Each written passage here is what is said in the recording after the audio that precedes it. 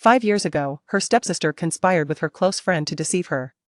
5 years later, she returned to her homeland with her child, where a man of unparalleled nobility emerged, claiming he wished to repay a debt of gratitude. "Marry me, and I shall take care of your son." She, possessing wealth, beauty, and a child, expressed her disinterest in matrimony. Yet, the man was irresistibly drawn to the little boy by her side, inching closer and playfully teasing. "Jiuchen, keep your distance from my son," she warned.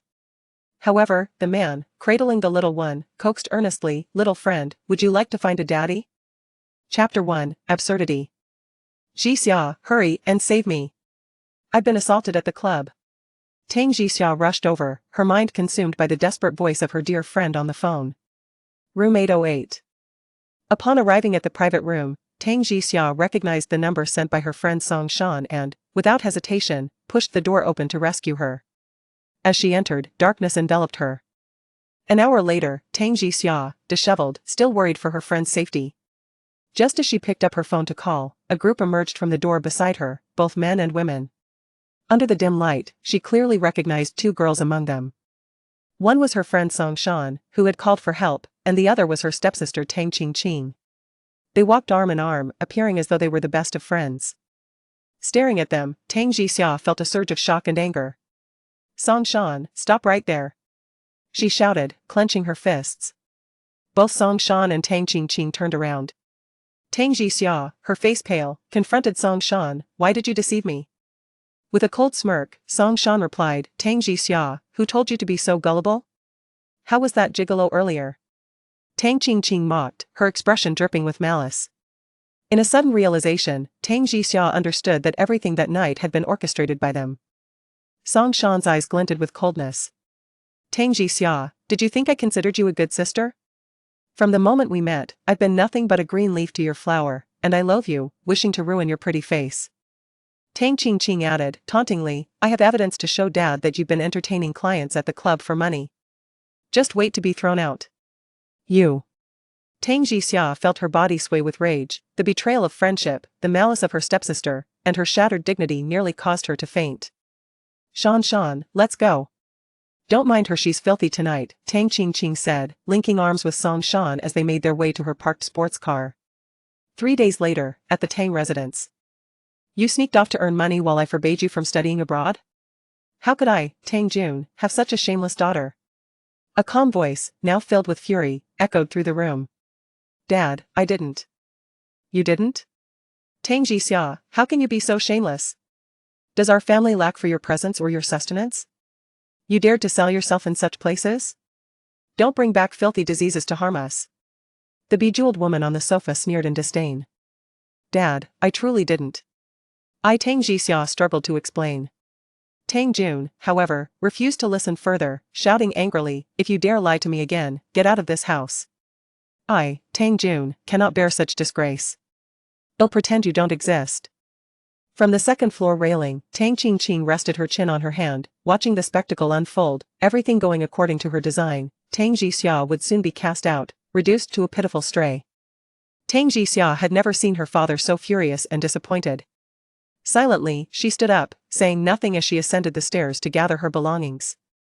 Just as she reached the second-floor entrance, Tang Qing blocked her path, arms crossed. "Just leave. You're an eyesore in this house, there will never be a place for you here." Tang Jixia clenched her fists, glaring hatefully at the triumphant face before her. "Do you want to hit me? Come on." Tang Qing turned her face, provoking her. Without a hint of restraint, she raised her palm and slapped Tang Jixia across the face. "Ah. You hit me. Dad, Mom, Tang Jixia struck me." Tang Qing cried out in feigned agony, hastily retreating downstairs. Below, Li Jia embraced her daughter, pointing furiously upstairs. "Tang Jixia, how dare you hit my daughter? Are you out of control?" Tang Jun looked at the handprint on his younger daughter's face, feeling utterly disappointed. When did his eldest daughter become so ungrateful? "Dad, it hurts so much." Tang Qing returned to her father's arms, deliberately gasping for breath. "Tang Jixia, get out!" Tang Jun shouted again towards the stairs. Having packed her belongings, Tang Jixia picked up her passport and descended. She looked at her father below, cradling Tang Qing gently, and her heart sank. He didn't even inquire about her experiences from the previous night, only believing Tang Qingqing's one-sided story. In her father's eyes, her position was abundantly clear. Since her mother's passing, she had been an outsider in this home. Her father had brought back the mistress and her daughter. Her mother, a dedicated officer, had perished in the line of duty, completely unaware of her husband's betrayal. She no longer wished to return to this home. Tang Qingqing watched her drag her luggage out, a sinister smile curling her lips. At last, she had rid herself of this bothersome burden. 5 years later. In an apartment in Country D, someone knocked on the door. The woman, deeply engrossed in her designs, stood up with a slight frown and opened the door to find 2 impeccably dressed Asian men outside. In English, she asked, "Whom do you seek? May I ask if you are Miss Tang Jixia?" One responded directly in Chinese. "I am." "Who are you?" Tang Jixia inquired further. "We are here on behalf of someone to find you. Your mother, Qiao Xingyue, was the savior of our young master, and our matriarch wishes to meet with you." Tang Jixia furrowed her brow. "Who is your matriarch?" "The matriarch of the Shi family," the leading man said respectfully. Tang Jixia instantly understood. The matriarch of the Shi group, the foremost financial conglomerate in the country, was indeed the grandmother of the very grandson her mother had saved years ago. Her mother had been a remarkable officer, and as her daughter, she felt an immense pride. "I'm sorry, but I do not wish to meet," Tang Jixia declined outright, suspecting that the Shi family sought to repay a debt of gratitude, something she had no intention of accepting. "Mommy, who is it?" A curious, youthful voice called from within the room. Tang Jixia quickly responded, "Nothing." Then turning to the men outside, she reiterated, "I'm sorry, but I cannot receive guests." With that, she closed the door. Back in the luxurious villa halfway up the mountain. "Have you found her?" "Yes, sir. The girl from 5 years ago at the club has just sold your watch in the second-hand market. Locate her." The man on the sofa spoke in a low, powerful voice, his tone imbued with an unmistakable air of authority. "Understood." Chapter 2, Revelation. The chamber was suffused with a warm luminescence, accentuating the man's impeccable features, crafted as if by divine favor. His bespoke shirt, tailored from the finest cloth, subtly delineated the taut contours of his musculature. A profound, glacial intensity emanated from his eyes as he recalled his grandmother's unwavering decree, Jiuchen. "You must take Tang Jixia as your wife. She is the only woman I recognize as my granddaughter in this family." Yet, his thoughts were consumed by another figure. A phantom from a night of intoxication and blurred memories.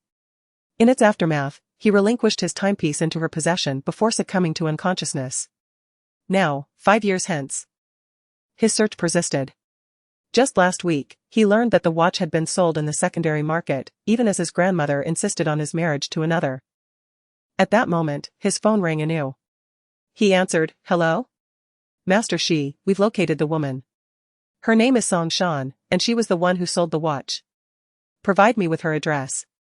I'm going to see her." A surge of elation coursed through him. The enigmatic woman from that night had finally surfaced. He was determined to find her and atone for the debt incurred that evening. Meanwhile, at her boutique, which Song Shan had acquired a year prior, business was spiraling downward. Struggling to meet her rent obligations, she sought avenues to raise funds. In desperation, she sold a watch and was astonished when it fetched $500,000, an unexpected windfall. The timepiece in question was not hers, it was through the establishment that she was contacted half a decade prior, informing her that the watch had been discovered in the private room she had reserved. Upon recognizing it as a high-end men's watch, Song Shan promptly claimed it. For 5 years, it remained in her closet, until last week when she resolved to sell it at a second-hand market. To her astonishment, this antiquated watch fetched her $500,000. As she jubilantly scrutinized the transferred amount on her phone, she mused that she could indulge for a while longer. Abruptly, the entrance to her boutique was breached, prompting her to rise and extend a greeting. However, the words died in her throat. The man who entered was statuesque and handsome, exuding an aura of nobility in every gesture. Song Shan was immediately captivated, stammering, "Sir, are you looking for someone?" Her boutique specialized in women's apparel. Yet the man who had entered was clad in bespoke attire, precluding the possibility of him being a customer. His towering height and commanding presence were undeniably imposing. "Are you Song Shan?" Jiuchen inquired, his gaze narrowing as he sought to discern the semblance of the woman from 5 years ago. I am. And you are?" Song Shan stammered, unnerved by his intense stare. The man produced a watch from his pocket, extending it towards her as he reiterated. This watch has been in your possession all this time? Song Shan glanced at the watch in his hand and recoiled slightly, her eyes betraying her unease. Yes. This watch is mine. 5 years ago, were you the woman in room 808 at the Eternal Night Club? Jiuchen inquired. His heart pounding as he scrutinized the girl before him. Could she indeed be the woman from that night? Song Shan's thoughts raced back to 5 years ago. To room 808, the very place she had reserved to entrap Tang Jixia. Why was this man inquiring about it? Without hesitation, she boldly confessed, of course. It was I.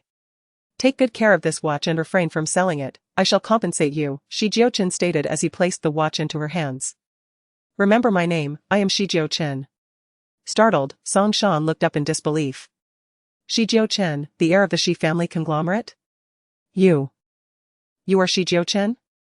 She stammered, nearly fainting from excitement.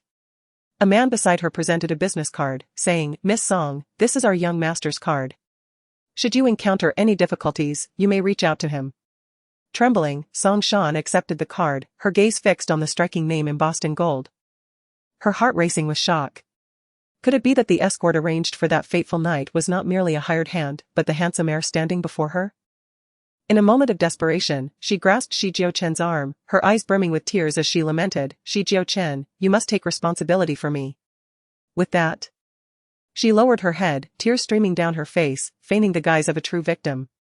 At that moment, a singular thought consumed her. She would usurp Tang Jixia's place, compel Jiuchen to take responsibility, and garner numerous advantages for herself. Ideally marrying this man and becoming Mrs. Shi. Rest assured, I will take responsibility, he replied, his deep, resonant voice imbued with a reassuring strength. Miss Song. Our young master has arranged a villa for you, you may move in at your convenience. He shall attend to all your future living needs. The assistant beside her, Chu Hao, spoke up. Song Shan's eyes widened, nearly overwhelmed with joy as the prospect of a life of luxury beckoned to her. I have matters to attend to. I must take my leave, Jiuchen stated, casting a profound glance at Song Shan before turning away. Clutching the watch. Tears of excitement brimmed in her eyes as she exclaimed, I am about to become wealthy, I am about to become wealthy. In her heart, she harbored a venomous curse against Tang Jixia, wishing for her demise so that she would no longer be a hindrance. Inside the understated yet opulent car, Jiuchen closed his eyes to rest. Could this truly be the Song Shan from 5 years ago? Why did she evoke such a different sensation within him? Had she transformed in the intervening years? The evening sun poured through the car window, casting shadows across the man's deep, chiseled features, making him appear as exquisite as a treasured work of art, flawless in every regard. He was undoubtedly the rightful heir of the Shi Corporation, having taken over the family business for 5 years and significantly increasing its market value, propelling it to the pinnacle of global rankings. That night 5 years prior marked the only time he had stumbled in his life, when a rival had sought to tarnish his reputation through deceitful means. In a moment of desperation, he had sought refuge in a private booth, and just as the drug's effects intensified, a woman appeared to extricate him from his predicament. He had always felt a sense of guilt regarding that incident. As memories of the chaotic booth flooded his mind, Jiuchen resolved to no longer dwell on the repercussions for Song Shan. He bore a responsibility to her.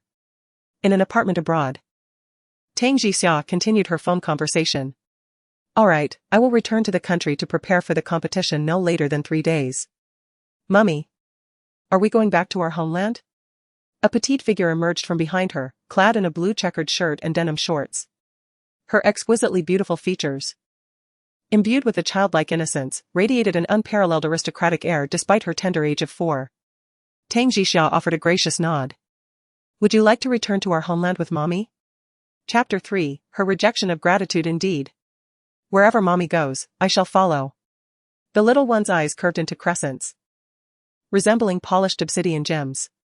Tang Jixia was captivated by the sight, her heart swelling with joy each time she gazed upon her son's face, marveling at the blessing of having such an adorable child. Very well, let us gather our belongings. We shall depart for the airport tomorrow afternoon. Yes. The little one nodded emphatically before heading to his room to pack his clothes. Tang Jixia sighed softly. Ever since her expulsion from her father's home 5 years prior, she had resided abroad. It wasn't that she didn't desire to return, but that the family abode had long ceased to accommodate her.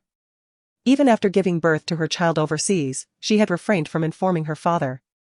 Now, due to professional exigencies, she was compelled to return to her homeland for career advancement, and she would indeed pay him a visit, for he remained her father. 3 days later, in the evening, at the international airport, Tang Jixia maneuvered a trolley, upon which the little one sat composedly on a suitcase, his limpid eyes darting about, brimming with curiosity about all things domestic. As Tang Jixia emerged, 2 men in formal attire approached with polite deference. "Miss Tang, we have been dispatched by the matriarch of the Shi family to receive you. The vehicle awaits at the entrance. Please." Tang Jixia's clear eyes flickered with a gentle resolve. "I appreciate the Shi family's kindness, but I must decline. Thank you. Ms. Tang. The matriarch has expressed a desire to meet you," the middle-aged gentleman entreated her. Tang Jixia was cognizant of the old lady's benevolent intentions. Yet she harbored no desire to accept such kindness. "Kindly convey to the matriarch that my mother's act of rescuing was inherent to her duty and does not necessitate reciprocation through me," Tang Jixia stated, proceeding towards the main entrance with her trolley. The gentleman behind her retrieved his mobile phone, communicating to the person on the other end, "Young master, Ms. Tang has declined our offer of transportation." At the airport entrance, 3 identical black Rolls-Royces were stationed, their enigmatic and opaque windows impenetrable to prying eyes. The man seated in the central rear position lowered his phone, fixing his gaze upon the entrance, where he observed a young woman emerging with a trolley. She was clad in a white shirt paired with simple jeans, her long hair gathered at the back of her head, revealing a pure and radiant visage. Her complexion as fair as snow, her demeanor leisurely. She was undeniably an eye-catching presence amidst the crowd.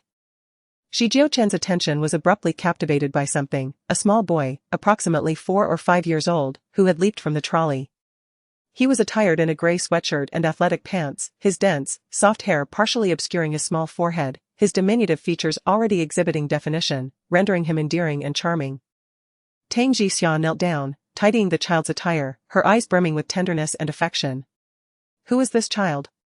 he mused. "Could it be that Tang Jixia is married? If such is the case, then he need not fulfill his grandmother's wish to take her as his wife." Jiuchen watched as the taxi departed, and his motorcade commenced its journey as well. At that moment, his phone chimed, and he glanced at it before answering, "Hello. Shan. Jiuchen, when will you come to see me?" "I am longing to see you," Song Shan's voice arrived coquettishly.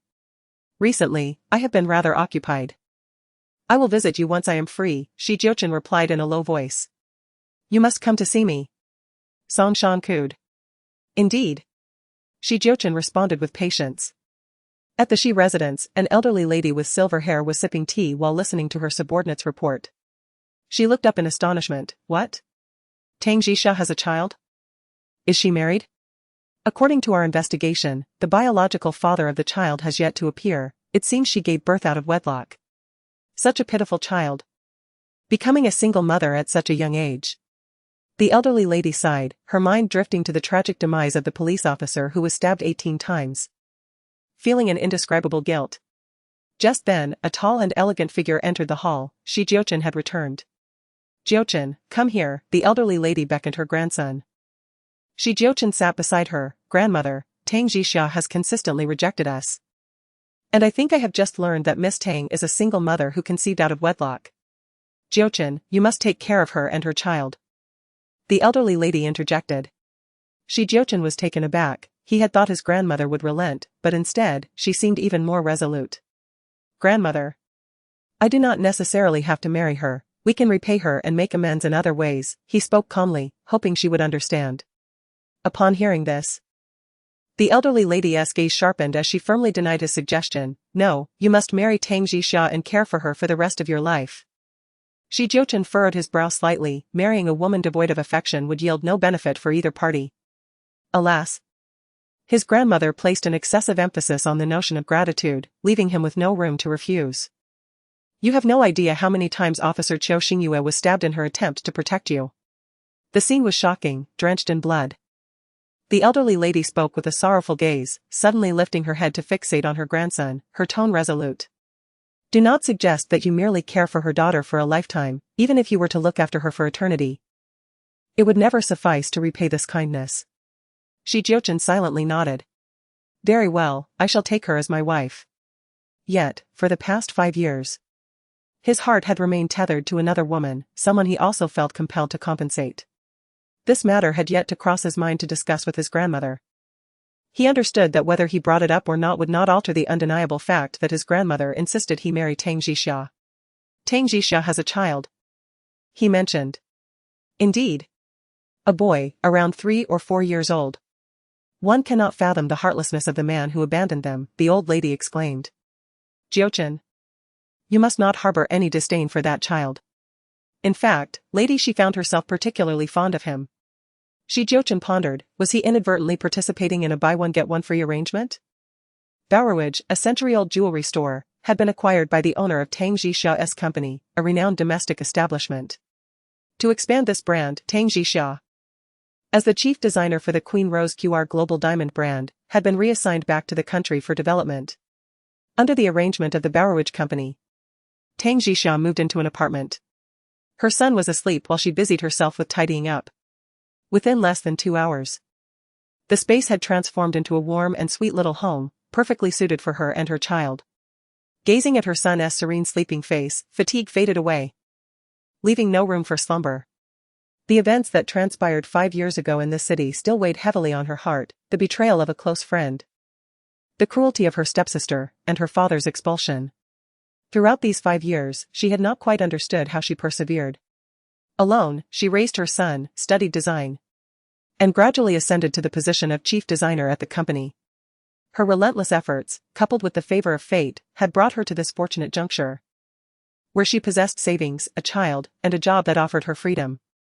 She picked up her phone and stared at her father's number, contemplating several times whether to call, yet hesitating each time. After 5 years, did her father still harbor anger? Sighing, she decided against it. Chapter 4, No Need for Others to Raise a Son. At QR International Group, a mysterious acquisition team was negotiating with the owner, Jack, in the conference room, ultimately finalizing the acquisition contract for a staggering $1 billion. No one was aware that the ownership of QR had changed hands. The middle-aged man who exited the acquisition meeting took out his phone to report to a man on the other end. Xiao, the acquisition has successfully concluded. You are now the president of QR International Jewelry. I understand, replied the man on the other end, his tone flat. In order to honor his grandmother's wish to pursue Tang Jixia, Jiuchen had spent $1 billion to acquire her company. The only one who could refuse this marriage was Tang Jixia. Procedurally, his actions were intended for his grandmother's observation. Yet the ultimate decision of whether to marry this woman remained uncertain. Harbored a hope that would decline his proposal, as he believed that marriage should be rooted in genuine affection, otherwise, a mere partnership would be devoid of true significance. Unbeknownst to her, employer had undergone a change. In the ensuing days, located a private kindergarten in close proximity for her son and enrolled him, thereby freeing her to focus on her professional endeavors. The little one exhibited considerable enthusiasm for his new school, entering with a skip in his step, his small backpack adorning his shoulders as he held the teacher's hand. Is that your son? He is remarkably handsome. I have never before beheld such a comely boy, exclaimed a mother, visibly impressed. Smiled demurely, naturally pleased by the compliments directed at her son's appearance. On her inaugural day, as a designer dispatched from the design department, was accorded exceptional treatment, including a private office and a competent assistant. Her work centered not on mass-produced designs but rather on bespoke creations.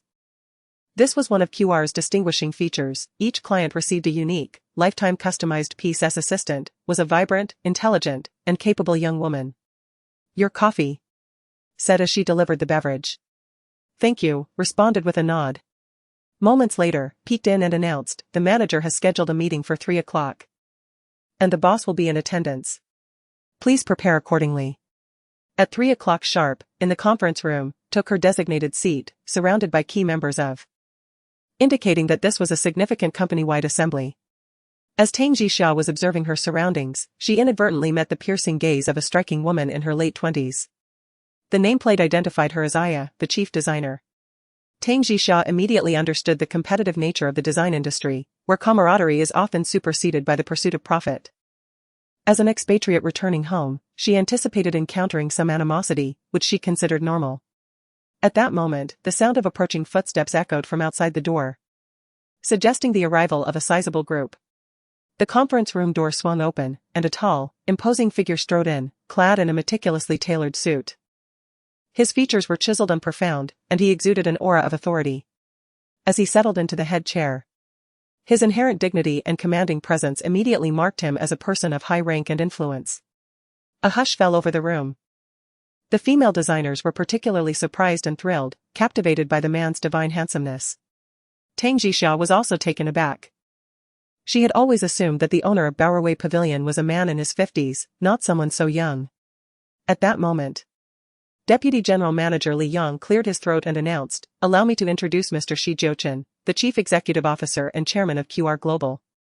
From this moment forward, he will assume all responsibilities for Bowerway Pavilion. Please welcome him." A collective gasp filled the room. Shi Jiuchen? Had he acquired the QR Jewelry Group? While others were expressing their shock and confusion, Tang Jixia immediately raised her head and stared at the man in the head seat. Coincidentally, he was also looking at her. Shi Jiuchen possessed a pair of exceptionally deep-set eyes, as sharp and penetrating as those of a hawk, which intimidated others and made them reluctant to make eye contact. Tang Jixia had a strong suspicion regarding the reason behind this man's presence. Did she not accept the gratitude of the Shi family? And thus they would persistently linger around her? Was she not clear enough in her assertions? "Let's commence the meeting," Shi Jiuchen declared, retracting his gaze and addressing his deputy, Li Yang, to lead the proceedings. The women in attendance were utterly captivated, their eyes sparkling with excitement. The specifics of the meeting were of little consequence to them as they were solely focused on Shi Jiuchen. This man exuded an unparalleled aura of nobility and wealth, embodying the ideal partner that women across the nation dreamed of marrying. Tang Jixia found herself unable to concentrate on the meeting, her mind wandering as she occasionally glanced up, only to find him staring at her, causing her discomfort. It soon became evident to all present that Shi Jiuchen's attention was singularly fixed on Tang Jixia. Was it merely due to her youthful beauty? She felt the weight of envious gazes directed her way, as it appeared that Shi Jiuchen's special regard for her had incited the ire of many. Tang Jixia yearned to shout, "Shi Jiuchen, stop looking!" But she restrained herself, merely wishing for the meeting to conclude swiftly so she could leave. The thought of remaining in this company, especially having just signed a 5-year contract, was utterly frustrating. At long last, the meeting adjourned. Tang Jixia was the first to rush out of the conference room, returning to her office in a state of unease. Just then, there was a knock at her office door. She turned, and Shi Jiuchen entered. Tang Jixia shot him a glare, finding him persistently haunting. "Is there something you need, Mr. Shi?" Tang Jixia sat down in her chair, her tone betraying a hint of impatience, far from that of someone addressing a significant superior. Shi Jiuchen gracefully pulled out the chair opposite her and seated himself, exuding an air of cold nobility. His voice, rich and magnetic, broke the silence. "Miss Tang, let us converse." "Is this regarding work?" Tang Jixia inquired, raising an eyebrow. "You may already be aware that I was kidnapped at the age of 5. And it was your mother who sacrificed her life to save me, allowing me to survive. The Shi family holds deep gratitude for this, and I wish to repay you. Should you have any requests, I shall endeavor to fulfill them," Shi Jiuchen stated, his gaze steady as he conveyed his intentions of gratitude. Indeed, it seemed he was pursuing a means of repayment. "That is unnecessary. My mother saved you because she was a police officer, it was her duty. You do not need to repay me, nor will I accept any such gestures," Tang Jixia resolutely declined. "I have heard that you have a son. If you wish, I could assist you in raising him and providing for him," Shi Jiuchen proposed, narrowing his eyes slightly. Tang Jixia abruptly lifted her gaze to the man across from her. And in that instant, an uncanny illusion washed over her. What was happening? She found herself sensing a resemblance between her son and this man. Their features, expressions, and even the way their hair fell seemed strikingly similar. It was indeed peculiar. "I do not require anyone to raise my son for me." Tang Jixia once more rejected his offer. Chapter 5, He is her boss. "My grandmother wishes for me to marry you and care for you and your child for a lifetime. Will you accept my proposal?" Shi Jiuchen stated plainly.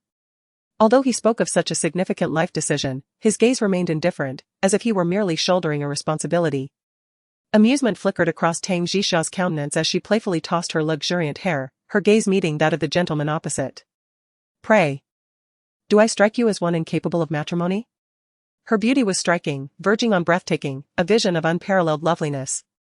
Does Miss Tang harbor reservations about becoming my wife? A subtle easing of tension was betrayed by the almost imperceptible upturn of Jiuchen's lips. Though you possess influence and undeniable appeal, I remain unimpressed. Tang Jixia declared with unwavering resolve. Jiuchen's handsome features registered a momentary surprise. It seemed he held no allure for this woman, a realization that, in truth, pleased him. Their mutual indifference was precisely the outcome he desired. It is my earnest wish that Miss Tang would consent to meet my grandmother, Jiuchen stated, reiterating his request. Only this woman possessed the power to dissuade his grandmother from her notions, for his heart was already pledged to another. Tang Jixia paused, her gaze narrowing inquisitively. Did you indeed acquire QR? From this moment forward, I am your employer. Rest assured, I shall endeavor to provide for your well-being, Jiuchen avowed.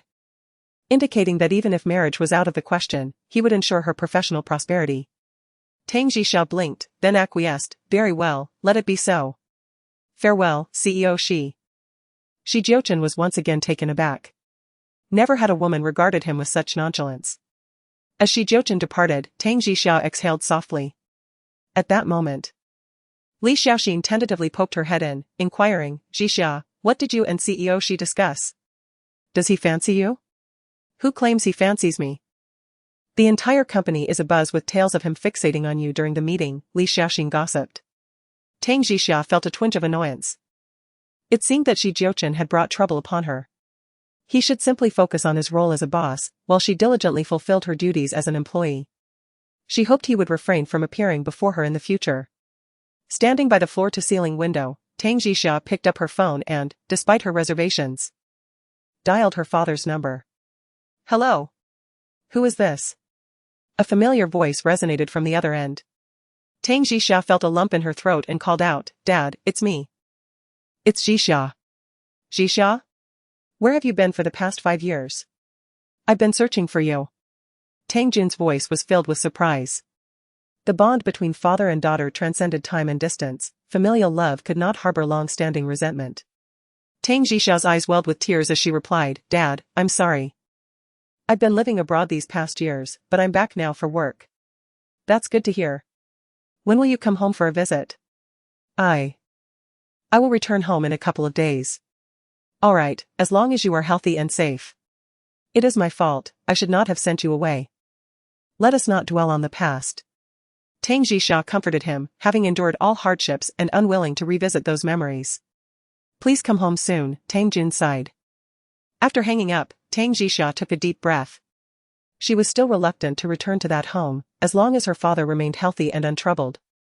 That was enough for her.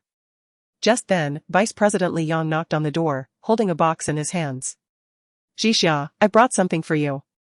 Tang Jixia looked at the box he placed on the table with surprise. What is this? Take a guess. She glanced at the 4 characters inscribed on the box, Yunding number 1, reminiscent of a property name.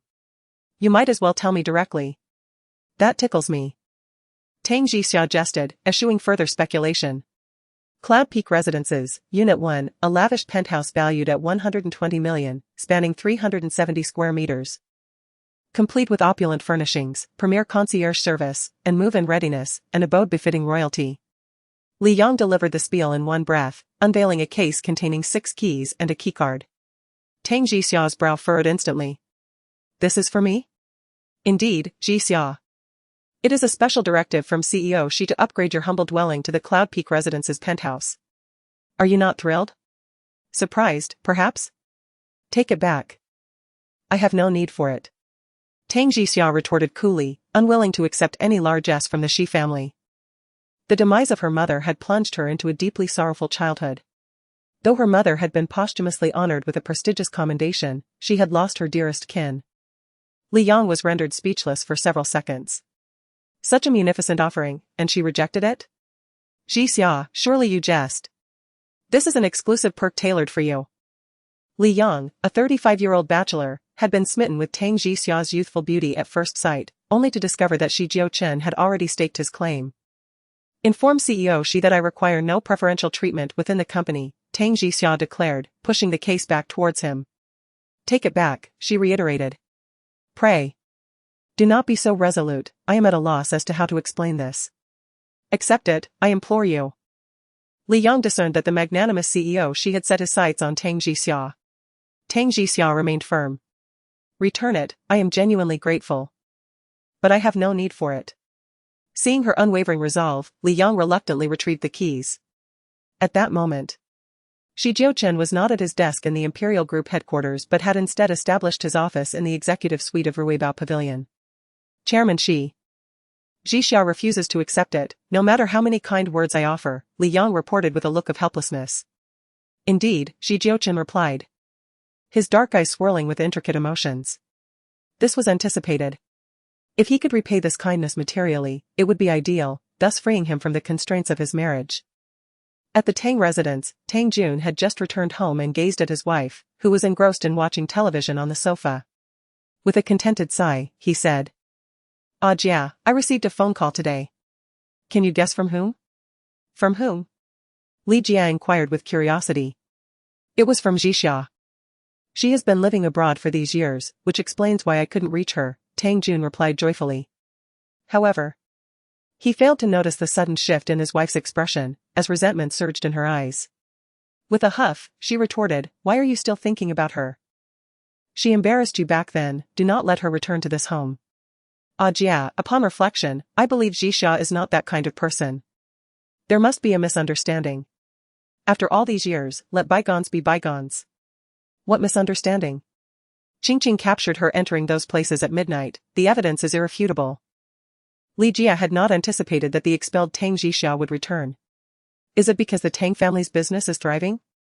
Does she wish to come back and vie for the family fortune? Humph. That rightfully belongs to my daughter, Tang Jixia should expect not a dime. Noticing his wife's displeasure, Tang Jun ceased his comments and wearily ascended the stairs. Li Jia quickly seized her phone to dial her daughter's number.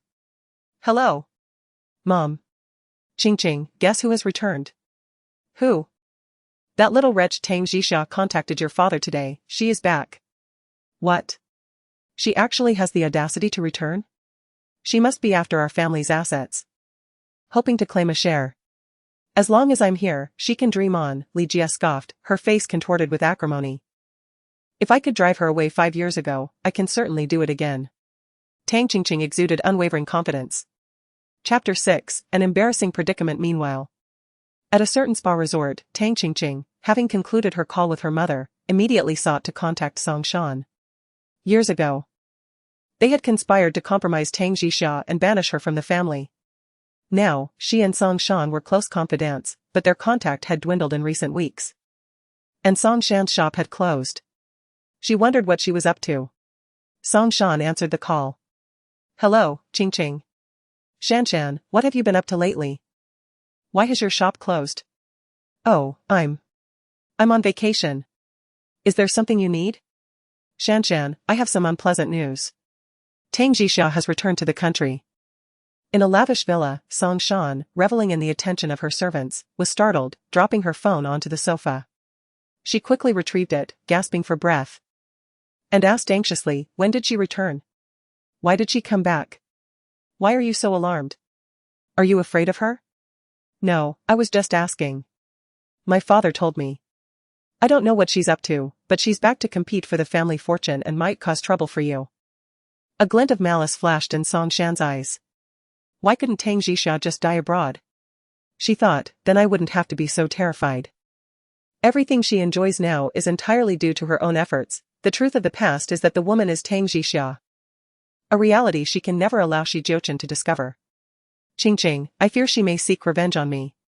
Please keep me informed about her affairs so that I may prepare myself," Song Shan said to Tang Qingqing. Tang Qingqing replied, "All right, we will confront her together." After hanging up the phone, Song Shan bit her lip. She had now fully embraced the life of a wealthy young lady, enjoying the finest in food, clothing, and necessities. In his attempt to compensate her, Jiuchen had laid everything she desired at her feet. Yet, Song Shan's ambitions extended beyond mere materialistic recompense. She aspired to become Jiuchen's wife. Being the partner of such an extraordinary man would undoubtedly be the most blissful experience in the world. Thus, she could not allow Tang Jixia to jeopardize her plans. Even Tang Qingqing must remain oblivious, otherwise, jealousy would surely ensue, and her secrets could be exposed. She had to meticulously control all aspects of Tang Jixia's life, and ideally, find a moment to erase her from existence. At 5 o'clock, Tang Jixia appeared promptly at the kindergarten to pick up her son. The little one joyfully bid farewell to his teacher and dashed towards her. "Mummy, did you have fun in class?" "Very much. The teacher likes me, and my classmates do too," he reported gleefully. "Shall we have noodles for dinner tonight?" "Sounds great." Tang Jixia felt fortunate to have given birth to an angelic child who had caused her little worry throughout his upbringing. He was not picky about food, had a pleasant disposition, and was a little warm-hearted boy. After finishing her grocery shopping, she returned home to prepare dinner while her little one played with Lego. Their small apartment was filled with a warm and inviting atmosphere. "Mommy, was work smooth today?" the child inquired with genuine concern. "Yes, it went very well," Tang Jixia replied with a smile. In front of her son, she never complained about life or her job, even when life was difficult. Her son's sweet smile had the power to heal all sorrows. "Jiuchen, how about I take you to see Grandpa in a couple of days?" Tang Jixia asked her son. Tang Yuchen. "Yes. Jiuchen really wants to see Grandpa," the little one exclaimed, his big eyes sparkling with anticipation. However, Tang Jixia's heart was heavy with complexity. Li Jia and her daughter would certainly not welcome her son. She would never let Tang Qingqing know that her son was the result of an unfortunate incident 5 years ago. Instead, she would tell her father that he was born of love with a man she cherished. That night, as Tang Jixia held her son close while they slept, the moonlight poured in through the window, enveloping them in a serene slumber. In the morning, after sending her son off, Tang Jixia took a taxi to her office. Ruibao Pavilion was nestled in an 8-story building in the city center, somewhat overshadowed by the towering skyscrapers nearby. Yet, this brand had gained considerable recognition within the country and, after its acquisition by QR, its market value had soared. Additionally, a month later, Ruibao Pavilion received an invitation to participate in a prestigious jewelry exhibition. Several of Tang Jixia's collections were selected as entries, representing an effective strategy to enhance brand visibility. Stepping out of the taxi, she realized she had purchased her breakfast a bit late. As she nibbled on the bread in her hand, she paid the fare and hurried towards the lobby. At 8:30, her son departed for school, while she had to be at work by 9, creating a sense of urgency. At the elevator entrance, Tang Jixia endeavored to finish her meal before entering the office, wishing to avoid any unfavorable impressions. Just as she stuffed her mouth with the last generous bite of bread, the elevator doors slid open, revealing a strikingly handsome and mature figure unexpectedly before her. Tang Jixia froze for a few seconds, struggling to swallow the bread in her mouth, and made an effort to walk in gracefully. "Good morning," Jiuchen greeted with a deep, magnetic voice. "Good morning," Tang Jixia replied, only to be startled by an abrupt, resounding belch that escaped her. It was an audible affair. Her face flushed crimson, mortified by the incident. To her dismay, the elevator was mirrored, leaving her no refuge from her embarrassment. She covered her mouth, yet her body protested against her hasty eating, leading to another rather ungraceful belch. Jiuchen's penetrating gaze fell upon her through the reflection, and Tang Jixia braced herself under his scrutiny. Finally, as the elevator reached the 6th floor, she squeezed out the moment the doors opened, desperate to escape the humiliation. Jiuchen's calm visage, seemingly sculpted by divine hands, showed signs of a crack. A hint of amusement brewed in the depths of his dark eyes. This girl was, unexpectedly, quite intriguing. Upon returning to her office, Tang Jixia quickly sipped some water to quell the belching, though the embarrassment lingered unremittingly. In the presence of any other man, she would not have felt awkward. But it was Jiuchen, and she was certain he would mock her. At 10:30, Sister Jixia, it's time for the departmental meeting, came the reminder. Understood, Tang Jixia acknowledged. In the meeting room, Chief Designer Li Mei sat at one side of the conference room, accompanied by 8 designers, including Tang Jixia. After a brief moment, CEO Shi would be arriving. Li Mei took a sip of water, her shoulders slightly tensing with nerves. Who would have thought that the big boss would attend a departmental meeting? This realization added considerable pressure upon her. Tang Jixia. May I inquire if you are acquainted with CEO Shi? Aya gazed meaningfully at Tang Jixia.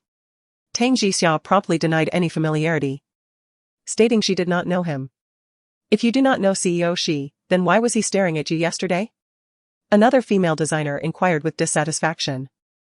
That is a question best directed to CEO Shi, Tang Jixia responded with elegant composure. Work is work. This company is neither a place for romantic entanglements nor a venue for shortcuts. I trust you all will remember this, Li Mei warned sternly as she scrutinized her subordinates. Aya cast a sidelong glance at Tang Jixia, regarding her as someone who sought to entice Shi Jiuchen for an easier path. At that moment, the office door swung open, and a commanding figure entered. Shi Jiuchen stepped in with grace, taking a seat at the head of the table. Upon seeing this man, one could truly grasp the unfairness of fate. He possessed unimaginable wealth, a visage that incited both admiration and ire, a physique as perfect as Apollo's, an elegance reminiscent of royalty, and a commanding presence akin to that of an emperor. His very existence inspired worship and adoration among women. Even Li Mei instinctively adjusted her hair, exuding a touch of feminine allure. Despite being 35, she harbored dreams of grandeur. Let us commence, his deep, captivating voice resonated. Crisp and cool. Chapter 7, The Scheming and Malicious Song Shan. Li Mei promptly cleared her throat. All right. The theme of today's meeting pertains to our participation in the upcoming competition. Allow me to commence by extending my felicitations to the two designers who have been shortlisted, Aya and Tang Jixia. Tang Jixia raised her gaze, her eyes meeting Aya's challenging stare. Should they emerge victorious in this competition, the company stands to gain a considerable monetary reward, thus precipitating a contest of vested interests. Li Mei immediately proceeded to dissect the particulars of the competition. As a seasoned director, she possessed unwavering confidence in the submitted works. Tang Jixia was intently observing the surface of the table when she abruptly sensed a persistent gaze fixed upon her. Judging by its origin, it was undoubtedly Shi Jiuchen. Did this man have nothing better to occupy his time? Why was he scrutinizing her incessantly, day in and day out? Given her mother's sacrifice for his sake, she frankly harbored a deep aversion towards him. Albeit he was merely 5 years old at the time and bore no culpability, Tang Jixia could not suppress a sense of resentment within her. Jixia, perhaps you would be willing to share your perspective, Li Mei suddenly called upon her. Tang Jixia, having been deeply engrossed in her own thoughts, was now utterly oblivious to the point Li Mei had been expounding. She lifted her head, casting a somewhat bewildered glance towards Li Mei. Which aspect are you referring to, Director? Li Mei's countenance immediately darkened. Was it possible that someone was allowing their mind to wander during her meeting? Tang Jixia, while it is true that you are a designer dispatched from headquarters, that does not grant you license to be overly self-assured and disregard my authority. You were not paying attention to a word I said, were you? Li Mei, a veritable tigress, felt compelled to administer a stern reprimand. The other designers regarded her with derision, and Tang Jixia's face flushed with heat. Just as she was at a loss for what to do, a deep, masculine voice resonated, elucidate the salient selling points of your submission. It was Shi Jiuchen, prompting her. Tang Jixia, now on familiar ground, exuded confidence. My piece employs platinum of the highest caliber, ideally suited for setting, and incorporates rhodium and palladium. This imbues it with exceptional luster, fortitude, and resilience.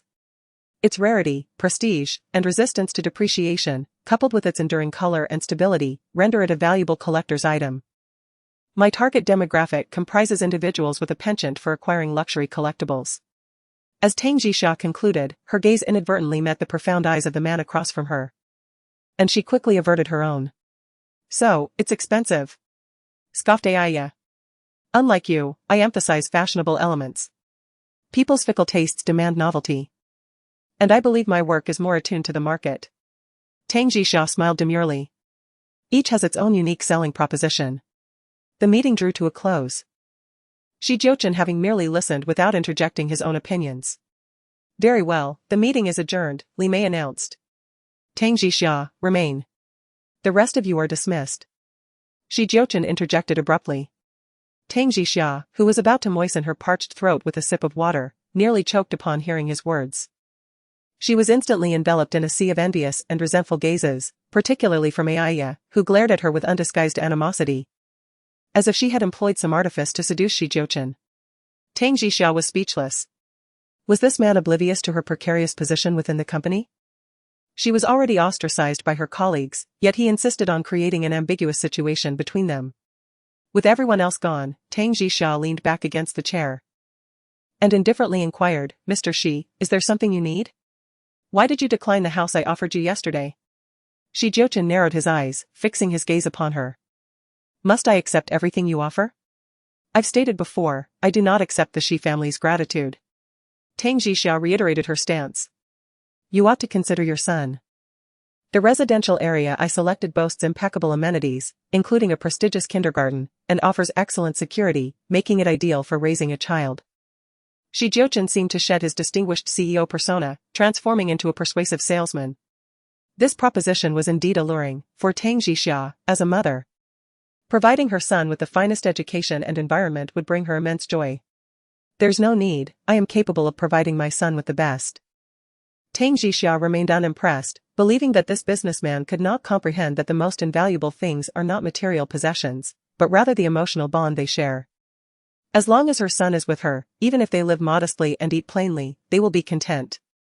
Jiuchen furrowed his brow, finding himself perplexed by this prickly woman. "In the future, unless it pertains to work-related matters, please refrain from seeking me out, Mr. Shi." With those words, Tang Jixia gathered her documents and departed. In the afternoon, Tang Jixia received a call from her father, inviting her to return home for dinner tomorrow, as he wished to see her. Tang Jixia accepted, realizing it was time for a visit. In the CEO's office, Jiuchen sat regally in his chair, listening to his assistant's work report. "Investigate the background of Tang Jixia's son's father for me. Since material possessions cannot sway her, he would have to approach it from another angle." "Understood." Zhu Hao promptly acknowledged the order and proceeded to investigate. At that moment, Jiuchen's phone rang. He answered it, noticing it was Song Shan. "Hello." He responded as gently as possible. "Jiuchen, are you busy with work? Could you possibly join me for dinner tonight?" "Certainly. I'll make a reservation," Jiuchen agreed. "Then I'll await your arrival to pick me up." Song Shan's voice was filled with elation and excitement. "Very well," Jiuchen replied, ending the call. Song Shan's face appeared in his mind, yet he couldn't discern even a trace of the woman from that night within her. He vaguely recalled the woman from that evening, her lips unbelievably soft, with a faint fragrance about her. 5 years had passed, enough time for significant transformation. Now, Jiuchen simply desired to make amends to her. Inside the upscale Western restaurant, Song Shan adorned a new Chanel dress, meticulously made up. The costly cosmetics and the makeup artist's skillful touch had elevated her appearance several notches, though she still wasn't a woman of stunning beauty. She was a girl of average attractiveness, not unsightly, but not strikingly captivating either.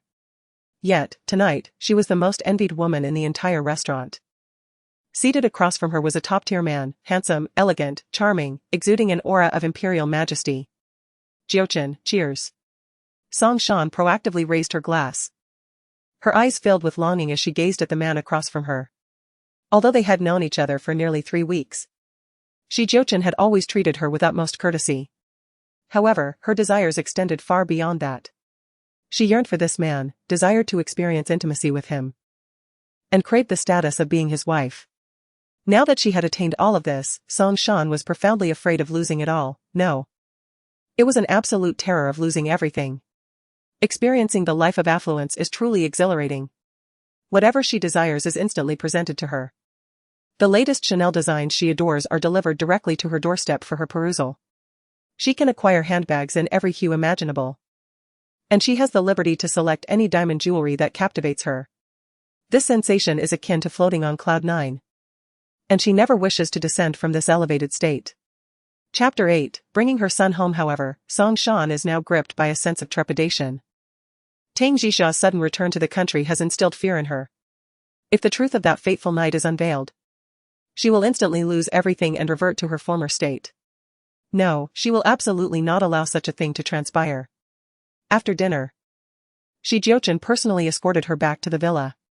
As she alighted from the car, Song Shan coyly extended an invitation. "Jiuchen, would you care to come in for a cup of tea?" "I'm afraid I cannot, I have matters to attend to. But I feel apprehensive being alone." "I would like your company," Song Shan said, immediately employing her wiles and feigning fear. "I will have Aunt Lin come over to keep you company immediately," Jiuchen replied, reaching for his phone. No need, I only desire your company." I have work that requires my attention, perhaps another time, Jiuchen said gently, gazing at her. Rest well, good night. Song Shan was inwardly disappointed, but she couldn't press Jiuchen further with her coquetry, so she reluctantly nodded. Very well, then. Watching Jiuchen's car depart, Song Shan bit her red lips, feeling a shiver of longing. How she yearned to be held in his arms and cherished. She resolved to seduce him in the future. She aspired to be the envy of women across the nation. Thus began another beautiful day. Today, Tang Jixia is scheduled to accompany Li Mei on a store inspection. So the day passes swiftly, and she leaves work early at 4:30 in the afternoon to take her son home to see her father. At the Tang residence, Li Jia, having been forewarned by Tang Jun, instructed the servants to prepare dinner. However, none of the dishes Tang Jixia favored were included. She only saw to the preparation of her daughter's preferred dishes. Madam, the master mentioned that the eldest miss enjoys shrimp. I purchased some, shall I prepare them? A servant inquired. Yes, prepare them with an excessive amount of spice, enough to make that little hussy suffer, Li Jia retorted vehemently. The servant immediately complied, and Li Jia, seething with anger, felt physically unwell. Tang Jun had prospered in recent years, and with the company's listing and the family fortune approaching 100 million. Tang Jixia's return at this juncture could only be an attempt to ingratiate herself with her father and secure a share of the family assets. As long as she was alive, she wouldn't let her succeed. Mom, Tang Jixia is coming back for dinner? Tang Qingqing burst in from outside, asking indignantly. Li Jia nodded. Your father insisted on her joining us for a meal, and there's little I can say. It's been 5 years, I wonder how she's fared, Tang Qingqing remarked, curling her lip. How well could she have done? She left when she was only 19 and didn't even finish college. I bet she's doing poorly and is now thinking of coming home to snatch the family fortune, Li Jia scoffed. Mom, you can't let her take anything. Everything Dad has belongs to me, Tang Qingqing asserted matter-of-factly. Of course, she won't get a single thing, Li Jia affirmed resolutely. I need to go upstairs to touch up my makeup and change into my new dress. With that, Tang Qingqing ascended the stairs, determined to show Tang Jixia who the most favored person in the Tang family was now. In a taxi heading towards the Tang family residence, Tang Jixia was instructing her son on the evening's agenda. The little fellow, clever and understanding, nodded earnestly. Tang Jixia embraced him and planted a kiss on his cheek, exclaiming what a good boy he was. Yet, her heart ached. What child is not a treasure in their parents' eyes? Yet her son was destined to be unwelcome in his father's home. Tang Jun had also returned early from work, standing at the door, eagerly awaiting the return of his daughter who had been missing for 5 long years. Finally, a taxi arrived, and he hurried to greet it. As the vehicle came to a halt, a slender figure emerged. Was it not his daughter, Tang Jixia? However, his astonishment grew as he noticed a small boy, aged around 4 or 5, leap out behind her. Shock enveloped him. How could there be a young boy beside his daughter? Was it possible? Tang Jixia gazed at her father, noting the signs of aging after 5 years apart, which deepened her understanding of the past and filled her with regret for their years of silence. Dad, I'm back. She approached him, holding her son's hand. Then urged, Chen, quickly greet your grandfather. Grandpa, called out Tang Yuchen, tilting his small head and sweetly addressing him. Grandpa? Tang Jun was taken aback by this unexpected title, turning to Tang Jixia in disbelief. This is my grandson? You have a child? Yes, Dad, she affirmed, his name is Tang Yuchen. And he is 3.5 years old. Tang Jixia had adjusted her son's age in advance, knowing that Tang Qingqing would deduce his birth time otherwise. 3.5, and he has grown so tall. Tang Jun could hardly believe that he had such a beautiful grandson. Indeed. Tang Jixia smiled slightly. What about the child's father? Tang Jun hastily inquired. The child was born to me alone, I do not live with his father, Tang Jixia could only explain. Grandpa. I live only with mommy, the little one added. Tang Jun's eyes reddened. It dawned on him that his daughter had raised a child alone abroad, and he, as a grandfather, had not been able to assist her, having driven her out of the house 5 years ago. It is my fault, it is your father's fault. Jixia. Forgive me, I shall make amends. Tang Jun felt overwhelmed with guilt. No need for that, Chen and I are doing quite well, Tang Jixia reassured him, wishing to alleviate her father's remorse. Come inside. Jiuchen, let grandpa hold you, Tang Jun said, bending down to embrace his grandson. Indeed, the child was well-nourished and sturdy. And his features were extraordinarily handsome. He was the most beautiful child Tang Jun had ever seen. As Tang Jixia followed her father into the grand hall of the villa, Li Jia unexpectedly spotted her husband carrying a small boy and asked in surprise, "Dear, whose child is this?" "Ah Jia, this is Jixia's son. She has brought back a grandson from abroad," Tang Jun exclaimed with excitement, "and it's a boy." Although he did not subscribe to the notion of valuing sons over daughters, it was nonetheless a regret of his that he had never had a son. Now, his daughter's son had become the apple of his eye, a continuation of his lineage.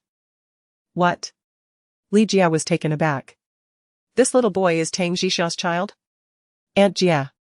Tang Jixia greeted casually, "Oh. It's been 5 years, and you have a child now. Why didn't you mention it?" Li Jia immediately feigned enthusiasm. She had to put on a performance in front of her husband. "Who is the father of this child? Has he not returned?" "Ah Jia, the child is solely under Jixia's care," Tang Jun promptly cautioned her against prying too much. Li Jia quickly grasped the situation. Tang Jixia had returned to claim her share of the inheritance, bringing along an accomplice and deliberately having a son to secure a larger portion. Observing her husband's fondness for the little boy, she mused that they might end up receiving a bigger share. "Oh, I see. Truly commendable. A single mother." A hint of mockery laced Li Jia's tone. The little one, noticing the undertone, turned to Li Jia and asked, "Who are you?" Li Jia shot him a glance and said, "Come now, call me grandma." "Why should I call you grandma?" "My mommy said my grandmother has passed away." The boy replied loudly. The purity of a child's heart allows them to discern good from bad at a glance. "Oh. How rude of this child not to address me. Jixia, you should teach him properly. How will he navigate the world in the future?" Li Jia remarked sarcastically. "My son doesn't need your concern," Tang Jixia retorted sharply. Chapter 9, she returned to claim her inheritance. Tang Jun was aware of the tension in their past relationship. He shot Li Jia a glare. "Jixia and her son have just returned. There's no need for harsh words. Let us try to coexist peacefully." "Mom, whose child is this?" Startled by Tang Qingqing's sudden appearance on the staircase, she couldn't suppress her curiosity upon seeing her father cradling a child. "Whose child is this? Is it your sister's from abroad?" Li Jia inquired with a sharp tone. Tang Qingqing's eyes widened in disbelief. "What? You had a child without informing us? Was it something you were ashamed of?" she exclaimed as she descended the stairs, directing her gaze at Tang Jixia. "Qingqing, mind your words. Jiuchen is family now. And I won't tolerate such remarks," Tang Jun retorted, displeasure evident in his voice. This display fueled Li Jia's resentment towards Tang Jixia. The arrival of a grandson had seemingly bewitched her husband, altering his attitude even towards their own daughter. "Dad, I was just concerned about her," Tang Qingqing retorted, feigning grievance. "Come, let grandpa take you for a stroll in the garden," Tang Jun offered, eager to bond with his grandson. As Tang Jun departed with the little one, Tang Qingqing sneered, "Did you become someone's mistress? Is that child illegitimate?" Tang Jixia's gaze burned with intense animosity. She would never forget nor forgive the actions of Song Shan and her from years ago. "My affairs are none of your concern," Tang Jixia responded coolly. 5 years had passed, and her aura had only intensified. Moreover, Tang Qingqing couldn't help but notice that she had become even more beautiful. Jealousy welled up within her heart. Since childhood, Tang Jixia's beauty had always surpassed her own. She had assumed that after being cast out, Tang Jixia would be destitute, but to her surprise, she exuded an air of transcendence, composure, and ethereal grace, with skin as white as snow and a figure of exquisite perfection. Could this truly be a woman who had borne a child? Regardless of your motives for returning to this abode, Tang Jixia, I must caution you against harboring any designs, for all that pertains to this household is beyond your purview, Li Jia menaced. Tang Jixia retorted with a sardonic smile. "Why should it be beyond my purview? My father's enterprise was established with the initial investment from my maternal grandparents. You luxuriate in the fruits of their labor. And yet you dare to speak? Tang Jixia, do not be ungrateful," Tang Qingqing immediately threatened. 5 years ago, I could banish you from this house. And I am still capable of doing so now. My sole connection to this household is through my father, and I have no relation to you." Tang Jixia coldly retorted. The dispensation of my father's company is his prerogative, and it is not your concern. She found their avarice utterly laughable. Do not presume that merely because you have returned with a child, you are entitled to a greater share. I assure you, that will not occur. Li Jie spat through gritted teeth. My father is in good health, yet you speak of dividing his estate as though you begrudge him his longevity? In that case, I shall ensure that my father takes exceptional care of his health, lest he become the target of your avaricious designs, Tang Jixia declared, her tone glacial. It was evident that this mother and daughter were motivated more by their rapacity for her father's wealth than by genuine affection or concern for him. Li Jie, rendered speechless by Tang Jixia's retort, hastily attempted to recover her composure, stating, he is my husband, and naturally, I wish him a long and healthy life. Tang Qingqing chimed in, supporting her mother's statement, Tang Jixia, what nonsense are you spouting? My mother loves my father dearly. Tang Jixia retrieved her mobile device, settling onto the sofa, and disregarded the mother and daughter. The domestic staff prepared an array of dishes, and Tang Jun instructed them to prepare 2 additional non-spicy dishes for his grandson. Li Jie and Tang Qingqing were on the verge of exasperation. Tang Jun's infatuation with Tang Yuma was unmistakable, and it appeared that Tang Jixia had regained his affection through her son. Jixia, what line of work are you in? Tang Jun inquired curiously at the dining table. I studied jewelry design abroad and am currently a designer at Bowerwidge, she replied. Tang Jun could not help but express his approval. Indeed, Bowerwidge is quite renowned. Dad, I'm also job hunting. I'm interviewing for a modeling position. Tang Qingqing hastily interjected about her own endeavors. What kind of job is that? Do not embarrass me, resign immediately, Tang Jun retorted, casting a disapproving glance at her. Dear. Qingqing is just having some fun, she intends to work at your company in the future, Li Jie quickly defended her daughter. Humph. With her limited abilities, what could she possibly do at my company? Perhaps just a receptionist? Tang Jun scoffed dismissively. Tang Qingqing felt a deep resentment towards Tang Jixia, as her presence only highlighted her own shortcomings. Grandfather, my mommy is incredibly talented, her jewelry design entered the national jewelry competition, Tang Jiuchen exclaimed joyfully. Tang Jun's face brightened instantly, really? That is indeed impressive. Chen, this afternoon, grandfather will take you to buy a gift, just tell me what you desire. Okay. Thank you, grandfather, the little one responded politely. Tang Jixia was pleasantly surprised by her father's fondness for her son, feeling a sense of comfort regardless of the circumstances. Meanwhile, Li Jie and Tang Qingqing could only grow increasingly annoyed at the young child, who, despite his tender age, seemed quite astute. After dinner, Tang Jixia departed in her father's car, heading straight to a nearby department store. Tang Jun generously purchased gifts for his grandson, paying for an expensive robot and a set of Lego without a moment's hesitation. Dad, please don't buy so much, we shouldn't spoil him, Tang Jixia quickly interjected. Alright. Just this one, and then no more for a couple of days, Tang Jun insisted, feeling that his gesture was insufficient. Grandpa, you don't need to buy me anything. I have plenty already, the little one replied wisely. Tang Jun's heart swelled with joy as he affectionately ruffled the boy's hair, growing increasingly fond of him. Once Tang Jixia was returned to her rented apartment, Tang Jun surveyed her living situation, contemplating the need to compensate his eldest daughter for the years of hard work. After bidding farewell to his father, Tang Jixia embraced her son and said, Chen, your grandpa really likes you.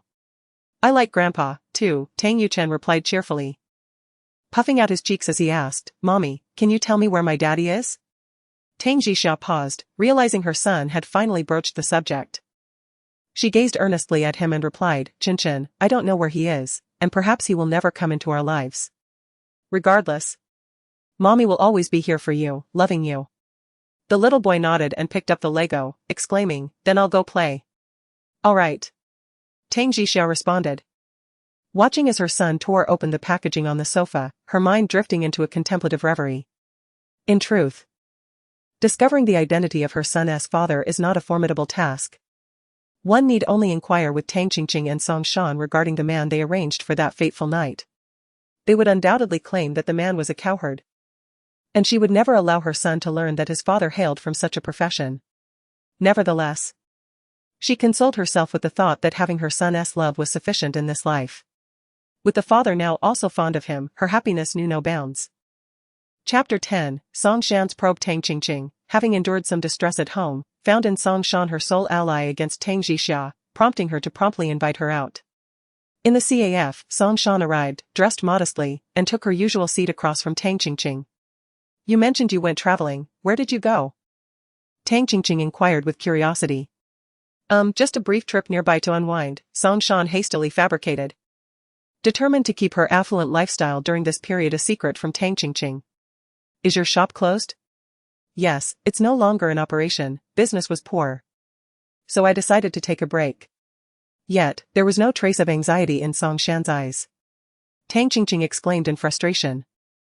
"Do you have any idea how close Tang Jixia came to driving my mother and me to madness today? Not only did she return, but she also brought back an illegitimate child." Song Shan nearly choked on her drink, her pulse quickening as she grasped Tang Qingqing's hand, urgently asking, "What did you say? She has a child?" Tang Qingqing, taken aback by her reaction, quickly reassured her, "It's just an illegitimate child. You're worried she might have brought a man back to confront us, aren't you? Don't fret. What does the child look like, and how old is he?" Song Shan, increasingly sensitive, felt that every detail regarding Tang Jixia must be treated with utmost caution. Could that child possibly be related to Mr. Shi? "My father mentioned the child is 3.5 years old, conceived out of wedlock while she was abroad," lamented resentfully. Upon hearing this, breathed a sigh of relief. Realizing the timing didn't align with Mr. Shi, alleviating her immediate concerns. She surmised that a single encounter with Mr. Shi wouldn't easily lead to conception. "How is she faring now? Where does she work?" Couldn't resist probing for information about. "She's working as a jewelry designer at Ruibao Pavilion, but merely a junior designer." "What could she possibly amount to?" Scoffed disdainfully. Mirrored her contempt, thinking, she may have had a talent for drawing, but without a university degree. What kind of designer could she become? "A mere dabbler, fooling my father, who she has wrapped around her finger, along with that little brat. Who knows how to ingratiate himself with my father at such a young age? Disgusting." Losing all composure, exhibited the shrewish traits inherited from her mother. More calculating. Promptly advised, "If you despise her so much, why not ensure she's banished back overseas? Save yourself the aggravation of seeing her." "Indeed. That's precisely what I intend to do. Once I find the opportunity, I'll make sure she's expelled," bowed, clenching her fist. This aligned perfectly with desires, ensuring's permanent absence. Allowing her to serenely relish everything she believed was rightfully hers, with Mr. She devotedly committed to her. "What brand is that necklace you're wearing? It's absolutely stunning," exclaimed, suddenly captivated by the necklace adorning her neck. Concealing it with her hand, Song Shan chuckled, "I acquired this imitation at a second-hand market." Tang Qingqing was aware of her constrained financial circumstances, realizing she couldn't afford the genuine article. However, Song Shan adorned herself with an authentic necklace from the QR brand. Valued at 2 million, though she remained ignorant of the designer's identity. As Tang Qingqing relentlessly lamented, Song Shan glanced at the time, anticipating her afternoon beauty appointment. Determined to captivate Shi Jiuchen's heart, she resolved to enhance her beauty, even contemplating cosmetic surgery. She was cognizant of her ordinariness, understanding that she had always been merely a foil to Tang Jixia. 3 days later, at 5 in the morning, Song Shan was jolted awake by a nightmare. She dreamt of Tang Jixia confronting her, only to be recognized by Shi Jiuchen, resulting in her merciless expulsion from his villa. She watched helplessly as Tang Jixia supplanted her in her current life. "Ah no!" Song Shan shrieked, bolting upright, drenched in perspiration. As she surveyed her surroundings, she realized it was merely a dream. However, its realism terrified her, causing her to tremble uncontrollably. Some possessions, once acquired, become impossible to relinquish. She knew that having savored the luxuries Shi Jiuchen had bestowed upon her, she could never revert to her former existence. The allure of wealth had ensnared her. And she refused to lose it, she couldn't bear to lose it.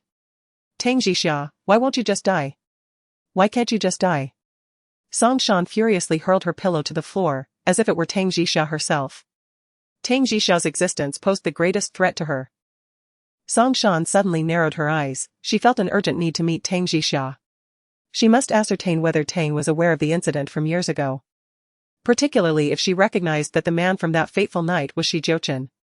If she did know, action was imperative. For Shi Jiuchen had identified her solely by that watch, suggesting he had no recollection of the woman from that night. Yet, what if Tang Jixia recognized Jiuchen? After all, the nuances of that evening were unbeknownst to her. What if they had exchanged words that could lead to mutual recognition? A sense of panic surged through every pore of Song Shan's being, prompting her to forego sleep. She resolved to adorn herself before heading to Ruboj to probe Tang Jixia. Tang Jixia had already taken her son to school and was making her way to the office. The morning was filled with a meeting regarding the upcoming product launch, during which Li Mei insisted that everyone submit no less than 10 design drafts by the end of the month. As they exited the conference room, Ai deliberately bumped into her, proclaiming, "I hear that President Xi has raised the bonus to 1 million. Tang Jixia, I will not be outdone by you." Tang Jixia was momentarily taken aback. What was Xi Jiuchen up to with such a substantial bonus? For reasons she could not fully grasp, she sensed an inkling of Xi Jiuchen's intentions. With the company under his command, his influence and wealth allowed him to meddle in any competition. Did he intend to bestow that 1 million bonus directly upon her? No, such competitions demanded fairness and integrity. She certainly did not wish to be favored by this man, nor to have her victory predetermined. With a tangle of emotions swirling within her, Tang Jixia returned to her office, where Li Xiaoxin brought her a cup of coffee and remarked, "Sister Jixia, you have a visitor." "What guest?" she inquired. "She is in the lounge." "I shall fetch her now," replied Li Xiaoxin. "Very well." Tang Jixia remained oblivious to the identity of the visitor and patiently awaited her arrival. Shortly thereafter, a knock echoed at the door, which swung open to reveal a figure stepping in beside Li Xiaoxin. Despite the passage of 5 years, the resentment within Tang Jixia surged instantly. Li Xiaoxin closed the door behind her, and Tang Jixia coldly remarked, "Do you still have the audacity to seek me out?" Song Shan curled her lips into a smile. "I heard from Tang Qingqing that you work here. I happened to be nearby and decided to pay you a visit. Seeing you makes me feel nauseated." Tang Jixia gritted her teeth, fiercely suppressing the urge to slap her. "Nauseated? Why? Were you dissatisfied with the escort from that night? I specifically chose a handsome one for you." Song Shan retorted with a chilling smile. "You surely do not recall the escort's appearance, do you?" "Shut your mouth." Tang Jixia trembled with fury. Song Shan continued to probe, "If that man were to stand before you now, would you recognize him?" Chapter 11, The Wrath of Tang Jixia. "Get out. I do not wish to see you," Tang Jixia exclaimed, pointing towards the door with a fierce glare. "What? Was that man's stamina insufficient? Did he not satisfy your needs?" "Tang Jixia, you would do well to treat me with respect, otherwise I shall ensure that the entire company becomes aware of this matter. Just wait and see how you manage in this company then." Tang Jixia pressed the intercom and called out to Li Xiaoxin on the other end, "Come here for a moment." "Immediately come here, Li Xiaoxin," Tang Jixia commanded, gesturing towards Song Shan, who was seated on the sofa. "She is not a guest of mine. Escort her off the premises." "Who says I'm not? I'm here to commission you to design some jewelry."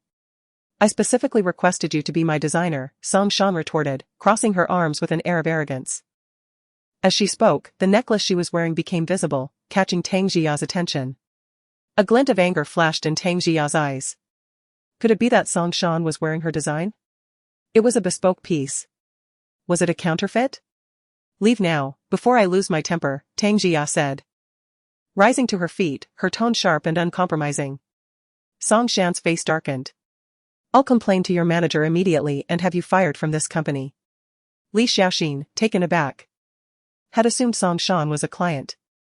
She hadn't realized she was there to cause trouble for Tang Jia. As soon as Song Shan left, Li Xiaoxin panicked. "Jia, you must stop her. You can't let her file a complaint against you." Tang Jia, her mind ablaze with fury, pushed open the office door and saw Song Shan ranting. "Get your boss over here. I want to file a complaint against your designer, Tang Jia. She's refusing clients, behaving disrespectfully, and even telling them to leave." The entire office watched with morbid fascination as Song Shan continued her tirade. Tang Jia took a deep breath and approached Song Shan, her voice icy. "What is it you want?" "What do I want? I want you out of this company," Song Shan spat, her voice laced with venom. 5 years ago, that incident had instilled a deep-seated hatred within Tang Jixia, and now, witnessing the chaos unfolding in her company was intolerable. Even if it meant losing her job, she was determined to take action. Before Song Shan could react, Tang Jixia raised her arm and delivered a resounding slap across her face. Ah! Song Shan cried out in pain, losing her balance and collapsing to the ground. Tang Jixia, I am your client. The entire office gasped in disbelief. Tang Jixia had struck a client? What audacity! Did she have a wealthy family backing her? Tang Jixia's gaze was fixated on the necklace adorning Song Shan's neck. Its brilliance blinding. She watched as Song Shan played her role with remarkable skill. She cared not for the authenticity of the performance, only desiring to snatch that necklace away. As she crouched down, she yanked at the necklace around Song Shan's neck. Ah! Song Shan immediately gasped in alarm. Tang Jixia pulled with force. Incensing Song Shan further, that necklace was her most treasured possession, worth millions. She quickly grabbed Tang Jixia's hand, determined to prevent her from breaking it. Just as the two women engaged in this tug-of-war over the necklace, a deep, chilling male voice echoed from the direction of the elevator. Tang Jixia, stop. Tang Jixia looked up, and Song Shan, recognizing the familiar voice, dared to lift her swollen face in disbelief. Upon seeing him, she was utterly stunned. How could Jiuchen be here? Jiuchen observed Tang Jixia tightening the necklace around Song Shan's neck and immediately seized her wrist, pulling her upright. His brows furrowed. Anger evident in his demeanor. Have you made enough of a scene? As the words faded, Jiuchen disengaged Tang Jixia's hand and approached Song Shan. Song Shan was inwardly terrified, never anticipating Jiuchen's presence there, nor his acquaintance with Tang Jixia. Just as she braced herself for exposure, Jiuchen suddenly leaned down. His voice laced with tenderness as he inquired, Shan, are you all right? Instantly, Song Shan began to perform, her nose tingling with a sudden rush of emotion. Tears welling up uncontrollably. Jiuchen, she uttered, her voice trembling, it hurts. With that, she feebly leaned into Jiuchen's embrace, feigning pained coughs. Clutching her neck as if in agony. Tang Jixia's eyes widened, incredulous that Song Shan and Jiuchen were acquainted, and even more so, that he would treat her with such gentleness. What was the nature of their relationship? Not only that, but the entire office was awash with a single thought: Tang Jixia had assaulted the big boss's woman? Tang Jixia was finished. Through her tears, Song Shan scrutinized the interaction between Tang Jixia and Jiuchen, a realization dawning that filled her with elation. Tang Jixia was unaware that it was Jiuchen from that night. Therefore, neither of them knew that they had been intimate 5 years prior. This was a stroke of divine intervention. Jiuchen, hold me. Song Shan implored, her voice laced with vulnerability, as she reached out to embrace Jiuchen's shoulders. Jiuchen, observing her swollen face and her fallen state, swept Song Shan into his arms and headed towards the elevators. As the doors closed, Tang Jixia remained in a state of bewilderment. Song Shan possessed such capabilities? In the span of 5 years, she had become Jiuchen's girlfriend?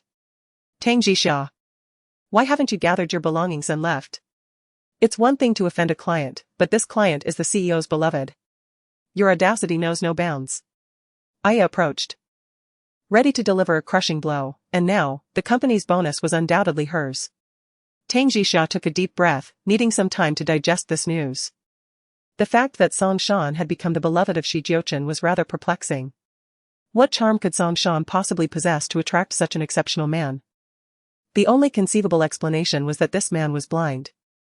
It had to be the case, otherwise, a woman as malicious as Song Shan certainly did not merit his affection. Tang Jixia, thoroughly disheartened, returned to her office, shutting the door to ignore the whispers circulating outside. In Jiuchen's office, on the sofa, Song Shan dabbed at her tears with a tissue, choking back sobs as she recounted the events of the day. Tang Jixia is my classmate. We share a history, but to my astonishment, she not only refused to take my order but also insulted me. When I threatened to file a complaint, she rushed at me and struck me, even used a necklace to choke me. My neck is bruised.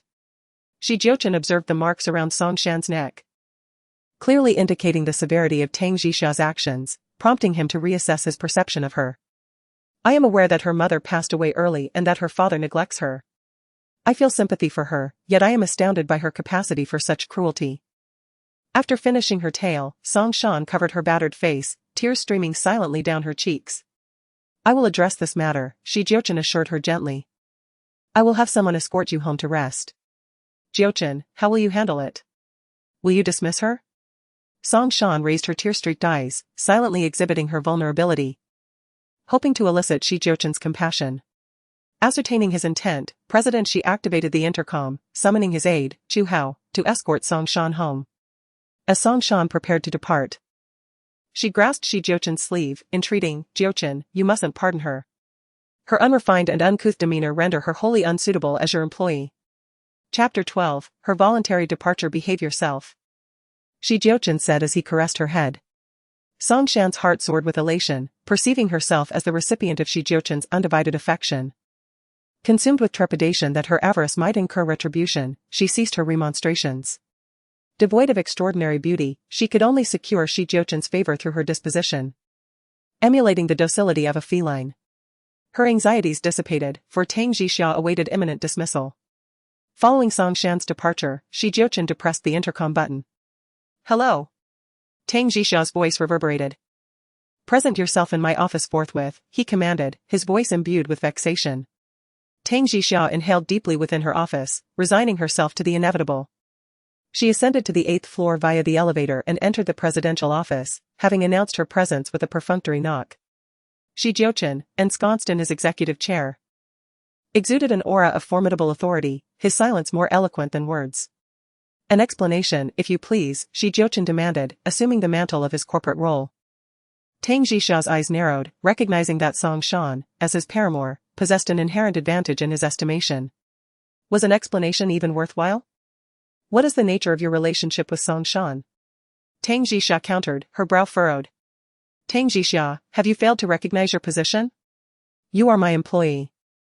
Having erred, you are obligated to provide an explanation," Shi Jiuchen declared, his lips barely moving. Tang Jixia suddenly understood.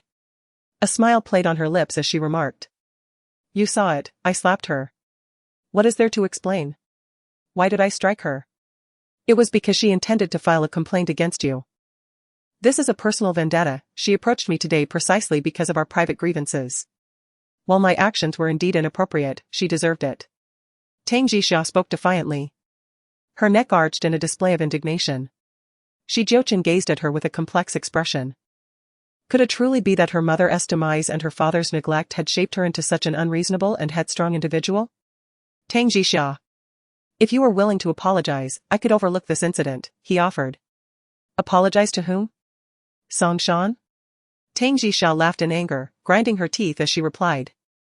"There is no way I would ever apologize to her in this lifetime. Tang Jixia, this is a company, not a venue for settling personal scores," Shi Jiuchen said, his irritation mounting. Even though she was the daughter of his benefactor, his patience had its limits. Moreover, the person who had been struck was a woman he had sought for 5 years, a constant concern in his heart. "Then I resign," Tang Jixia declared, her words sharp. "Isn't that what you want? Perfect, I quit." "Tang Jixia, stop!" The man behind her commanded sternly. She halted but did not turn back, as she was equally weary of seeing his face. He was Song Shan's boyfriend, and just the sight of him made her insides churn. "I do not wish to force you out, you may continue working here. However, such incidents must not recur in the future, do you understand?" The man behind her, ultimately, did not let her leave, for he bore the responsibility of caring for her as per his grandmother's wishes. Tang Jixia, of course, was reluctant to depart from her position, for she had a profound passion for design, having devoted 3 years to QR, during which she had developed a deep affection for her work.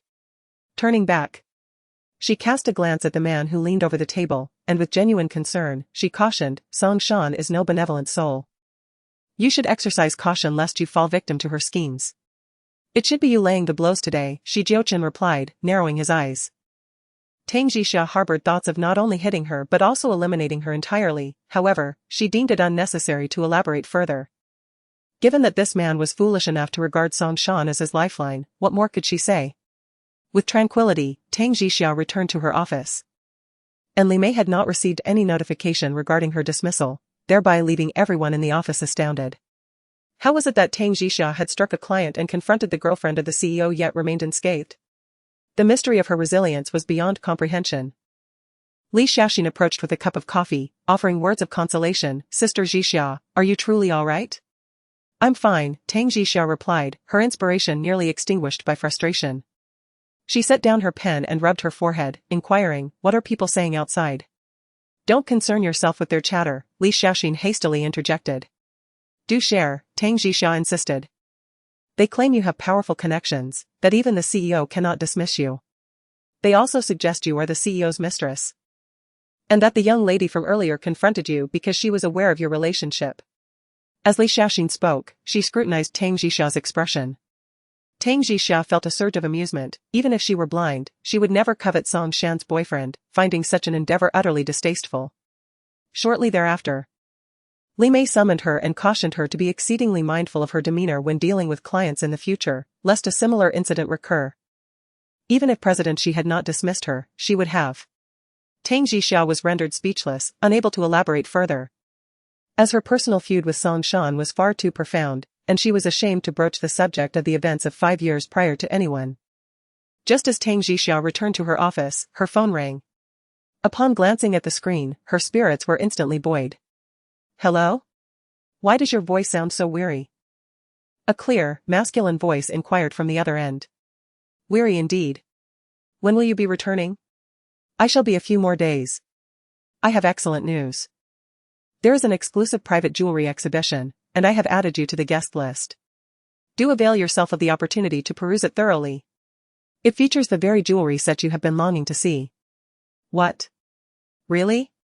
That is splendid. When is it?" Tang Jixia was instantly animated.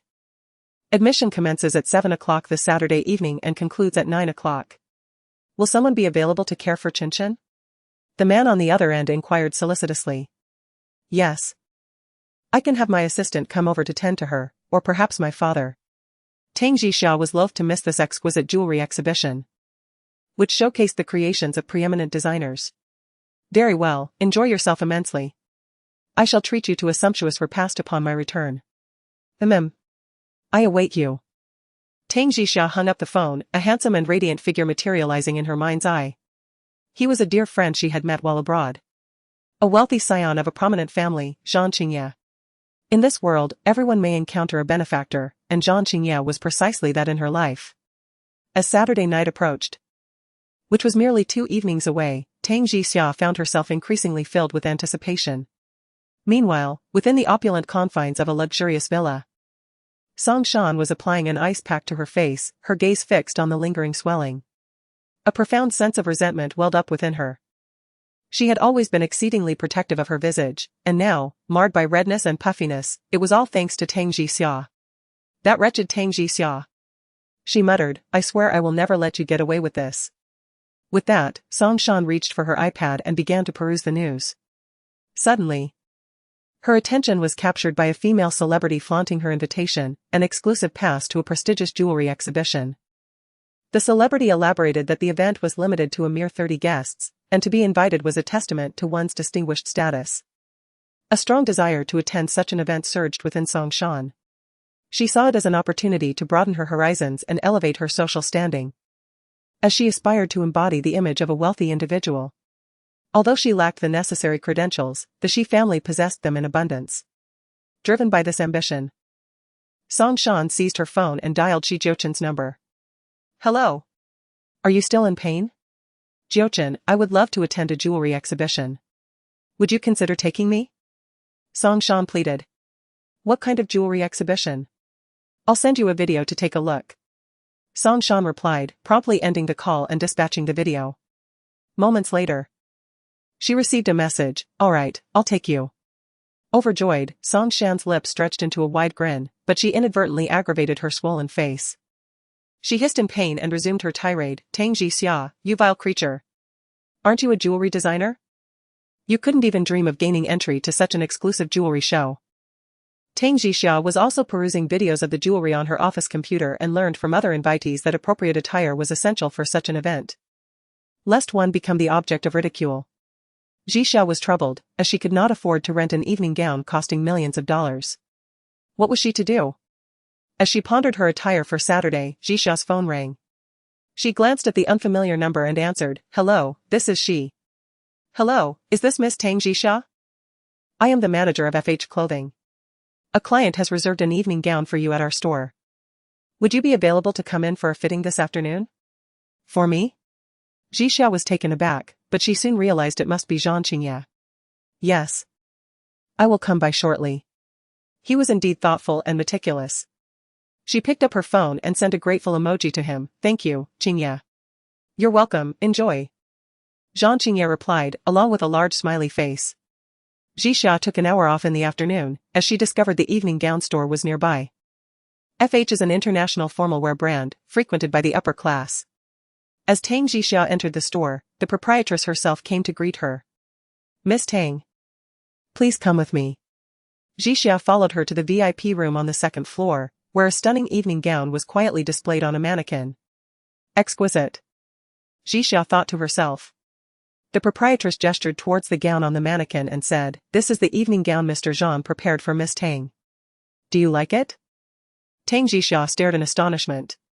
Just how wealthy was Zhang Qingye to have prepared such an extravagant evening gown for her? This exquisite piece, crafted by our top designer, was a unique creation adorned with 8,000 precious diamonds embedded in luxurious jacquard fabric, retailing at an astounding 8 million in our store, the manager elaborated with a smile. Tang Jixia's heart raced. Was Zhang Qingye attempting to intimidate her? With such an expensive gown? She couldn't fathom the thought of accidentally losing a few diamonds and being unable to compensate for the loss. Are there any other evening gowns to consider? She inquired. Feeling overwhelmed. The young master has already paid for this ensemble for you, and I believe it suits you perfectly, the manager praised. Despite her modest outfit, Tang Jixia's beauty was undeniable. She found herself enamored with the gown, and aside from its exorbitant price, it was flawless. Very well. I shall try it on. She resolved not to be overly pretentious. If necessary, she would treat Zhang Qingye to a year's worth of lavish meals. She was determined not to miss this premier private jewelry exhibition. Upon trying on the gown, it fit her figure impeccably. She was informed to arrive at the store by 4 o'clock the following day, where they would attend to her makeup and hairstyle, and even coordinate the jewelry to complement her outfit. That evening, Tang Jixia informed her son about the jewelry exhibition, inquiring whether he preferred his grandfather's company or that of Tang Xiaoxin. Naturally, the little one wished for his grandfather to accompany him. Tang Jixia called her father to confirm his availability. Of course, I'll take him out for a grand meal and spend the evening with him, Tang Jun assured her. With her son's arrangements settled, Tang Jixia felt a wave of relief wash over her. Saturday dawned bright and clear. Having procured groceries and confections at the mall, Tang Jixia returned home with her son. She dedicated herself to her design sketches while her son amused himself with Lego bricks. A gentle breeze occasionally wafted through the window, causing the pristine white curtains to billow, evoking a sense of serene tranquility. At 3:30, Tang Jun arrived, bearing fruit and milk. Tang Jixia entrusted her son to her father's care before departing. Tang Jun, seated on the sofa, gazed upon the little one beside him, his eyes brimming with affection, genuinely adoring his grandson. Tang Jixia hastened to the boutique, where the shop manager had already made preparations for her. The makeup artist, scrutinizing her complexion, exclaimed in admiration, "Miss Tang, your skin is remarkably flawless, practically poreless. What skincare regimen do you follow? What high-end products do you employ?" "Oh. I typically use my son's moisturizer," Tang Jixia replied with a subtle smile. The adjacent makeup artists immediately understood that her exceptional skin was innate, a source of envy. Tang Jixia closed her eyes as the makeup artist applied a light, translucent base, preserving her naturally thick eyebrows, enhancing her eyes with delicate makeup, and applying a luminous, rosy lipstick. Her beauty instantly possessed a captivating allure, akin to a dazzling, radiant diamond. Tang Jixia's long hair was styled into an updo, with delicate, slightly curled wisps framing her face, complementing her diamond earrings and the necklace gracing her slender neck. "Miss Tang, shall we assist you with the evening gown?" Tang Jixia nodded in agreement and proceeded to change into the moonlit white evening dress. The reflection in the mirror revealed an aura of noble grace. "Miss Tang, we have arranged transportation for you this evening, which awaits you at the entrance." Tang Jixia responded with a grateful smile, "Thank you. Have a delightful evening." The manager escorted her to the door. Gazing at the Bentley sedan awaiting her, Tang Jixia gained a renewed appreciation for Zhang Qingye's capabilities. Yet, when they were abroad, he had portrayed his family as merely owning a modest hotel. In a lavish villa, Songshan meticulously prepared for her outing. She had engaged an exclusive makeup team favored by A-list celebrities, investing considerable effort in her appearance to conceal her somewhat ordinary features and cultivate an air of sophisticated elegance. Just then, a sleek, enigmatic Rolls-Royce pulled up to the entrance, and Jiuchen emerged from the back seat. The evening sun cast a radiant glow upon him, accentuating his distinguished bearing and regal presence. Standing in the foyer, Song Shan watched the man approach, her heart pounding with anticipation. He was undeniably handsome. Jiuchen. Do I look presentable this evening? Song Shan inquired bashfully, fluttering her eyes in hopes of eliciting his admiration. Indeed, you look resplendent, Jiuchen affirmed. In his heart, Song Shan held a unique significance, regardless of her physical appearance. For 5 years prior, she had sacrificed her innocence for him, leaving an indelible mark on her life. He would dedicate himself to compensating her to the best of his abilities. Then let us depart, Song Shan suggested, linking her arm with his. Brimming with anticipation for the jewelry exhibition this evening. With this man by her side, she would undoubtedly be the object of every woman's envy, regardless of the occasion. Chapter 14, The Growing Fear of Song Shan. The prestigious jewelry exhibition took place in a private gallery, characterized by a stringent security system. This evening, the surrounding streets were cordoned off, with security personnel patrolling diligently, and guests subjected to meticulous scrutiny. Tang Jixia, clutching her pearl handbag, passed through security with a sigh of relief. Thereafter, she was accorded esteemed treatment, guided into the exhibition hall by a gracious concierge. Inside the opulent hall, rows of glass display cases showcased exquisite pieces, yet the event had not yet commenced. Guests were ushered to a nearby dining area to indulge in a lavish buffet. As seating arrangements were made, Tang Jixia found herself occupying the 6th position, an enviable spot indeed. This was the seat of Zhang Qingye, and she was fortunate to be in attendance this evening. As the other guests settled in, Tang Jixia noticed a man in his 30s seated beside her. His impeccably styled hair gleamed under the lights, and his custom-tailored attire spoke volumes of his elevated status. His gaze fell upon Tang Jixia, strikingly captivated. Despite the array of beautiful women present, she exuded a unique charm that set her apart. Good evening, Mississippi. It is a pleasure to meet you. I am Huang Ming, he said, extending his business card, which proclaimed him as the president of Guangzhou Group. Hello, I am Tang Jixia, she replied with a polite smile. At that moment, the last 2 guests, conspicuously late, made their entrance. A couple, arm in arm, strode into the hall. Tang Jixia pondered who these tardy individuals might be. Upon raising her gaze, she was taken aback, for the latecomers were none other than Jiuchen and Song Shan, an unexpected reunion indeed. Tang Jixia fixed her gaze on the alluringly adorned Song Shan, her grip on the knife and fork tightening momentarily, for her animosity towards Song Shan ran deep. Jiuchen, clad in an exquisite handmade black shirt paired with impeccably tailored trousers that accentuated his long, commanding legs, exuded an aura of undeniable power as he strode forward. The female socialites present collectively gasped, astonished to encounter the heir of the Shi Empire in such a setting, yet they pondered the identity of the woman by his side, who, though not conventionally beautiful, sparked curiosity. Could she be his girlfriend? Jealousy and envy flickered across the eyes of the socialites. Tang Jixia feigned ignorance to their stares, raising her wine glass to sip. Conversely, Song Shan's gaze fell upon her, momentarily stunned to find Tang Jixia amidst such a prestigious event. What right did she have to attend this jewelry exhibition? Did she truly belong here? Jiuchen had also noticed her, and by sheer coincidence, his seat was directly opposite hers. Tang Jixia wished to avoid his gaze. Yet it was nearly impossible. When she looked up, her eyes locked with his profound, inscrutable ones. Under the candlelight, his chiseled features were strikingly handsome, with clearly defined contours. His lush eyelashes seemed to create their own eyeliner, rendering his eyes deep and ocean-like. Beneath a proud, straight nose, his lips were subtly pursed, exuding an indescribable allure. This man was surely a masterpiece of divine creation. Tang Jixia blinked, realizing that while she was scrutinizing him, he too was observing her, their gazes held for several seconds.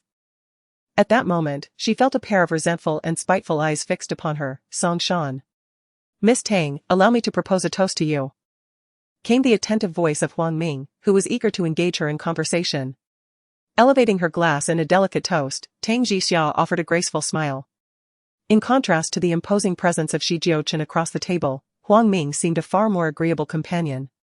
After all, Song Shan's paramour was, by definition, her adversary. Miss Tang, allow me to recommend this exquisite confection, Huang Ming offered, palpably delighted by Tang Jixia's affability, and envisioning an opportunity to ingratiate himself with her. Thank you, she responded, delicately sampling the dessert he had presented.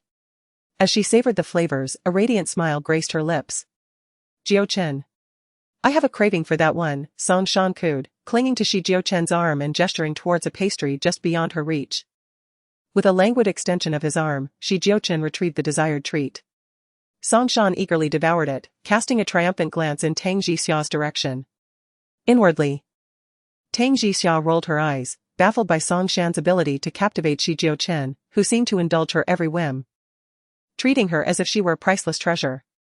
Excuse me, I must visit the restroom, Tang Jixia announced, rising to her feet. Bathed in the soft glow of candlelight, her gown shimmered ethereally, accentuating the alluring curve of her waist, a veritable siren's call to any man. Huang Ming's gaze lingered on her as she departed, while Jiuchen, sipping his wine, observed her over the rim of his glass, surprised to see her there. Jiuchen, I'll be right back, I'm going to the restroom, Song Shan declared, following closely behind Tang Jixia. In the opulent restroom, momentarily deserted, Tang Jixia was washing her hands when Song Shan sauntered in. I presume you've leveraged your connections to gain entry here? Song Shan sneered, her gaze meeting Tang Jixia's in the mirror. Tang Jixia returned her gaze with icy disdain. That is none of your concern, she retorted. I've heard that the screening of guests tonight is exceptionally stringent, requiring verification of financial standing. How could you possibly be invited with your ordinary status? What makes you so distinguished? Scoffed with derision. Isn't being's girlfriend distinguished enough? Retorted, a smug expression adorning her face. Merely hummed in response. Do you believe that with a single utterance from me, you would be relegated to the sidelines in the competition first wife's countenance underwent a sudden transformation. What are you implying? Could it be that had recollections of that fateful night? Sneered, you wish to know? Then I shall enlighten you. The person my mother sacrificed herself to save was none other than. A look of utter astonishment washed over his face. Mother had saved? How could this be? What an extraordinary coincidence. If this were the case, even if remained oblivious to the events of that night, she could still secure the gratitude of the family by virtue of this act of benevolence. You would do well not to provoke me, lest the position of young mistress of the family become mine at any moment, cautioned. Visibly trembled, her fists clenched tightly, a sense of apprehension welling up within her. I am deeply sorry for what transpired in the past. Please, I implore you to forgive me, pleaded, her face etched with remorse. You wish for my forgiveness? Flicked water, fresh from washing her hands, towards face. Dream on. Hastily attempted to evade the water, yet a considerable amount still splattered upon her face. She gritted her teeth in anger, her gaze fixed upon his departing figure, filled with resentment. Beauty tonight was nothing short of breathtaking, a fact she had been aware of since childhood. Tang Jixia. I will never allow you to marry Jiuchen, he belongs to me, Song Shan clenched her fists tightly. Returning to the dining table, Tang Jixia sensually tucked a strand of hair behind her ear. As she lifted her gaze, she met the eyes of the man across from her. The flickering candlelight danced within his eyes, rendering them as deep and brilliant as obsidian. In the man's eyes, the woman before him resembled a luminous pearl amidst the night. Possessing an elegant demeanor, bright eyes, and a radiant smile, every gesture captivating the attention of the man beside her. Unbeknownst to Tang Jixia, she stood out among the refined ladies tonight, exuding an allure that was both stunning and unacknowledged. Chapter 15, She provokes trouble, he becomes angry soon, Song Shan returned, feigning a pitiful demeanor as she seated herself next to Jiuchen. Her appearance, illuminated by candlelight, exuded an air of innocence, embodying a fragile essence that seemed to beckon protection and care. Witnessing this, Tang Jixia felt a wave of nausea wash over her. She had lost her appetite and merely sipped water from her glass. Miss Tang, would you care for a serving of the freshly prepared truffle beef steak? Huang Ming offered her a plate. Tang Jixia smiled gratefully, responding, thank you. After finishing dinner, the evening transitioned into a half-hour themed banquet. Tang Jixia lifted a glass of red wine, perhaps the only one without a companion this evening. She stepped onto the balcony, gazing at the opulent night scene that resembled a golden carpet. In this society driven by wealth, people lived in a daze of luxury, losing their sense of direction. What brings you here? A low, deep voice interrupted her thoughts from behind. Without needing to turn around, Tang Jixia recognized the speaker and languidly replied, "What? Am I required to report my attendance at such gatherings to you? What is the nature of your association with Mr. Zhang Qingye?" Tang Jixia inquired, pivoting in astonishment to face the captivating gentleman with the claret. "Do you know Zhang Qingye?" "Indeed," replied Jiuchen laconically. Tang Jixia found this unsurprising. Zhang Qingye's presence at such an event implied he was a scion of wealth, and familiarity among the affluent was commonplace. "You have yet to address my query. What is the connection between you and Zhang Qingye?" The man persisted. Tang Jixia quaffed her wine with insouciance. "And what compels me to divulge that to you?" she retorted, turning away. His relationship with Song Shan alone was sufficient grounds for her aversion. Beneath the veranda's illumination, the man's obsidian eyes narrowed, his thick lashes casting shadows upon his handsome countenance, which betrayed a hint of displeasure. Song Shan, engaged in conversation with a socialite, observed Tang Jixia's departure from the veranda. Aware of Jiuchen's presence there, she felt a surge of intense envy. Was Tang Jixia attempting to ensnare Jiuchen? A cunning glint flickered in Song Shan's eyes as she noticed Jiuchen re-enter. With a glass in hand, she approached Tang Jixia, who was fending off the advances of several men offering toasts. "Jixia, allow me to offer a toast." "I must apologize for my impropriety at the office," Song Shan said. Tang Jixia scoffed inwardly. She discerned the duplicity in Song Shan's words with ease. Tang Jixia, disinterested in the unfolding drama, intended to leave when Song Shan unexpectedly grasped her hand that held the red wine. Before she could react, a force took control, causing the wine to spill onto Song Shan's evening gown. A gasp escaped Song Shan's lips as she stumbled back into the embrace of Jiuchen, who approached hastily. "Jixia, how could you treat me this way?" Song Shan lamented, her gown now marred by red wine stains, utterly ruined. Tang Jixia held her glass, momentarily stunned, as she observed Song Shan's flawless performance of the innocent victim, contemplating whether to bestow upon her an Oscar for Best Actress. "Jixia, I know it's wrong to complain about you, but you cannot treat me like this." Tears of grievance shimmered in Song Shan's eyes, rendering her appearance exceptionally pitiable. Attendees of the soiree, all esteemed members of the city's prominent families, cast sympathetic glances towards Song Shan, directing reproachful stares at Tang Jixia, as if they held her actions of dousing the gown in disdain. "Miss Tang, apologize," commanded Jiuchen, his handsome visage frozen in icy displeasure, clearly angered. Tang Jixia shot him an incredulous glare, pondering whether he grasped the situation. It was Song Shan who had seized her hand, deliberately orchestrating the wine spill. Yet he demanded an apology from her? "Why should I apologize?" she retorted, chin lifted defiantly, her bright eyes resolute. "It's fine, Jiuchen, I'm unharmed. I shall simply change my attire." Song Shan turned away, suppressing her wounded expression, magnanimously declaring, "I forgive her." Tang Jixia's fists clenched tightly. "I do not require your forgiveness. Ms. Tang, I demand an apology from you." Mr. Shi's dark eyes suddenly resembled an icy abyss. Even with his composure, he was visibly agitated, his temples throbbing. "Ms. Tang's beautiful eyes flashed towards Mr. Shi, and she retorted with a sneer, "Very well, I will apologize, but she must listen on her knees." A glint of triumphant scheming flashed in Ms. Song's eyes.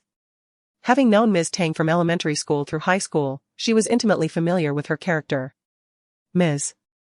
Tang was someone who would never bow her head. Ms. Song intended to provoke Ms. Tang in front of Mr. Shi, portraying her as stubborn and unreasonable. "You." Mr. Shi's eyes flashed with anger, his icy gaze instantly directed at Ms. Tang. "Mr. Shi, it's truly not her fault, I was the one who was careless. I'm alright. Please don't blame Ms. Tang any further." Ms. Song bit her red lips, clutching his sleeve, feigning an expression of swallowing all her grievances. Ms. Tang felt a strong urge to strike, to violently assault Ms. Song. "Ms. Song, we have prepared a clean evening gown for you. Please come with me." The female manager approached gently. Ms. Song nodded and followed her. Ms. Tang felt the gazes and whispers from those around her. She bit her lip, resolving to endure it, as she had not yet seen the jewelry she desired and had no intention of leaving. "Come with me." In the next moment, Ms. Tang's arm was forcefully seized by the man, who pulled her towards a nearby private room. "Mr. Shi, release me." Ms. Tang attempted to break free, but the man's strength was too great. Upon entering the room, the man released her. Ms. Tang glared at this domineering and arrogant man with her arms crossed. What do you intend to do? Do you realize the status of the people who have come tonight? A mere apology could resolve this matter. Yet must you turn it into a spectacle for all to witness? Jiuchen's countenance was cold, his tone laden with reproach. Tang Jixia, filled with indignation, glared at him defiantly, retorting, what can you do if I refuse to apologize? Song Shan is his girlfriend, regardless of her explanations, whether right or wrong. He always favors her. What use is her defense? Tang Jixia, even if your mother passed away early, have you not learned the basic tenets of human decency? Such unreasonable obstinacy.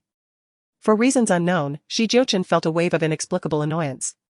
Could this woman not be a little more compliant and avoid creating trouble?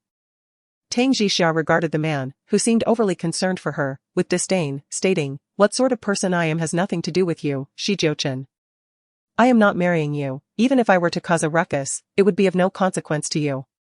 Having said this, she intended to leave, only to find her arm seized once more. In the next moment, both her arms were forcefully pinned against the wall, and a handsome yet grim face loomed before her. Mere inches away. Chapter 16, Her abilities are vast. The fury in the man's eyes was unmistakable as he spoke with a low, mocking tone, Tang Jixia. I truly overestimated you. Jiuchen, let me go, you scoundrel. Tang Jixia had never been this close to a man, save for that absurd night 5 years prior. The scent of him filled her nostrils, and she turned her face away in disgust. Damn it, a man who has touched Song Shan, no matter how handsome he is. She found him utterly repulsive. However, the closer he drew to her, the more Sebastian's heart faltered for a few seconds. The fragrance emanating from the woman before him stirred a dazed recollection of that night 5 years prior. It was a similarly subtle fragrance, alluringly seductive, and her lips, full and rosy, promised a soft touch.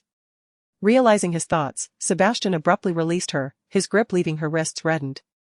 Sebastian, keep your distance from me, warned Teresa as she pulled open the door to leave. Upon exiting, Teresa found Selena already adorned in her evening gown, receiving solace from several socialites. As the exhibition commenced, everyone entered the grand hall. Teresa followed, her gaze drawn to the jewelry, which indeed possessed artistic merit and a master's touch. Rumor has it she infiltrated using the young Master Zhang's invitation. One sees all sorts these days. Likely acquired through dubious means, wouldn't you agree? A mere designer, huh? She probably couldn't afford even a tiny diamond here. Teresa overheard the taunts from the socialites behind her, clearly directed at her. As Sebastian's companion, Selena was courted by these women, who had learned from her that Teresa was merely an obscure jewelry designer. Teresa ignored them, bending down to admire one of her creations when a delicate voice chirped behind her, Sebastian, I hear the jewelry tonight is for sale. I adore this piece. Could you possibly purchase it for me? It's a bit pricey, though, over 10 million. Clinging to Jiuchen's arm, Song Shan gestured towards a jewelry set valued at 8 figures. Alright, I'll just inform the client manager later. Jiuchen responded in a deep voice. Thank you, Jiuchen. Song Shan said, happily pressing against his arm, her gaze directed towards Tang Jixia with a hint of ostentation. Tang Jixia feigned ignorance and continued forward. She had initially intended to admire the pieces closely, but the gazes of the socialites made her uneasy, prompting her to decide to leave after a brief look. Jiuchen's eyes were fixed on the figure standing before the jewelry display. Bathed in light, her face appeared exquisitely radiant. Her silent demeanor, coupled with the brilliance of the diamonds, rendered her a veritable work of art. Ms. Tang, let's put the previous unpleasantness behind us, Huang Ming said as he approached Tang Jixia, a wineglass in hand. Have you spotted anything you fancy? Tang Jixia's allure was undeniable, and he found himself unable to ignore her. Her earlier display of defiance only heightened his fascination, leading him to believe that she would be equally uninhibited in bed. He had overheard the socialites mentioning that she was merely a jewelry designer, suggesting that her modest status would make her easier to seduce. I'm just here to admire, Tang Jixia replied with a subtle smile. It doesn't matter, I'd be happy to gift you anything that catches your eye, Huang Ming offered magnanimously. Tang Jixia demurred, shaking her head. Thank you, but I'm content with admiring. Huang Ming persisted in his pursuit, following her every move. His thoughts were solely focused on Tang Jixia. His attention diverted from the jewelry. This scene, observed by a certain man, evoked an inexplicable sense of irritation. As a man, Huang Ming's predatory intentions were immediately discerned by Jiuchen. Observing that Tang Jixia remained utterly unguarded and even engaged with him, he could not help but feel a surge of anger. Did this woman truly fail to recognize Huang Ming's ulterior motives? She was woefully naive in her self-protection.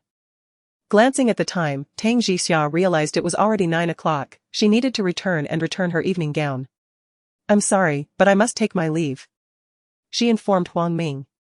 "I'll accompany you," he offered. No, it's unnecessary," she swiftly replied, turning away. Suddenly, she collided with a socialite who appeared displeased by her presence.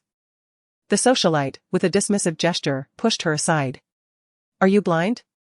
Tang Jixia stumbled back, looking up at the haughty visage of the socialite. "I apologize," she said. "Is a mere apology sufficient? You stepped on my foot and dirted my shoe, kneel down and clean it." The socialite made it abundantly clear she had no intention of letting Tang Jixia off easily, even seeking to humiliate her. Tang Jixia bit her lip. "I did not step on you. My foot is throbbing, and you still claim you didn't touch me?" The socialite retorted angrily. Realizing that the socialite had deliberately positioned herself to be in her way, Tang Jixia decided to disregard her. "Excuse me, please let me pass, I must leave." "Leaving?" "It's not that simple," the socialite replied, seizing Tang Jixia's evening gown and ripping it with a sharp sound, the satin fabric tearing apart.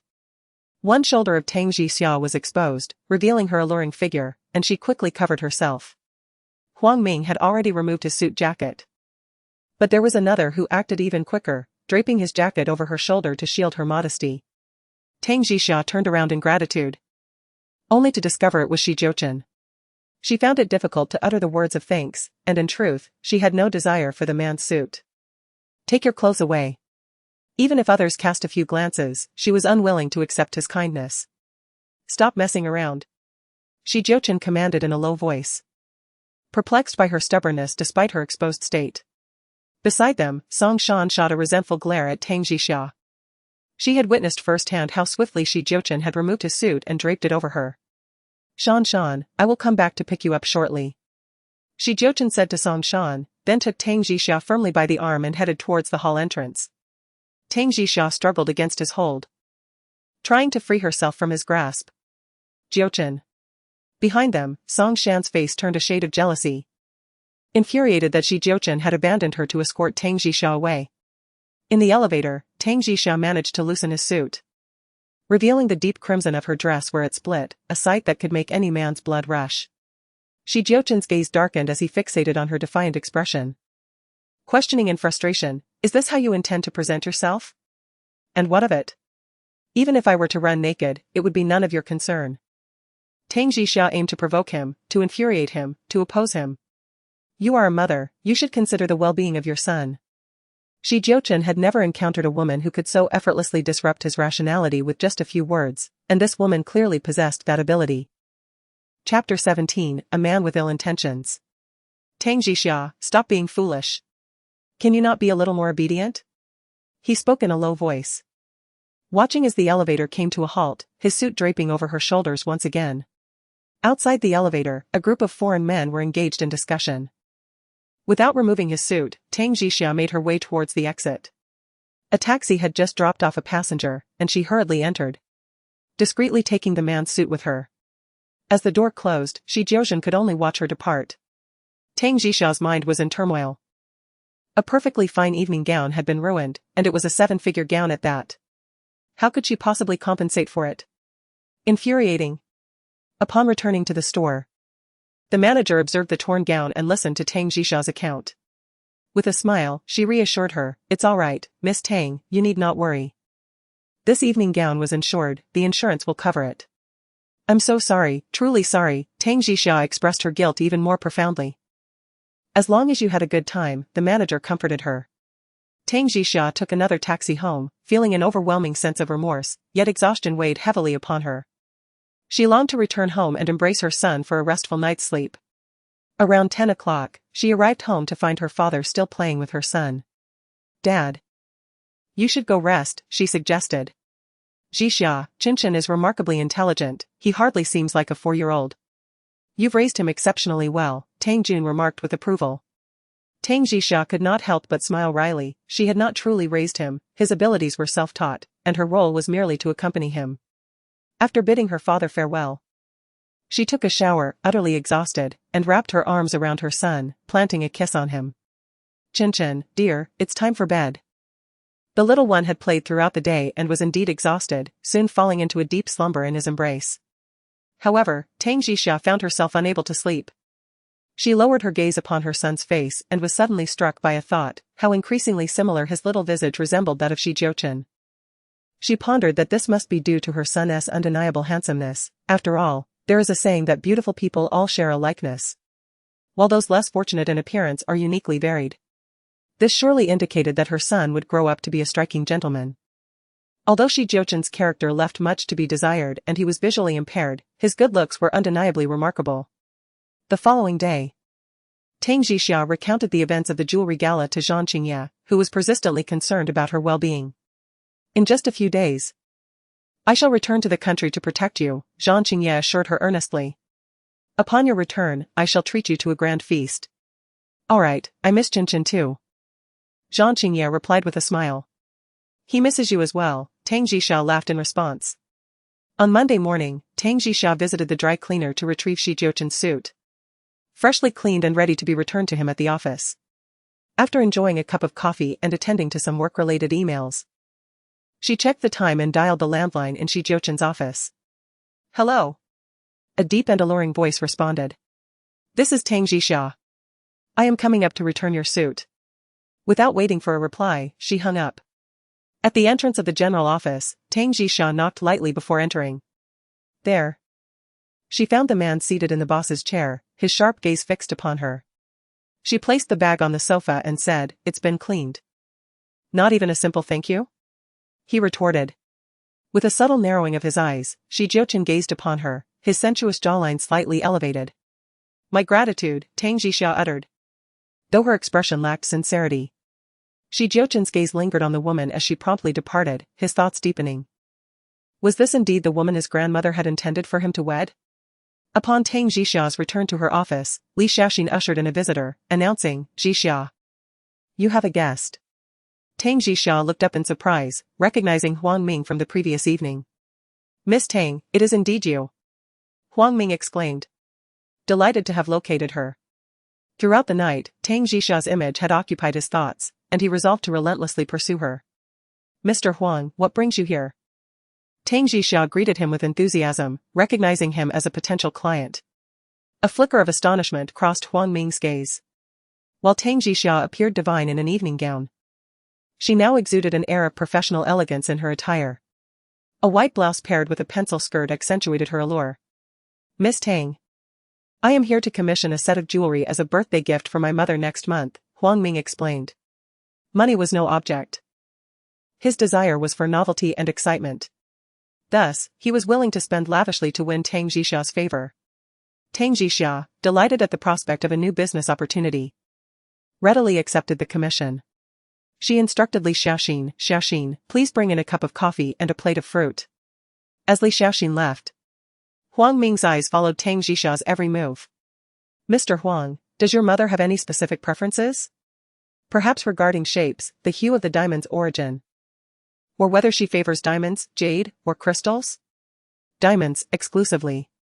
The more expensive and the larger, the better. Huang Ming spoke very directly. Tang Jixia smiled slightly and replied, all right. I will design a blueprint and personally deliver it to your mother's house in 3 days. This is a gift for my mother, so the more mysterious, the better. Once you have completed the design, we can discuss it directly. A shadow of dark contemplation flickered in Huang Ming's eyes. Tang Jixia was engrossed in reviewing some materials when she responded, okay, Mr. Huang, I will contact you once the design is ready. Very well. Miss Tang, do you have time for lunch today? It would be a pleasure to dine together, he inquired. Tang Jixia, not one to be easily fooled, recognized his intentions. However, this business opportunity was too valuable to decline. She nodded, sure. I know a wonderful restaurant nearby, I will make a reservation. Huang Ming nodded in satisfaction. Then I shall wait for you here after work, or you may go to the reception room, it is quite serene there. After saying this, Tang Jixia stood up to escort him out. Once she had arranged for Huang Ming, she reported back to Li Mei, who urged her to secure this client, as the profit from this jewelry line was substantial. At noon, Tang Jixia accompanied Huang Ming for lunch, where he seized the opportunity to flaunt his wealth. Recounting the extent of his assets and the size of his company, Tang Jixia maintained an expression of awe, expressing her admiration. After their meal, she excused herself under the pretense of an upcoming meeting, causing Huang Ming to curtail his conversation. He accompanied her to the entrance of Ruibao Pavilion, watching as she entered. Tang Jixia let out a sigh of relief and returned to her office to resume her work. In the general office, Jiuchen picked up his phone and dialed a number. "Hello. Brother, how did you know to contact me?" On the other end was a clear and melodious male voice.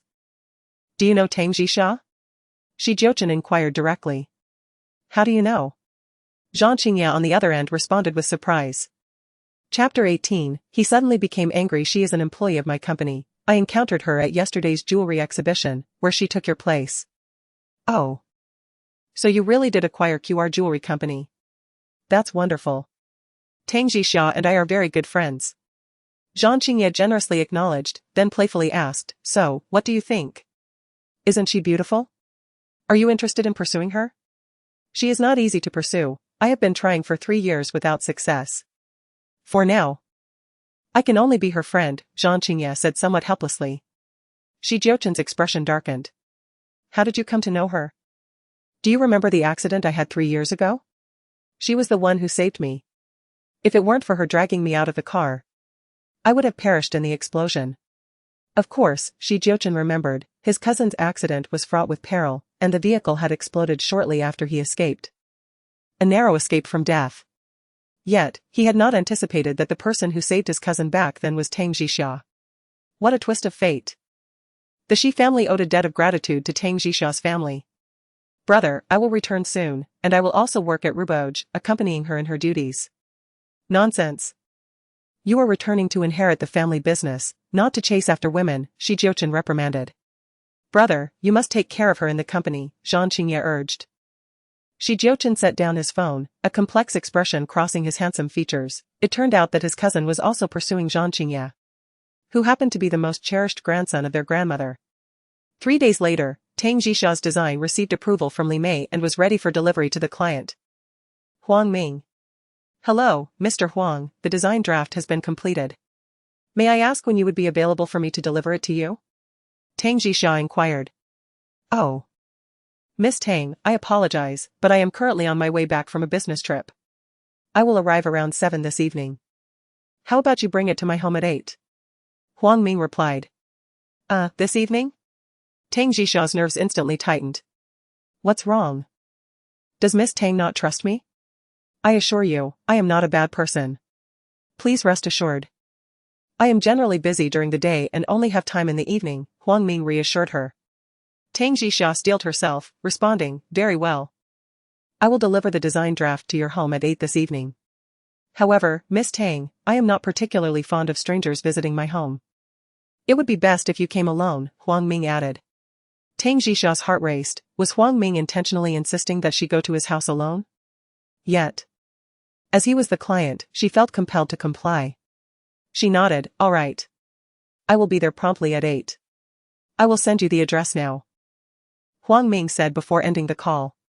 Setting the phone down, Tang Jixia walked towards Li Mei's office to discuss the matter. Li Mei pondered for a moment and said, "As far as I know, Huang Ming is not the type to cause you any trouble. He is a well-known business leader, and there have been no negative reports about him." Tang Jixia could only hope that everything would proceed smoothly that evening. The afternoon meeting awaited. After 3 days of absence, Jiuchen reappeared, clad in a deep gray suit that accentuated his youthful demeanor. His stylish dark hair framed a face that remained as stern as ever. Tang Jixia, engrossed in her documents, was oblivious to the antics of Aya across from her, who was making every effort to garner Jiuchen's attention. "Tang Jixia, focus on the meeting instead of doodling," Li Mei interjected suddenly. Indeed, Tang Jixia had been sketching absent-mindedly in her notebook. Quickly straightening her posture, she nodded nonchalantly, "All right." She obediently set down her pencil, only to be met with a pair of displeased eyes that seemed to express disappointment in her very being. To Shi Jiuchen, Tang Jixia resembled a disobedient child in class, stubborn and unruly. Tang Jixia, in my company, I expect you to learn the importance of respecting others, Shi Jiuchen admonished her sternly. Laughter erupted in the meeting room, much to the delight of her colleagues, as Tang Jixia had been directly called out by the boss. She blinked, propped her chin on her hand, and smiled at him. Thank you, Mr. Shi, for teaching me how to be a person, but I prefer to be myself. If you dislike me, feel free to let me go. At this, the room fell silent, with only the sound of gasps echoing. Was Tang Jixia not afraid? How could she dare speak to Mr. Shi in such a manner? It was well known that Shi Jiuchen was not merely the owner of QR. He presided over the Shi Empire, a man of immense power and wealth. To offend him was to court disaster. Li Mei grew anxious and whispered to Tang Jixia, Jixia, how can you speak to Mr. Shi like that? Staring intently at Mr. Shi, Miss Tang revealed a hint of her charming smile. Mr. Shi, must I tender my resignation proactively? Jixia, you are scheduled to meet with Director Huang tonight. Why would you resign? Li Mei promptly cautioned her against further provoking Mr. Shi. Mr. Shi's brow furrowed, his expression inscrutable as he turned to Li Mei. Why is she meeting a client in the evening? Li Mei was taken aback, realizing that Mr. Shi was not angry but rather curious. She hastily replied, well, the client ordered a set of jewelry but is quite busy and only available in the evening. Therefore, Jixia is scheduled to make a special trip tonight. Inform the client that our employees do not work overtime or conduct business in the evening, Mr. Shi stated coolly, suspecting that Director Huang was a man with ulterior motives. We have already scheduled the appointment with the client, Li Mei attempted to explain. Tang Jixia sensed that Mr. Shi was kindly trying to assist her. But her rebellious nature resurfaced, and she was determined to defy him. Sister Mei, don't worry, I will not neglect the meeting with Director Huang tonight. Tang Jixia reassured Li Mei. Tang Jixia, you are forbidden from going, Mr. Shi commanded suddenly and imperiously. Tang Jixia fixed her gaze on him, asserting confidently, I am going, and no one can stop me. Everyone present was in awe of Tang Jixia's admirable courage, as she repeatedly challenged her boss's boundaries. In the company, no one dared to defy the boss's orders so blatantly. Well, let's adjourn the meeting. Li Mei was also trembling with trepidation, fearing that Shi Jiuchen would be angered. And she didn't give Tang Jixia another opportunity to provoke him. Tang Jixia picked up her documents and stood up from the desk. Ai's eyes glared at her with jealousy. Where did Tang Jixia get the confidence to treat Shi Jiuchen like that? Tang Jixia returned to the office and was just about to take a sip of water when she saw her office door being pushed open violently. And a figure wrapped in anger strode in. Is this ever going to end? Tang Jixia narrowed her eyes, looking at the man with a gloomy face. She put down her water glass. President Shi, is there something you need? Give me the information on that Director Huang. Shi Jiuchen reached out to her, demanding it. You've met him, it's Huang Ming, whom you met at the jewelry exhibition last night, Tang Jixia generously told him. The man's face darkened again. This woman knew that this man harbored ill intentions towards her, yet she didn't refuse, and instead, she was going to meet him at 8 o'clock tonight? He has malicious intentions towards you. Can't you see that?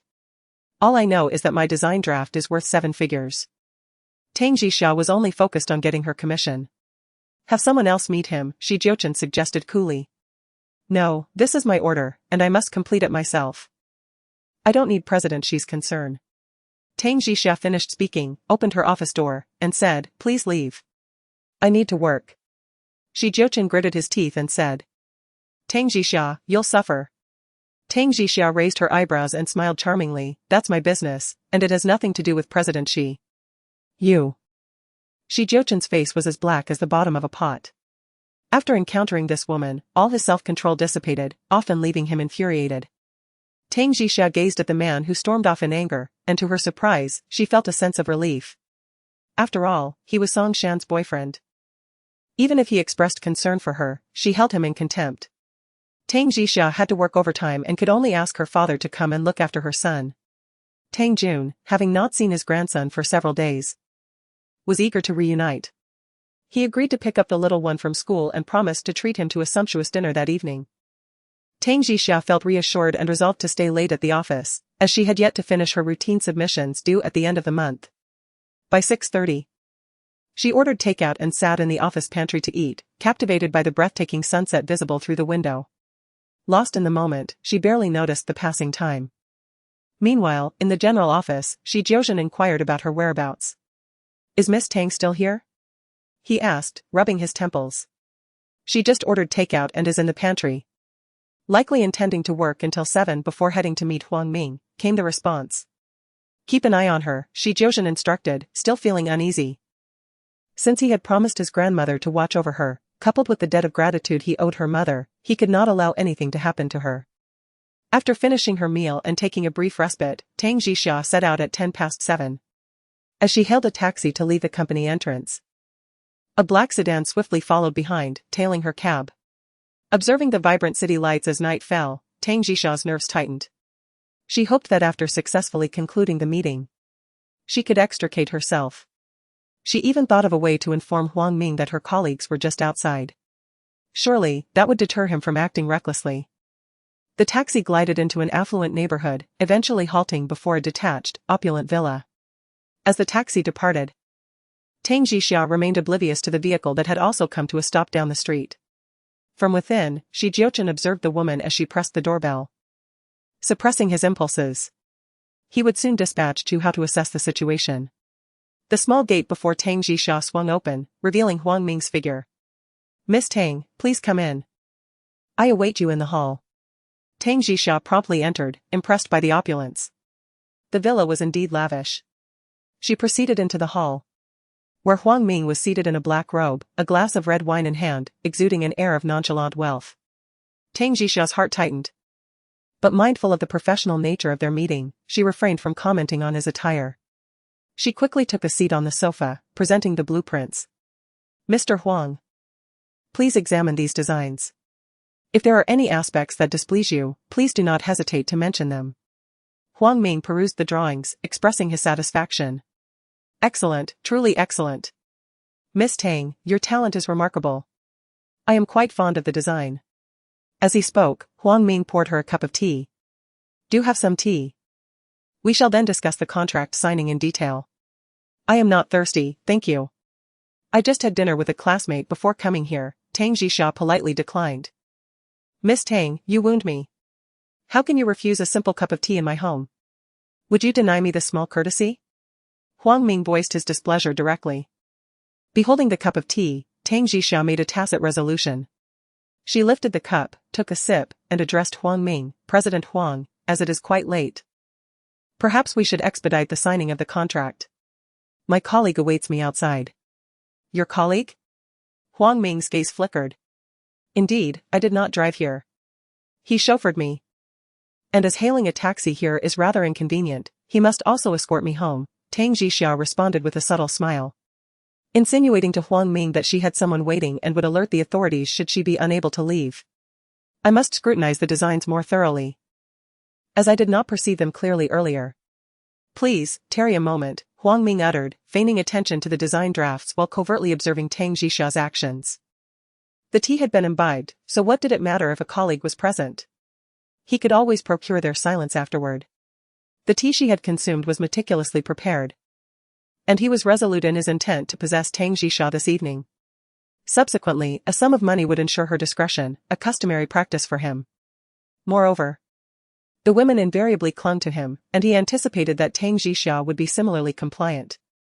Tang Jixia awaited his perusal of the drafts, and whether due to insufficient air conditioning in the hall, she abruptly felt a cold sweat upon her neck and a surge of heat within her chest. Upon observing this, Huang Ming promptly poured her another cup. "Miss Tang, you appear to be quite warm. Here, hydrate yourself further." Unsuspecting, Tang Jixia accepted the cup and took another sip, the cool water offering momentary relief. Little did she know, however, that this act exacerbated her condition. "Huang Ming, are there any issues with the drafts?" Tang Jixia inquired, eager to depart. Huang Ming was merely stalling, as the concoction required time to take effect. He intended to wait until Tang Jixia was in the throes of unbearable discomfort, at which point she would acquiesce to any demand. Tang Jixia sensed a deficiency in the air conditioning, as an intense heat permeated her being, flushing her face crimson. Finally, a potent sensation surged from her lower body, prompting her realization that something was amiss. Why did she feel so enervated, as if an inferno raged within her? Threatening to incinerate her reason and consciousness? Could it be? Tang Jixia's gaze darted towards the cup and the teapot.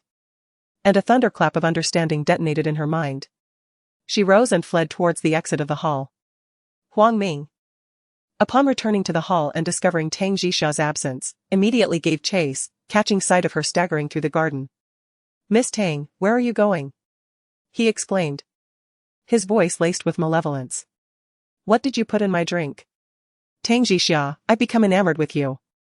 Your beauty is irresistible, and I cannot help but desire you.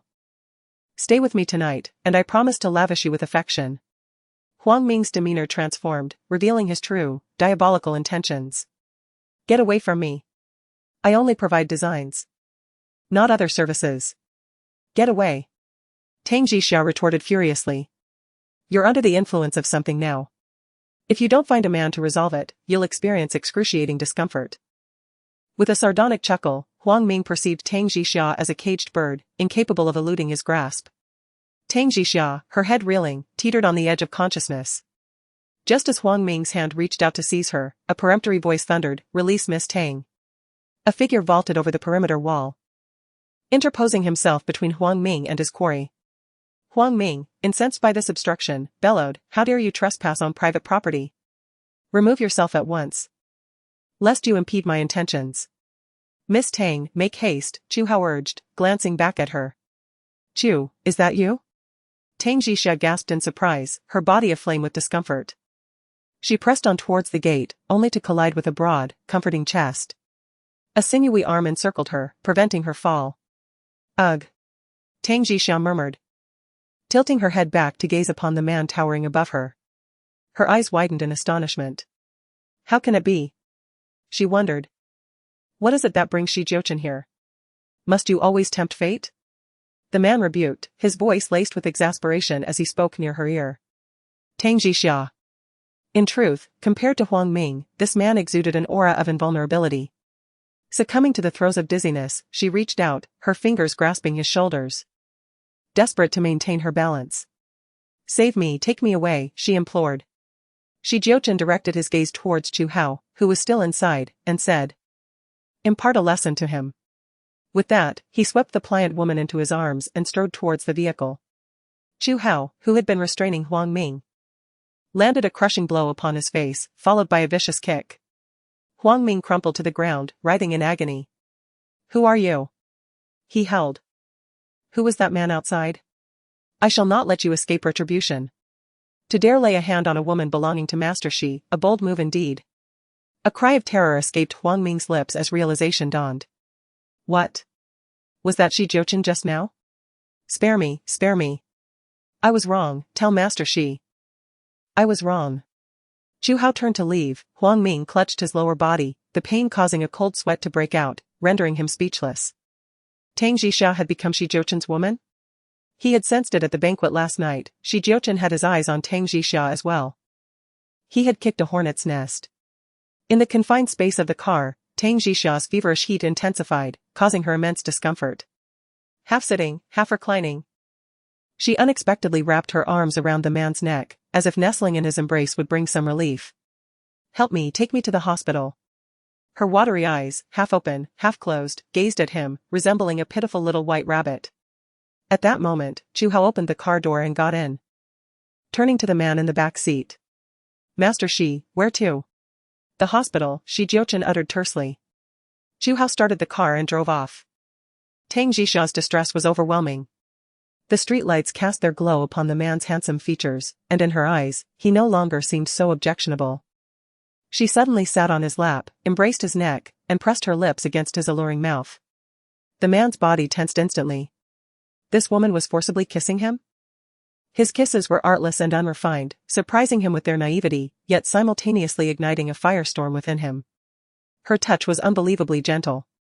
Abruptly, he drew the partition, isolating the driver's seat from the rear, and seized the back of her head, transforming from a passive recipient to an ardent initiator. MMM. A pleasurable jolt coursed through Tang Jixia, as her serpentine hands roamed his back, reveling in his impassioned kisses. Jiuchen's breathing grew labored, his gaze intense. His body taut as a bowstring from the delicate hands exploring him. Did this woman comprehend the implications of her actions? Yet, the woman in his arms was remarkably docile, shedding her daytime defiance, allowing him to savor the taste of her lips. His vaunted self-control and reason had deserted him, replaced by primal instincts driving him to possess her. Tang Jixia momentarily regained her senses, pushing him away. Jiuchen, you scoundrel, leave me be. His face instantly darkened, a storm brewing within. Was this woman not contradictory, inciting him one moment, then demanding his departure the next? But as soon as he released her, Tang Jixia's ardor reignited. A sudden jolt of the vehicle sent her face crashing into his neck. The intimate contact compelled her to nip and nibble at his skin, finally clinging to his neck like a small fish, refusing to release her grip. He turned his face slightly, allowing her playful assault, yet his body was undeniably affected. On the verge of combustion. This woman's talents extended beyond causing trouble, she possessed the ability to bewitch a man. Have we arrived at the hospital? Jiuchen inquired as he approached the front seat. Are we nearly there? Almost, Chu Hao replied hurriedly, as the vehicle turned and arrived at the entrance of a nearby hospital. He promptly exited the car, opened the door, and Jiuchen stepped out, straightening his disheveled collar. He reached in and pulled out the woman from within, cradling her in his arms as he made his way to the lobby. 10 minutes later, in the VIP ward, Tang Jixia, having received a sedative and now receiving in 4, lay with her eyes closed, her delicate face flushed, at least now tranquil. Chu Hao handed a tissue to his superior. Sir, you have blood on your neck, you should clean it. Jiuchen took the tissue and dabbed at the faint stain, reflecting on how sharp this woman's teeth had been, akin to a vampire's bite. As Chu Hao exited, Jiuchen remained vigilant in the ward. After a short while, the woman on the bed stirred awake, blinking, and upon turning to see the man beside her, she was momentarily startled. You. Tang Jixia's complexion fluctuated between pale and flushed, she retained vivid memories of the events that had transpired in the car. This is the consequence of disobedience, Jiuchen remarked coldly, laced with mockery. Tang Jixia had also underestimated Huang Ming's character, believing that informing him of her colleague's presence outside would deter any reckless behavior. However, she discovered he was utterly indifferent. Thank you. What time is it? Tang Jixia inquired, lifting her gaze. 9:30. I should head home, she stated, glancing at the remaining half-bottle of 4 solution, her resolve waning. If you are concerned about your son, I can have Chu Hao return to care for him while you finish your treatment. No, I am fine, Tang Jixia insisted stubbornly. Should you fail to finish this vial of medicine, you'll face the repercussions of the drug's resurgence later tonight. Consider the implications carefully, cautioned Jiuchen, gritting his teeth. Tang Jixia, after a moment's contemplation, requested, could you be so kind as to retrieve my bag? Jiuchen turned and obliged. Tang Jixia extracted her phone and dialed her father's number, her tone unaffected. Dad, I may not be home until around 10. Would you mind putting Jiuchen to bed? Of course, don't fret. Focus on your work, Tang Jun replied, clearly relishing his role as a caregiver to his grandson. Very well, Tang Jixia responded. Upon concluding the call, she lifted her gaze to find the man bathed in the lamplight. His white shirt was unbuttoned at the collar, revealing a crimson mark near his clavicle. Her mind reeled with the possibility that she was responsible. Chapter 21, A Death Wish. Moreover, they were in the car. She wished for oblivion. She recalled initiating a kiss, followed by an extended, passionate embrace. The sensation of his presence within her mouth was vivid. Ah! She exclaimed, ceasing her train of thought and clutching her head as the drug's effects intensified. What is it? Are you unwell? Jiuchen inquired with immediate concern. I'm fine. Tang Jixia gasped, burying her face. I've lost my memory. I don't recall what transpired earlier, and I'd rather not be reminded. In essence, I wish to forget it all. The corners of his lips curved into a subtle smile. Was she attempting to disavow her actions? You initiated a kiss. How shall we settle this account? He pressed, unyielding. Whatever you deem appropriate, Tang Jixia mumbled, utterly mortified. Upon witnessing her undeniable embarrassment, Jiuchen refrained from further provoking her. With a low murmur, he settled onto the sofa. Tang Jixia had heard of debts and money owed, yet had never encountered the notion of owing a kiss. Nevertheless, this could be deemed a resolution of sorts, one she was certain he would forget in due course. Tang Jixia endured the passage of time until the moment when the intravenous medication was nearly complete. She promptly summoned the nurse to remove the needle. Meanwhile, Jiuchen remained engrossed in his phone, but soon rose to accompany her out. At the hospital entrance, Tang Jixia resolved not to trouble him further. "I'll take a taxi home." "I shall escort you," he insisted, unwilling to allow her to travel alone, for she possessed an allure far too perilous. "No need." Tang Jixia maintained her stance.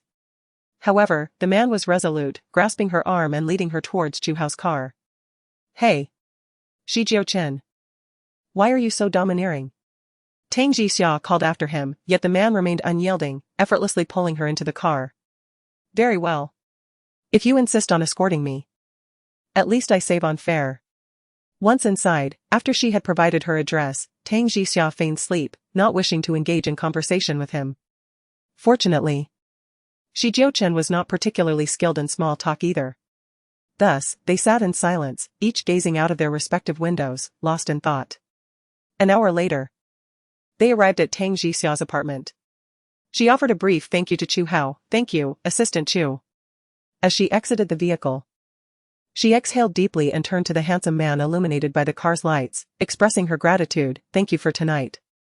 Jiuchen's gaze, profound as the ocean, met hers, and with a slight nod, he acknowledged her words. Tang Jixia closed the car door and made her way towards the entrance of the apartment. Only after she had entered did the car slowly depart. Upon returning home, she found her son already asleep, with her father sitting beside him. Noticing her late arrival, Tang Jun took a card from his wallet and handed it to her. "Jixia, I have 2 million here for you. Please take it and ease up on your relentless work. Alternatively, you could resign and take good care of Jiuchen." Tang Jixia was taken aback, deeply sensing her father's goodwill. She bit her crimson lip and replied, "If Aunt Jia finds out, she will surely create a scene. This is money I earned. I have the right to give it to whoever I wish, and no one can interfere," Tang Jun asserted as he placed the card into her hands. The depth of paternal love was palpable, and Tang Jun chose not to say anything further. He picked up his briefcase and departed. Tang Jixia sighed, knowing that years ago, Li Jia had taken advantage of her father's drunken state to climb into his bed. After becoming pregnant, she relentlessly pressured him into marriage, which ultimately led to her father marrying her after her mother's passing. She had once harbored resentment towards her father, but now, all was reconciled. After taking a shower, she lay beside her son, leaning down to kiss his fair forehead. Exhausted, she soon closed her eyes. In the early morning, Tang Jixia groggily heard her son calling, "Mommy. Wake up. I'm going to be late." Upon opening her eyes, she realized it was already 8:20, leaving her only 10 minutes to get her son to school. She quickly sat up, having lost track of time due to the sedative she took the previous night. "I'll take you there right away." Tang Jixia hurriedly led her son to the entrance of the kindergarten, allowing herself a sigh of relief as she glanced at the time, 8:50. In the next moment, she dashed to the roadside to hail a cab, needing to rush to her company. Arriving at the office at 9:40, Tang Jixia returned with a frown. Her attendance bonus for the month had slipped away just like that. Huang Ming's order had also fallen through, rendering her efforts futile. And she had been outmaneuvered by this man. She truly needed to be more astute next time. At that moment, Li Mei knocked and entered. Before Tang Jixia could utter a word, Li Mei smiled and said, "Jixia, the deal from last night was successful." "That's excellent news." "What? Successful? Huang Ming is willing to pay?" He had come early this morning to pay a deposit of 100,000. This set of jewelry was priced at around 2 million and would be customized for him by the end of the month. Tang Jixia narrowed her eyes, pondering Huang Ming's intentions. Was he attempting to make amends for his failure last night? The thought of his face alone made her feel physically ill. She turned to Li Mei and said, "Have someone else handle the order. I have lost interest in this deal. You've already completed your design draft. I've asked Shaoli to take over the order." "You don't look well. Did you not sleep last night?" Li Mei inquired with concern. "Don't mention it. Something unpleasant happened." Tang Jixia preferred not to elaborate. Forget Huang Ming's misdeeds, she had also done something she deeply regretted. She had initiated a kiss with Jiuchen. He was Song Shan's boyfriend, and Song Shan was among the few individuals she despised most. Around 11 o'clock, Tang Jixia went to the restroom. She had just settled into her cubicle when she heard footsteps entering. A girl's voice was resoundingly loud. "Can you guess what I just witnessed?" "What?" "I had the fortune of sharing an elevator with Mr. Shi, and I noticed an ambiguous bite mark on his neck." "Goodness. Which woman is fortunate enough to leave such a prominent mark on him?" Another woman chimed in with envy. "Such intensity? It must be his girlfriend."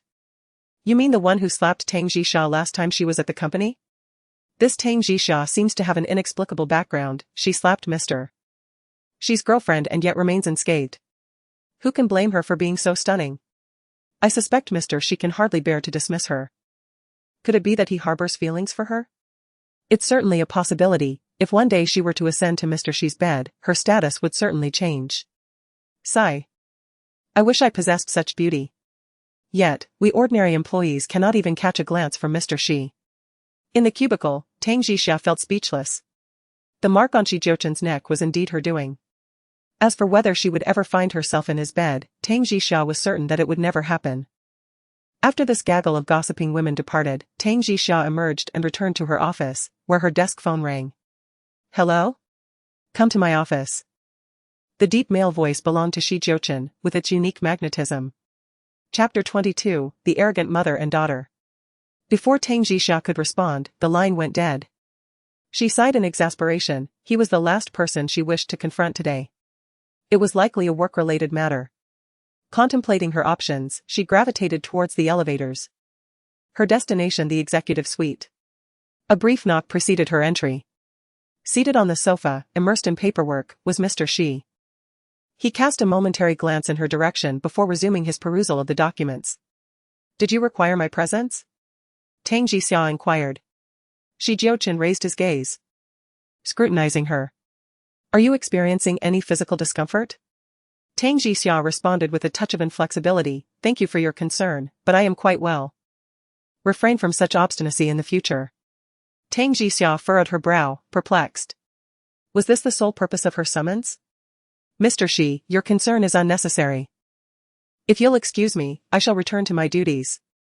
With that, Tang Jixia turned to depart. "Are you fond of Jiuchen? Jiuchen's sudden query halted her in her tracks. Tang Jixia pivoted sharply, countering, "What is the nature of your relationship with Jiuchen?" The man behind her remained silent, reiterating, "Do you harbor affection for him?" Without hesitation, Tang Jixia affirmed, "Indeed, I do hold him in high regard. Jiuchen had been instrumental in assisting her family over the years, holding a special place in her heart as a cherished friend." Unbeknownst to her, her response cast a shadow upon the handsome countenance of the man on the sofa, his dark eyes swirling with inscrutable emotions. "It would be prudent to refrain from mentioning the events of last night to him," he cautioned through gritted teeth. Tang Jixia paused, taken aback. The notion of divulging such intimate details to Jiuchen was unfathomable. She deduced that the two men were acquainted. "Rest assured, I shall carry this secret to my grave." Her luminous eyes darted towards the man's neck, where, beneath the pristine white collar, a telltale mark was visible. "You may leave," Jiuchen uttered dismissively, as if eager to be rid of her presence. Turning abruptly, Tang Jixia exited, leaving the man on the sofa to close his eyes. His brow furrowed in consternation as the door clicked shut behind her. In the conference room, Li Mei lavished praise upon Tang Jixia, commending her for securing a $2 million contract in such a remarkably short time. While her fellow designers outwardly offered congratulations, their true sentiments were tinged with envy. Meanwhile, at the Tang residence, Tang Qingqing's aspirations of becoming a car model were dashed due to her insufficient height. Compounding her woes, her allowance was running thin. Accustomed to a lavish lifestyle, she found her father's monthly allowance of 10,000 inadequate, relying on her mother's generosity to supplement her income. "Mother, could you perhaps find a pretext to request some funds from father for me? There's a particular Louis Vuitton handbag that has captured my heart, and I've been yearning to acquire it," Tang Qingqing entreated, clinging to her mother. Beset by her daughter's entreaties, Li Jia relented and rose, stating, "I shall see if your father has any cash readily available at home." Upon entering the master bedroom, Li Jia accessed her husband's safe, where he typically kept cash. Indeed, a stack of money lay within. However, her attention was drawn to a document pouch resting beside it. Curiosity piqued, she retrieved it and perused its contents, only to be taken aback. It contained information regarding a newly acquired condominium, purchased by her husband for 8 million. Situated in an upscale residential complex in the heart of the city. That her husband had neglected to mention this acquisition to her was disconcerting. Could it be that the property was not intended for family use, but rather for another? As her gaze fell upon the name of the homeowner, her blood ran cold. It was none other than Tang Jixia. That wretched Tang Jixia, she seethed, barely back in the country. And she's already coaxed my husband into buying her a house, concealing it from me all the while. It's simply outrageous. Incensed, Li Jia snatched up her mobile phone and dialed her husband's number. Hello. Tang Jun answered. Hey Jun. You purchased a house for our eldest daughter without so much as a word to me? What exactly are you implying? Did you, perchance, delve into my safe again to provide Qingqing with pocket money? Tang Jun surmised her actions. You willingly expended 8 million on a residence for Tang Jixia. Yet you begrudge me a mere 10 or 20,000 for my own daughter? How is this equitable? Li Jia retorted, her voice laced with indignation. Jixia resides in a rented apartment with a child, a situation that compromises their safety, whereas Qingqing is comfortably ensconced at home. Is it only Tang Jixia who warrants pity? Is my daughter, who cannot even afford a simple handbag, undeserving of compassion? Ah, June, your impartiality is glaringly skewed. Enough, cease this clamor. I have already procured the residence. And I intended to inform you, but I feared your lack of understanding would provoke a quarrel. Li Jia was incandescent with rage. What machinations had Tang Jixia employed to so ingratiate herself with her husband? 8 million, dispensed without a moment's hesitation, transforming into her personal fortune. And her husband had even devoted 2 days to tending to her child, a matter she had yet to fully reconcile. Tang Jun had already terminated the call. Li Jia extracted the funds from the safe, seized the contract, and descended the stairs to confront Tang Qingqing. Inform me, where does Tang Jixia work? I shall confront her immediately. Mother, what is your purpose in seeking her out? Tang Qingqing inquired, perplexed. Your father, without our knowledge, purchased an 8 million yuan residence for her. I intend to remonstrate with her forthwith. Li Jia's pent-up fury sought an outlet. What? Father expended 8 million on her? And what of me? I possess nothing? Tang Qingqing was equally incensed. If Tang Jixia is entitled to such largesse, then so am I. Tang Qingqing promptly drove her mother in the direction of Ruibao Pavilion. Around 3 o'clock in the afternoon, Tang Jixia was diligently working on her sketches. Recently, inspiration had been abundant, and the drafts in her hands flowed effortlessly. Xiaoxin. Could you bring me another cup of coffee? Tang Jixia pressed the intercom, requesting her assistant to deliver a refreshing beverage. Before long, Li Xiaoxin presented her with a cup of rich, hand-brewed iced coffee, crowned with a sweet layer of cream, beneath which lay the smooth coffee, instantly uplifting her spirits. Tang Jixia reached for it, took a sip, and remarked, delightful. Jixia Jia, may I inquire about your weight loss methods? How do you maintain such a splendid figure? Li Xiaoxin, a charming girl with a slightly plump physique, had been troubled by her weight for some time. Tang Jixia pondered for a moment, then shook her head with a smile. I think too much every day, I don't have to worry about losing weight. In truth, she had a physique that didn't easily gain weight. Over the years, balancing work and raising her son, she couldn't even manage to put on a pound.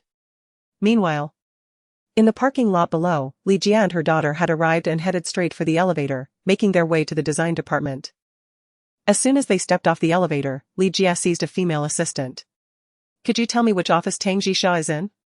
The assistant quickly pointed, indicating the last office down the corridor. Li Jia, clutching a property contract, approached Tang Jixia, who was deeply engrossed in her drawing. Suddenly, the door was pushed open with force, and she looked up to see Li Jia and her daughter storming in with an aggressive demeanor. Tang Jixia's expression turned frosty as she inquired curtly, is there something you need? Li Jia tossed the contract onto her desk and demanded, Tang Jixia, what means did you employ to persuade your father to purchase this property for you? Startled, Tang Jixia picked up the contract. And a look of astonishment washed over her as she perused it. Her father had purchased a house for her without any prior consultation. Tang Jixia, don't play coy. The contract is right here, there's no denying it. Tang Qingqing exclaimed, pointing an accusatory finger at her. I'm not denying anything. Dad bought it for me. What's the matter? Is there a problem? Tang Jixia retorted, raising her eyebrows inquisitively. Your father's money belongs to the entire family. Buying you a house requires our consent, mine and Qingqing's. This house is rightfully half Qingqing's, Li Jia asserted, promptly seeking to secure her daughter's entitlement. Amused, Tang Jixia turned to Li Jia and said, "This property is under my name. How can it be half your daughter's? Then I'll just have Dad buy me one too, or give me 8 million. Tang Qingqing declared with brazen entitlement. Then go ask him. Why are you both barging into my office?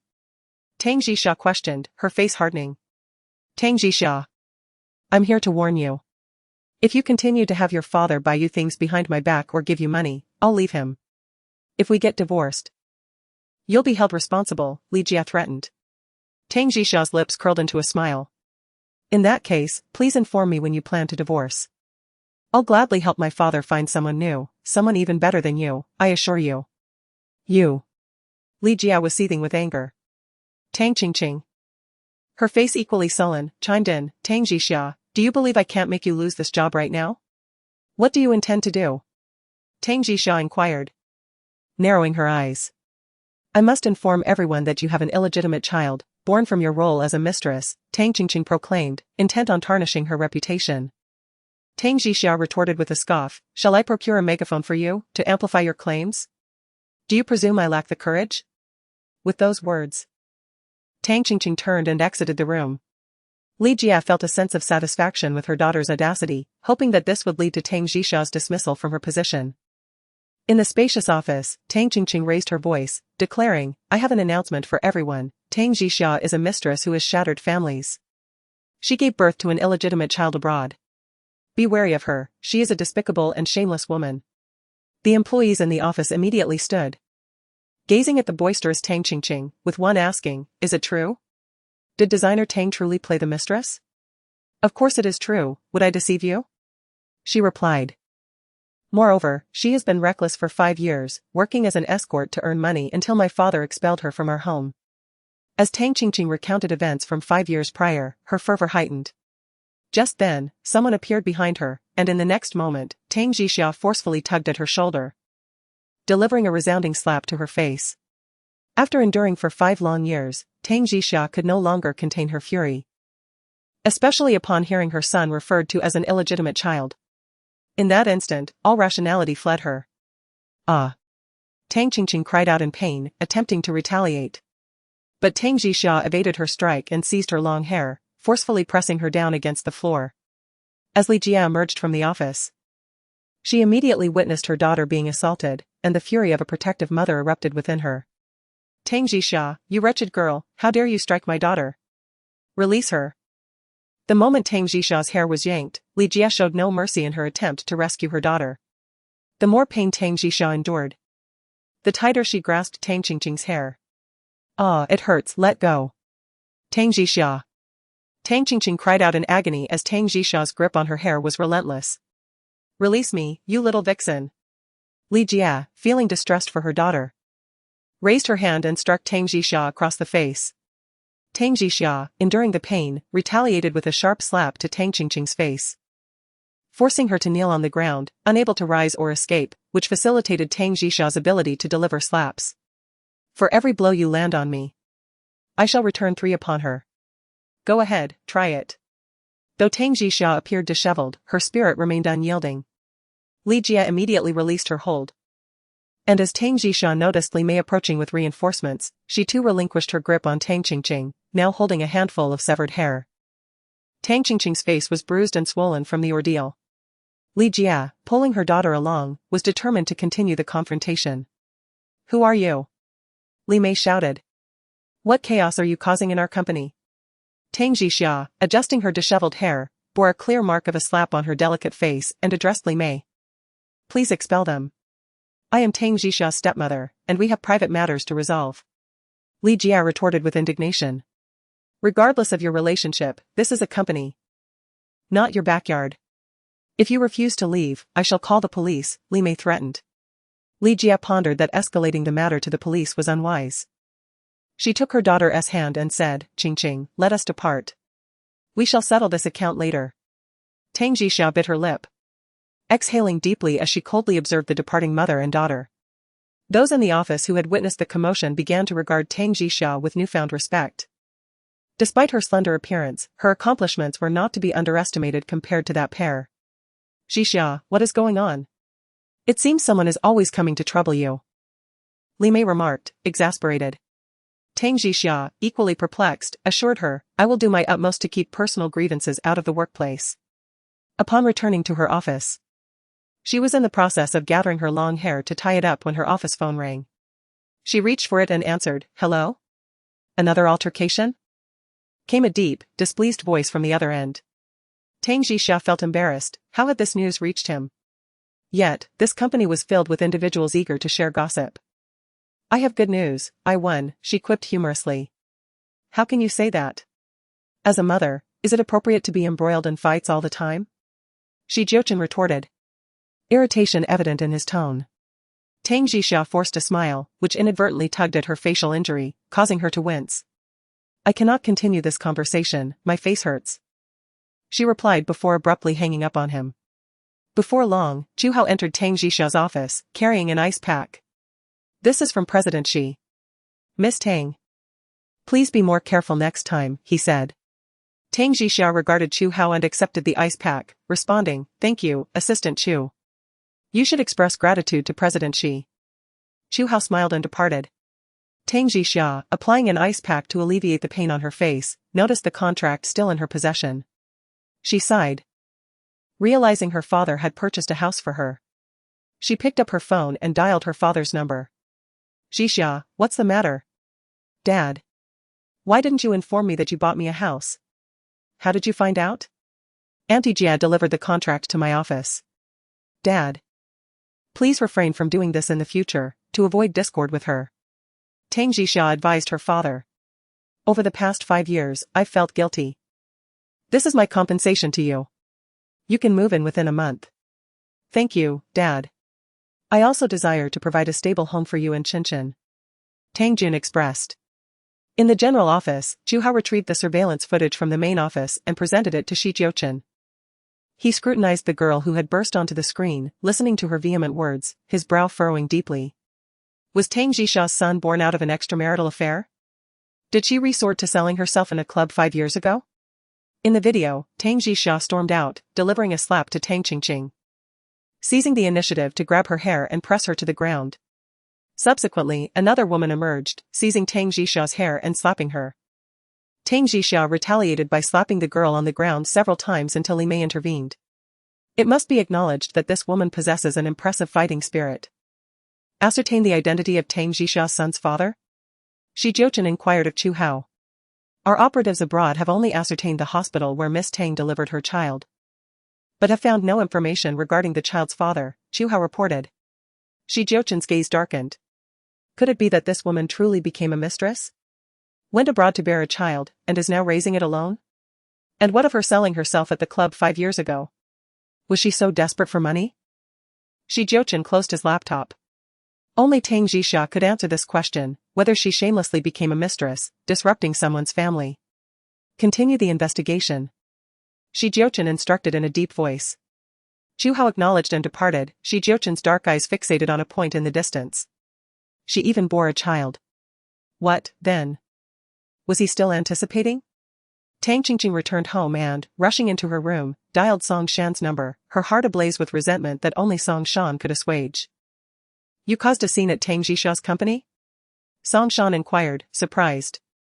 My father secretly spent 8 million to buy her an apartment, without informing my mother or me. How could I not be furious? Tang Jixia possesses such capabilities? Qingqing, you must be cautious. You mustn't allow her to seize your father's assets, Song Shan cautioned. Humph. I will never let her off easily. I won't allow her to have an easy time, Tang Qingqing hissed through gritted teeth. Shan, are you home? Shall we go out for a drink tonight? I haven't been feeling well lately and can't drink. Find someone else to accompany you, Song Shan declined. Tang Qingqing sensed that Song Shan had become increasingly mysterious recently, especially since they used to gather together every few days. Inside a lavish villa. Having terminated her call with Tang Qingqing, Song Shan's gaze deepened instantaneously. The benevolence of Tang Jiuqiu's mother in rescuing Shi Jiuchen was sufficient to entitle Tang Jiuqiu to any request, even to the extent of marrying Shi Jiuchen, which would be within her prerogative. The fact that Tang Jiuqiu had not made such a request must be attributed to her disposition. She possessed an indomitable spirit and was not one to be led astray by the allure of wealth, maintaining a lucid perspective on life. Thus, Tang Jiuqiu would not consent to marry merely to accept recompense. It was recalled that during her adolescence, she had expressed animosity towards the individual responsible for her mother's demise. Could it be that Tang Jiuqiu harbored lingering resentment towards Shi Jiuchen? Regardless, Song Shan was determined to thwart any such request from Tang Jiuqiu. And the most efficacious method was to ensure she witnessed the amity between herself and Shi Jiuchen, thereby exacerbating her animosity towards both. Song Shan glanced at the time, noting that it was nearing the end of the workday, and she ought to visit Ruibao Pavilion, driving the sports car that Shi Jiuchen had gifted her. Song Shan luxuriated in the affluence afforded to her. Previously, she could only admire the opulent and comely young ladies, but now, she had become an object of envy herself. Whenever she paused on the thoroughfare, she was met with the gazes of passers-by. The admiring glances of young men greatly gratified her vanity. Ruibao Pavilion. Song Shan ascended via the elevator to the design department. Her arrival elicited a mixture of envy and deference from the female employees, as she was recognized as the proprietress of Ruibao Pavilion. Song Shan proceeded directly to Tang Jiuqiu's door, opening it without so much as a salutation. As Tang Jiuqiu was preparing to leave, she was taken aback by Song Shan's sudden appearance. Her expression immediately darkened, and she inquired as to the purpose of her visit. Song Shan, adorned in a V-neck dress, ostentatiously displayed the resplendent jewelry from the exhibition. Caressing it, she addressed Tang Jiuqiu. This was a gift from Jiuchen. Do you find it aesthetically pleasing? If you seek to flaunt your superiority, you have misjudged your audience. Tang Jiuqiu retorted with a cold smile, fully aware of Song Shan's character. Having grown up in modest circumstances, Song Shan possessed an insatiable desire for validation. Whenever she acquired something of value, she would seek to establish her prominence in the eyes of others. I am here to rendezvous with Jiuchen for dinner. We have a romantic evening planned, so I must take my leave. In truth, Song Shan had come to boast of her relationship with Shi Jiuchen. While I am perplexed as to why he would be so misguided as to be enamored with you, any discerning individual can perceive that you are unworthy of him. Tang Jiuqiu countered without reservation. Song Shan's countenance grew somber. She sneered, Tang Jiuqiu, you have no comprehension of my significance in his affections. On what basis do you make such a statement? Then enlighten me. How did you manage to ensnare him? That is inconsequential. Suffice it to say, everything that should transpire between us has transpired. You cannot fathom the depth of his affection for me. He grants me every desire. Song Shan raised her eyebrows triumphantly. Tang Jiuqiu paused for a moment, realizing that they had consummated their relationship. It seemed she had underestimated Song Shan's capabilities. Tang Jiuqiu, could it be that you have also developed feelings for him?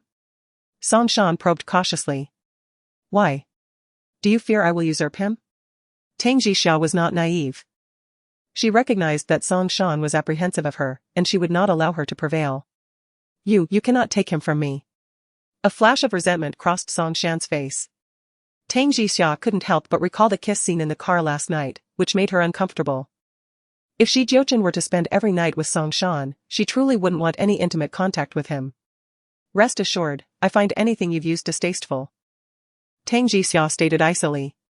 Very well, I shall relay that message to Jiuchen verbatim, Song Shan sneered, expecting Tang Jiuqiu to fear having misspoke. Much to her surprise, Tang Jiuqiu generously replied, then you had best not omit a single word, and even mimic my tone as accurately as possible. Surprise flickered in Song Shan's eyes. The current Tang Jiuqiu radiated a confidence from head to toe, which she envied.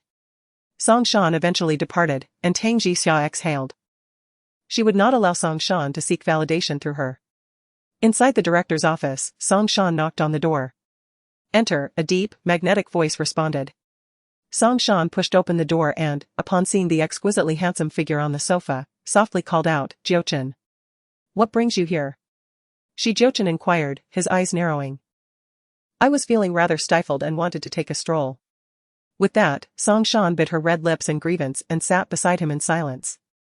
What's wrong? What has upset you? Jiuchen noticed her unhappiness. I went to see Jixia earlier, intending to apologize for what happened last time, but she wouldn't accept it and instead told me to leave, and she also said. Jiuchen's brow furrowed. What else did she say? Chapter 25, Her disdain. She inquired as to the nature of our relationship, to which I responded that we had shared the most intimate of connections. Subsequently, she declared that anything I had touched was repulsive to her. Resentment flickered in Song Shan's eyes. A swift comprehension dawned upon Jiuchen. The woman's allusion to filth was, in fact, directed at him. This incited a scornful snort within him. To deem him impure? What, then, was the impetus behind her ardent kiss the previous night? To now proclaim him unclean was an act of utter ingratitude. Song Shan surreptitiously observed the countenance of the man beside her, only to discern that he was lost in thought, offering her no solace. Did Jiuchen not perceive that Tang Jixia's remark was an indictment of him? Henceforth, refrain from visiting the company without necessity. The atmosphere here is rife with animosity, lest it displease you, Jiuchen consoled in a somber tone, simultaneously issuing a directive. But what am I to do when I long for you? I shall endeavor to visit you when time permits. In the interim, you may contact me via telephone, text message, or video call, Jiuchen assured Song Shan. Though her present persona diverged from the one he recalled from that fateful night 5 years prior, he would not neglect her. Song Shan gazed upon the flawless profile of the man before her. Abruptly, her gaze was drawn to a crimson mark upon his neck. Her breath hitched, and she leaned in for closer inspection. Jiuchen, what has happened here? It is nothing, merely an allergic reaction, Jiuchen replied, adjusting his collar to conceal the blemish. An allergic reaction to what? A seafood allergy, Jiuchen elucidated in a deep voice, before rising to his feet. Await me here. I must attend to my correspondence. Jiuchen proceeded to his desk, while Song Shan resolved to visit the restroom to refresh her makeup. She rose and made her way to the restroom, pushing open the door to enter the cubicle. Just as she stepped inside, a few female colleagues entered. Oh. When I delivered the documents earlier, I distinctly noticed the mark on Mr. Shi's neck, a hickey. Is it truly so? Is his girlfriend intentionally flaunting their affection so boldly with a kiss imprint on his neck? Indeed. This signifies that Mr. Shi is a man of passionate fervor. To share a bed with him must surely be an exquisite experience. Alas! Who in our company possesses the prowess to ascend to Mr. Shi's bed? I can't help but think that Tang Jixia might just have that capability. Not only is she beautiful, but she also manages to stir up trouble without facing dismissal. If she weren't entangled with Mr. Shi, I would hardly believe it. After all, Mr. Shi recently dismissed manager Luo for a minor infraction. Could it be that the hickey does not belong to his girlfriend but rather to Tang Jixia? Is she deliberately marking territory, declaring war on Mr. Shi's girlfriend? The imagination of these 3 female colleagues is remarkable, bordering on that of detective novelists. Inside the cubicle, Song Shan's expression shifted repeatedly. Earlier, she had felt that the mark on Jiuchen's neck did not appear to be an allergic reaction. She never anticipated it to be a hickey. The girlfriend they referred to must certainly be her, yet that hickey has nothing to do with her. If it is not her, then it must be another woman who left it. Who was he with last night? Could it truly have been Tang Jixia? A wave of jealousy surged within Song Shan, nearly overwhelming her. If not Tang Jixia, then who else could it be? Is there a woman close enough to Mr. Shi to engage in such intimacy? Regardless of who it may be, Song Shan is determined to ensure her departure. Jiuchen belongs solely to her. Upon returning to the office, Song Shan discovered Chu Hao seated upon the sofa, yet Jiuchen was nowhere to be found. Where is Jiuchen? She inquired. I apologize, Miss Song. But President Shi has matters to attend to at the headquarters. He asked me to escort you home, Chu Hao replied courteously. An overwhelming sense of despondency surged within Song Shan. Although Jiuchen generously compensated her materially, he had never truly drawn near to her, perpetually maintaining an elusive distance. Yet, she had fallen irrevocably in love with him, thinking of him day and night, to the point of yearning to devote herself entirely to him. What she sought was not mere material compensation, she desired everything about him, especially the position of Mrs. Shi. I drove here, Assistant Chu. Did President Shi work late at the company last night? Song Shan inquired with curiosity. Chu Hao nodded, indeed. President Shi has been working overtime at the company lately. Song Shan pursed her lips and said, "Please remind him to take care of himself and not to overexert." "Certainly," Jiuchen smiled. As Song Shan left with her handbag, her heart brimmed with uncertainty. Who could the woman accompanying Jiuchen last night have been?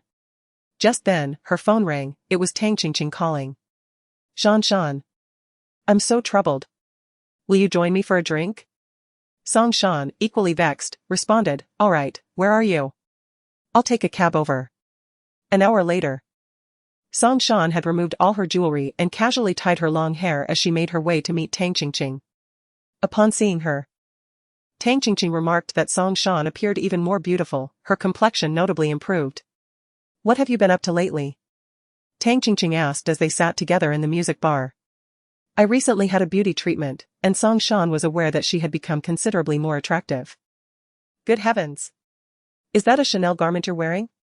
I saw it online. A high-quality imitation. It was quite difficult to acquire," Song Shan fabricated promptly. Tang Qingqing hastened to feel the fabric, exclaiming, "The material is exquisite, virtually indistinguishable from the genuine article. Where did you purchase it? I'd like to buy one as well." "There was only one available, and it's out of stock," Song Shan stated, diverting the conversation. "How have you been lately? That despicable Tang Zixia has completely disrupted my family. My father has been leaving early and returning late, spending nearly all his time at her residence. Just last night, he remained at Tang Zixia's house until well past 10. Not returning until almost dawn." "Why is that?" Song Shan inquired curiously. "It's all because Tang Zixia claimed she needed to work overtime and requested my father to care for her child. I suspect she's merely manipulating my father so she can engage in clandestine affairs." Song Shan's mind reeled. Jiuchen had mentioned that Jiuchen was working late at the office last night, and Tang Zixia was also working late at the office? Was it merely a coincidence? Or were they engaging in some secret rendezvous at the company? Was Tang Zixia's professed dislike for Jiuchen a mere pretense? Had she, in reality, been secretly involved with Jiuchen all along? Therefore, the hickey on Jiuchen's neck was from Tang Zixia, deliberately placed there for her to see. Intense resentment and envy flashed in Song Shan's eyes. Tang Zixia was indeed despicable, feigning disinterest while seducing Jiuchen behind the scenes. After 5 years. How could her machinations run so deep? She was not to be underestimated. Truly shameless, Song Shan hissed through gritted teeth. Tang Qingqing let out a scoff. Fully aware that she was indeed shameless. Today, she had even yanked a considerable amount of hair from her, leaving her face swollen. She would ensure that her adversary would not have an easy time. The words from Song Shan were not merely a means of venting for Tang Qingqing. They also reflected her own pent-up frustrations. "How old is Tang Zixia's son?" Song Shan inquired with curiosity. Without hesitation, Tang Qingqing pulled out her phone and flipped through a few photos. "Here, I secretly took some the last time I was at home. I have no idea which man's illegitimate child this is." As Song Shan took the phone, her eyes widened in shock upon seeing the boy's face in the photographs. As if her very pupils had been shaken to their core, rendering her momentarily speechless. How could this be? How could Tang Zixia's son resemble Jiuchen so closely? As she continued to scroll through the images, her heart raced with increasing trepidation, transforming her doubts into certainty. Tang Zixia's son was not merely some man's illegitimate child. He was, in fact, the offspring of Jiuchen from that fateful night 5 years ago, quietly born abroad by Tang Zixia. How old could this child be? Tang Zixia claimed he was 3, but he hardly appeared to be that age. How could a 3-year-old be so tall? Tang Qingqing scoffed, convinced that Tang Zixia was spouting nonsense. As Song Shan gazed at the child on the screen, she felt as if her heart were clutched in a giant's hand, leaving her breathless.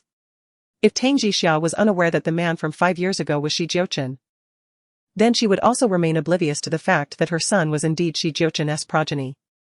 At present, the connection between her and Jiuchen transcends the mere act of her mother's childhood sacrifice to save him. Crucially, her son carries the Shi family lineage. Song Shan's mind teeters on the brink of collapse, questioning Tang Zixia's extraordinary fortune. A single encounter 5 years prior resulted in her bearing Jiuchen's child. It appears imperative that she, too, unites with Jiuchen promptly. Only by bearing his offspring can she possess the strength to rival Tang Zixia.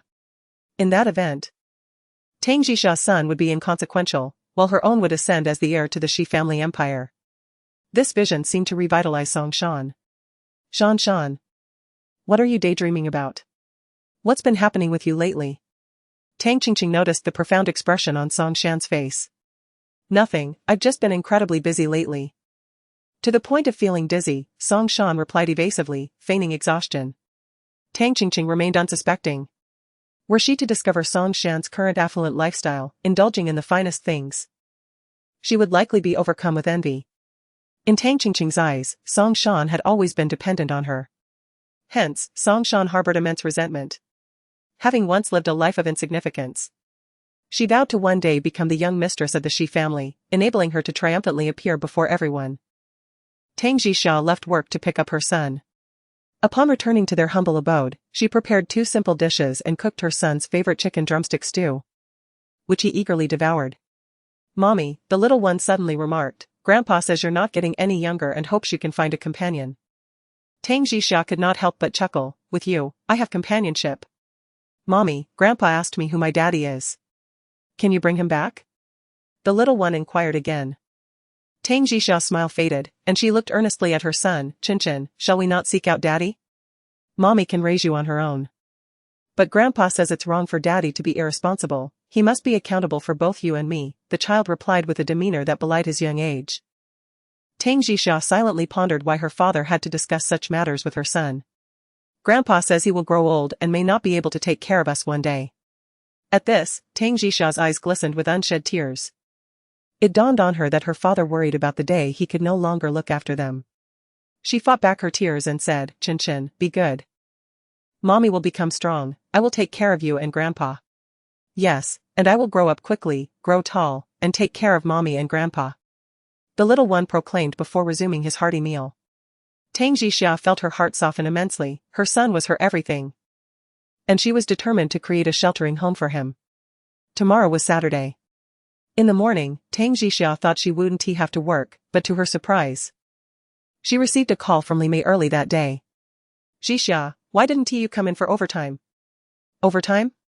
Tang Jixia sat up, puzzled. "Why is there overtime?" "Because we are launching a new product soon, we will need to work extra hours for the next few weeks. Hurry and come." Can I bring my son to the office with me?" Tang Jixia asked anxiously. "All right." Li Mei agreed, understanding the plight of a single mother. Tang Jixia promptly awakened her son, saying, "Jiuchen, come, accompany Mommy to the office for some overtime." The little one, appearing still drowsy, nodded slightly. She took his hand and descended the stairs to hail a taxi to the office, stopping along the way to purchase bread for breakfast. Upon arriving at the office, it was already 10 minutes to 10. Li Xiaoxin entered with a cup of coffee and, upon spotting the adorable child on the sofa, was utterly astonished. "Wow. My goodness. How incredibly cute." The little one was clad in a black t-shirt paired with denim jeans, his glossy black hair framing his plump forehead. Beneath thick, curled eyelashes, a pair of jewel-like, glistening eyes sparkled, and his delicate features resembled that of a porcelain doll. "Sweetheart, were your eyelashes curled while you were still in Mommy's womb? They are so long and so curled," Li Xiaoxin exclaimed enviously. Tang Jixia smiled in response, remarking that the appearance of that knight-esque companion was not too shabby. Seizing the opportunity while Tang Jixia was engrossed in her documents, Li Xiaoxin could not resist reaching out. The little one puffed up his cheeks, looking at her. "Sister, could you please stop pinching my face? It hurts. I'm so sorry. Your cheeks are just too bouncy, I couldn't help myself. I want to do it again." Li Xiaoxin hurriedly apologized. At that moment, Tang Jixia received a phone call from Li Mei, asking her to come to her office. "Xiaoxin, I need to visit Director Li's office for a moment. Could you keep an eye on Jiuchen?" "Sure. No problem," Li Xiaoxin replied with an okay gesture. In the underground parking lot of Ruibao Pavilion, a subtly luxurious Bentley had just come to a stop, and Jiuchen stepped out from the driver's seat. Just received a call from Li Yang, informing him that an important document requires his signature. He realized that all the staff at Ruibao Pavilion were working overtime. Li Yang offered to deliver the document for him to sign, but since he was in the vicinity, he decided to come personally. He pressed the elevator button to ascend to the office. Li Xiaoxin played with the little one for a while, before recalling that there was a document yet to be delivered for signature. She turned to the little one and said, Jiuchen, promise your sister you one tea run around. I will deliver a document and come back to keep you company. Okay. The little one nodded obediently. Not long after Li Xiaoxin left, Tang Yuchen felt an urgent need to relieve himself. He pushed the office door open and dashed to the restroom on this floor, only to find a sign hanging at the entrance, under maintenance. The little one immediately ran to the elevator, reaching out to press the button for the upper floor. Soon, the elevator chimed and opened. The little one looked up and saw a tall man inside. He raised his small head and asked, Uncle, where is the restroom? I need to pee.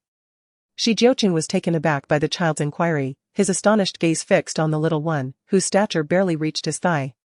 He was momentarily captivated by the child's upturned face. Where did this little boy come from? Uncle, please take me quickly. I can't hold it anymore.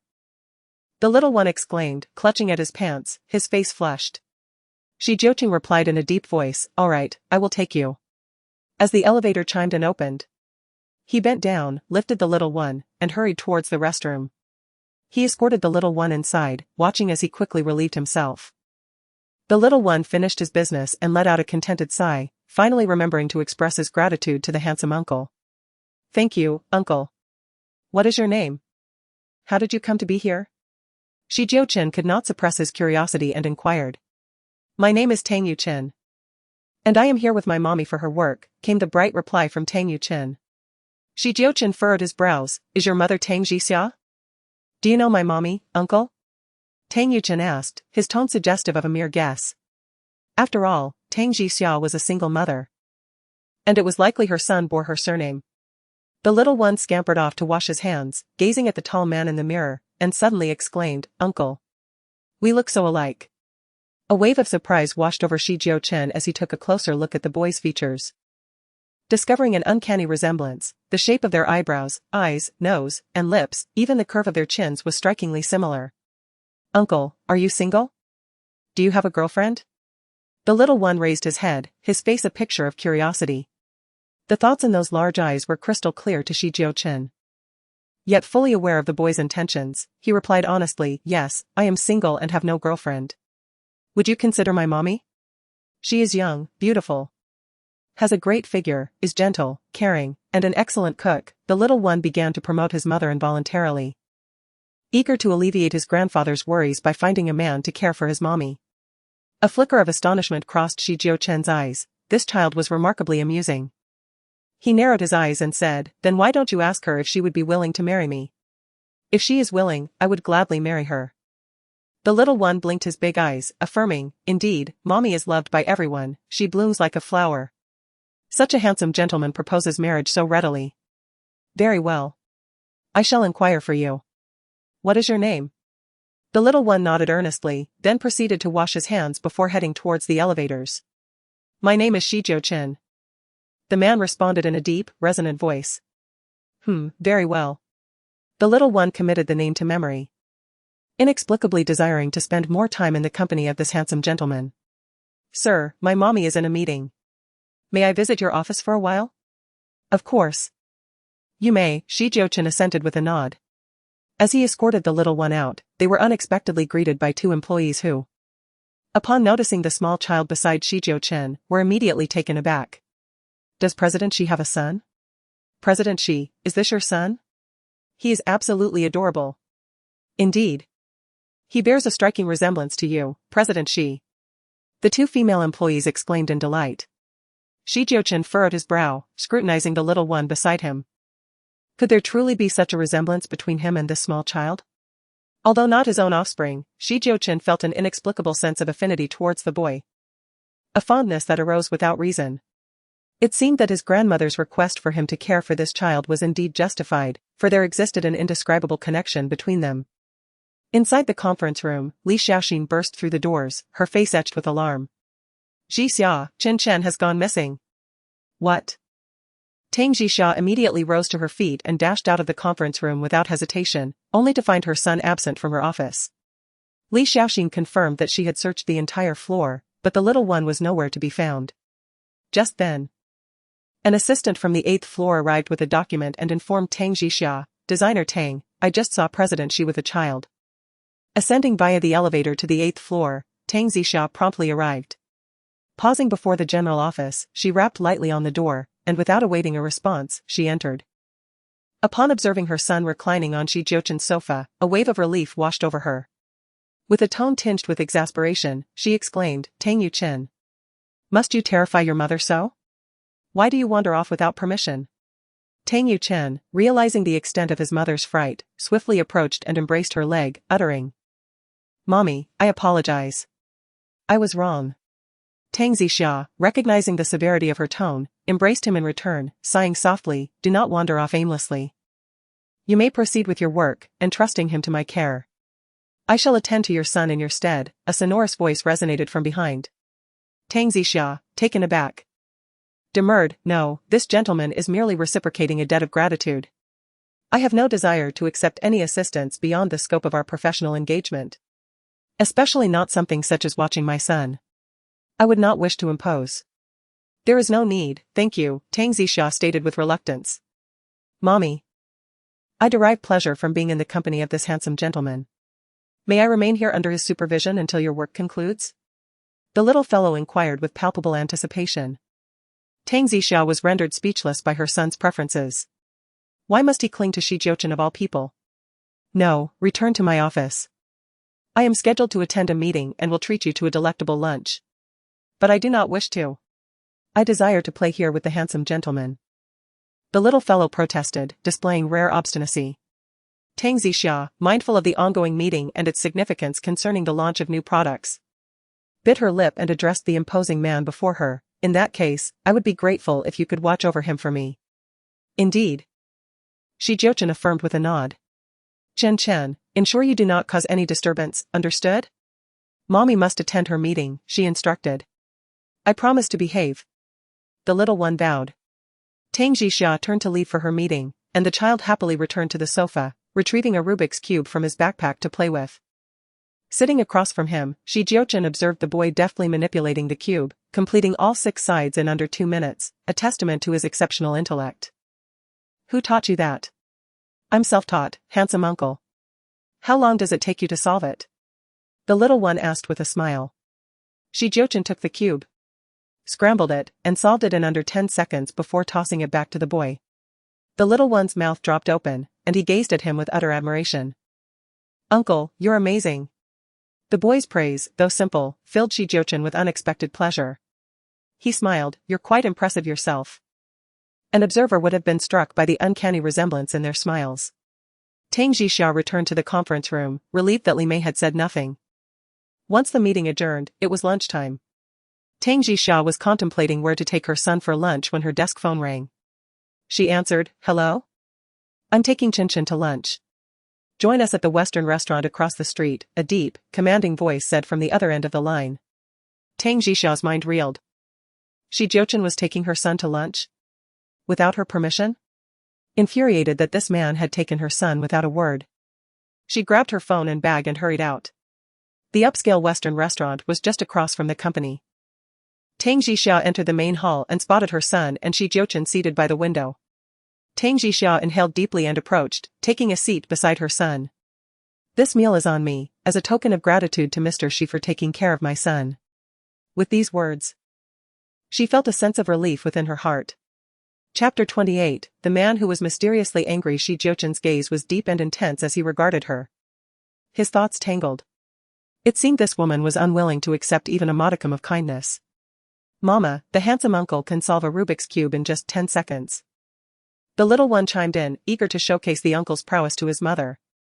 Tang Zixia offered a perfunctory smile, "Is that so?" They each placed their orders. And to her surprise, the appetizer included a scoop of ice cream. The little one gleefully seized it, but Tang Zixia, aware of her son's delicate stomach and his inability to consume too much cold food, remarked, "Mama would like to have a taste too." "Mama, you eat," the child insisted, scooping a spoonful for her. She quickly took a bite, when the child turned to the man across the table and asked, "Uncle, would you like some?" Tang Zixia's heart raced, and she hurriedly intervened, "Jiuchen, Mama has already had a bite from your spoon, it's impolite to share with others." However, the man opposite merely squinted, contemplating how he had already shared a kiss with her, yet was concerned about such trivialities. the child resignedly continued to eat alone, while Tang Jixia coaxed him into having several more bites. The man observed this scene and found the dynamic between mother and son amusingly captivating. Suddenly, he felt a curious urge to know who the child's father was, pondering what manner of man this woman had united with to bring forth such a delightful little one. At that moment, Jiuchen's phone rang. He glanced at the screen before answering. "Hello, Shan. Jiuchen, where are you? Can you join me for dinner tonight?" "I'm at the office." "Weren't you off duty today?" "Something important came up." I wish you were here with me." "I'll reach out to you as soon as I'm done, alright?" Hearing this, Tang Jixia knew it was Song Shan. She gazed at the man across from her, noticing the tenderness in his eyes, as if he were adoring a lover. Indeed, Song Shan hadn't deceived her, she held a significant place in Jiuchen's heart. "Mr. Shi.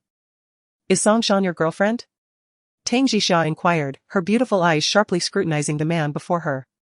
"Just a friend," Jiuchen responded in a deep voice, offering an explanation. "Handsome uncle is single and doesn't have a girlfriend," the little one suddenly interjected, vouching for him. Tang Jixia turned to her son, asking, "How do you know?" "He told me himself. He even said that if you're willing to marry him, he's willing to marry you, mommy. Let's not be picky, okay? Just marry him already." The 4-year-old exclaimed, acting like an elder. Tang Jixia was taken aback. She narrowed her eyes, casting a warning glance at the man across from her, wondering what he had told her son. However, she was met only with a pair of deep, smiling eyes. "You can consider it," Jiuchen said in a low voice. Without hesitation, Tang Jixia replied, "No, thank you. I won't consider it. I adore Jiuchen and am willing to take care of you both for the rest of my days." Jiuchen glanced at the little boy and realized that the feeling of being coerced had vanished. He genuinely desired to care for them, mother and son. Her gaze was lucidity itself, she discerned that his utterance was devoid of genuine sentiment. His sole intention was to acquit a debt of gratitude, to expiate the act of her mother's sacrifice in rescuing him. It was her intent to indelibly etch upon his memory the magnitude of her mother's sacrifice, an act that mere requital could never adequately compensate. Furthermore, the carnal intimacy he shared with Song Shan was utterly repugnant to her. The memory of their nocturnal kiss induced a visceral discomfort, rendering the prospect of matrimony an impossibility for her, nay, for all eternity. "Gratitude is unneeded," she demurred with polite finality. Their visages met, his eyes a fathomless abyss of complexity, hers a pool of pellucid composure. Following their repast, Tang Jixia hastened to depart with her son, the little one turning back to bid farewell, Uncle Shi.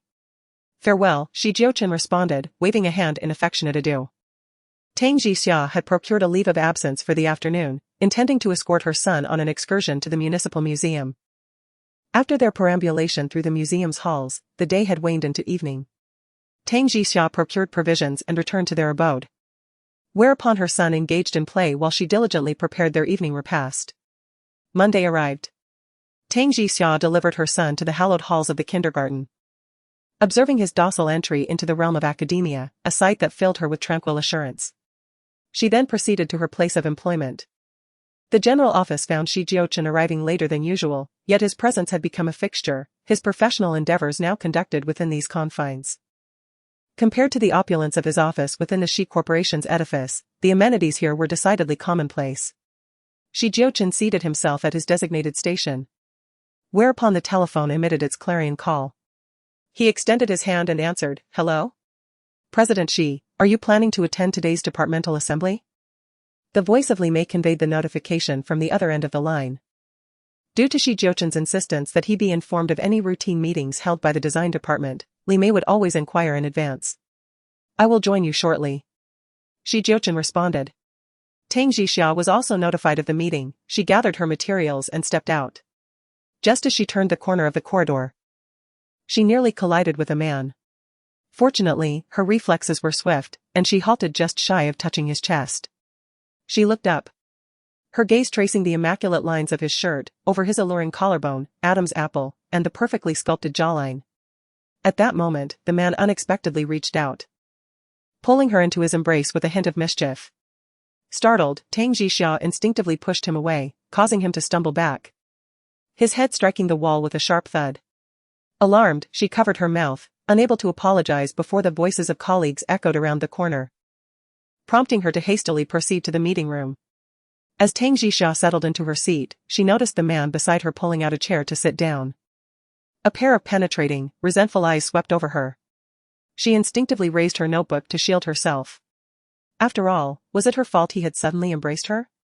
Since entering, Jiuchen had fixed his gaze upon Tang Jixia, igniting a spark of jealousy in Aya, who looked enviously in her direction. It seemed unfair that Tang Jixia, despite repeated blunders, remained in the company without facing any repercussions, leading Aya to suspect an illicit connection between her and Jiuchen. The theme of today's meeting was to submit a market research report and routine documents by the end of the month. As Tang Jixia and Aya prepared for the upcoming jewelry competition, the tedious routine meeting concluded, and as Tang Jixia prepared to depart, Li Mei spoke up. A languid male voice interjected, "Tang Jixia, remain. The rest of you may leave." Those present, discerning the situation, promptly rose and exited. Tang Jixia anticipated the man's intentions, undoubtedly regarding her accidental bump to his head. As the conference room door clicked shut, Jiuchen swiveled his chair, exuding an aura of silent coercion. His gaze fixed upon her with frigid indifference. "President Xi, my apologies. It was unintentional." Tang Jixia hastily apologized. "Do you recall owing me a debt?" he inquired, his penetrating gaze imbued with an inexplicable menace. Tang Jixia, perplexed, searched her memory. Unable to recall any such obligation. "I owe you something?" she questioned. "Forgotten?" A surge of ire coursed through Jiuchen. Indeed, the woman had forgotten. "Perhaps you could offer a reminder," she suggested, her time too precious to dwell on trivial matters. Abruptly, the man rose, his arm snaking out to grasp her wrist, pulling her against the conference table. As his virile form bore down upon her, Tang Jixia instinctively recoiled, only for the man's hand to cradle the back of her head while the other pinched her chin, lifting it with icy resolve. His lips, charged with potent fury, descended upon hers without warning. Chapter 29, a punitive kiss. The kiss, unbidden, landed upon the woman's yielding lips, domineering, fierce, and imbued with an invasive fervor, carrying a distinct undercurrent of retribution. Tang Jixia's eyes widened in disbelief at the man's brazen audacity in such a public setting. His breath invaded, seizing her without consent, rendering her mind blank. Tang Jixia's initial reaction was one of mortified anger, and she pushed him with all her strength. "Jiuchen, what are you doing? Am I not merely providing you with the prompt you requested? This is the debt you owe me." The man's voice was husky, his eyes deep, his words tinged with mockery. Tang Jixia gasped for breath, then distastefully wiped her lips with her hand. The mere thought of Song Shan being his lover, of this man touching Song Shan before kissing her, filled her with utter revulsion. "Don't you dare kiss me," Tang Jixia warned. "If you do that again, I'll sue you." Jiuchen gazed into her eyes. Like a fiery rose, her lips were unbelievably tender, captivating him and evoking memories of that night 5 years ago. They were so delicate and fragrant, drawing him into their depths. Why did this woman elicit such sensations within him? She was, after all, a stranger he had only just met. Tang Jixia all but fled. Back in her office, she clutched her head, recalling how she had offered to thank him when he saved her in the hospital, and how he had said she could owe him. Was this kiss what she owed? Alas, she could be indebted to anyone but this man. He was far too dangerous, a wolf in sheep's clothing. At noon, Li Mei had arranged a meeting with a male client, and she brought Tang Jixia along for lunch at a restaurant. As they waited for the client to arrive, a waiter ushered in 2 more guests.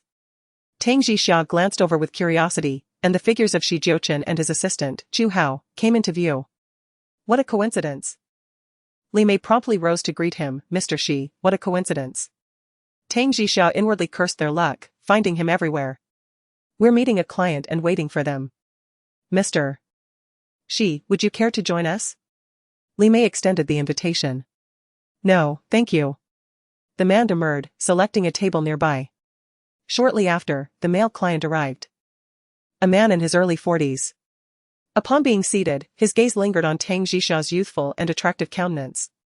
After introductions, his focus remained fixed on Tang Jixia, insisting that she attend to him personally. Aware of the client's ulterior motives, Tang Jixia maintained a cordial smile, adhering to the principle of the customer is always right. Unbeknownst to her, a certain gentleman at the adjacent table wore a frosty expression, his eyes like daggers fixed upon the portly client. "Miss Tang, might I examine the bracelet on your wrist? The client requested. As Tang Jixia moved to unfasten the bracelet, the man abruptly reached out and seized her hand. His intentions unmistakable. Li Mei hesitated to intervene, and Tang Jixia endured the unwanted contact, resolving to wash her hands later. Just then, a figure approached, forcefully grasping the client's groping hand. The intensity of the grip caused the client's face to flush crimson. Releasing Tang Jixia's hand in pain, the client glared at his rescuer. None other than Jiuchen. Who do you think you are? Let go of me. The client exclaimed, attempting to break free. Jiuchen hoisted the man's corpulent frame and unceremoniously tossed him aside, sending him sprawling onto the floor. Li Mei was taken aback when she heard a cold male voice declare, Ruibao Pavilion does not cater to low-level clients. The male client, who had fallen to the ground, angrily shouted, Who the hell are you to meddle? Allow me to introduce, Li Mei calmly interjected, this is our esteemed boss, Mr. Jiuchen, the president of the Shi Group. This revelation left Li Zong wide-eyed with shock, hastily gathering his belongings and declaring, I won't do this business anymore. Tang Jixia turned to Li Mei and said, I'll be right back, I need to visit the restroom. Inside the restroom, as she lathered her hands with soap, her mind replayed the commanding presence of Jiuchen when he reprimanded the client. It was undeniable that he possessed a strong sense of justice. Just as Tang Jixia finished washing her hands and stepped out, she unexpectedly spotted Jiuchen in the smoking area by the corridor, with fingers elegantly clutching a cigarette. He exhaled a wisp of smoke that enveloped his handsome features, rendering him cold and unfeeling. As Tang Jixia pretended to tidy her hair, she attempted to pass by him. However, as she drew near, the man gracefully extinguished his cigarette. Just as they brushed past each other, a voice filled with resentment rang out, If I am not around, will you allow other men to take advantage of you? Tang Jixia turned back and said, Thank you for earlier. He replied, Should any client attempt to take advantage of you again, remember to resist. It is better to lose a client than to be foolishly deceived. Tang Jixia stared at him in astonishment, but he had already departed. In a luxurious villa, Song Shan had been unable to eat or sleep well for days. All due to Tang Jixia's relentless torment that felt like a nightmare. She had dreamt several times of Jiuchen erupting in rage, commanding her to leave. No matter her pleas, Jiuchen harbored an extreme disdain for her, casting her aside as if she were worthless. Such nightmares jolted her awake, drenched in cold sweat. As if Tang Jixia had become a colossal weight upon her chest, until it was shattered, she would remain trapped in this torment. Tang Jixia. I shall not allow you to thwart my plans, Song San bit her lip, clenching her fists tightly. A malicious glint flickered in Song San's eyes as she contemplated the demise of Tang Jixia. Realizing that the most useful allies in her scheme were Tang Xia's mother and son, Tang Qingqing, consumed by hatred over the inheritance issues, was the perfect pawn to exploit. Doesn't Tang Jixia adore that child? Let her endure some suffering. The thought of the child bearing Jiuchen's blood incited her jealousy and resentment, which she directed towards the child. Song San dialed Tang Qingqing's number, initiating her sinister plot. Hello, San. Qingqing, what are you up to? Has Tang Jixia returned that 8 million property yet? Tang Qingqing's tone dripped with animosity. She would seize everything from my father if she could. And she has no intention of returning it. You cannot let her off easily, she needs to be taught a lesson, or she will think you two are easy prey. Of course, I will teach her a lesson. Once I find the opportunity, Qingqing, what more opportunity do you need? Tang Jixia is not easy to deal with, doesn't she have a 3-year-old son? Let that little brat suffer a bit, and Tang Jixia will surely feel 100-fold heartache. Tang Qingqing immediately retorted, What do you mean by that? You must find a way to bring the child back to your home. Then feign taking him out for a day of fun. A child of such an age is bound to be mischievous. It would not be unusual for him to wander off. At that moment, you will truly comprehend the extent of Tang Jixia's distress. Tang Qingqing, consumed by anger, felt a spark of inspiration upon hearing Song Shan's suggestion. Indeed. How had I not thought of this? If Tang Jixia were to lose her son and descend into madness or despair, my satisfaction would be unparalleled. Song Shan, well acquainted with Tang Qingqing's straightforward nature, recognized the opportunity to manipulate her. Qingqing, you absolutely cannot allow her to seize your father's assets. She is already demanding an 800,000 yuan house, next year. She will surely request a 1,000,000 yuan car, or perhaps even attempt to claim your father's company. it would then be too late. You must make Tang Jixia aware of your formidable resolve. Song Shan's words served to exacerbate the situation, intensifying Tang Qingqing's anxiety. Indeed, I must issue a stern warning. Otherwise, she may truly believe that we are easy prey. Observing Tang Qingqing's response, Song Shan exhaled in relief, eagerly anticipating her next moves. Furthermore, she resolved to seize Tang Jixia's phone on that fateful day, ensuring that once the child had gone missing, there would be no means to contact her. Should the child traffickers intervene, Tang Jixia would endure a lifetime of anguish, and the child, Jiuchen, would be lost forever. With malicious intent, Song Shan contemplated the necessity of bribing someone from Ruibao Pavilion to assist her in this scheme, seizing the perfect opportunity to confiscate Tang Jixia's phone. Engrossed in her demanding vocation, Tang Jixia found herself anticipating the impending revelation of the jewelry competition's results. The prospect of securing the coveted prize, a substantial sum of 1 million, fueled her ambition. For the sake of her son, she had metamorphosed into a shrewd and calculating individual, meticulously managing her finances. Her aspirations extended to amassing a considerable fortune for her son, ensuring his future educational pursuits and marital prospects would be devoid of financial anxieties. Though he was but a tender youth, her long-term plans were already meticulously laid out. Jixia, there is a store inspection event scheduled for this Friday evening. Please ensure you allocate your time accordingly, Li Mei announced, interrupting her reverie. Evening? What time does it commence? Tang Jixia inquired. It commences at 6 o'clock. This entails composing a report, a pivotal component of the year-end bonus assessment for the latter half of the year, Li Mei reminded her. The mid-year bonus represented a considerable sum, and Tang Jixia was determined to secure it. Very well, I shall attend punctually, she affirmed. Recalling the disappointment of forfeiting her perfect attendance bonus previously. Friday is but 2 days hence, Tang Jixia mused. Contemplating the necessity of enlisting her father's assistance in tending to her son once more.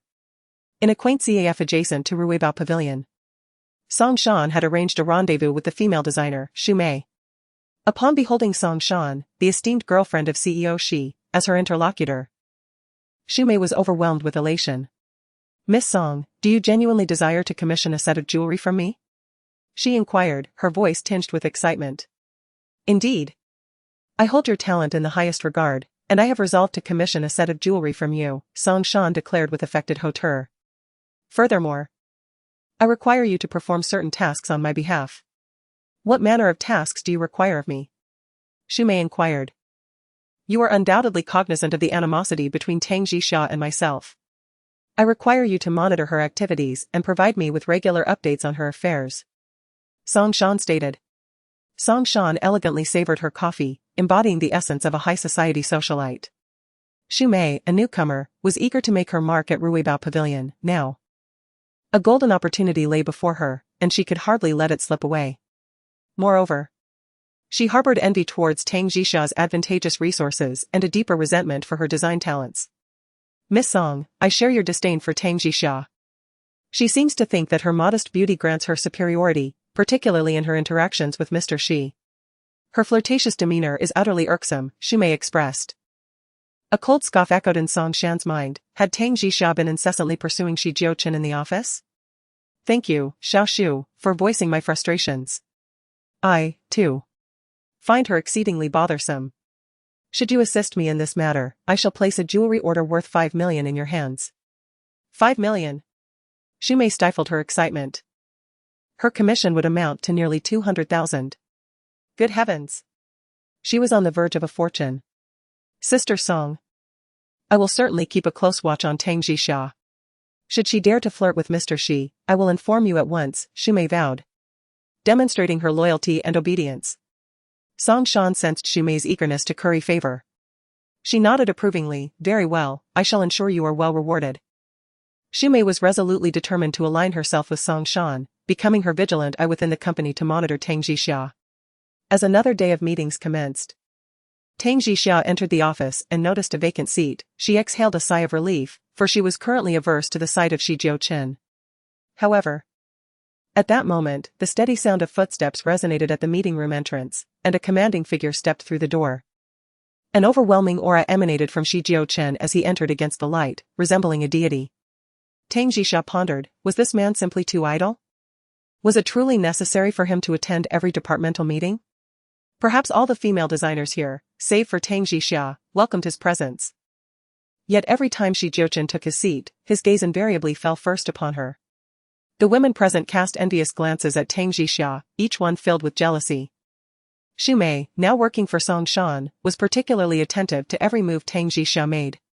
Bored, Tang Jixia idly twirled a pen between her fingers, when suddenly, the pen seemed to acquire a will of its own, slipping through her fingers and rolling directly to the feet of a certain man. Startled, she looked up only to meet Jiuchen's displeased gaze. His eyes narrowed, casting a chilly glance in her direction.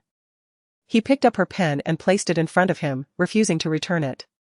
Tang Jixia, who needed the pen to take notes, had no choice but to awkwardly rise, her cheeks flushed, and retrieve it forcefully. Jiuchen shot her a sidelong glance, remaining silent, yet his displeasure was palpable. Li Mei cleared her throat awkwardly. All right, let us commence the meeting, no more antics. Tang Jixia's face grew warm. It seemed that every encounter with him led to nothing but trouble. Jixia, you and Xu Mei will be in a group on Friday, Li Mei announced as she began to assign teams. Xu Mei immediately feigned enthusiasm. Sister Jixia, I look forward to your guidance. Tang Jixia nodded and smiled at Xu Mei. And once the teams were organized, Li Mei commenced the analysis of the works and market trends. Jiuchen remained silent, yet he listened intently throughout. His gaze, however, intermittently gravitated towards Tang Jixia, lingering for several minutes at a stretch, as if in a trance, causing her palpable discomfort. It was as though his eyes were affixed to her with an adhesive, fixated solely upon her. At long last, the meeting adjourned. And Tang Jixia hastily gathered her belongings to depart, only for Jiuchen to icily decree, Tang Jixia, remain. Tang Jixia nearly stumbled, her feet momentarily entangled. She turned to face the aloof man, questioning, is there something you require, CEO Shi? The man remained silent, while the other designers, eager for a spectacle, were deterred by Jiuchen's commanding presence, which instilled trepidation and prompted their swift departure. Aiya and Xu Mei were consumed by envy. For Tang Jixia was an exception within the company, consistently favored. It seemed as though Jiuchen's sole purpose within the firm was her, indifferent to the actions of other employees. As the conference room doors closed, Tang Jixia took a deep breath and addressed him directly. Jiuchen, what is it that you desire? Next Monday, I wish to take you to meet my grandmother, Jiuchen stated abruptly, his gaze serene. Tang Jixia was taken aback. The prospect of meeting the Shi family matriarch eliciting an immediate urge to decline. I will not go, I desire no association with the Shi family, she retorted resolutely. I am amenable to any terms you may stipulate, the man responded languidly, reclining against the chair's back. Tang Jixia sighed, expressing her vexation. CEO Shi, your time is invaluable. I implore you to return to Shi Corporation and attend to your affairs. How could such a diminutive enterprise accommodate a magnate of your stature? My place of employment is of no concern to you, asserted Mr. Shi with a dismissive snort. On the contrary, your presence disrupts my work, Ms. Tang retorted through gritted teeth. On Monday, you shall meet my grandmother. Compliance is not optional, Mr. Shi declared, his voice carrying the weight of an unyielding decree. Ms. Tang glared at him, retorting, I shall not. With that, she exited the room, leaving behind a man whose countenance had darkened, seemingly incensed. Upon returning to her office, Ms. Shi was awaiting her, her expression obsequious. Ms. Tang, I've heard that this store inspection report is tied to our semi-annual bonus. We mustn't be negligent. Indeed. This is also my first time composing such a report. Let's do our best, Ms. Tang responded. Ms. Xu blinked, her face adorned with an admiring smile. Ms. Tang, you are the sole individual dispatched from headquarters to our company. You must be exceptionally skilled. I shall follow your lead from now on. Ms. Tang possessed confidence in her design capabilities, but she was less attentive to the miscellaneous affairs within the company. Return to your work, Ms. Tang instructed. Accustomed to the flattery of newcomers. As Ms. Xu departed, a triumphant smile flickered across her seemingly innocent face. Ms. Tang prearranged a time with her father. Upon hearing of the opportunity to care for his grandson, Mr. Tang was naturally delighted. Very well, my dear. I have ample time. You attend to your affairs. And I shall take Jiuchen for a culinary treat. With her son's arrangements settled, Ms. Tang felt at ease. Upon his return home that evening, Tang Jun was greeted by Li Jia, who relieved him of his bag and inquired, "Darling, I have a gathering with friends the day after tomorrow. Would you accompany me?" "The day after tomorrow? What time?" "Just an evening dinner." "I'm afraid I won't be able to make it that night, I'm unavailable." "Oh? Is the company requiring you to work overtime?" "No, I have to look after Jixia's child. She has to work late. And I need to be there to care for Chen Chen." Tang Jun, considering Li Jia as part of his inner circle, was candid with her. Li Jia's countenance immediately soured, and she retorted with a snort, "You're constantly preoccupied with your eldest daughter, aren't you? She's the one who has thrown our family into disarray. Jixia is alone, and raising a child is arduous. If I can assist her, I naturally want to do my utmost." Tang Jun replied with a touch of helplessness. Assist, all you know is to assist her. What about our Qing Qing? Why don't you assist her?" Li Jia immediately interjected, her displeasure evident. Tang Jun found himself caught in the middle, but he remained steadfast in his desire to help his eldest daughter, as he felt indebted to her for the past 5 years.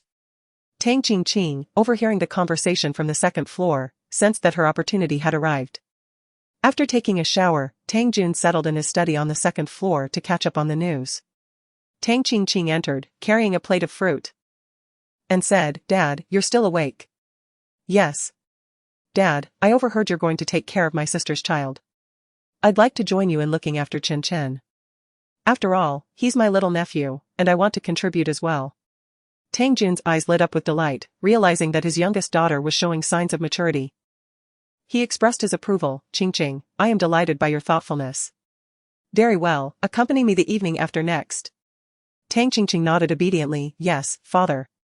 But please don't inform my sister yet, I fear she might prevent me from going if she hears of it." "Very well, I shall keep it from her."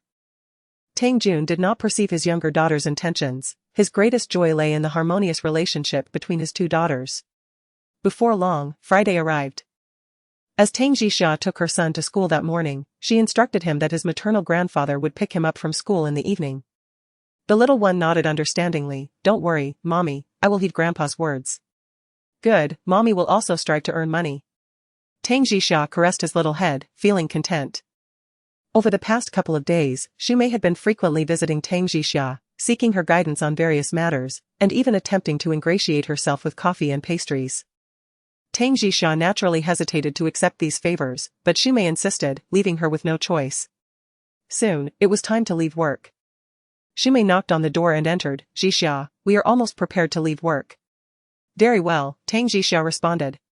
At that moment, Shumei was concealing herself in an empty corridor, dialing Song Shan's number. Song Shan instructed her to carry out a task, to ensure that Tang Jixia's phone was left behind at the company, preventing her from taking it with her. Shumei immediately agreed. Although she was unaware of Song Shan's motives, she knew that obedience was her only course of action. Shumei entered Tang Jixia's office and observed her organizing documents, her handbag resting on the sofa. Deliberately settling beside the bag, she addressed Tang Jixia, who was engrossed in her work. "Jixia, have you completed the manuscript due at the end of the month?" "I still have several to finish. It's quite vexing." As she lamented, she subtly adjusted her position, and out of Tang Jixia's view, she stealthily seized the phone from her bag, tucking it into the crevice beside the sofa. Tang Jixia remained oblivious. After placing the documents in the cabinet, she glanced at the time and said to Shumei, "All right, we should depart. We have 3 stores to inspect tonight, and time is of the essence." "Yes, let's go." Shumei promptly offered to carry her bag. "Jixia, allow me to take your bag." Upon leaving the office, Tang Jixia proactively reclaimed her bag. "I'll carry it myself." Shumei immediately relinquished it to her. The two descended. And as neither possessed a vehicle, they were reliant on taxis for transportation. Unfortunately, it was the shift change for taxi drivers, and no cars were stopping on the road. As Tang Jixia grew anxious, a Rolls-Royce Phantom glided to a halt. The window descended, revealing the man's handsome visage, clad in a black suit. Seated gracefully in the driver's seat, exuding an aura of domineering mystery, exceptionally captivating. Shumei was astounded. "President Xi's car? Get in, I'll escort you there." Jiuchen magnanimously offered. Tang Jixia feigned politeness, "There's no need, thank you." However, Jiuchen had no intention of departing. His profound gaze locked onto Tang Jixia's resolute face. and he reiterated, get in. Eager to ride in Mr. Shi's car, Shumei considered it a stroke of luck if she could hitch a ride, courtesy of Tang Jixia. Jixia, it's nearly impossible to get a cab right now, and we're running late. Let's take Mr. Shi's car. She exclaimed, proactively opening the passenger door and urging her to get in. Chapter 32, The Little One Goes Astray. Tang Jixia was naturally reluctant. But with Jiuchen insisting on offering a ride and Shumei already opening the door, she turned to Shumei and said, you take the front. With that, she opened the rear door and settled into the back seat. Shumei was ecstatic, thrilled to have the chance to sit in the passenger seat of Mr. Shi's car. Once inside, she dared not breathe loudly, her body tense with nervousness.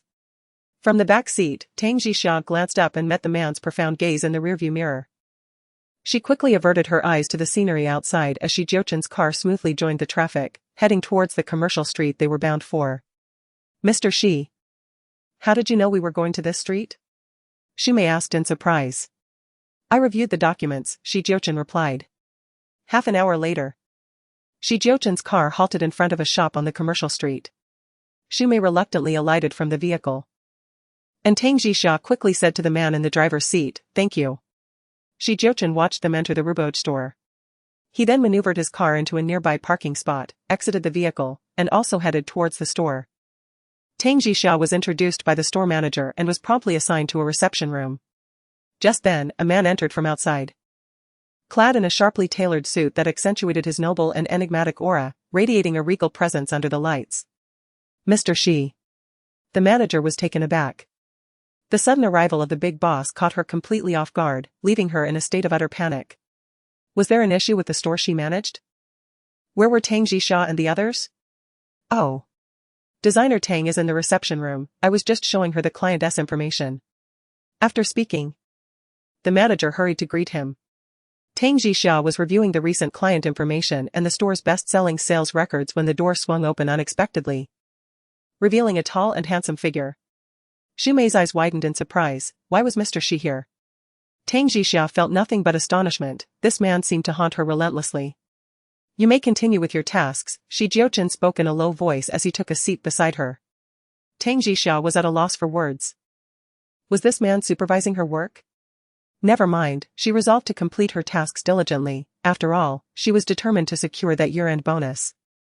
Meanwhile, Tang Jun was at a restaurant, having dinner with Tang Qingqing and picking up the young Tang Yuchen.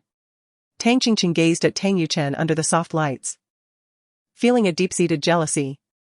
Who was the man with whom Tang Jixia had conceived this child? As he grew, his looks would surely be extraordinary. What if he ended up with a wealthy woman? Tang Jixia would never lack for money then. Dad, after dinner, let us take Yuchen to the amusement park nearby. It's so much fun there. Tang Qingqing suggested eagerly. Thomas Jun, a man advanced in years, naturally did not possess the youthful exuberance of younger individuals. Nevertheless, he was eager to escort the little one to the amusement park. He nodded in agreement. Very well, we shall take Jiuchen to revel in the amusements. Jiuchen, come, partake. Thomas Jun's gaze was filled with affection as he watched his grandson. Tang Qingqing harbored resentment in secret, thinking, indeed. Tang Jixia's ultimate weapon to placate father is this little imp. Father has always yearned for a son, but mother was unable to conceive again. Now that Tang Jixia has borne a son, father undoubtedly holds him dear in his heart. Tang Jixia has deliberately brought a child back to vie for the family fortune. The more I observe this child, the more aversion I feel. I wish a villain would abduct him immediately, never to reappear in our family. At long last, the meal concluded. While searching for a parking space near the amusement park, Thomas Jun, fearing they might walk a considerable distance, instructed the two to disembark at the entrance of the amusement park first. This fortuitously aligned with Tang Qingqing's scheme. She promptly addressed the little one, Jiuchen, come. Accompany Auntie in alighting first. Your maternal grandfather still needs to park in a distant parking lot. Jiuchen, be a good boy and go with Auntie first. Thomas Jun gently instructed the little one. Tang Yuchen obediently nodded and alighted from the vehicle with Tang Qingqing. Tang Qingqing watched her father's car recede into the distance. A chilling sneer flickering in her eyes, a malevolent aura creeping into their depths. She coldly eyed the child beside her, loathing him as much as she loathed Tang Jixia. There are delectable treats over there, let's acquire some first. Tang Qingqing had no intention of taking him into the amusement park, as staff members would be there to supervise him. She intended to take him to the thoroughfare, where no one would attend to him. The diminutive fellow was compelled to follow her. Spotting a place inundated with a chaotic throng, Tang Qingqing addressed Tang Yu, instructing him to remain there and cautioned him against wandering off while she procured some fruit. With a nod, the little one acquiesced. "Do you possess a cellular wristwatch?" she inquired. The little fellow shook his head in negation. Tang Qingqing was immediately elated. A child of 3 or 4 years, once astray, would undoubtedly prove arduous to locate. Moreover, the dense crowd and myriad eyes suggested the lurking presence of child traffickers. Abandoning the little fellow, Tang Qingqing departed. After a span of 10 minutes, Tang Qingqing returned directly to the amusement park entrance, where she awaited her father. Meanwhile, the little fellow lingered in place for an extended duration. Yet Tang Qingqing did not reappear. Upon raising his gaze, he found himself amidst a dense flow of people. Being diminutive in stature, he was unable to discern the cardinal directions. He blinked his large eyes, a premonition taking hold. He was lost and disoriented, with no clue as to where to find his maternal grandfather. However, the little fellow did not panic or become agitated. He entered a shop and addressed the saleswoman inside. "Madam, I've lost my way. I cannot locate my family. Could you lend me your cellular phone so I may contact my mummy?" "Sweetheart, are you lost?" "Very well. Here you are." The saleswoman promptly handed him the phone. Tang Yu dialed his mother's number. It rang, but there was no answer. He attempted 2 consecutive calls, yet neither was answered. Aside from his mother's number, he possessed no other contacts. "Sweetheart, did your mummy not answer the phone?" The little fellow shook his head. The saleswoman reassured him, "Perhaps you should try again in a while. Rest assured, I am a benevolent person and will take care of you." The little one immediately nodded, deciding to wait a while before making the call. Tang Jun halted his vehicle and hurriedly rushed to the entrance of the amusement park. However, upon his arrival, he was met with the sight of his daughter, Tang Qingqing, approaching him with a sorrowful expression. "Dad, something terrible has happened. Jiuchen is lost. I was just taking him to buy ice cream, and he ran off. I can't find him." "What?" Tang Jun's face turned pale with shock. He turned to survey the bustling crowd surrounding him, yet there was no sign of his grandson.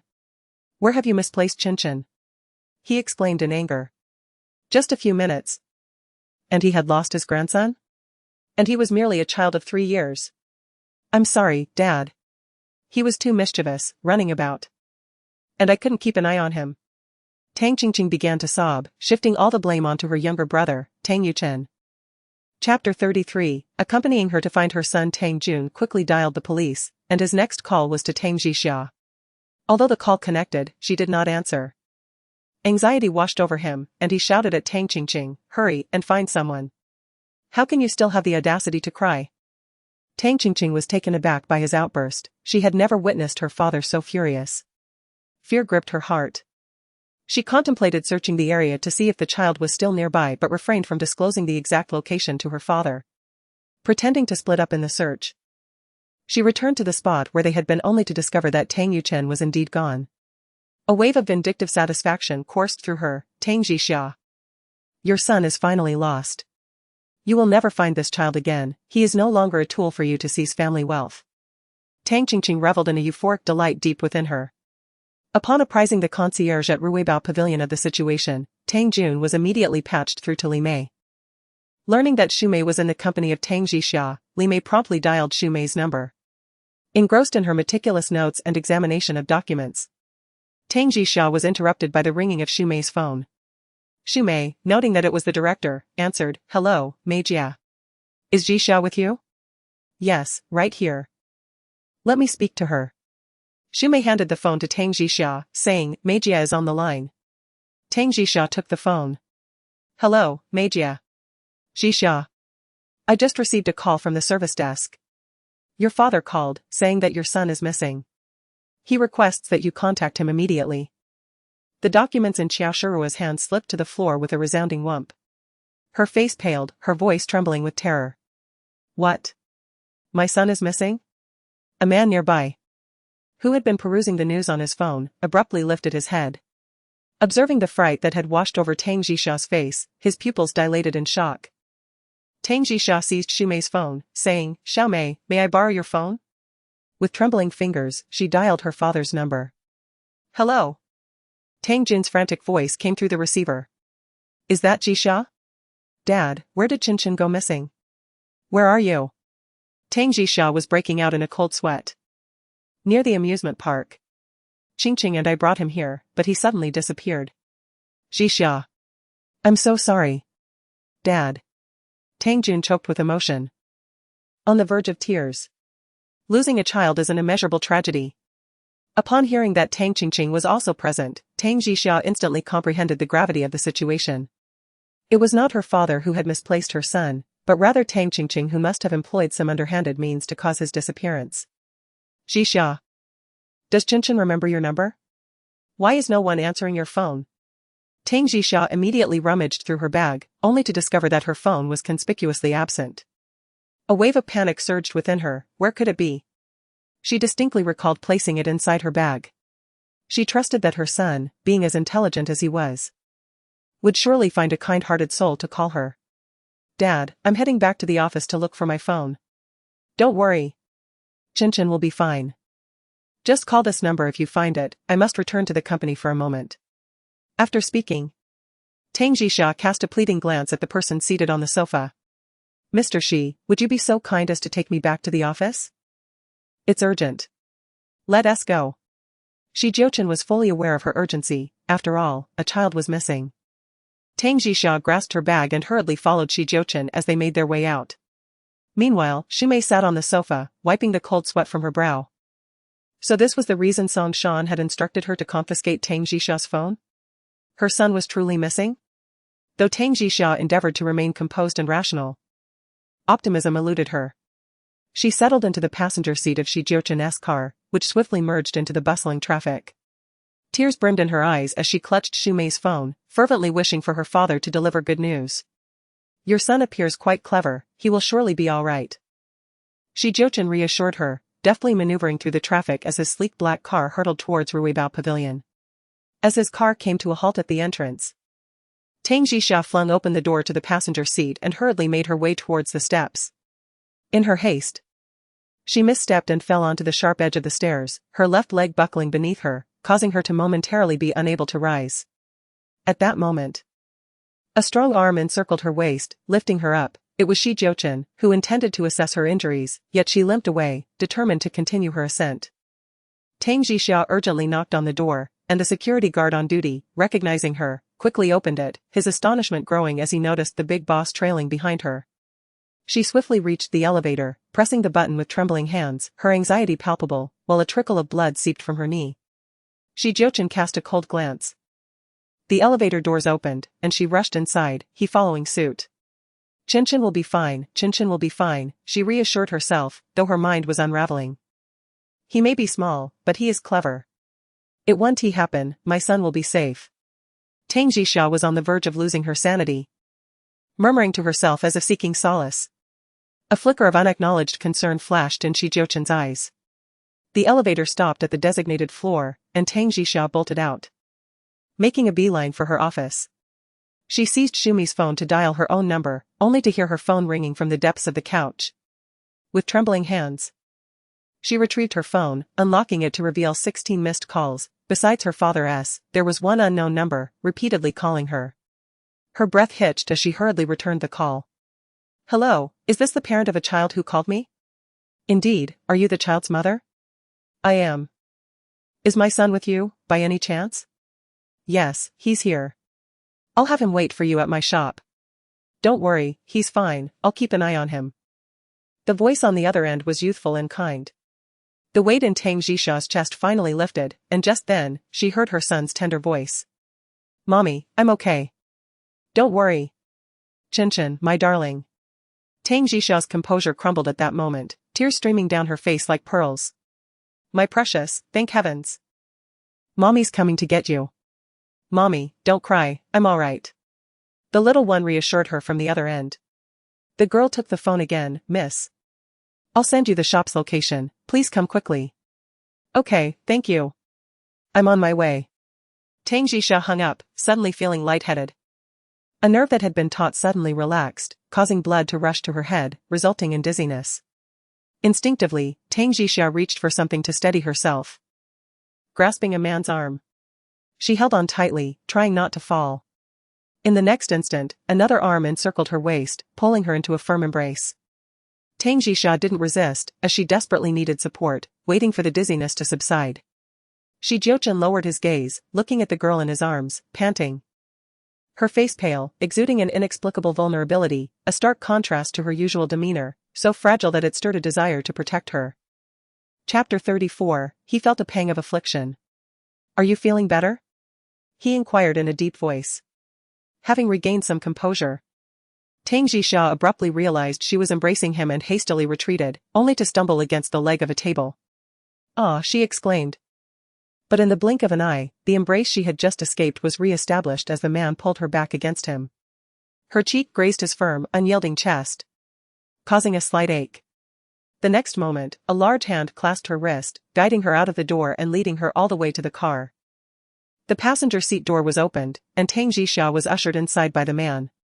Once seated, Tang Jixia immediately retrieved her phone and dialed her father's number.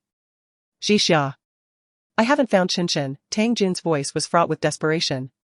"Dad, don't worry, Jiuchen is safe and sound. I'm on my way to pick him up." "What? Where is Jiuchen? Where is he?" A kind-hearted store clerk took him in. "I'm going to get him now. Tell me the address. I'm coming over right away." Tang Jixia surmised that Tang Qingqing was with her father tonight, and given that Tang Qingqing was a dangerous individual, she was determined to keep her away from her son. She hastily said, "Dad, you must be exhausted. Let me pick up Jiuchen, and you go home and rest." "No, I need to make sure Jiuchen is safe and sound." Tang Jun was nearly beside himself with fear. "All right, I'll come and see you as soon as I pick up Jiuchen," Tang Jixia reassured her father, determined to find out how her son had gone missing tonight after she had questioned him. She suspected that Tang Qingqing was undoubtedly involved. After hanging up, Jiuchen's car sped towards the location of the shop. Tang Jixia closed her eyes, striving to regain her composure, as she was on the verge of losing her mind with fear. It marked the inaugural instance since her son's birth that she had been so profoundly frightened. At long last, upon entering a boutique, Tang Jixia's gaze alighted upon her son, who was resting on a sofa. Overwhelmed with elation, she called out, "Jiuchen. Mommy, Mommy. You're here." The little one dashed toward her, embracing her tightly. Tang Jixia reciprocated, crouching down to hold him close, her tears flowing silently. The shop assistant, observing the man standing behind Tang Jixia, was taken aback by his striking handsomeness. "This must be the child's father," she mused. "They bear such a resemblance." Bathed in the soft glow of the lights, Jiuchen, impeccably attired in a suit, possessed a captivatingly handsome visage, exuding an aura of noble charm. He remained silent, his gaze fixed upon the embracing mother and son, seemingly relieved. Tang Jixia rose, unfastening the necklace from her neck, her only valuable possession. She clasped the saleswoman's hand and said, "I forgot to bring my purse. This necklace is worth 20,000. Please accept it as a token of my gratitude." "No need. No need," the shop assistant demurred, pushing her hand back. "It's the least I could do. The child is so adorable. Just be sure not to lose him again. I am truly grateful to you. You are my son's benefactor. May I have your phone number?" Tang Jixia earnestly wished to express her appreciation. The girl replied with some diffidence, "There's no need for such formality. Just take your child home." Seeing her reluctance to accept gratitude, Tang Jixia could only offer her heartfelt thanks. The little one looked up at Jiuchen and inquired, "Handsome uncle, did you bring my mommy here?" "Indeed," he replied. "Little one, do you realize how frightened your mommy was tonight because of you?" Jiuchen bent down, cradling the little one in his arms. "I'm sorry, mommy. It's my fault, I shouldn't have run off." The child was aware of his mistake. After expressing her gratitude to the shop assistant, Tang Jixia turned to the little one and asked, "Qingqing, please tell mommy how you got lost." Grandpa went to park the car, and Aunt Qingqing said she would take me to buy some delicious food, but she took a long time to come back. I wanted to find her. And then I got lost, the child recounted truthfully. A surge of anger welled up in Tang Jixia's chest. Tang Qingqing, did you deliberately abandon my son? You left such a small child to wait in the crowd. If he had encountered a bad person, he could have been taken away without anyone knowing. The amusement park was not far from here, and Jiuchen's car arrived at the entrance of the parking lot. At that moment, the entrance of the amusement park was nearly deserted, with only Tang Jun and his daughter Li Jia waiting there. Upon hearing that the child had been found, Tang Qingqing began to shirk responsibility. She was determined to distance herself from the situation. As the dazzling and mysterious luxury car came to a halt under the lights, Tang Jixia emerged with her son in her arms. Tang Jun rushed over, taking the little one into his embrace, tears streaming down his face, overwhelmed with guilt. My dear grandson, you frightened grandpa. Meanwhile, Tang Jixiao's gaze was fixed intently on Tang Qingqing, her inner fury compelling her to take action, otherwise she felt she might explode. Tang Qingqing, noticing the murderous intent in Tang Jixiao's expression, instinctively took 2 steps back and anxiously inquired, Tang Jixia, what are you going to do? Tang Jixia observed the guilt-ridden expression on her face, her annoyance reaching a boiling point. She raised her hand and delivered a resounding slap across Tang Qingqing's face. Ah, you hit me. Tang Jixia, have you gone mad? Tang Qingqing cried out in pain, quickly retreating behind her mother, exclaiming, Mom, she struck me. Li Jia immediately embraced her daughter and turned to yell, Tang Jixia. On what grounds do you strike my daughter? You, Tang Qingqing, if you are incapable of caring for my son, do not attempt to take him away. Do not think for a moment that I am unaware of your intentions, Tang Jixia declared, her eyes blazing with fury. You vile little wretch. What evidence do you possess to claim that my daughter deliberately lost your son? Li Jia promptly defended her daughter. Tang Jun, fully aware of his greater responsibility, approached to mediate. Jixia, it is my fault, do not blame Qingqing. Stay away from my son. If you dare to come near him again or attempt to harm him, I will not hesitate to eliminate you, Tang Jixia warned fiercely. Tang Jixia, do not slander. Tang Qingqing stubbornly refused to admit any wrongdoing. Witnessing the clash between his 2 daughters, Tang Jun felt a profound heartache. He gently urged Tang Jixia, Jixia, it is my fault, truly my fault. I promise I will never let Jiuchen out of my sight again. Tang Yuchen pouted and said, Mommy, please do not be angry, it is Jiuchen who was disobedient. Upon hearing her son's voice, Tang Jixia's seething rage dissipated instantly. Her foremost relief was that her son was unharmed. Suppressing her indignation, she turned to take her son from her father's embrace. Dad, thank you for your efforts this evening. Jiuchen was quite frightened, I will take him home now. You should return as well. Having concluded her statement, Tang Jixia glanced at the gentleman beside her and proceeded towards his automobile. Tang Qingqing, who had been observing Tang Jixia intently, noticed the man accompanying her. Her eyes widened in astonishment, for despite the dim illumination, she perceived a striking resemblance between the man and Tang Jixia's son. Could he be the father of Tang Jixia's child? However, before she could discern more clearly, the man presented only his tall, slender back, exuding an air of enigmatic allure. Chapter 35, applying ointment for her as Jiuchen's vehicle departed. Tang Jun exhaled a sigh of relief and addressed Li Jia and her daughter, let us return home. Tang Jun found himself unable to fault Tang Qingqing, considering her lack of experience with children. Perhaps she had been negligent, but she was not to be blamed. Li Jia, too, felt indignant on behalf of her daughter, questioning why she should endure a slap from Tang Jixia. Only Tang Qingqing knew that she had deliberately orchestrated Tang Yuchen's disappearance that evening, even harboring the malicious desire for him to be abducted. Yet, fate had cruelly intervened, ensuring the child's safe return. But who was that mysterious man from earlier? In a mere fleeting glimpse, she sensed his extraordinary aura, distinguishing him as someone far from ordinary. Jiuchen's car came to a halt in front of Tang Jixia's residential complex. Noticing a pharmacy nearby, he headed directly towards it, leaving Tang Jixia and her son gazing at him in bewilderment. Shortly thereafter, Jiuchen returned, carrying a bag filled with purchased items. Tang Jixia was genuinely grateful to him that evening. President Xi, thank you for your assistance tonight. It is quite late, please return home. Jiuchen responded in a deep voice, allow me to escort you both home. Tang Jixia turned and walked towards the elevator, with Jiuchen following her up the stairs.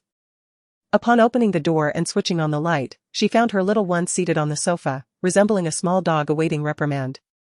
Mommy, I was wrong. Please don't be angry, he pleaded. Mommy is not angry, Mommy. Mommy was just too anxious and overreacted. Tang Jixia was aware that her son had witnessed the scene of her confronting Tang Qingqing earlier that evening. Suddenly, Jiuchen reached out, grasping her wrist and gently pressing her down onto the sofa. Tang Jixia was taken aback as the man knelt before her, his large hand enveloping her left leg, revealing a 4 to 5 centimeter laceration that had bled and dried without treatment. Mommy, you're hurt, the little one exclaimed, his voice filled with concern. Tang Jixia was astonished. Had this man gone to the pharmacy merely to procure medicine and bandages for her? Jiuchen deftly disinfected her wound with a cotton swab before wrapping it with gauze. His movements so practiced it seemed as though he had trained for this. In no time, her knee was properly bandaged. Thank you, Tang Jixia said curtly, feeling a twinge of gratitude as she acknowledged how much he had done for her that night. Jiuchen placed the remaining supplies on the table, instructing her to change the dressing in a couple of days. All right, thank you, she replied, unable to meet his gaze, recalling her earlier harshness towards him. Yet, he had still chosen to assist her so generously. Thank you, handsome uncle, the little one chimed in, lifting his small head to look at him gratefully. No need to mention it, Jiuchen replied, gently patting the child's head. He cast a meaningful glance at the woman who had lowered her head in modesty before making his way to the door and stepping outside. Tang Jixia sighed deeply, enveloping her son in a warm embrace. It was the only remedy for her frightened heart, the little one clung tightly to her in return. She vowed never to entrust her son to those with malicious intentions, particularly the likes of Tang Qingqing and her mother, for she harbored no trust in them. As night fell, watching her son peacefully slumber, a chill coursed down her spine, and a wave of dread washed over her. Should anything happen to her son? She felt she could no longer bear to live. She lay down, cradling him in her arms as they drifted into sleep. A sudden pang of pain shot through her knee, causing her to wince, and fleetingly, her mind wandered to Jiuchen. Throughout the evening, he had been her steadfast companion, serving as her personal chauffeur, racing through the streets, and providing her with support when she felt dizzy and disoriented. A surge of guilt enveloped her. She had treated him like a prickly hedgehog in the past, and that had been unjust. It seemed she ought to adopt a kinder demeanor towards him. After all, had he not expressed a desire for her to meet his grandmother? Perhaps she should acquiesce to his request. A brief visit to the matriarch of the Shi family would suffice to clarify matters of gratitude. Her mother had sacrificed herself to save her grandson, it was her duty, and no repayment was necessary. The following morning, Tang Jun arrived bearing fruits and gifts for the little one, this time without bringing Li Jia and her daughter. Regardless of the circumstances, the little one had gone missing. And Tang Qingqing had certainly failed in her duty of care. After all, she was his daughter, and he could not envision her as a wholly wicked individual. Listening to his father's repeated expressions of remorse, Tang Jixia offered a comforting word, Dad, what's done is done. Let us not dwell on it any longer. Despite Tang Jun not voicing his concerns, his eyes were filled with remorse. Even the little one felt pity for him, obediently sitting by his side, assuring him, Grandpa, I promise I will never run off again. Good boy, Tang Jun said, stroking his small head, finding solace in the gesture. At the Tang residence, Tang Qingqing lay on her bed, recounting the events of the previous night to Song Shan. Upon hearing that the child had returned, Song Shan could not help but strike a blow.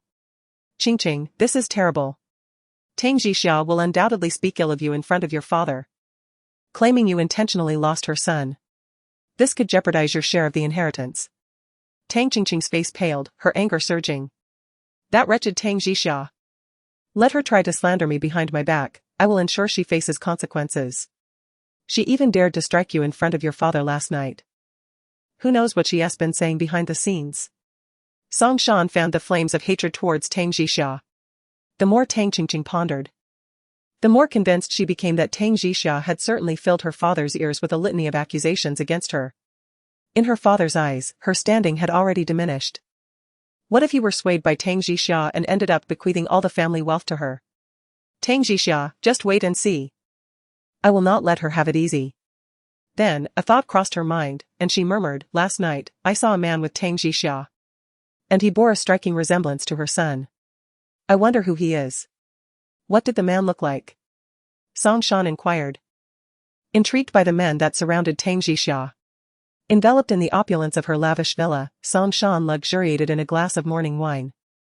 Her figure draped in the finest sleepwear, an epitome of languid grace.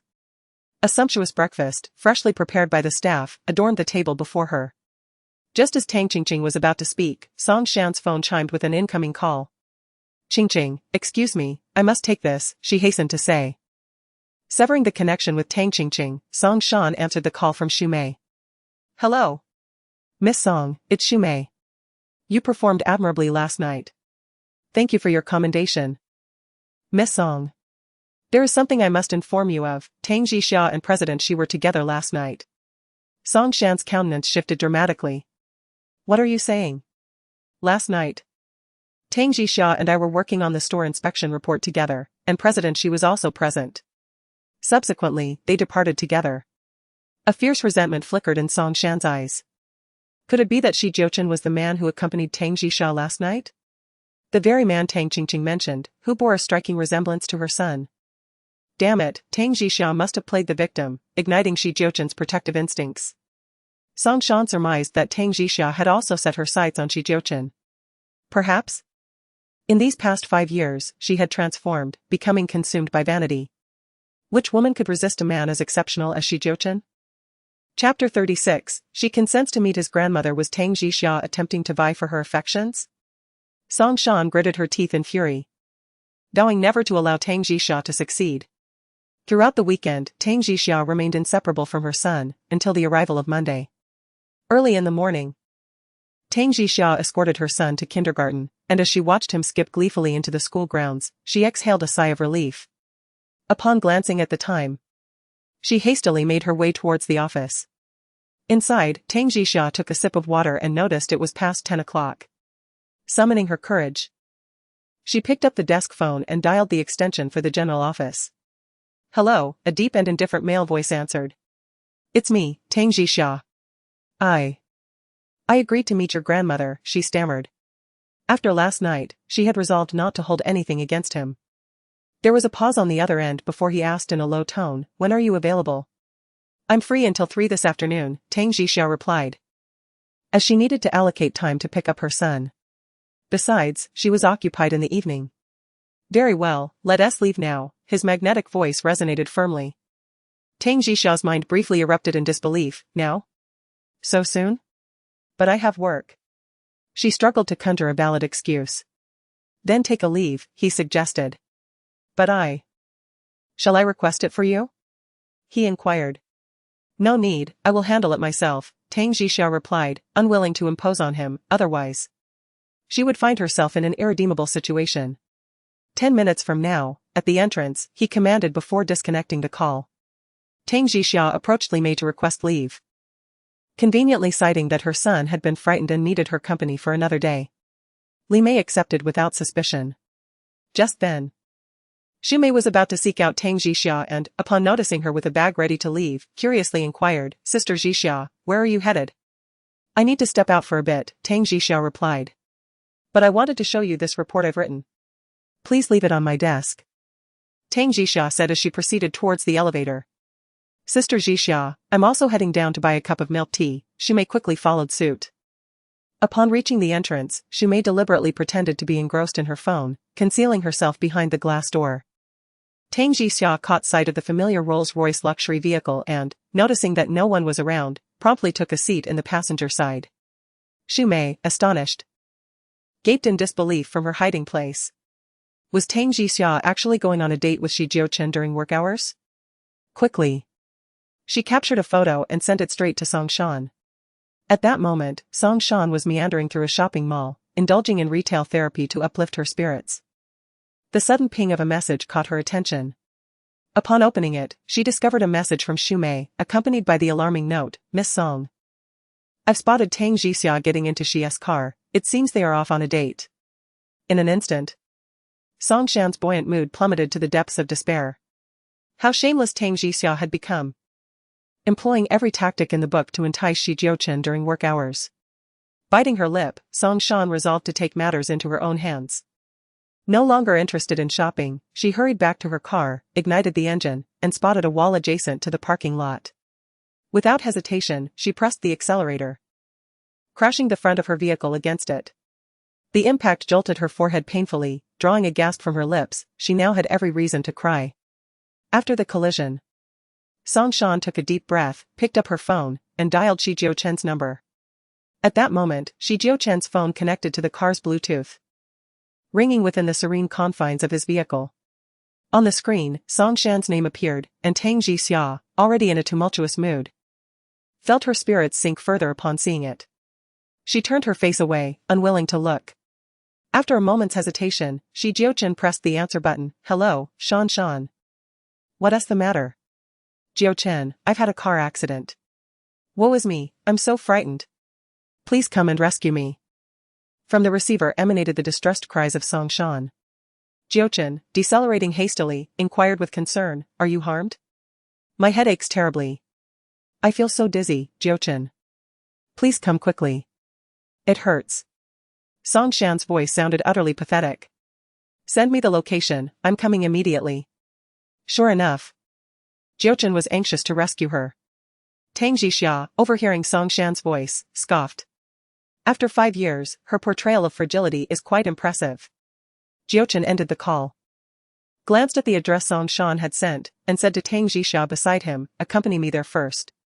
Tang Jixia nodded, eager to witness the spectacle. Jiuchen's car reversed and headed toward the largest shopping mall in the city center. In the underground parking garage on the 3rd floor, Song Shan's Porsche maintained its posture against the wall, while she squatted beside the car, seemingly suffering from an excruciating headache. Upon seeing Jiuchen emerge from the car, Song Shan was unsurprised to see Tang Jixia. She immediately threw herself into Jiuchen's arms like a frightened bird. Jiuchen, you finally arrived. Tang Jixia had anticipated seeing her with a head injury, but to her dismay, apart from the car colliding with the wall, she was perfectly capable of running and jumping. Jixia, why are you here as well? Song Shan, clinging tightly to Jiuchen's waist, feigned surprise as she gazed at Tang Jixia. Tang Jixia narrowed her eyes and retorted mockingly. Song Shan, you're a disgrace to female drivers everywhere. Did you purchase your driver's license? Song Shan bit her red lips, her eyes reddening as she said, Jixia. There's no need to be so harsh. Harsh? Is that what you think? I surmised you had fractured a limb or two. I was even prepared to set off firecrackers in jubilation, retorted with a frigid laugh. Furrowed his brow, casting a glance at her, indicating his disapproval of her harsh words. Yu immediately reddened her eyes, adopting a frail and delicate demeanor, and leaned against chest. With alacrity, caught her. What's wrong? Feigning weakness, discerns theatrics at a glance. Issued a hushed command, could you refrain from speaking for a moment? Curled her lips disdainfully, averting her gaze from their embrace. And rolled her eyes, stating, then I shall take my leave. Not yet, interjected. Turned to face him, wondering if he would find the time to introduce her to his grandmother. Lowered his gaze towards, saying, is en route. I shall have him escort you to the hospital for a comprehensive examination. If all is well, return home and rest. No, I desire your presence at the hospital. Pouted, clutching his sleeve tightly, like a spoiled child. I am occupied, I cannot accompany you. Be good, and listen, coaxed her. I refuse, I insist on your company. Or I shall not go to the hospital, stubbornly declared. Frowned, as shock from the accident warranted his presence, yet he hesitated. Scoffed derisively, then forego the hospital visit. And I have pressing matters to attend to. Shall we depart? Upon hearing this, Song Shan's chest heaved irregularly, and she began to tremble all over. Jiuchen. I feel so faint. With that, her eyelids fluttered, and she collapsed to the ground. Jiuchen reacted swiftly, catching her once more. Shan. I shall take you to the hospital. In Chapter 37, Song Shan's performance, he unceremoniously scooped her up and placed her in the back seat of his car. Turning to Tang Jixia, who remained at the scene, he instructed, you should take a cab back to the company. Tang Jixia watched as Jiuchen's car sped away, leaving her behind. Sighing, she realized she had no choice but to return to the office. At the private hospital under the Shi Group, Song Shan underwent a series of examinations. Aside from being startled, she had sustained a mild concussion that would heal with adequate rest. Seated at her bedside, Jiuchen observed the swelling on her forehead and her pale complexion. He reassured her, do not worry, we will keep you under observation in the hospital for a few days. Jiuchen, how is it that you are with Jixia? Are you both working together? Song Shan feigned curiosity as she lay weakly in bed. Jiuchen shook his head. I had planned to bring her to the Shi residence to meet my grandmother. Surprised, Song Shan asked, why would you take her to meet your grandmother? I was kidnapped during my childhood, and it was Tang Jixia's mother who sacrificed herself to save me. My grandmother wishes to express her gratitude to her. Jiuchen did not conceal the truth. What? Jixia's mother saved you? Song Shan exclaimed. I have been classmates with Jixia from elementary through high school. I heard that her mother died saving someone, but it turns out it was you. Her mother was truly remarkable. Song Shan wore an expression of admiration. Her mother had always been the hero she revered. Is there a misunderstanding between you and Tang Jixia? Jiuchen inquired with curiosity. Tang Jixia seemed perpetually filled with animosity towards Song Shan, tinged with resentment. Having prepared her words in advance, Song Shan sighed, once, I was bullied. And Jixia rushed to my aid, only to be violated in the process. From that moment on, she harbored hatred towards me. Violated? Jiuchen's expression shifted subtly. A wave of apprehension washing over him. Could it be the kind of violation he feared? Yes, she was taken advantage of by a gigolo, all because of me. It was I who brought her such misfortune. Song Shan's face was etched with guilt and remorse, tears of regret brimming in her eyes as she covered her face. Sorrowfully apologizing, I am so sorry to her, this is a debt I will carry for a lifetime. Jiuchen's heart tightened. Had Tang Jixia truly been assaulted by a man? Are you certain she was? His gaze bore into Song Shan, struggling to accept this harrowing truth. Tears cascaded down Song Shan's cheeks like pearls from a broken string as she nodded vigorously. Yes, that night, she was brutally defiled, it was her first time. It was because of me that she suffered such violation. I am sorry to her, and even though she despises me now, I know I deserve this, her hatred will be my burden for life. Inwardly, Song Shan mused that revealing Tang Jixia's tarnished past to Jiuchen would serve her purpose, thus, no matter how beautiful she remained, she would no longer be pure. Jiuchen's pupils contracted, as if an earthquake had struck, his handsome features frozen in disbelief. It is only just that she harbors resentment towards me, this transgression is one I can never atone for in this lifetime. Jiuchen, though she and I endured similar fates, I was fortunate enough to encounter you, and you were willing to take responsibility for me. Jixia, however, was not so lucky. She met a scoundrel. A rogue who vanished after taking advantage of her. Do you know if the child is that gigolo's? Jiuchen inquired gravely, his large hand on his knee clenching into a fist. That she had suffered such an ordeal, I do not know. She went abroad after that day. And we have had no contact since, Song Shan said, shaking her head. Suddenly, she looked up at Jiuchen anxiously. Jiuchen, I beg you not to ask Jixia about this matter. It is the most agonizing event of her life. Please do not reawaken her pain, will you? Moreover, she would despise me even more if she knew I had told you this. Song Shan pleaded, her eyes brimming with tears. Jiuchen was aware that such an experience would leave an indelible scar on a woman's life. He nodded.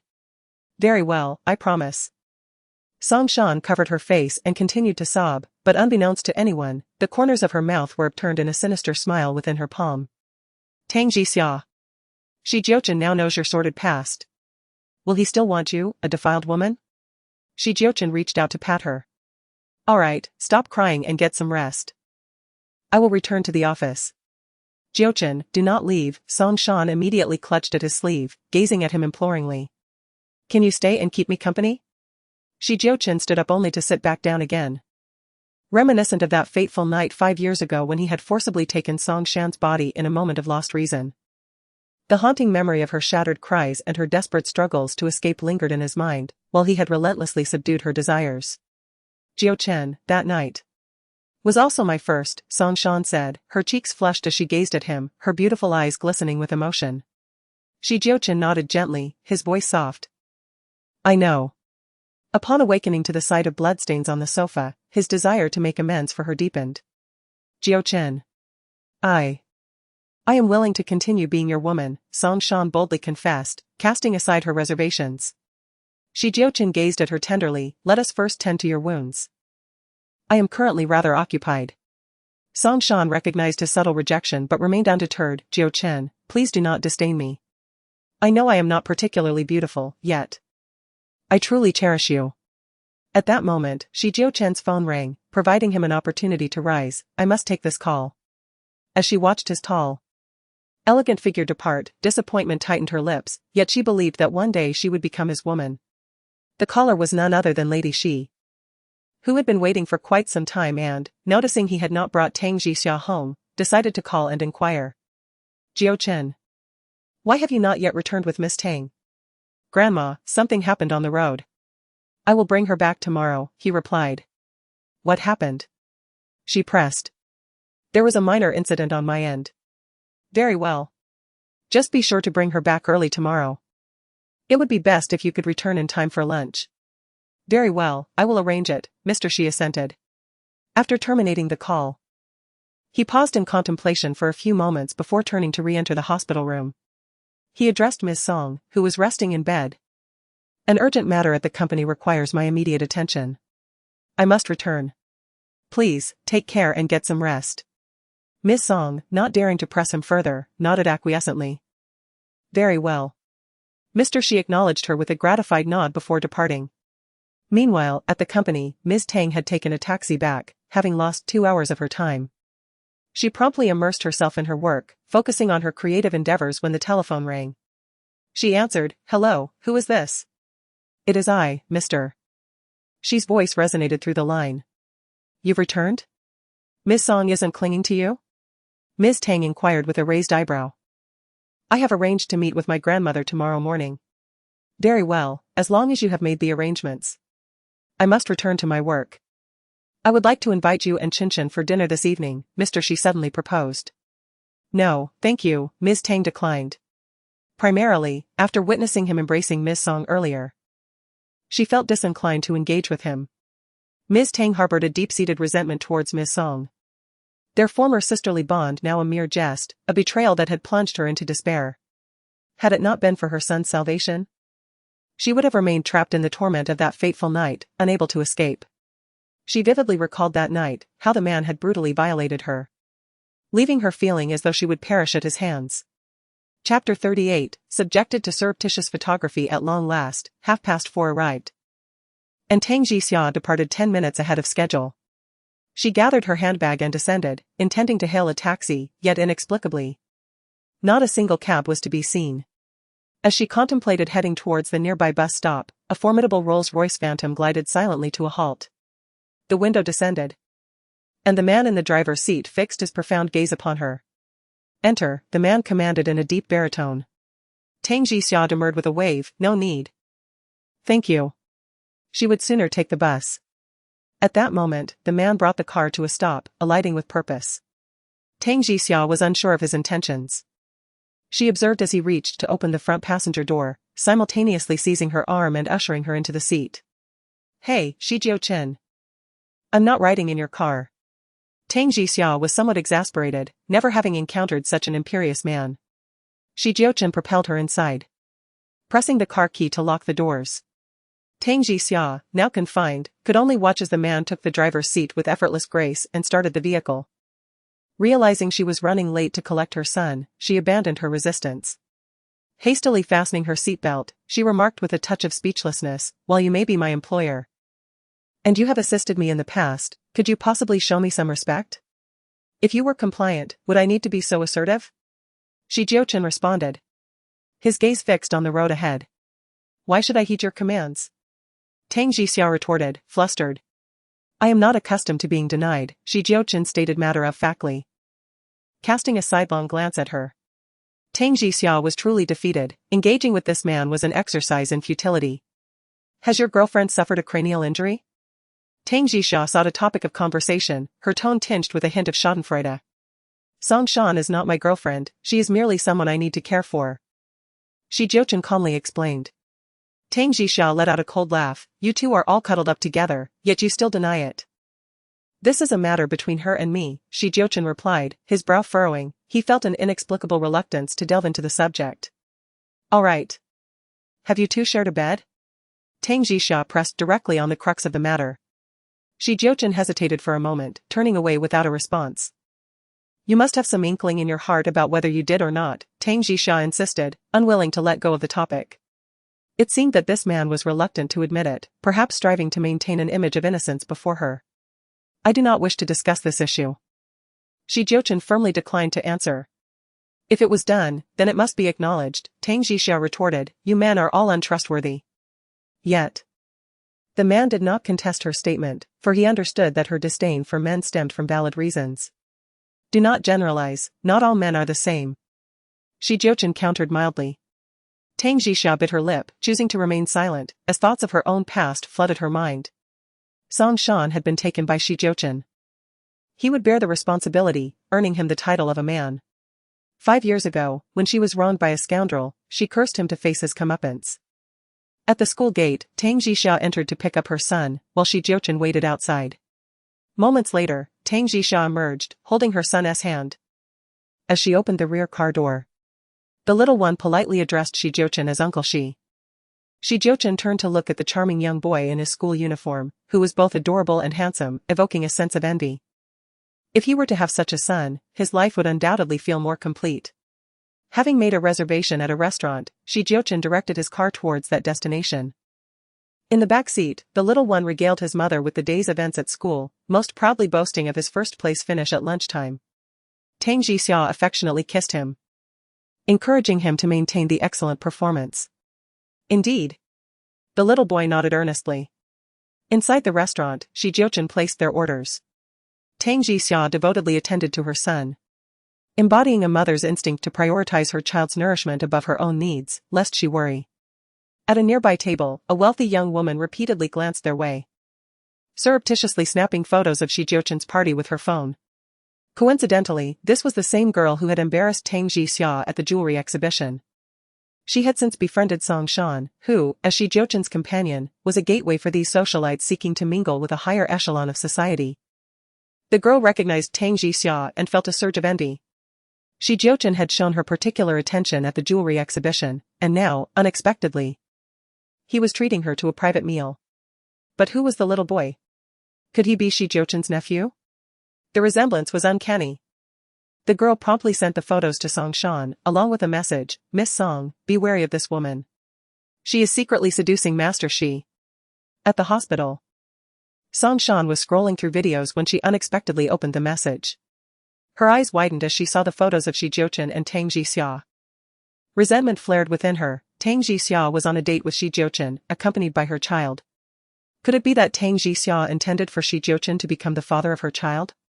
As a single mother, she believed that finding a suitable partner for remarriage was a daunting task. Her mother had saved Jiuchen, leading her to hope that he might marry her as a gesture of gratitude and accept her son as well. Song Shan prided herself on having seen through Tang Jixia's ulterior motives and vowed to thwart any of her plans. It seemed the time had come to connect with Jiuchen's family, to make them aware of the sacrifices she had made, including her first act of saving him. In the restaurant, under the soft glow of lights, Jiuchen sipped his red wine with an elegance that exuded an innate aristocratic aura. As he looked up at the little boy across from him, an inexplicable sense of affinity washed over him, as if they shared a profound bond. The boy too felt a warmth and safety in Jiuchen's presence, deeming him a trustworthy individual. For a child, establishing a genuine sense of security with someone who is not a part of their daily life is quite rare. After dinner, Jiuchen escorted them to the entrance of their apartment. Tang Jixia held her son's hand as they exited the car and turned to him, expressing her gratitude. Thank you for tonight, she said before leading her son away. Suddenly, the little boy piped up, Mommy, Uncle Shi treated us to dinner, we should invite him for tea. Taken aback, Tang Jixia had not intended to invite this man into their home. Yet, her son's suggestion made it seem impolite not to extend the invitation. Tea? She called back to the man in the car, thinking he would likely be in a hurry to leave, but felt compelled to ask for the sake of appearances in front of her son. However, upon her inquiry, the man's vehicle abruptly stalled, followed by the driver's side door swinging open, revealing his statuesque frame as he alighted. As he approached, a sense of constraint washed over Tang Jixia. Alas! I should have refrained from asking, she lamented inwardly. Uncle Shi, why don't you come to my home for a drink of water? The little boy chirped gleefully. And so, Tang Jixia escorted the man to her abode. After a brief search for a suitable vessel, she could only offer her son's cup. "I hope you don't mind."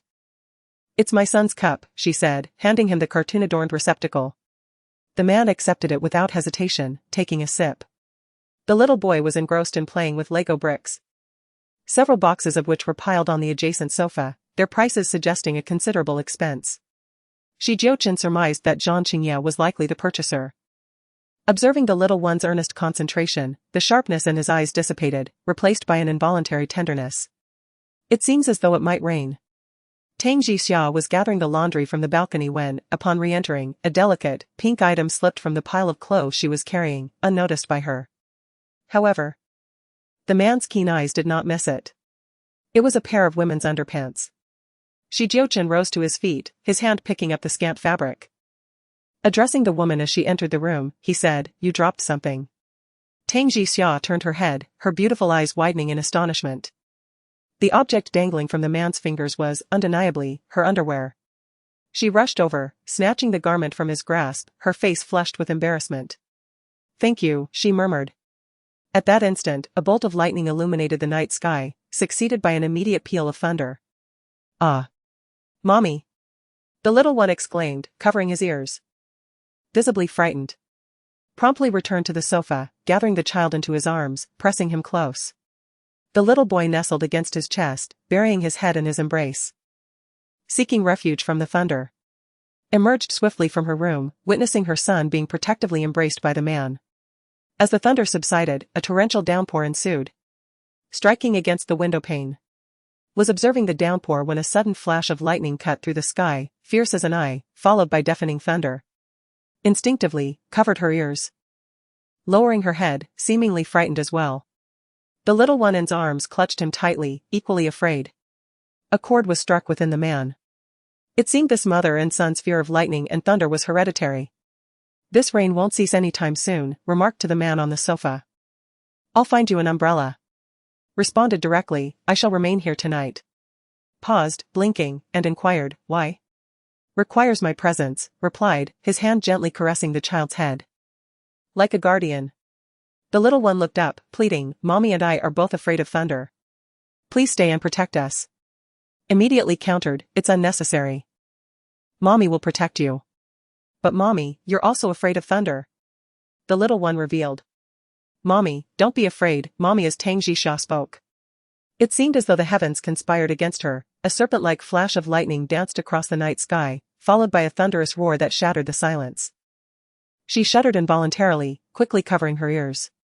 Once the thunder subsided, she turned to the man, only to be met with a glimmer of amusement in his eyes. Blushing, she stammered, "In any case, you cannot stay here, it is inconvenient. I will leave once the thunder stops." The man replied resolutely. Seeing her son in his embrace, Tang Jixia could only nod in agreement, saying, "All right then. The rain is too heavy now, so you should not return to the car." Tang Jixia retreated to her room to tidy up, and upon discovering the underwear that the man had previously held, she felt an urge to scold herself for losing something so trivial. The thunder continued to rumble outside, and the weather report warned of a night filled with severe thunderstorms, advising residents to be cautious. Tang Jixia pondered, must this man truly remain for the night? The prospect of a man and a woman alone together in a confined space might lead to misunderstandings if anyone were to find out. Furthermore, her living space was so limited, there was scarcely any room for him other than her own bed or her son's. As time passed, with the thunder gradually diminishing, she took her little one for a bath. Afterward, she was soaked and had no choice but to leave him in the living room while she cleaned herself up. At that moment, the little one walked in, rubbing his eyes, and said, "Uncle Shi, I want to sleep. Carry me." Lowering himself, Jiuchen lifted the little one into his arms. As if sensing his mother's embrace, the child yawned contentedly and drifted off to sleep against the man's shoulder. Jiuchen, having washed and dried her hair, emerged to find her son slumbering peacefully in the man's arms.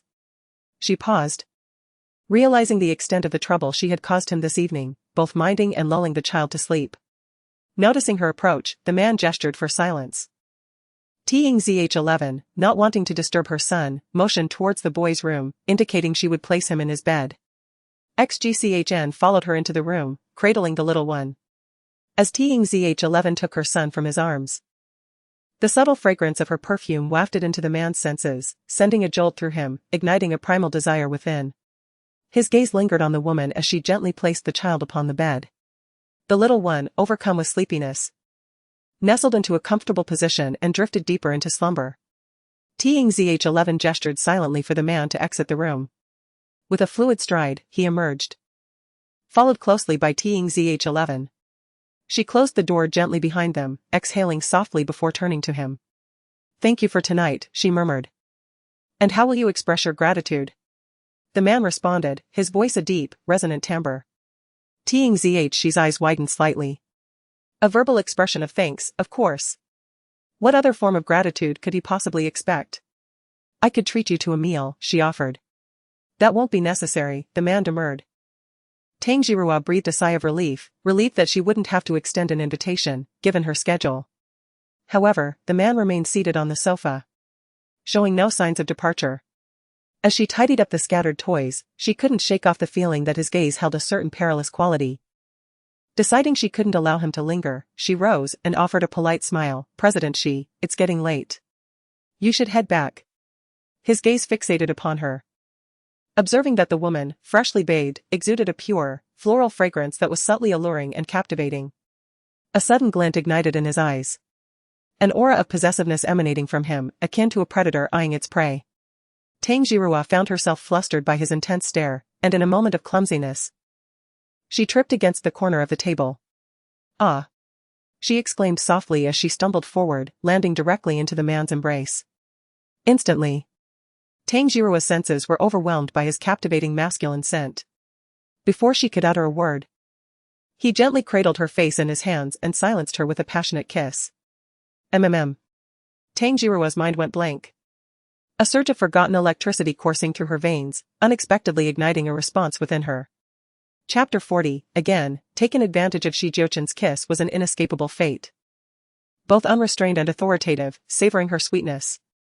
His presence was like an imposing mountain, leaving Tang Jirua breathless and at his mercy. However, as she became aware of the potential danger, her reason returned, and she opened her eyes, offering a warning glare as she pushed him away. Jiuchen finally released her. Their noses nearly touching, gazes locked, and a palpable tension filled the space between them as they both struggled to catch their breath. "Release me, Jiuchen, I'm warning you." The woman was about to retort when the man suddenly silenced her with a finger to her lips, his voice husky. "Don't be too loud. You'll disturb the child." Tang Jixia immediately fell silent, noticing the playful glint in his eyes. She resumed pushing him away. The man stood up as well, and Tang Jixia couldn't help but blush as her gaze drifted to his trousers. This man was truly lethal. Jiuchen also felt a surge of discomfort. His handsome face etched with a hint of pain as he said in a low, raspy voice, "I'm leaving." Tang Jixia quickly got out of bed, personally opening her door and watching him depart, vowing never to invite him to her home again. This man was as dangerous as a raging flood, ready to devour at any moment. The rain outside continued unabated. Only after he left did Tang Jixia realize she hadn't offered him an umbrella, considering the distance between her apartment and his car. But then she thought of how wicked he was, and decided he deserved to be drenched, to sober him up. That night, Song Shan endured a torment, her mind consumed by images of Jiuchen and Tang Jixia together. She wondered what seductive tactics Tang Jixia might be employing to ensnare him. That very evening, Song Shan was discharged from the hospital. Early morning. Song Shan dialed a number. That of a driver Jiuchen had assigned to her for her safety. "Uncle Li, could you please tell me, do you know the address of the Shi residence?" Song Shan asked as she got into the car. "Miss Song is going to the Shi residence?" Li Tao asked with a hint of surprise. "Yes. Take me to the Shi residence." "It's urgent," Song Shan commanded. Li Tao had seen Jiuchen's generosity towards Song Shan, and without giving it much thought, he drove in the direction of the Shi residence. Half an hour later, Song Shan found herself standing before an imposing mansion, graced by a magnificent archway adorned with 8 Roman columns. She was momentarily taken aback. In the heart of such a valuable metropolis, possessing a residence of such grandeur was not merely a matter of wealth. It required formidable power. Song Shan realized that her understanding of the Shi family was woefully inadequate, and her knowledge of Jiuchen was confined to what she had gleaned from newspapers, magazines, and media reports. Standing before the estate, her ambition swelled within her. She yearned to become the mistress of this mansion, to reside within its walls, and to claim the role of the young mistress of the Shi family. Having 2 younger brothers, she had always existed in a world that favored males, and she was desperate to escape the confines of her upbringing. Whether at home or in the outside world, she had always been regarded with disdain. Thus, she relentlessly pursued wealth and prominence, yearning to rise above her circumstances. Now, a shortcut lay before her, and she knew she must seize it with unwavering determination. Anyone who stood in her way of attaining this dream, such as Tang Jixia and her child, would be ruthlessly eliminated. Song Shan pressed the doorbell beside the side entrance, and soon a maid approached. Inquiring from behind the door, "Miss, whom do you seek?" "Hello, I wish to see Elder Shi," Song Shan replied.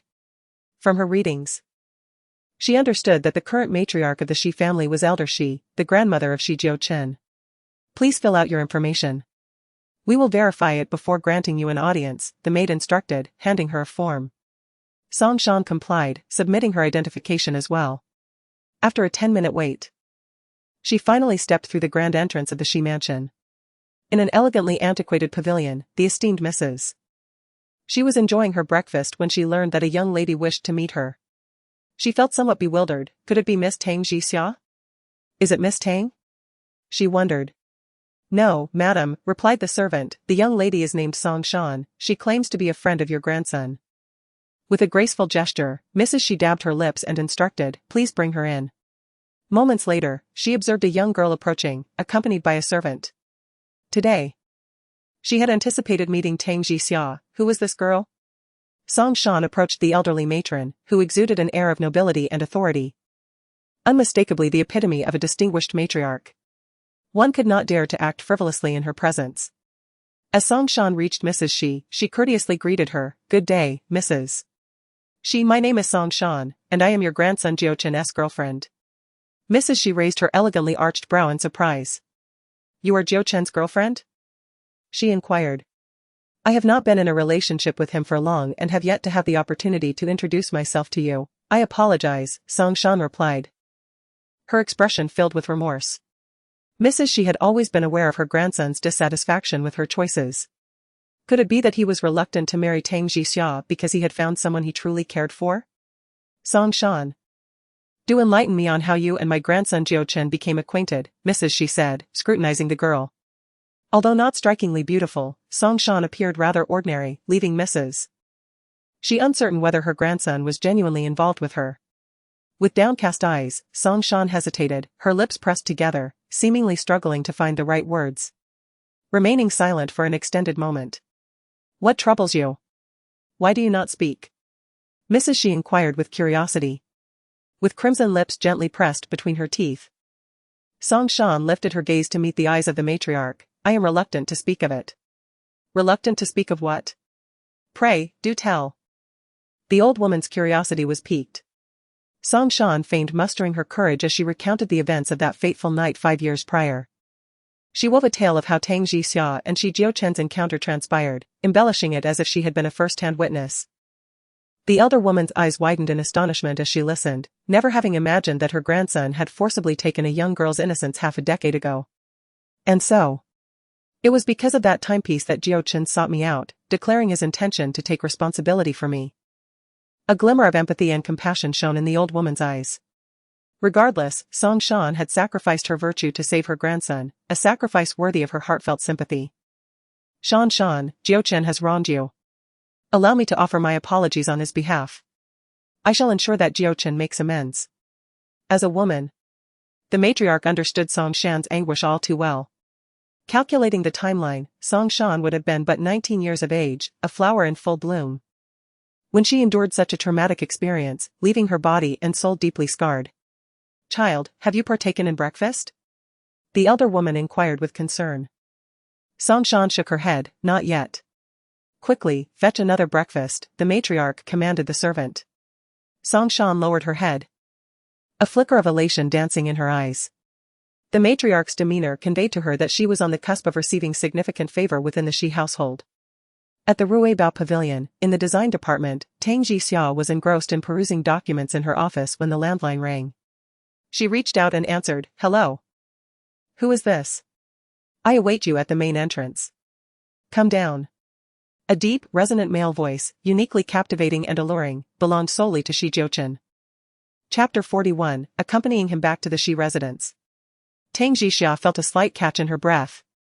The memory of being forcefully kissed by this man lingered vividly in her mind, and she genuinely wished to avoid confronting him. I am quite busy today. So I won't be visiting your grandmother's house, she firmly declined. You can come down, or I can come up, the choice is yours, the man replied. His tone laced with displeasure. Tang Jixia bit her lip, realizing that one must uphold their promises. Reluctantly, she gathered her belongings and stepped outside. Upon reaching the ground floor, she beheld the imposing black sedan and, after a moment's hesitation, opened the door and took a seat inside. Jiuchen, clad in an elegant black suit, exuded an innate authority. As soon as she entered the car, she turned her head towards the window, her cheeks flushing at the memory of his startling reaction from the previous night. Jiuchen, however, stole a few glances at her profile as he started the engine and drove away from the company entrance. The silence within the vehicle stretched indefinitely until, unexpectedly, the man accelerated on the elevated highway.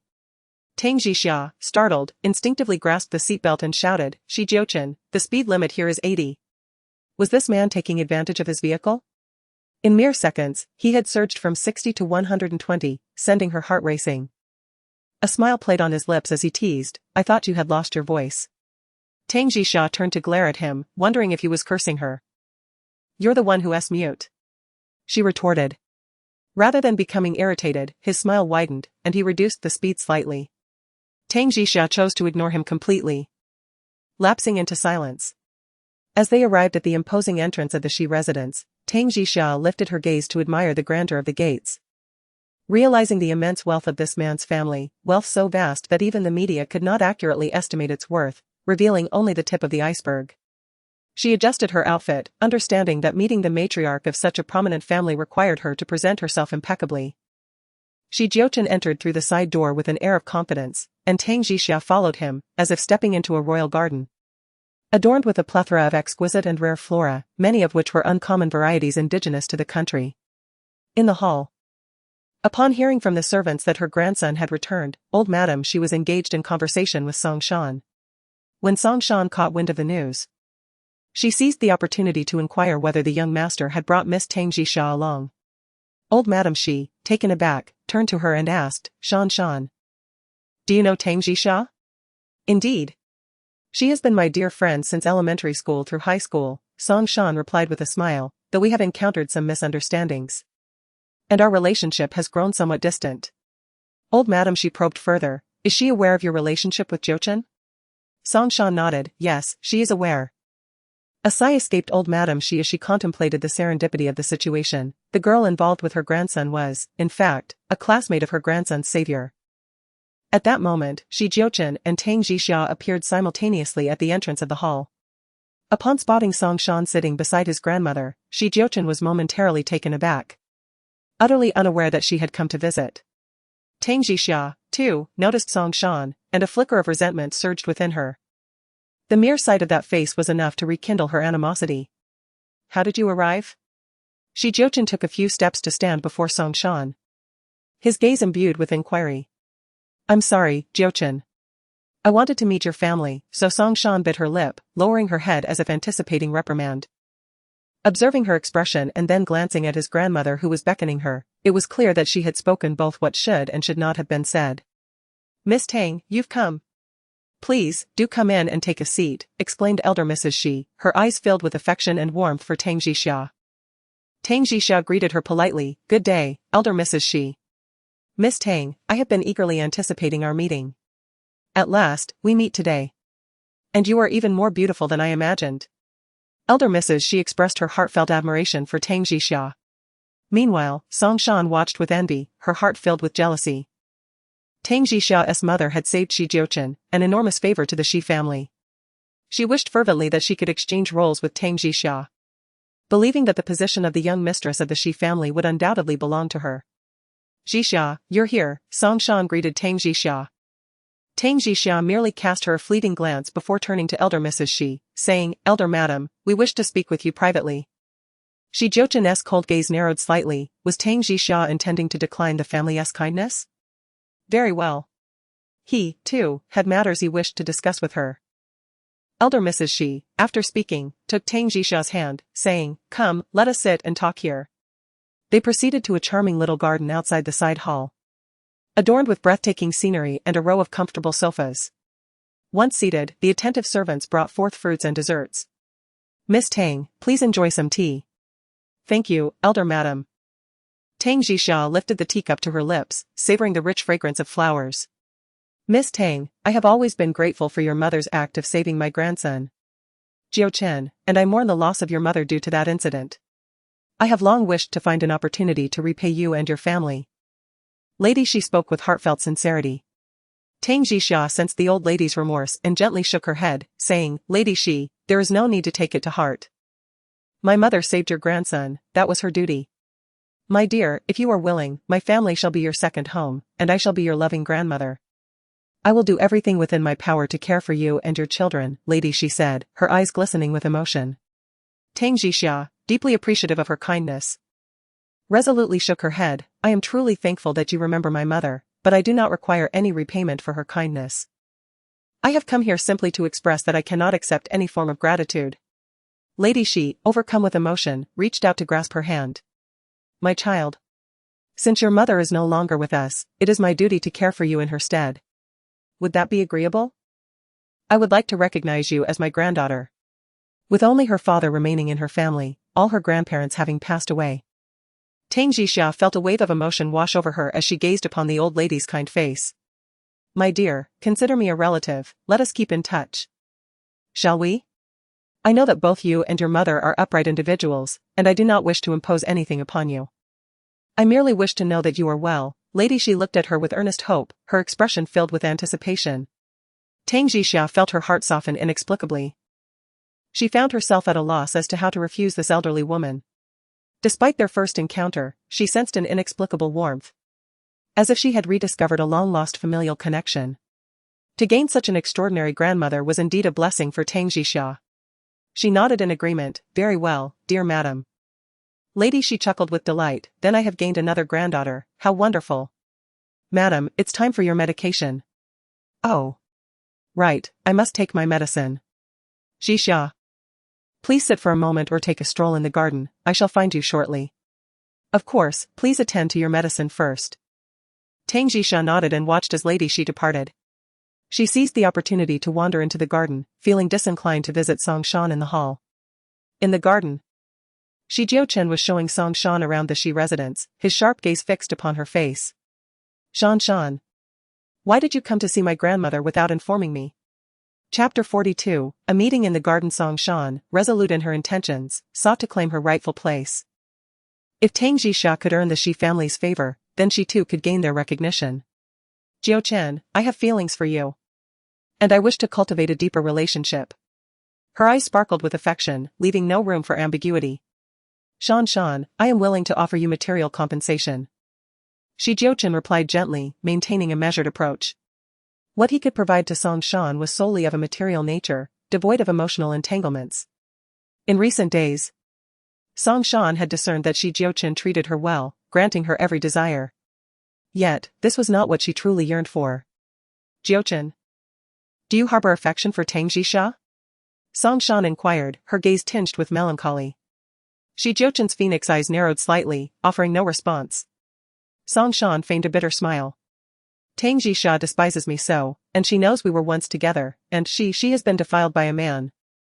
And she has long lost faith in men." Jiuchen's expression faltered for a moment. He was unsure why, but he deeply disliked hearing about Tang Jixia and other men.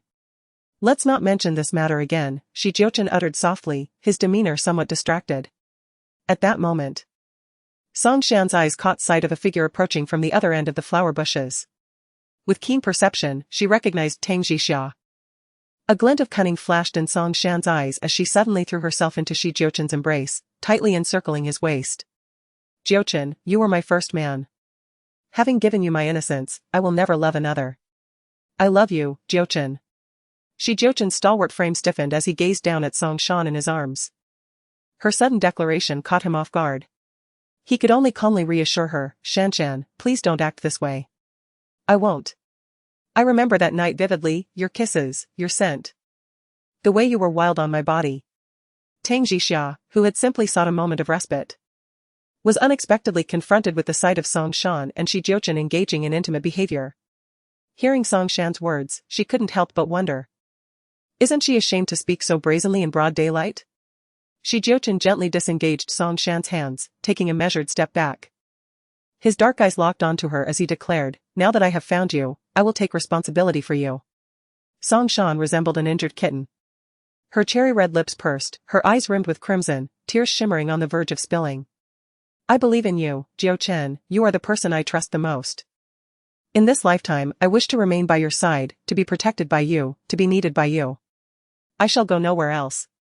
Shi Jiuchen gently patted her shoulder in a comforting manner, saying, all right, do not cry, it will not be a pleasing sight. Song Shan lowered her head, bashful. Much like the flowers nearby, her peripheral gaze drifting toward a cluster of blooms, sparkling with a hint of pride. Tang Jixia must have heard that. Shi Jiuchen's keen senses detected voices behind them, and he called out sharply, who goes there? Step forward. Tang Jixia, however, had no intention of hiding. She stepped forward with poise. Upon seeing her, Shi Jiuchen's handsome features momentarily clouded with complexity. Had Song Shan's earlier words reached her ears? Jixia. Song Shan exclaimed in surprise. Tang Jixia curled her lips into a cold smile, saying, please, continue. Do not mind me, I am merely passing by. Jixia. What did grandmother tell you? Song Shan immediately inquired, affectionately referring to the matriarch as grandmother. Tang Jixia raised an eyebrow coolly, replying. I have no obligation to share that with you. With a forced smile, Song Shan feigned delicacy, saying, I was just asking, do not be angry. Song Shan. Spare me your act of fragility, I know exactly what kind of person you are, Tang Jixia thought, wishing to unveil the deceitful facade Song Shan wore, revealing to Shi Jiuchen the wickedness that lay beneath. With eyes brimming with tears, Song Shan offered a humble apology, Jixia, I'm so sorry. If it weren't for saving me back then, you wouldn't have. Tang Jixia's face paled, and she coldly interrupted her, silence. Don't make me despise you even more. Startled, Song Shan trembled and turned to Shi Jiuchen for solace. Shi Jiuchen was well aware of the incident they were alluding to. Observing Tang Jixia's pallid complexion, he knew she had endured a nightmare she preferred not to revisit. Shan, please return to the main hall and wait for me. I'd like to have a word with Miss Tang, Shi Jiuchen said to Song Shan. Naturally, Song Shan was reluctant to grant them the opportunity. But she dared not displease Shi Jiuchen. She obediently nodded and departed. As she watched Song Shan leave, Tang Jixia had no desire to acknowledge the man. She had just overheard Song Shan recounting the details of their one-night stand, and the mere thought of it made her queasy. Was this man so uninhibited with Song Shan? Considering his recent amorous advances towards her, always touching and taking liberties. It seemed the saying was true, the only way to keep a man in line is to nail him to the wall. Tang Jixia. Song Shan has mentioned your past. Since it's all behind us, let's just forget about it, Shi Jiuchen said, offering solace to her retreating figure. Tang Jixia paused in her tracks. She knew what Song Shan was up to, she would only exaggerate her painful past, making it 10 times more tragic. To tell this man. Was he pitying her? Or sympathizing with her? Alas, she accepted no one's pity or sympathy. That one night had indeed caused her emotional and physical harm, but thanks to her son's healing presence, she had largely forgotten the pain of 5 years ago. In fact, if it weren't mentioned, she wouldn't even give it a second thought. Mr. Shi, I suggest you attend to your own affairs, retorted with a cold hum. Is there anything I can do for you? Shi Jiuchen's gaze was fixed on her pallid countenance, his heart constricting slightly. Indeed, there is. From this moment forward. Keep Song Shan at a distance from me, declared, before gracefully departing. Shi Jiuchen watched her resolute, slender figure, as if her fragile frame contained immense strength. Exuding a poignant resilience. A helpless expression crossed his handsome features. At that moment, a servant approached him, Master. The old madam awaits you in the tea room at the North Flower Garden. Shi Jiuchen nodded and left with the servant. Song Shan had intended to return to the hall, but the garden was so vast that she became disoriented. She chose a path at random, and as she walked, She noticed that this part of the garden was particularly tranquil. She spotted an antiquated pavilion and felt compelled to ask for directions. However, as she approached, she overheard voices behind the curtain. An older woman's voice inquired, "Madam, do you still intend for the young master to marry?" "What about Miss Song then?" A commanding, aged female voice responded resolutely, "My decision remains unchanged. The woman Jiuchen is destined to marry is none other than. As for Song Shan, I shall ensure that Jiuchen compensates her materially. For some reason, Song Shan has never appealed to me. I find her insincere and overly calculating. My ideal granddaughter-in-law is and always will be." Song Shan, startled, immediately held her breath, recognizing the voice as that of the Shi family's matriarch. Originally, she had performed for half a day in the morning, yet the old lady found her utterly unappealing. Despite this, the elderly matriarch was resolute in her desire for Tang Jixia to become her granddaughter-in-law. A surge of resentment and unwillingness coursed through Song Shan's heart. At that moment, footsteps were heard, prompting her to swiftly conceal herself amidst the low shrubs behind the curtain, suppressing her breath. "Grandmother, did you call for me?" Shi Jiuchen's voice resonated. Chapter 43, You must marry Tang Jixia. Looking at her grandson, the elder lady expressed her disappointment. "Jiuchen, what on earth happened? How did you end up in bed with Song Shan 5 years ago, leading to such an absurd situation?" "I apologize, grandmother. I was momentarily deceived by a scoundrel. My senses clouded and I made a grave mistake. You can take responsibility for your actions, and I do not blame you, but now, how do you intend to resolve matters with Miss Song?" The matriarch inquired sharply. "I have compensated her in every possible way." "Very well, your affairs are your own concern. However, there is one thing you must remember, the granddaughter-in-law I have chosen is solely Tang Jixia. If she marries, she shall be the mistress of the Shi family. If she does not, you must cherish her for a lifetime." The old lady's words fell with a resounding finality. Song Shan could not see the expression on the man inside, yet her heart felt as though it had plunged into an icy abyss. Tang Jixia loomed like a specter, obstructing her path to wealth and glory, and she vowed that she would not allow this obstacle to thwart her happiness. Just then, she heard Shi Jiuchen's calm and concise reply, "All right." Another stab pierced Song Shan's heart. Shi Jiuchen indeed had no intention of bringing her home. She departed surreptitiously, encountering a servant before proceeding directly to the main hall. Luncheon was already prepared. Initially, Tang Jixia had not intended to remain for the midday meal. But owing to the inopportune timing, she was compelled to partake before her departure. At the table, the elder Mrs. Shi urged, "Miss Song, please help yourself to the dishes. Do not stand on ceremony, consider this your own abode." Song Shan responded with a sweet smile and a nod, "Very well, grandmother." Yet inwardly, she harbored maledictions, wishing for the expeditious demise of the meddlesome matriarch. "Jixia, you must also partake." The elder Mrs. Shi addressed Tang Jixia with the unaffected familiarity of a blood relation. "Indeed, I shall," Tang Jixia replied, reaching for a dish.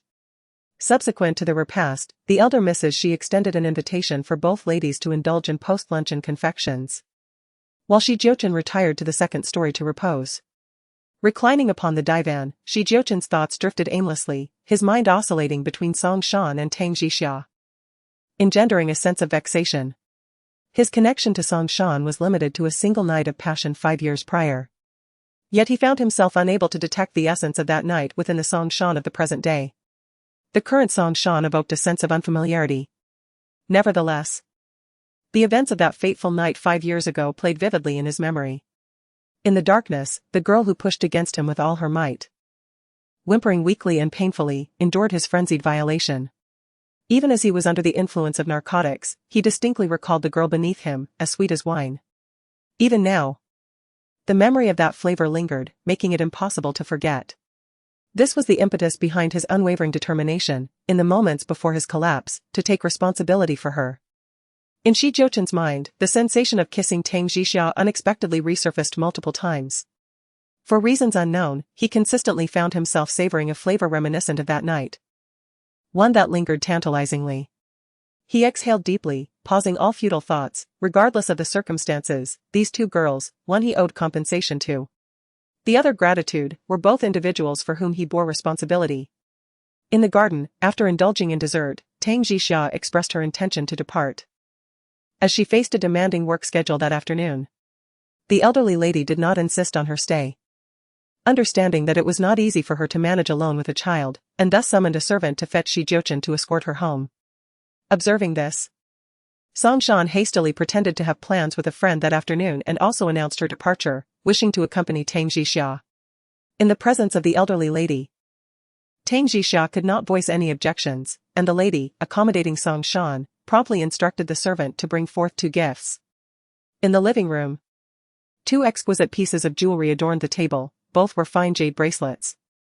The elderly lady did not specify who was to receive which, merely smiling as she asked, "Come. Take a look, which one do you both prefer?" A glimmer of shrewdness and greed flashed in Song Shan's eyes as she quickly assessed which piece held greater value. Upon spotting one of superior quality, she turned to Tang Jixia and said, "Jixia, I fancy this one, you wouldn't mind, would you?" Tang Jixia replied coolly, "This is a gift from Grandma Shi, you should ask her." "Mind? As long as Miss Song likes it, that suffices," the elderly lady nodded with a smile. Song Shan picked up the chosen box, while Tang Jixia looked up at the elderly lady and said, "Grandma Shi, such a precious gift, I cannot accept." Song Shan's expression faltered in surprise. Was Tang Jixia deliberately trying to embarrass her? With a hint of awkwardness, she set aside the bracelet and remarked, "Indeed. This gift from grandmother seems rather extravagant." "Extravagance is irrelevant, it is the sentiment that holds true value. Do accept it."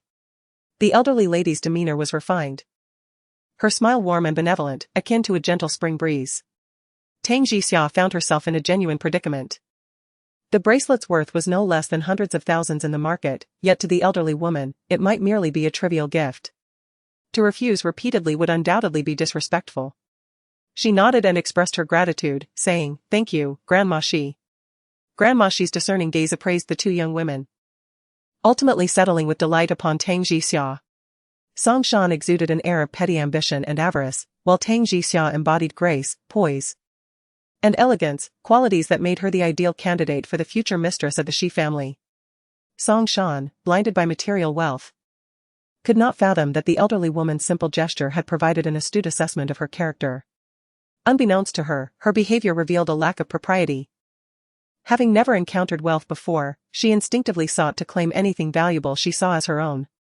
As Shi Jiuchen's car came to a halt in the courtyard, both young women climbed aboard. Song Shan made a point of asserting her position beside Shi Jiuchen, sliding into the passenger seat. Meanwhile, Tang Jixia settled comfortably in the back seat, as she intended to alight at a nearby street. She preferred to take a taxi rather than share a ride with Song Shan.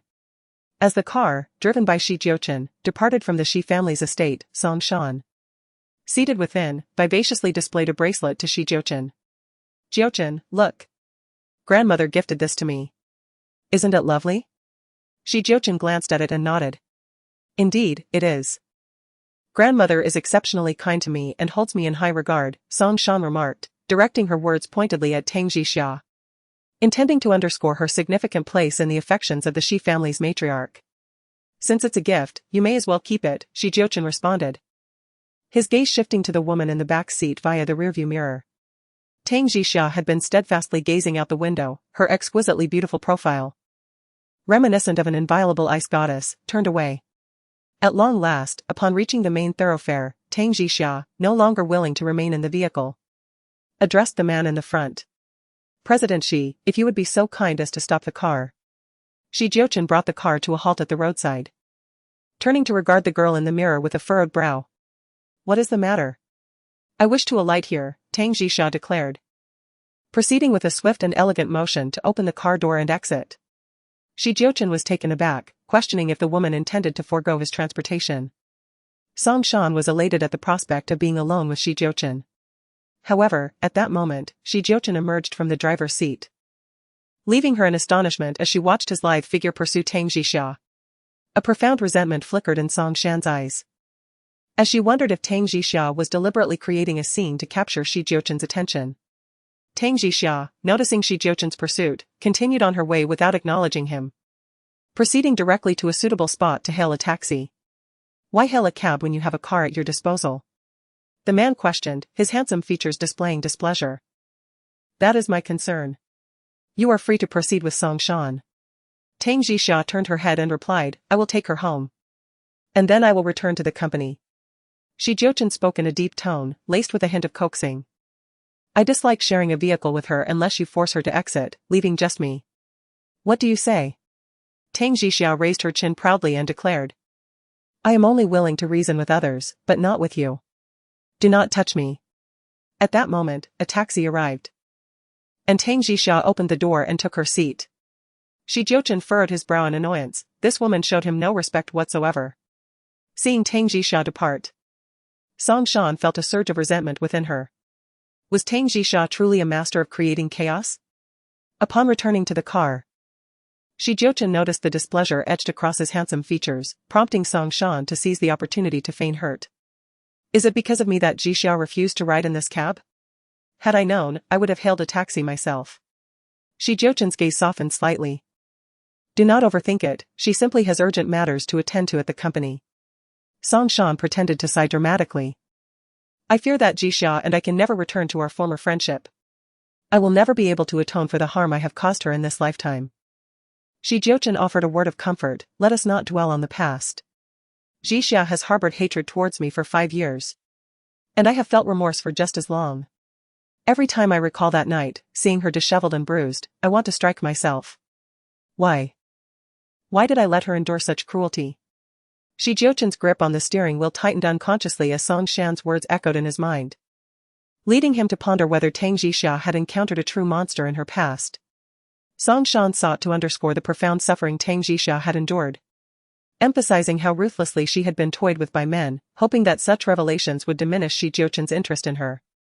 Surely, all men possess a certain fastidiousness. Do they not? How could they possibly maintain an attraction to a woman who has been trifled with by others? Yet, Song Shan's conjecture was utterly misplaced. Instead of feeling disgust, Jiuchen found himself increasingly empathetic towards Tang Jixia. The more he learned of her harrowing past, the stronger his desire to protect her became. This marked a significant transformation in his mindset, from initial resistance when his grandmother suggested he marry her to a growing willingness to accept that fate, albeit with the bittersweet realization that this woman appeared to disdain him. Let bygones be bygones, there's no need for self-blame. Jiuchen gently reassured as he observed Song Shan ensnared in her own anguish. However, Song Shan's eyes reddened, and she discreetly wiped away her tears with her hand. Upon arriving at the villa, her gaze turned hopeful as she addressed Jiuchen. Jiuchen, would you like to come in for a cup of tea before you leave? No.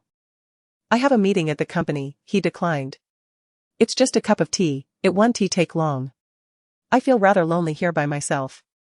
I've mentioned before, if you feel lonely, you could invite your family to stay with you, Jiuchen suggested.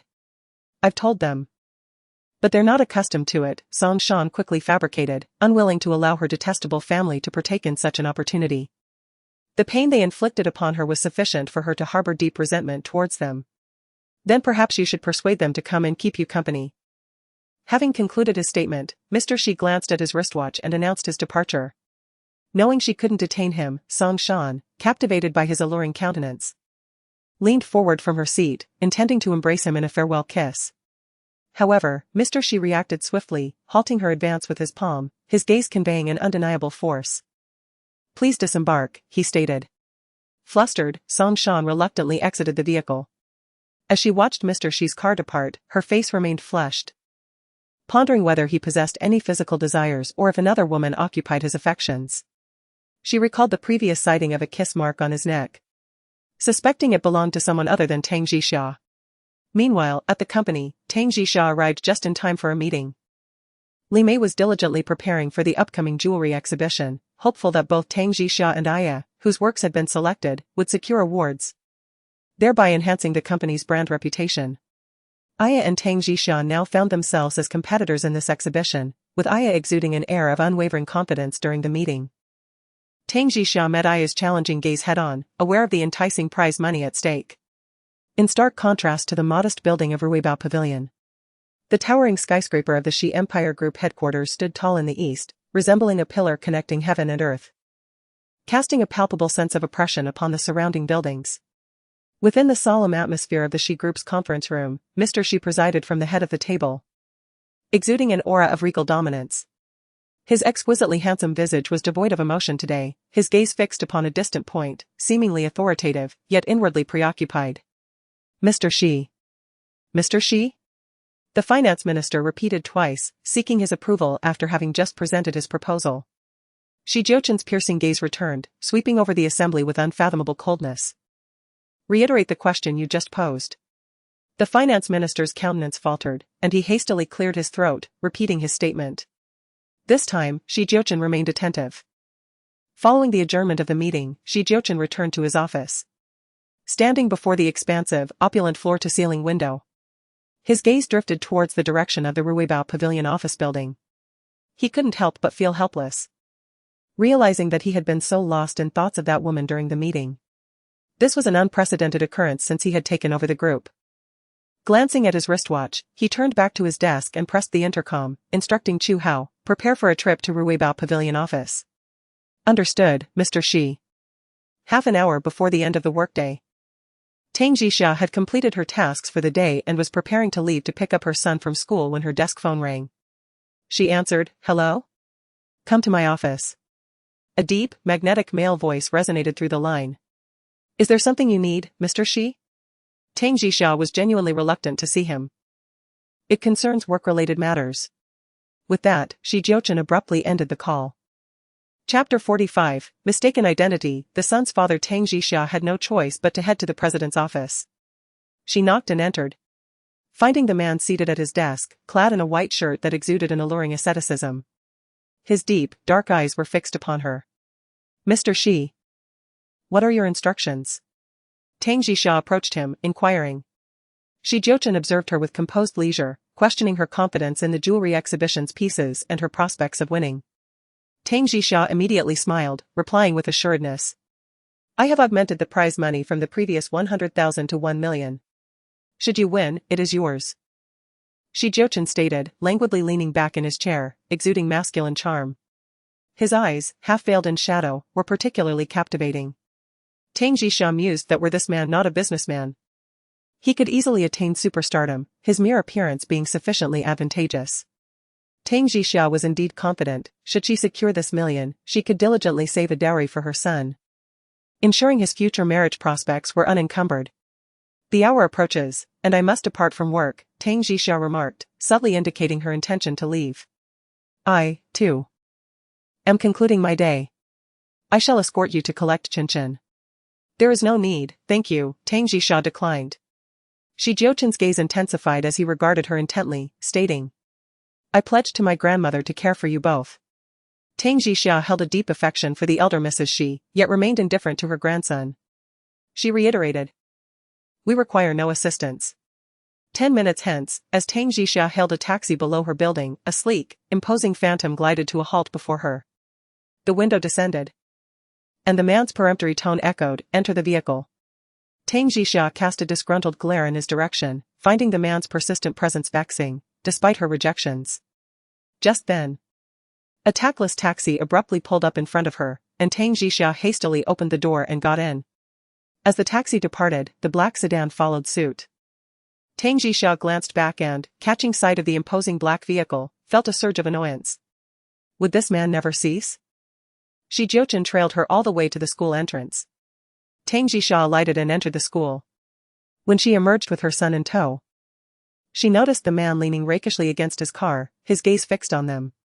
The little one, who was holding her hand, joyfully broke free from Tang Jixia's grasp and exclaimed with delight, "Uncle Shi." He then darted towards the man. Jiuchen crouched down, welcoming the little boy into his embrace. With a sweep of his arm, he hoisted the child onto his sturdy arm, and the boy was overjoyed. At that moment, a father and son approached. The little boy looked up and inquired, "Tang Yuchen, is this your father?" Tang Yuchen glanced at his classmate, then at the man beside him. Just as he was about to shake his head, the man smiled and affirmed, "Yes, I am Tang Yuchen's father." Tang Yuchen was stunned. Tang Jixia, who had just arrived, overheard the exchange and glared at the man, wondering why he was making such reckless claims. After the little boy and his father had left, Tang Yuchen suddenly looked at Jiuchen with longing and asked, "Uncle Shi, could you be my temporary daddy? You want me to be your father?" Jiuchen countered, "Yes. I do." "Absolutely not. An irate female voice interjected. Tang Jixia was about to lose her mind. Her son was being absurd, and the man was joining in the nonsense? Mommy, the teacher said there is a parent-child event this month that requires fathers to participate. I would like to ask Uncle Shi to be my temporary father for the occasion. The little one inquired, isn't there a program for mothers and children? Yes. But only girls participate with their mothers, while boys are paired with their fathers, the child replied. Tang Jixia's expression fell in surprise. It seemed the kindergarten had not considered children without fathers when making such arrangements, though it was not entirely their fault. Jiuchen declared with a deep, resolute tone. I will accompany you to the parent-child event. The little one nodded happily in agreement. How about I ask my dad for help? Tang Jixia suggested, remembering that her father was also male. No, Mommy. Just now, Xiaoqing found out that Uncle Shi is my daddy. It wouldn't be right to switch to Grandpa. Tang Yuchen immediately retorted. Tang Jixia felt a pang of frustration. Why had that man carelessly admitted such a thing?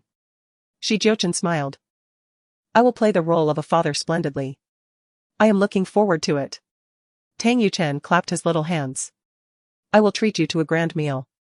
As the man spoke, he reached for the backseat door to help the child inside, but Tang Jixia quickly stepped in to embrace her son, addressing Jiuchen. There's no need for your trouble, Mr. Shi. I will cook for him at home tonight. Back in her embrace, Tang Yuchen looked up at Jiuchen and asked. Uncle Shi, would you like to come to my house for dinner? My mommy's cooking is very... The enthusiastic little one was abruptly silenced by a hand that swiftly covered his mouth. Tang Jixia covered her son's lips and turned to the man, saying, my cooking is quite dreadful, so I want to be inviting you. A faint curve graced the man's lips, betraying his acceptance. I find no fault in it. With that pronouncement, his gaze softened with concern as he regarded the little one, whose mouth had been covered. Release the child, please. Realizing her actions, Tang Jixia swiftly removed her hand. The little fellow, catching his breath, blinked his wide eyes and countered, Mommy, your culinary skills are undeniably superb. Why would you utter a falsehood? Tang Jixia cast a helpless glance at her son. Must you dismantle your mother's pretense with such glee?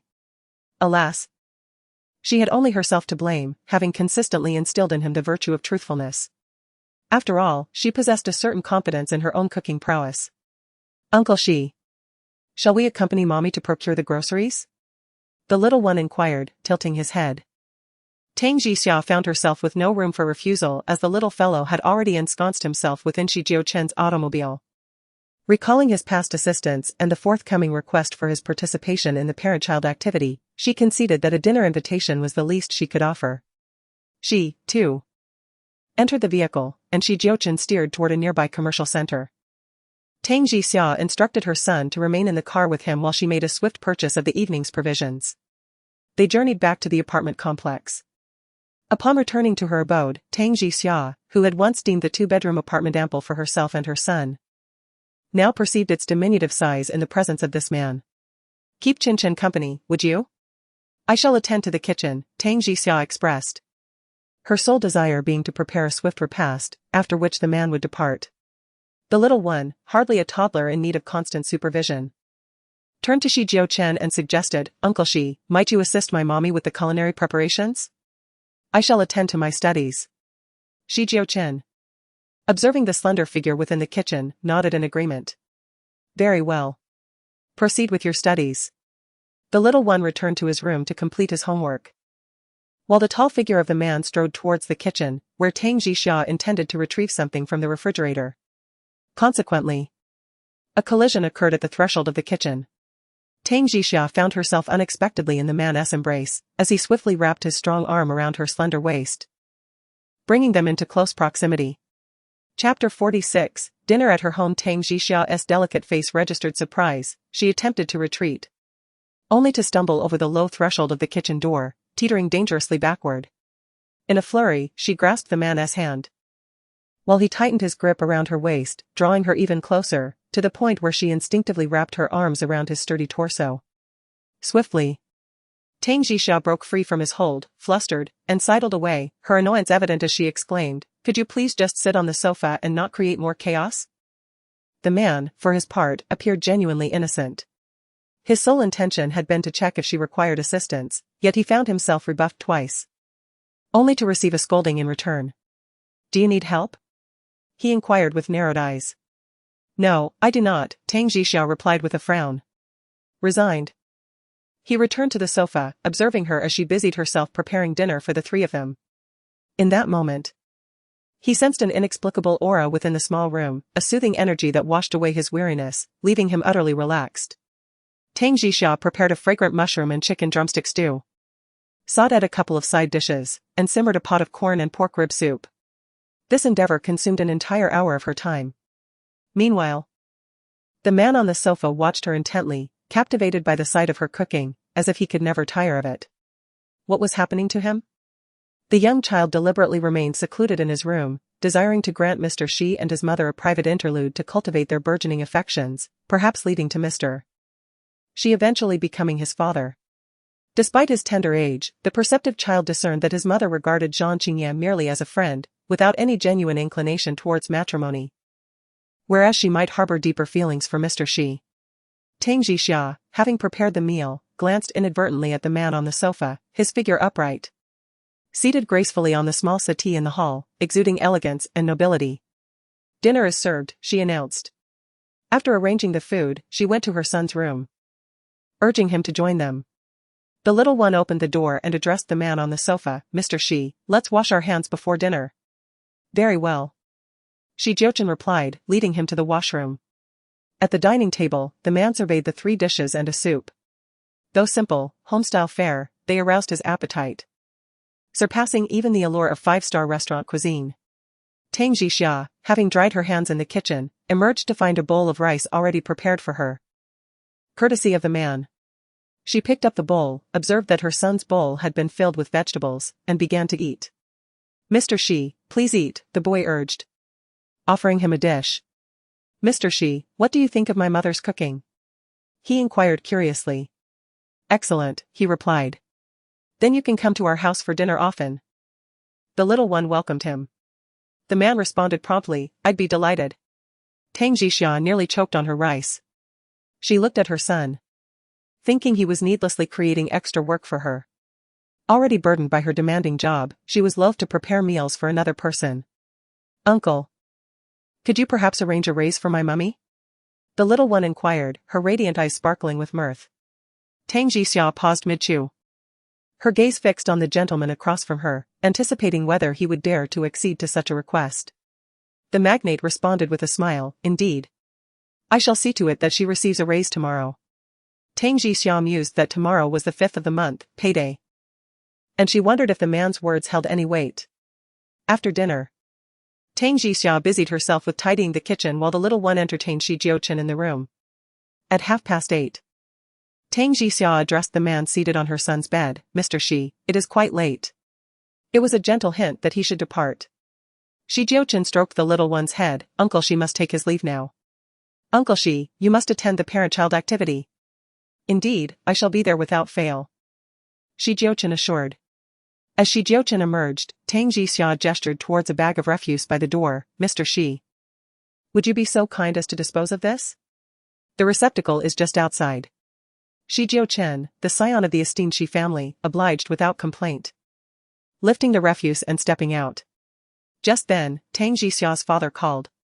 "Hello, Dad." "Jixiao, everything is prepared here. Shall I arrange transport for you to move your belongings to the new house in the next couple of days?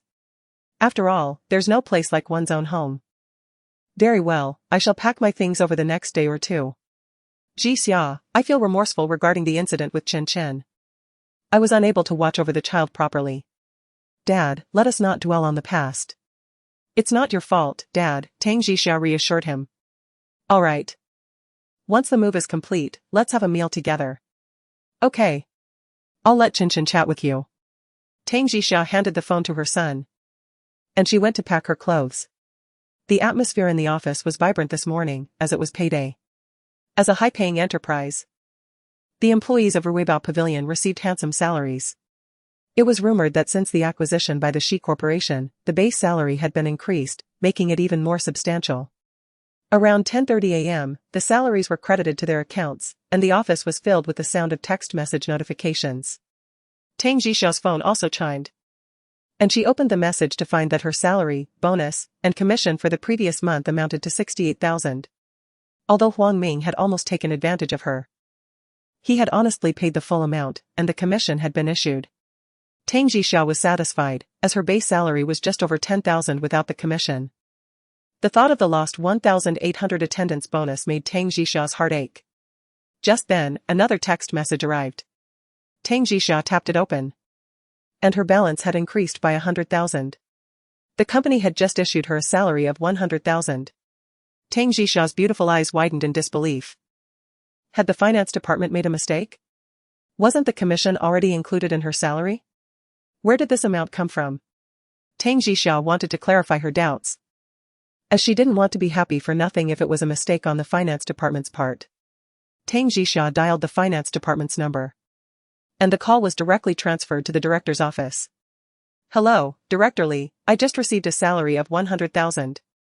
Could you please check if there has been an error? Esteemed Ms. Tang, I anticipated your inquiry. The initial sum represents your salary, while the subsequent amount was disbursed at Mr. Shi's behest. The specifics of this allocation remain undisclosed to me, you may wish to consult him directly. Ms. Tang's mind reeled, a cacophony of thoughts erupting within her. What? This sum originates from Jiuchen? She mused. Why would he remit funds to me unexpectedly? Severing the connection with the finance department, she promptly dialed the general office's landline.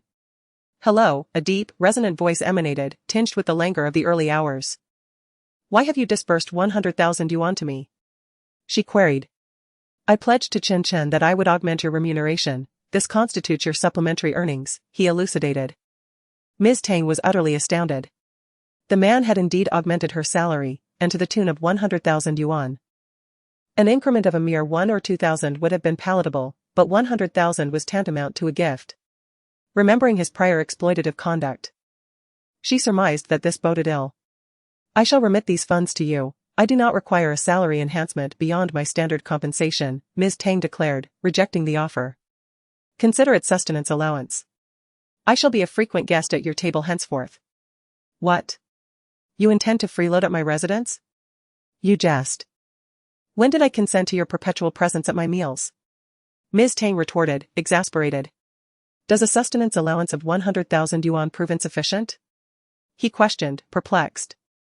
It is not a matter of finances, but rather my disinclination to prepare meals for you, Ms. Tang retorted. Even if you were to decline my payment, I would still partake in your meals at your residence. Do not accuse me of freeloading at that juncture.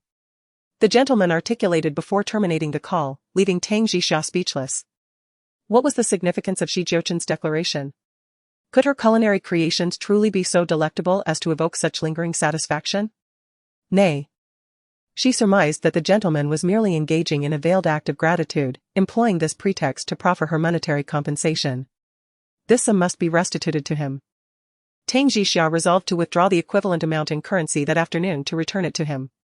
Around 10 o'clock, at the prestigious LV boutique in an upscale shopping center, Song Shan was perusing the handbags when her cellular device emitted an auditory signal. She answered, Hello, mother. Shanshan, do you possess any available funds?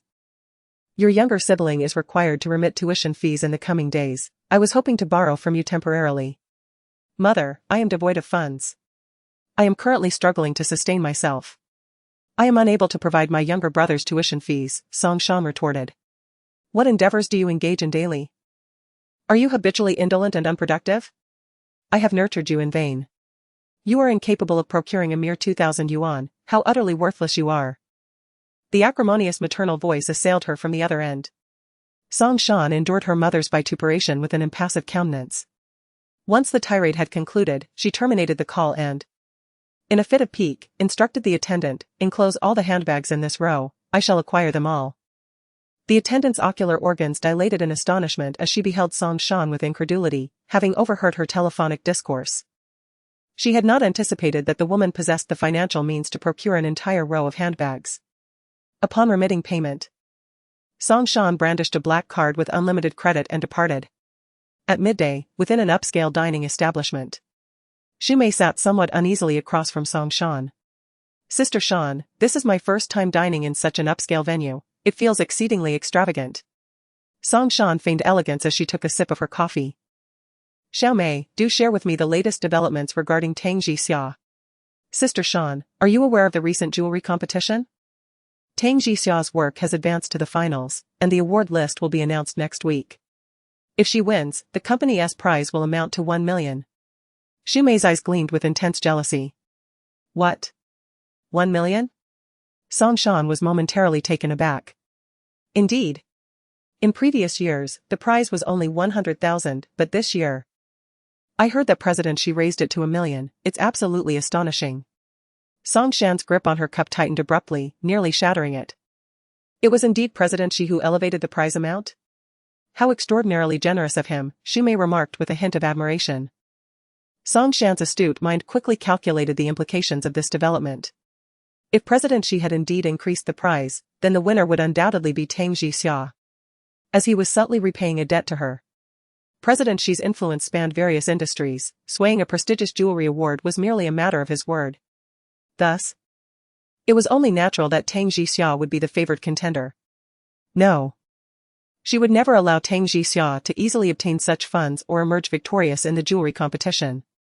Even more fiercely, Song Shan vowed within herself to expel Tang Jixia from Rui Baoge, erasing her from the design community and ensuring her notoriety. The upcoming jewelry exhibition presents an excellent opportunity that she intends to seize, allowing her to experience the profound contrast of descending from paradise to the depths of despair. After lunch, Tang Jixia returned with a substantial sum of 100,000 in cash, which she promptly carried to the executive office. She knocked on the door of Jiuchen's office, and within, Chu Hao opened it for her. Is the CEO in? She inquired. Yes, he is, Chu Hao replied politely. Tang Jixia nodded and stated, I have matters to discuss with the CEO. With that, she entered the office and observed Jiuchen engrossed in reviewing a multitude of documents on the sofa, appearing quite busy. Upon noticing her presence, he merely lifted his gaze for a fleeting moment before returning to his paperwork. Is there something you need? He asked with a detached tone. Without further ado, Tang Jixia placed a stack of money before him, declaring, Here is 100,000, I am returning it to you. The pen in Jiuchen's hand paused momentarily. Yet he elegantly completed his signature, closed the document, and called out to her, Wait, Tang Jixia, take the money. While Tang Jixia had a fondness for wealth, she refused to accept ill-gotten gains. She turned and remarked, If you find yourself with surplus funds and no place to spend them, perhaps you should consider engaging in philanthropy. There are many in need of your support. Beside them, Chu Hao could not help but interject on behalf of his boss, Miss Tang. The CEO already oversees a charitable foundation, contributing over 10 billion annually. Tang Jixia's expression stiffened for a moment, and after a brief, awkward cough, she replied. Then let us consider this conversation forgotten. With that, she left, feeling somewhat embarrassed. Upon collecting her son this afternoon, the commencement of the parent-child competition was declared for this Friday. A maximum of 2 attendees per student is permitted, with a preference for both parents to participate. Miss Tang, I understand from Jiuchen that his father will be joining the parent-child event. Is this correct? We have class uniforms for this occasion. Could you provide his father's height and weight so that I may arrange for his attire? A striking figure materialized in Tang Jixia's mind. She inquired of the teacher. Is it compulsory to wear the parent-child ensemble? Miss Tang, it is a school regulation for uniformity in our parent-child activities. Without it, the atmosphere would be incomplete. The teacher emphasized. Tang Jixia mused that since Jiuchen himself had pledged this to their son, he would have to wear the parent-child attire, regardless of its aesthetic appeal. Very well, procure a size suitable for someone of 1.9 meters. Astonishing. Jiuchen's father is quite tall. And his weight? His physique is impeccably proportioned. Splendid. The class fees will be collected shortly in the group chat, the teacher concluded before attending to other matters. Upon escorting her son home, Tang Jixia received a call from her father, who was to take them to view their new residence. Although the new apartment comprised 2 bedrooms and a living room, it spanned over 100 square meters. Configured as a 2-bedroom apartment with a living room, the hall appeared exceptionally spacious. Tang Jixia had already envisioned creating a recreational area for her son in the hall. With dual balconies, one could serve for laundry. while the other could be adorned with flora and a table for leisurely coffee breaks and work. Tang Jixia held a deep fondness for the house her father had purchased. Feeling immense gratitude for his endurance under the family's pressures to provide her and her son with a home. "Let us tidy up and move in," exclaimed Tang Jun, joyfully cradling his grandson on the sofa. Tang Jixia nodded in agreement. "All right, I'll pack tonight. There isn't much to take. I'll move in tomorrow afternoon and can prepare our first meal here in the evening." "Splendid. I shall join for dinner tomorrow night," Tang Jun replied with a smile.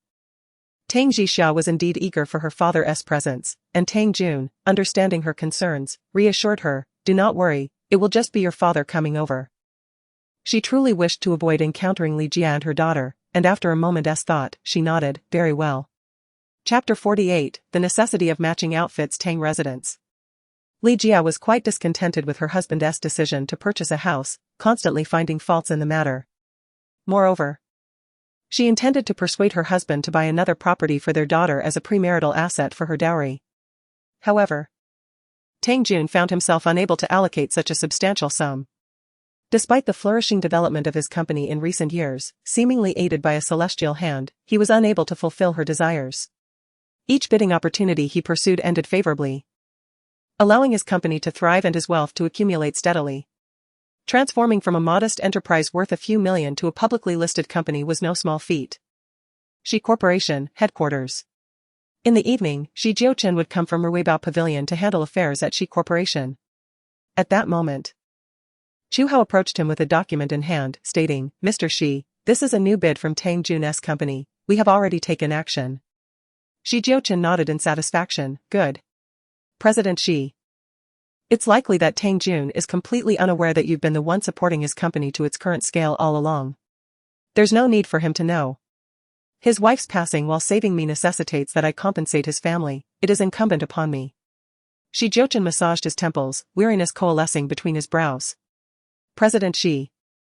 The jewelry competition has been taken care of." Jiuchen's eyes gleamed, as if anticipating something. "President Xi, you should return, it's already 9 o'clock. Chu Hao said with concern.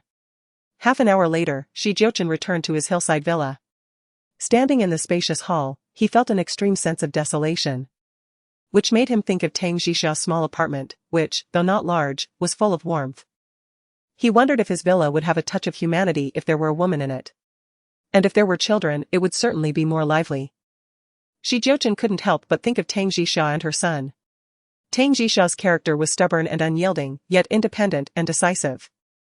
She was not the kind of person who could be easily dealt with by money. Even if he had power and influence, he couldn't force her to marry him. Moreover, he was the one who should be grateful. For Jiuchen, winning Tang Jixia's heart was much more difficult than managing a billion-dollar company. His mind was filled with Tang Jixia's image, and as he thought about her, Jiuchen felt a surge of heat all over his body. This surprised him. How could his body react so strongly just by thinking about this woman? Now that Tang Jixia also knows about his one-night stand with Song Shan 5 years ago, she probably despises him even more. At that moment, Jiuchen's phone rang. Upon glancing at the screen, he discovered an image sent by Tang Jixia. The picture depicted a yellow t-shirt, accompanied by her message, "This is the class uniform for the parent-child activity. Are you sure you want to participate?" The uniform was exceedingly ordinary, available online for a mere 39 yuan, made of low-quality fabric and a common design. "I had promised Jiuchen that I would attend." Jiuchen swiftly composed a reply, "This doesn't quite align with your identity, I advise you against participating. I will speak to the teacher, and I will go alone." With narrowed eyes, Jiuchen read her message, resolutely responding, "I will definitely be there." Meanwhile, Tang Jixia lay on her bed, observing the man's insistence to attend. She decided not to dissuade him and replied, "All right. This Friday, we gather at 2 in the afternoon. Is Jiuchen asleep?" the man inquired. "Yes," she replied.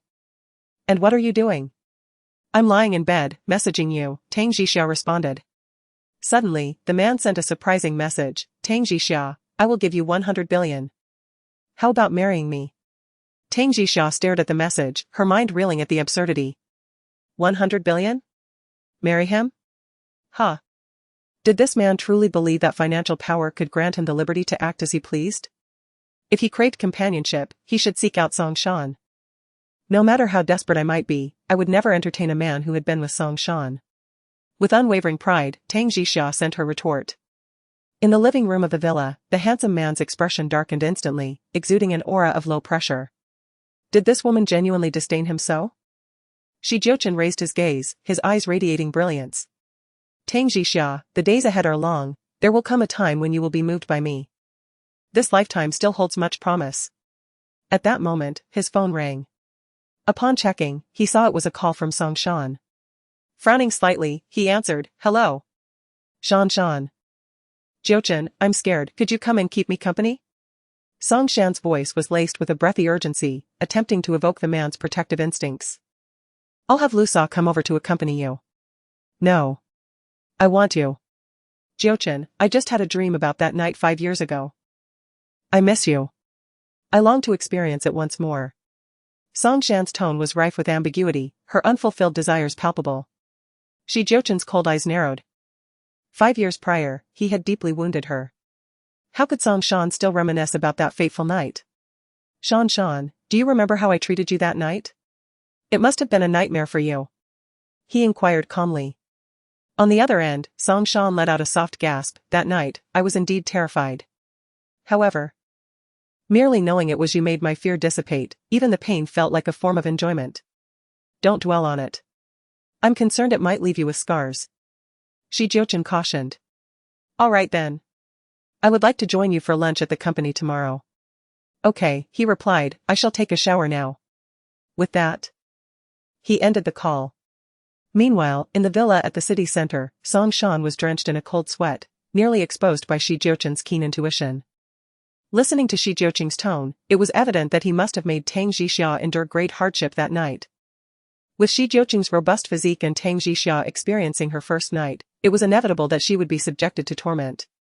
Yet, even amidst this, Song Shan harbored immense jealousy and envy, wishing fervently that it had been her that night. She longed to be his woman, even if it were just for a fleeting moment. On Thursday, Tang Jixia took a half-day leave in the afternoon. With her father's assistance, she moved her belongings from the apartment to their new home. Her father would pick up her son, allowing her to comfortably arrange their new abode. A large shopping mall was conveniently located downstairs, making life exceedingly convenient. That evening, Tang Jixia prepared dinner, marking the beginning of their new life. From now on, amidst the myriad of lights in the city, one would shine for Tang Jixia and her son. Dad, how is the company faring lately? Tang Jixia inquired curiously. My company is progressing very well. Just recently, we secured a bid, and if negotiations go smoothly, it could yield at least 100 million in profit. Tang Jun replied with delight. Tang Jixia shared in her father's joy. He was getting older, and if the company faced difficulties, it would surely weigh heavily on him. Suddenly, Tang Jun gazed at his eldest daughter with a serious expression and asked, Jixia, do you intend to continue working in design? Have you ever considered learning to manage the company? Tang Jixia immediately grasped her father's intent. Was he preparing her to take over his position? After all, he was over 55. And in a few years, he would be 60, he must indeed be anxious about finding a successor. Dad, I'm not cut out to manage a company. Tang Jixia replied with a hint of self-deprecation. At least you are more mature and composed than Qingqing. If the company were to be entrusted to you in the future, I would feel much more at ease. Tang Jun candidly expressed that his second daughter had been spoiled by his wife to the extent of being unruly, spending her days lavishly without engaging in any meaningful work. Dad, you are still quite young. Perhaps it would be wise to consider this in a couple of years. Tang Jixia replied, I, too, wish to wait until Qingqing grows older, so I can assist you properly. Tang Jun merely inquired, but upon sensing her inclination to take over, he felt a surge of joy. Very well, then, I shall entrust the company to you, and I will manage for another 2 years. Tang Jixia lifted her gaze to observe her father's graying hair at the temples, realizing that he had indeed aged. In a Western-style restaurant, Song Shan had arranged to dine with someone, Tang Jixia's rival in the upcoming competition. Meanwhile, Song Shan divulged a piece of information to Aya. The champion of the jewelry competition had already been predetermined, and it was Tang Jixia. Where did Miss Song acquire this information? Is it reliable? Aya's eyes brimmed with resentment. My sources are exceedingly credible. If Miss Aya wishes to secure a fair chance at the award, or to make a name for herself at Ruibao Pavilion in the future, you must eliminate Tang Jixia first, otherwise, she will always overshadow you within the company, Song Shan stated with a piercing gaze. On what grounds? Aya retorted in dissatisfaction. Miss Aya, I am not here to threaten you. Unless you depart from Ruibao Pavilion, your prospects will remain dim, otherwise, Tang Jixia will undoubtedly eclipse you, Song Shan asserted. Miss Song, you summoned me for this? Surely, there must be other matters to discuss. Aya replied astutely. Similarly, my animosity towards Tang Jixia mirrors your own. And I share your desire to see her depart from Ruibao Pavilion and, furthermore, to witness her downfall in the jewelry design industry. Therefore, I propose a collaboration. Aya was, of course, cognizant of the reasons for Song Shan's hatred of Tang Jixia. Tang Jixia's dalliances with the big boss within the company were a source of ire for Song Shan, as the girlfriend of CEO Shi. Without hesitation, Aya responded, very well. Miss Song, I am exceedingly willing to cooperate with you. But what is it that you require me to do? Regarding this matter, Song Shan had already formulated a plan. Are you acquainted with the chairman of the company hosting this jewelry competition? Aya was indeed acquainted with him, as she had extensive connections in the design world. She was also aware that this chairman was a lecherous old man who had invited her to private dinners, seeking to establish her as a mistress. An offer that Aya had declined. I possess his contact information and can reach out to him at any time. Song Shan curled her lips in satisfaction. My scheme involves getting Tang Jixia into this Chamber of Commerce chairman's bed, capturing photographic evidence, and then revealing it at her awards banquet. At that juncture, the grand prize will elude her, and she will become a laughingstock throughout the design world. What are your thoughts? Although Aya found this plan to be quite risky, she harbored a deep dislike for Tang Jixia. If she were internally designated as the grand prize winner, then the 1 million yuan prize money would fall into her possession, which Aya found even more unbearable. Very well. I am willing to assist you in arranging a meeting with this chairman. But how do you intend to lure Tang Jixia into the trap? Aya inquired with curiosity. I have my own methods, Song Shan replied. This Saturday evening, you shall arrange for this chairman to come out, and set up the cameras in advance. I will ensure that Tang Jixia appears on this chairman's bed precisely on time. Empowered by her newfound affluence, Song Shan's audacity burgeoned, and her machinations became increasingly sophisticated. Very well, it is settled then, Aya affirmed, resolving to collaborate with Song Shan.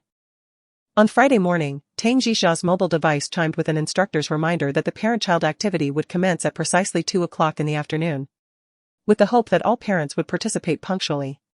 Tang Jixia promptly relayed the group message to Jiuchen, and shortly thereafter, her desk phone emitted a ring. Anticipating the caller's identity, she answered, "Hello? Assemble in the underground parking facility at 1 o'clock sharp," a deep, magnetic voice commanded from the other end. Tang Jixia acquiesced with a simple, "All right." The line disconnected, leaving Tang Jixia in a state of speechlessness. Regretting her decision to allow the man to impersonate her son's father at the parent-child event. Wasn't this an invitation to trouble? She mused. Had I known, I would have solicited Zhang Qingye's assistance instead. She pondered the nature of the games planned for the event, hoping they would be conventional and devoid of excessive sentimentality. At 1 o'clock precisely, Tang Jixia, with her handbag slung over her shoulder, entered the elevator. Xu Mei, who had been monitoring Tang Jixia's movements, promptly followed her into the elevator and inquired with a smile, "Sister Jixia, are you heading out?" "Oh. I have some errands to attend to," Tang Jixia responded. With that, Tang Jixia pressed the button for the first basement level, and Xu Mei exited the elevator on the ground floor. She hastily opened the adjacent door and scurried down the stairs. As she descended, she witnessed Tang Jixia opening the door to Jiuchen's private vehicle and settling inside. Xu Mei's eyes widened in disbelief. Is Tang Jixia once again engaging in a rendezvous with the boss during work hours? Could they be hurrying off to a hotel room? Xu Mei swiftly retrieved her mobile phone, intent on relaying this information to Song Shan without delay. Upon hearing Xu Mei's report, Song Shan was nearly driven to the brink of madness. Indeed, Tang Jixia had seized the opportunity presented by work to clandestinely rendezvous with Jiuchen day after day. She was convinced that the kiss mark on Jiuchen's neck was deliberately left by Tang Jixia. It seemed that Jiuchen was not averse to desires nor devoid of physiological needs, rather, it was Tang Jixia who had been surreptitiously fulfilling them. How detestable. Tang Jixia was truly calculating, disdainfully criticizing Jiuchen in her presence while employing every seductive tactic behind the scenes to entice him. As they made their way to the kindergarten, Tang Jixia felt increasingly uncomfortable, wondering why she had ever thought to ask this man to masquerade as her son's father. Perhaps you should reconsider your attendance, I can explain to the teacher, she suggested, turning to the man, wishing to shield his esteemed identity from indignity. Jiuchen. His gaze fixed ahead, replied resolutely, I promised Chen that I would attend. I will also explain to my son that you are busy and unable to come. He will certainly not be upset. My son is quite magnanimous. Tang Jixia implored, I beg you, please do not go. Her eyes revealed a plea. What? Am I going to cause you embarrassment? Jiuchen shot her a sidelong glance. This wasn't merely a matter of embarrassment. She simply did not want him to assume the role of her son's father. If word got out, how could they ever clear that misunderstanding? Honestly, please don't go. If you refrain from attending, I promise to treat you to a meal. No, I will cover all your breakfasts, lunches, and dinners for 3 days. What do you say? Tang Jixia endeavored to entice him with every means at her disposal. Yet, the man remained unmoved, declaring, I am going. Then tell me. What must I do for you to reconsider? Tang Jixia negotiated terms with him. Accompany me to get our marriage certificate now, and I won't go. The man turned his head earnestly and replied. Tang Jixia looked at him speechlessly and said unhappily, impossible. Jiuchen drove expressionlessly and soon arrived at the entrance of the kindergarten. At this moment, many parents had already arrived in advance. It was still 15 minutes early. Tang Jixia looked at the time and said, why don't we wait in the car for a while before going in? Chen is probably still taking a nap. Jiuchen nodded in agreement. Tang Jixia picked up her phone to read the news out of boredom. While the man beside her did not have the habit of playing with mobile phones. His pair of deep eyes couldn't help but fall on the woman beside him. Tang Jixia's long hair was pulled back behind her head, and a few wisps of charming broken hair slipped down from her forehead, embellishing her delicate and full face. Her skin was like congealed fat, which was probably the state of her skin. The man's eyes subconsciously stared at her red lips. Those two delicate and bright red lips seemed to be sending an invitation to the man. Tang Jixia was engrossed in watching the news when she suddenly felt a pair of eyes staring at her. She couldn't help but turn her head and bumped into a pair of deep, sharp pupils. The thoughts in the man's eyes startled her. Is this man horny again? Chapter 50, Parent-Child Sports Day. It's time, let's go. Tang Jixia put away her phone and pushed the car door to get out of the car. The man restrained the desire in his eyes, became calm and deep, and he also pushed the car door down and followed Tang Jixia towards the gate of the kindergarten. The two young female teachers who were welcoming guests at the door were directly surprised when they saw the couple walking over. The man who approached Tang Jixia exuded an aura of aloofness and nobility with every step he took. Adorned in a white shirt and black trousers. His towering height of 1 meter 88 centimeters radiated the charisma of a sovereign. Was this the fabled embodiment of virility? Heavens!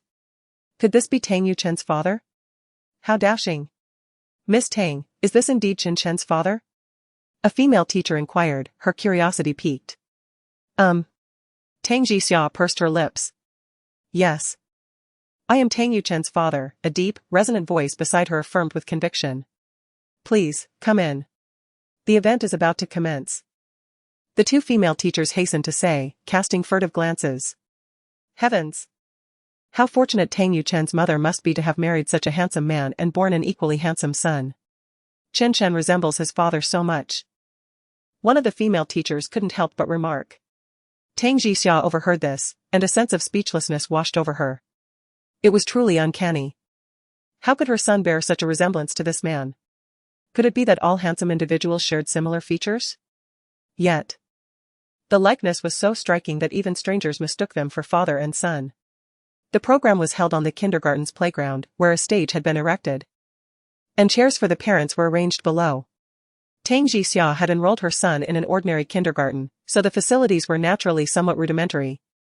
The little ones emerged, clasping each other's garments, their faces brimming with endearing charm, radiating vigor and joy. Upon spotting their parents, they proudly lifted their chins. Tang Yuchen's face lit up when he saw the person he had been anticipating, and he grinned, revealing his gleaming pearly whites. Jiuchen waved back at him. The presence of Jiuchen was not merely a boon for the teachers but also a visual feast for the young mothers in attendance. Their gazes were fixated upon him, as if a prolonged look would grant them longevity. Several fathers, upon noticing Jiuchen, couldn't help but scrutinize him, lamenting the perceived inequities of fate. How was it, they mused, that one man could be so blessed? Handsome, well-built, with an air of elegance, keen intellect, and an aura of affluence. Jiuchen stood with his arms crossed, his gaze resting upon Tang Yuqing, his expression akin to that of a doting father, tenderness and affection emanating naturally. Following the headmaster's address, the teachers commenced the inaugural performance by the senior class. Each child was an angelic presence on stage, their performance endearing and vibrant. Next, the middle class took their turn, with Tang Yuqing among them, performing an enchanting song. The children's dance was remarkably well executed. Subsequently, the toddlers from the junior class graced the stage, some bursting into tears, eliciting suppressed laughter from the audience. Tang Jixia couldn't help but smile, and as she looked up, her eyes met those of the man beside her. Jiuchen's usually aloof countenance was now softened with warmth. Very well, now, we request that each participating father and mother don our class attire, as our parent-child activities are about to commence. A set of clothing was distributed, and attendees proceeded to the restrooms to change. Jiuchen also went to change, and soon after, everyone emerged. Amidst the crowd, Jiuchen stood out in a yellow t-shirt. Even the most commonplace garments seemed to acquire an aura of luxuriousness when worn by him. He imbued this t-shirt with the allure of a $10,000 garment. Even Tang Jixia cast a few glances, rare to witness this man in a moment of folly. She contemplated capturing the moment for posterity. Now, I ask that each father and mother stand beside their respective children for our first round of the parent-child activity.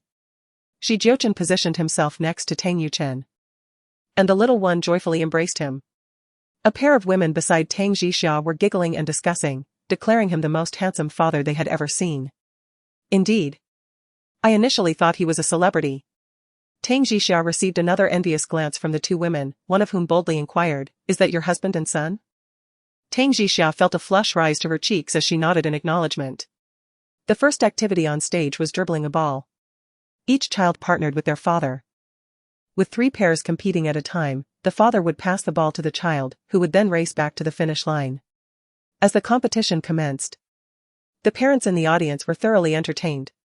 When it was Jiuchen's turn, his agility left the other 2 fathers in his group far behind, while the little one, clutching the ball, dashed back to the finish line, emerging victorious.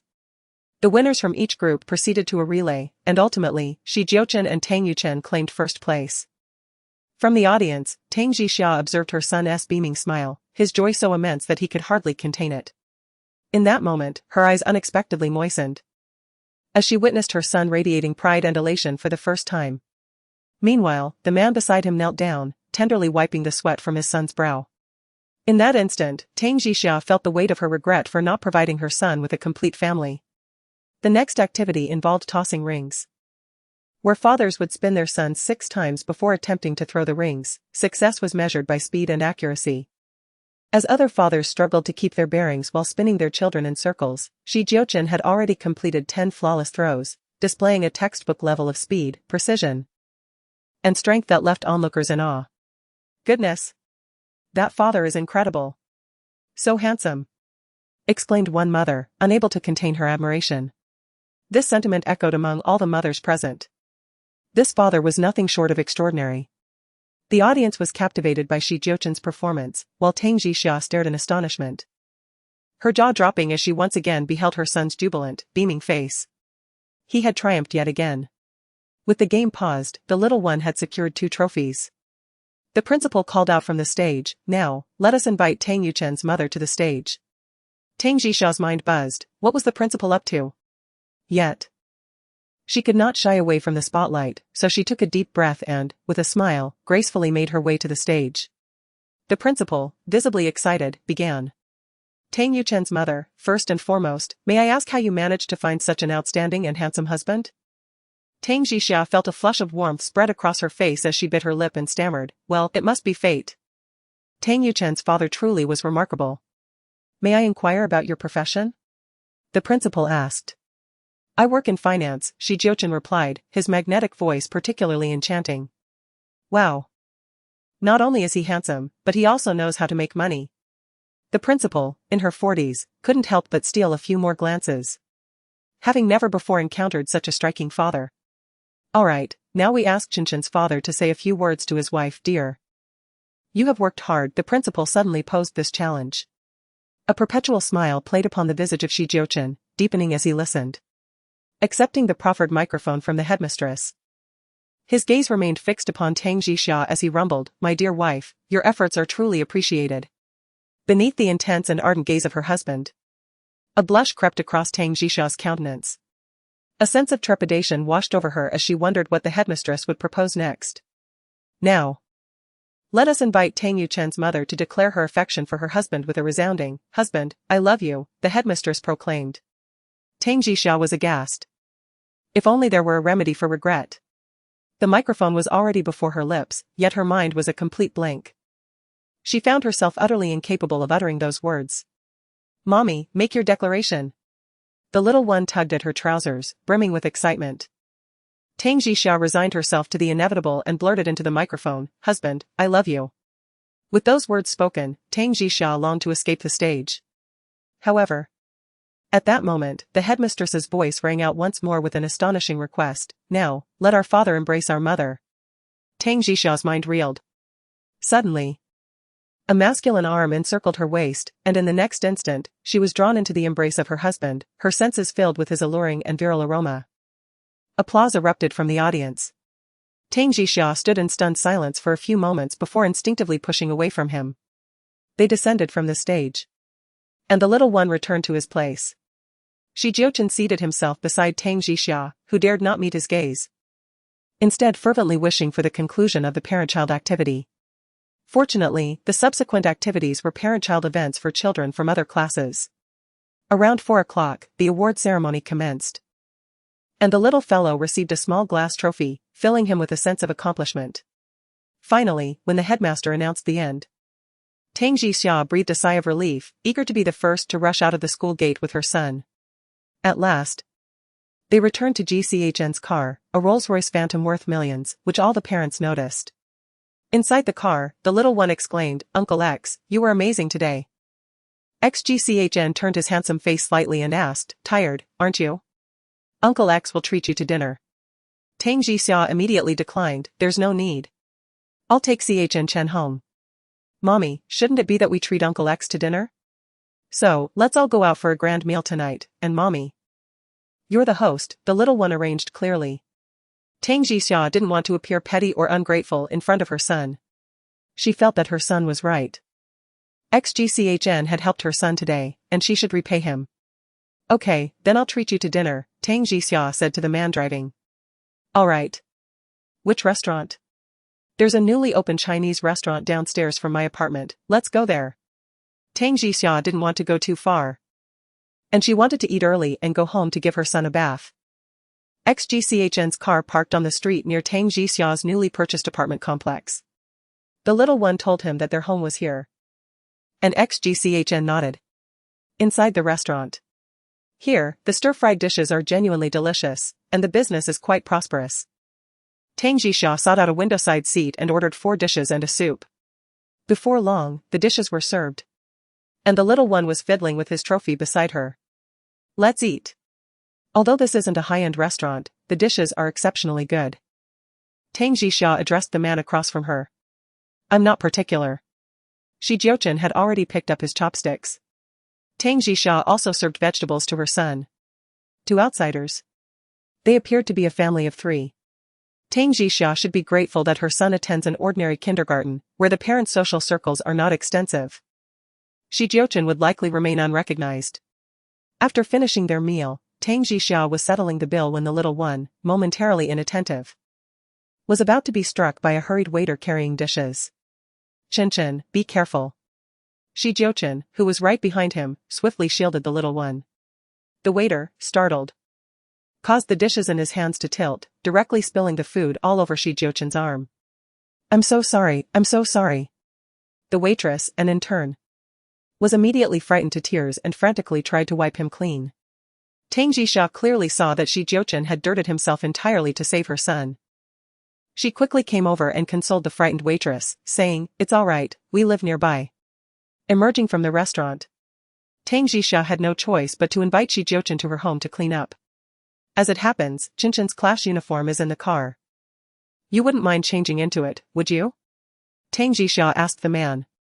"Very well. I'll take a shower at your place." Jiuchen certainly couldn't return home covered in food stains, especially given his fastidious nature. Retrieving the class uniform from her home, Tang Jixia took her son and the man back with her. As Tang Jixia surveyed her new abode, she noted it was more spacious than her previous apartment. Imbued with a cozier, more familial ambience. Jiuchen had retreated to the bathroom, and Tang Jixia realized he had neglected to bring the class t-shirt with him. Her son was engrossed in his Lego bricks in his room, leaving Tang Jixia to tidy the living area. A task that consumed her attention until she lost track of time. The sound of the bathroom door opening startled her, and she instinctively turned her head. Her gaze fell upon the man emerging from the bathroom, clad only in dress pants, his dark hair damp, his torso bare, bathed in the soft glow of the lights. The man's taut, formidable upper body was on full display, showcasing the sharp lines of his collarbones and shoulders, the solid contours of his pectoral muscles, and the distinct, brick-like formation of his abdominal muscles. The absence of a belt only heightened the sense of latent danger concealed beneath the tailored trousers. Tang Jixia found herself momentarily transfixed, beholding such a flawless male physique for the first time. Driven by her appreciation for aesthetic beauty, she felt an undeniable urge to steal a few more glances. "Have you had your fill?" The man's voice was rough. Tang Jixia's face flushed crimson, and she quickly lowered her gaze, pretending to be absorbed in wiping the table. The clothes are on the sofa," Tang Jixia reminded him. With graceful strides, the man retrieved the yellow class t-shirt from the sofa and slipped it on. His eyes followed the woman's slender, alluring figure, and he was suddenly reluctant to see the day conclude so abruptly. An impulse, intensified by the refreshing shower, surged through him, stirring a sense of restlessness. Jiuchen abruptly headed toward Tang Jixia's room, inquiring, "Where is my phone?" Tang Jixia was taken aback. She couldn't recall seeing his phone, but she was certain it wasn't in her room. "It's not in my room." Having spoken, Tang Jixia promptly followed her into the master bedroom. The man was searching near the bed when, just as Tang Jixia reached his side, her arm was suddenly seized. A surge of force enveloped her, and she found herself drawn against the man's solid chest. In the next instant, her chin was grasped, compelling her to look up as he leaned down. Their lips meeting in a forceful kiss. Jiuchen felt a jolt through his entire being. The soft, sweet taste was truly intoxicating, like savoring the poppy, addicting him with each taste. When had this woman become so captivating that a mere kiss could ignite such intense desire within him? Tang Jixia's mind went utterly blank, momentarily shutting down. The nerve of this man, luring her into the room under false pretenses to take advantage of her, with her son in the adjacent room. In such a small house, she couldn't bear the thought of him witnessing this scene. She could only push against the man with all her might. Her refusal escaping her lips. Jiuchen's heart skipped a beat. Why did this sensation feel so familiar? It was reminiscent of that night 5 years ago, in the darkness. As he savored the sweet taste, felt the woman in his arms resisting, and heard her soft gasps.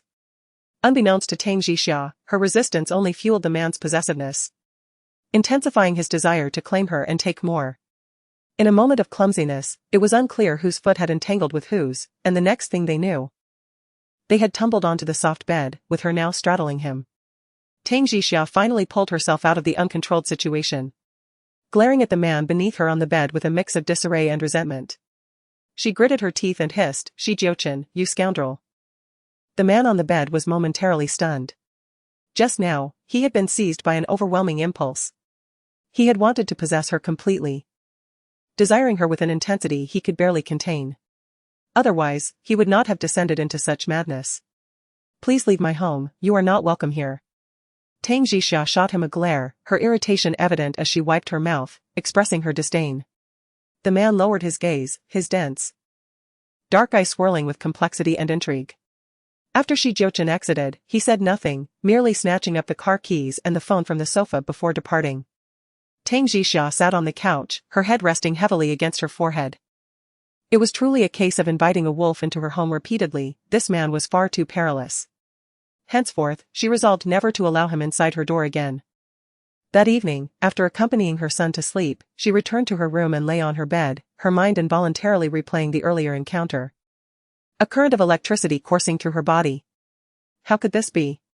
Since the violation 5 years ago, she had regarded men with the utmost trepidation, keeping her distance and rejecting any form of physical contact, save for the occasional interaction with Jiuchen, which she regarded as a pure friendship.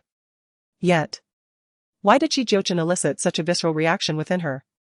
Was it possible that this man's allure was simply too potent? No, Tang Jixia firmly rejected this notion. He was Song Shan's man, imbued with her essence, and she would not allow him to touch her again. Early Saturday morning, upon waking, Tang Jixia instinctively reached for her phone to check her messages. To her surprise, she discovered an unfamiliar text.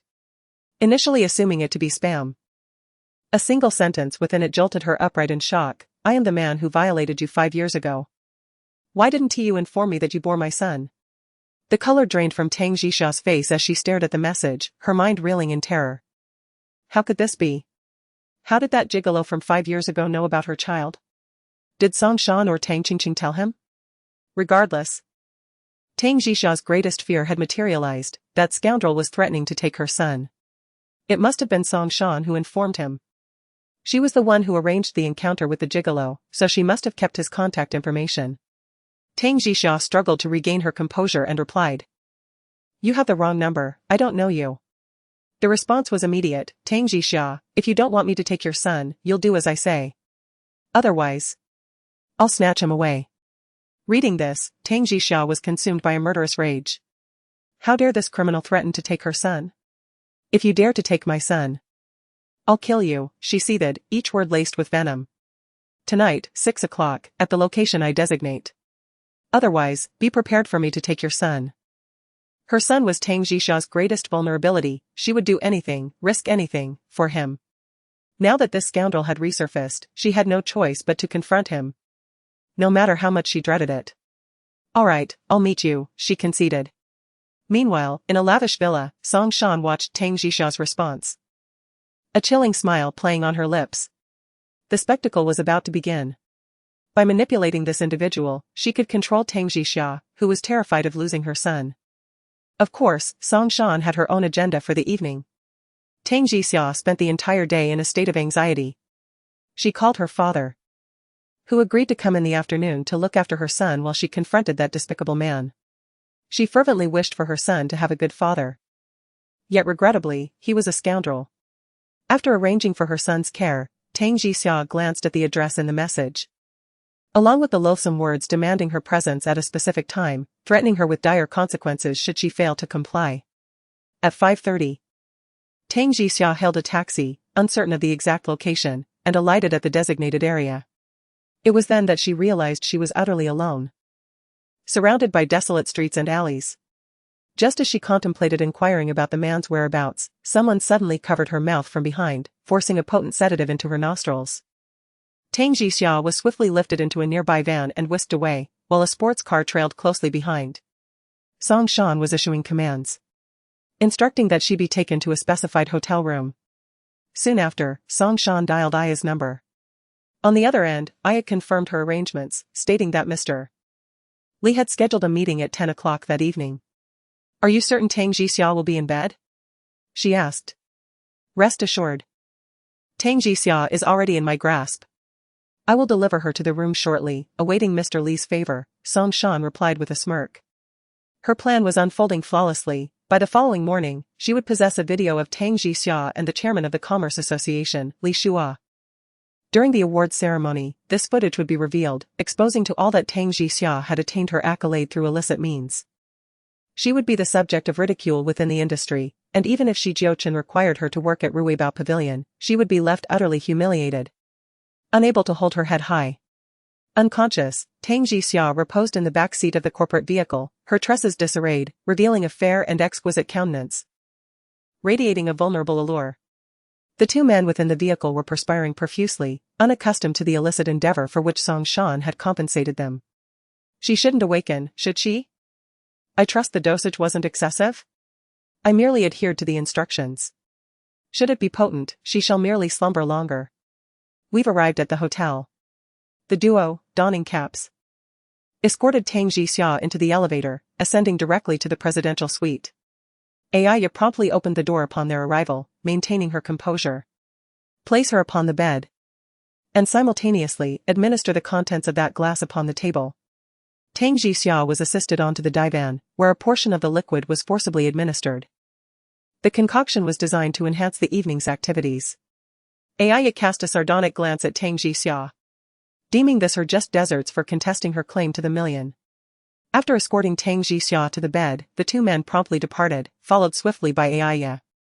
Timing is of the essence, Li Shua should be arriving momentarily. Indeed, Li Shua soon gained entry via keycard. Noticing Aya's absence, he immediately initiated a phone call. Hello. Xiaya, where are you? Li Shua inquired from the sofa, his tone laced with dissatisfaction. Director Li, my apologies. An urgent matter necessitated my departure. Have you encountered my colleague? She is inebriated, please extend your care to her. Chapter 53, She was schemed against. Startled, Li Shua hastily rose from the sofa and entered the master bedroom. There, upon the pristine white bed, lay a slender figure with captivating curves. A closer look at her features left him utterly mesmerized. To his astonishment, a woman of even greater beauty and allure than Aya graced his bed. Li Shua, a man of both lustful inclinations and audacious spirit, realized that a night of unbridled pleasure awaited him. Xia, you mustn't stand me up again. Your colleague. Is she definitely someone who knows how to have a good time? Rest assured, feel free to indulge yourself. I guarantee there won't be any issues, Aya boldly encouraged him. Then I won't hold back, Li Shua exclaimed with eager anticipation. Meanwhile, seated in her car, Aya dialed Song Shan's number. Miss Song. The person has been delivered to Li Shua's bed, and he is already in the room. Excellent. Once tonight is over, Tang Jixia will be ruined, Song Shan rejoiced. Are you certain Tang Jixia won't cause us any trouble? Song Shan scoffed, she wouldn't dare. She has to consider her son. No matter how great the humiliation, she will choose to endure it. Besides, it's not the first time she's been played by a man, Song Shan muttered to herself. Upon the immaculate white bed, Li Shua busied himself with the implements he had brought. He was an aficionado of peculiar predilections. And every woman he had ever manipulated had suffered a fate worse than death. Awakening from a hazy slumber, Tang Jixia was jolted awake by a surge of heat. She languidly opened her heavy eyelids, her pupils widening in alarm at the sight of the luxurious hotel ceiling above. She sat up with a jolt and turned her head towards the foot of the bed, where she saw a man fiddling with a number of repulsive items. Who are you? Tang Jixia questioned weakly. Li Shua, a seasoned offender, was well aware that women delivered to him were seldom willing participants. However, having reached this point, he had no intention of letting her go. What have you done to me? Tang Jixia asked, clutching her forehead, feeling dizzy. As she attempted to get out of bed, her legs buckled, and she collapsed to the floor. To her horror, she discovered that she was utterly weak. With a familiar heat coursing through her body, she had been set up. Oh. Little beauty, what's the rush? You'll be in ecstasy soon enough, Li Shua said, moving to assist her. Don't touch me. Stay away. Don't touch me. Tang Jixia pushed him away with all her might and stumbled out of the master bedroom, searching for her purse, desperate for help. Li Shua charged out after her. Though 50 years of age, he was still a man, and possessed considerable strength. Tang Jixia was on the verge of being dragged back into the room when, driven by desperation, she mustered her last reserves of strength. She bit down hard on the back of his hand, and, dragging her weakened body, she lunged towards the sofa, grabbed her bag, and attempted to flee. However, Li Shua was already blocking her path, a cold smile on his face. Little darling, where do you think you're going? Why don't you let your uncle give you some love? Tang Jixia, feeling nauseous from the stale meal, succumbed to the urge to vomit.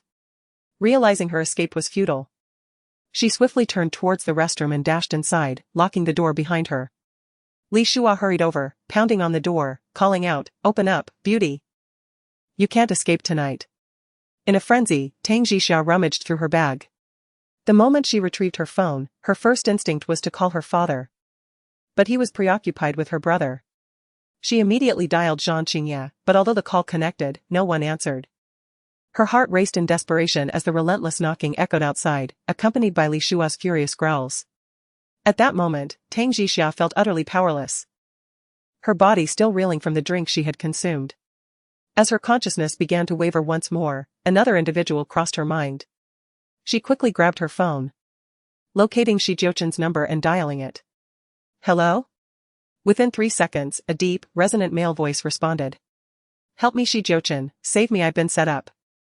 I'm hiding in the hotel restroom, and there's a man outside who wants to hurt me. I feel so dizzy, please help." As soon as she finished speaking, the voice on the other end urgently inquired, "Which hotel are you at, and what's your room number?" "I don't know, I was brought here against my will. I'll send you my location, Jiuchen, please hurry with that." Tang Jixia felt a sudden, overwhelming wave of unconsciousness wash over her, and she collapsed once again in the restroom. Meanwhile, in the underground parking lot of the Shi Corporation building, a sleek black car surged forth like a ghost, speeding towards the hotel indicated by her location. The man behind the wheel, with a face as cold as ice, harbored a glint of chilling rage in his eyes. Who had conspired against Tang Jixia? Who dared to toy with her? At long last, within a quarter of an hour, his vehicle careened into the parking zone adjacent to the hotel lobby. With swift strides, he approached the reception desk. At that moment, Tang Jixia's phone connected, yet remained unanswered, an unmistakable indication of her unconscious state. "Summon your manager immediately. My acquaintance has been assaulted within your establishment. Your hotel shall bear full responsibility for any ensuing consequences." Upon recognizing the visitor, the manager broke out in a cold sweat. Was this not the young master of the Shi family? "Young Master Shi, I shall promptly review the surveillance footage." The manager hastily accessed the system's back-end, navigating to the surveillance records. Within moments, he located footage depicting a disoriented young woman being escorted into the presidential suite by 2 individuals donning hats. Upon discerning the room number, Jiuchen hastened towards the elevators, with the manager and 2 employees trailing closely behind. Within the rapidly ascending elevator, Jiuchen's heart mimicked its trajectory, suspended in his throat. Had Tang Jixia already been? No, absolutely not. She must not be violated by anyone again. At that moment, Jiuchen was consumed by a murderous rage, desperate to know which scoundrel dared to lay a hand on her. Inside the presidential suite, Li Shua, having confirmed Tang Jixia's unconsciousness within the lavatory, initiated various methods to breach the lock. He dared not solicit assistance from the hotel, lest he draw attention to himself. At that moment, he was wielding a set of instruments, attempting to force the lock. Suddenly, the room's entrance was forcefully breached, an enraged figure storming in. Tall and handsome, he resembled a hellish overlord. Jiuchen, upon beholding Li Shua's bare torso and repulsive demeanor, delivered a forceful kick, sending him sprawling to the ground. Having incapacitated Li Shua, Jiuchen realized that Tang Jixia remained within the lavatory, albeit unconscious. The manager promptly instructed an employee to procure a key and unlock the door. The employee hurriedly delivered the key within a minute, unlocking the restroom door to reveal a slender girl with disheveled hair, leaning against the wall. The light illuminated her pale face, still radiating in astonishing beauty. "Jixia." Jiuchen called her name urgently, extending his arms to lift her. At that moment, Li Shua recognized him, his eyes wide with disbelief as he fell to the ground, unable to fathom that he had provoked Jiuchen's woman. As Jiuchen carried Tang Jixia out, he coldly commanded the manager to call the police. The manager promptly instructed the staff to restrain Li Shua while he went to report the incident. As she was embraced, the familiar masculine scent enveloped Tang Jixia, instilling a sense of security within her. She wrapped her arms tightly around his neck, seeking comfort for her long-aching body. Chapter 54, He comes to the rescue. Instead of taking her away, Jiuchen brought her to another room, gently laying her on the bed. Recognizing him, Tang Jixia refused to release her slender arms from around him. With her enchanting eyes partially open under the soft light, she appeared both bright and dim. Jiuchen's breath caught in his throat, though it was not the appropriate moment for such feelings. The sight of her stirred emotions deep within any man's heart. Tang Jixia became slightly more aware, realizing she was safe. She curled up in the blanket, her long hair cascading messily behind her. Yet an agonizing turmoil raged within her. Gazing at Jiuchen, her rationality seemed to evaporate, and an overwhelming desire to embrace him surged within her. Can you hold me?" she pleaded, feeling both cold and feverish, suffering immensely. Jiuchen understood her desires. With a swift motion of his long arm, he enveloped her tightly in his embrace. Tang Jixia lifted her gaze, encountering the chiseled brow and nose of the man before her. From her perspective, his captivating eyes shimmered with a tenderness that hinted at profound concern. There was an inexplicable allure in his gaze, an enchanting power that stirred the heart. Tang Jixia, already teetering on the edge of rationality, felt his gaze brush against her heart like a feather, prompting her to act in an uncharacteristic manner. She knelt up, cradling his handsome face, and her crimson lips descended upon his with an eager intent. Jiuchen's strong physique trembled. Did this woman seek to use him as an antidote? Regardless, he was acutely aware that this was not the conscious version of her, and all that transpired was not by her volition. Thus, he felt no exhilaration. Instead, when she regained her senses, it would only lead to her anguish and regret. To reject her was merely a test of his self-control. Yet, the sweet breath that wafted from her soft lips rendered his self-restraint null and void. He encircled her slender waist, drawing her closer, and in a heartbeat, they collapsed onto the bed, their bodies entwined in a passionate embrace. This kiss ignited an uncontrollable fervor, akin to thunder awakening the earth's fire. However, Jiuchen ultimately dared not claim her entirely. As Tang Jixia remained in a haze, he lifted her and carried her towards the bathroom. He gently placed her into the bathtub, the cool water contrasting with the warm summer night. Gradually enveloped by the rising water, Tang Jixia leaned against the edge of the tub, weakly gasping for breath. Her rationality gradually returned, and she lifted her head, her mind momentarily blank. In the aftermath of this mental void, a suicidal impulse surged through Tang Jixia. Had she just forcibly kissed him? Indeed. She recalled experiencing an urge to offer herself to him. Are you lucid now? Jiuchen stood by the edge of the tub.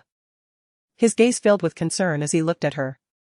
Yet, his own body seemed to require a cold shower as well, for it remained inflamed with desire. After being provoked by this woman and witnessing her emerge from the bath, he found it challenging to restrain himself. As Tang Jixia regained her senses, she began to piece together the events that had transpired. Why was she in that old man's bed? The genesis of this ordeal was the message she received from the male escort, which led her to that alleyway where she was drugged, forced into a car, and subsequently awoke in the bed. Evidently, she had been delivered to an elderly man. Tang Jixia observed that her clothes were still on her, indicating that she had narrowly escaped unscathed. Thank you, Tang Jixia said, raising her head to express her gratitude to the tall, slender man leaning against the doorway. Had he not come to her rescue, the consequences would have been dire. Why did this happen? Who drugged you and delivered you to that man's bed? Jiuchen's eyes burned with vexation. Was she so incapable of protecting herself? Tang Jixia sighed and rose from the water, but abruptly sat back down as the water-soaked clothes clung to her body, revealing her figure with striking clarity. Could you possibly provide me with a change of clothes? Tang Jixia pleaded, her eyes seeking assistance from the man. Shortly thereafter, Jiuchen had an outfit delivered by a server. After providing the attire, he excused himself, allowing Tang Jixia the opportunity to cleanse herself with a bath and hair wash. Upon her return, her waist-length hair cascaded around her, and she was adorned in a cream-colored dress, exuding an aura of pristine beauty. The man on the sofa was visibly captivated, relieved that she had emerged unscathed from the evening's events.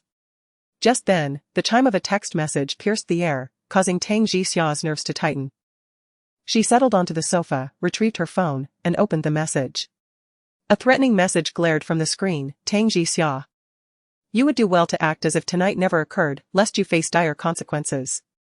Consider this your only warning. Remember our shared son.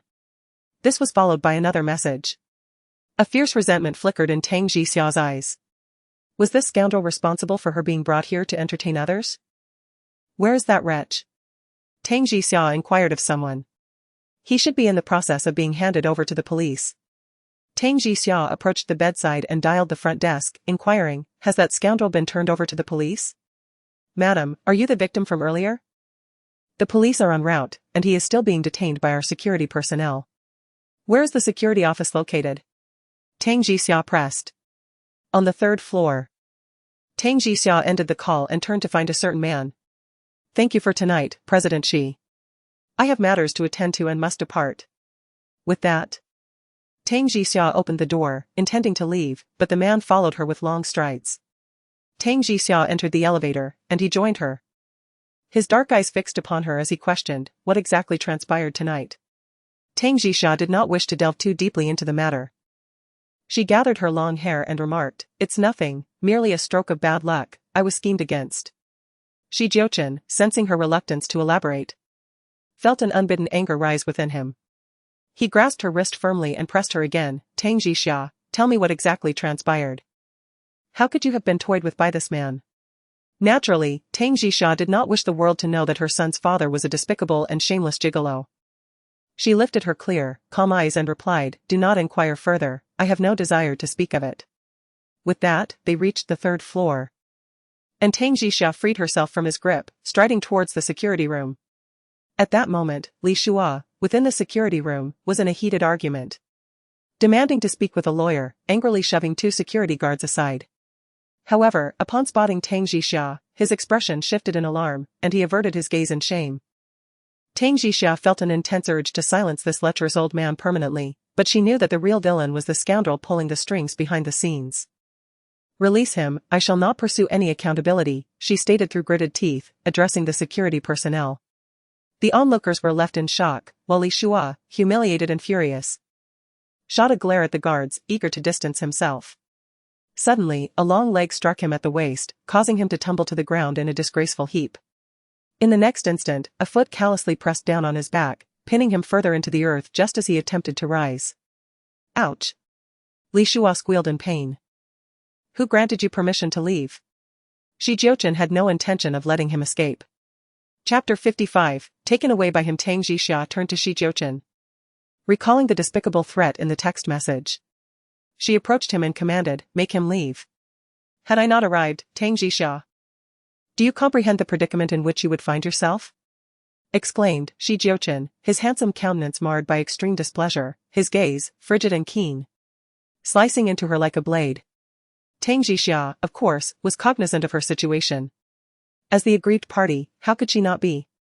Yet, her paramount desire was to shield her son, to prevent the intrusion of that scoundrel from 5 years prior into his tranquil existence.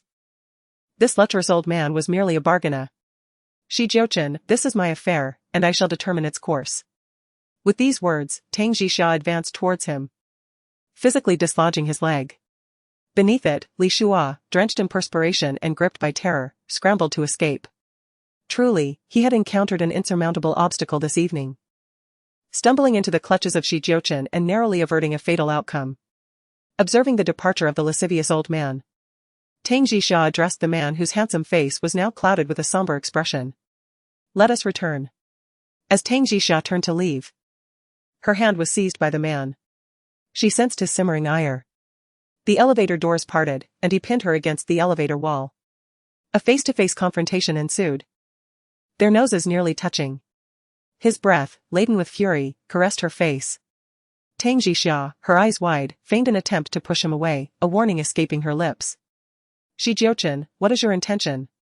The man's gaze was profound and intense, akin to spilled ink. He growled through clenched teeth, Tang Jixia, should you require a man, I am capable of fulfilling your needs. Tang Jixia's mind reeled. What absurdities was this man uttering? At that precise moment, the elevator chimed, its doors revealing several guests who stood agape, witnessing their intimate tableau. Tang Jixia swiftly pushed the man away from her, escaping the confines of the elevator with a sense of urgency. She resolved not to hold a grudge against him, considering that he had saved her life tonight. Determined to hail a taxi home, she found herself at the hotel entrance, where no cabs were in sight. Just as she planned to venture onto the bustling street to flag down a vehicle, a deep male voice resonated behind her, I will take you home. No need for that, Tang Jixia replied, turning her head. Why? Am I not worthy of your trust? Jiuchen, inexplicably vexed, grasped her wrist firmly and began leading her towards his car. Unable to break free, Tang Jixia had no choice but to follow him to the side of his vehicle. Jiuchen opened the passenger door and insisted she enter. With resignation, she complied, still shaken from the evening's events, her legs a tad weak and her body somewhat drained. She quickly glanced at her phone, noticing the man had not responded to her messages.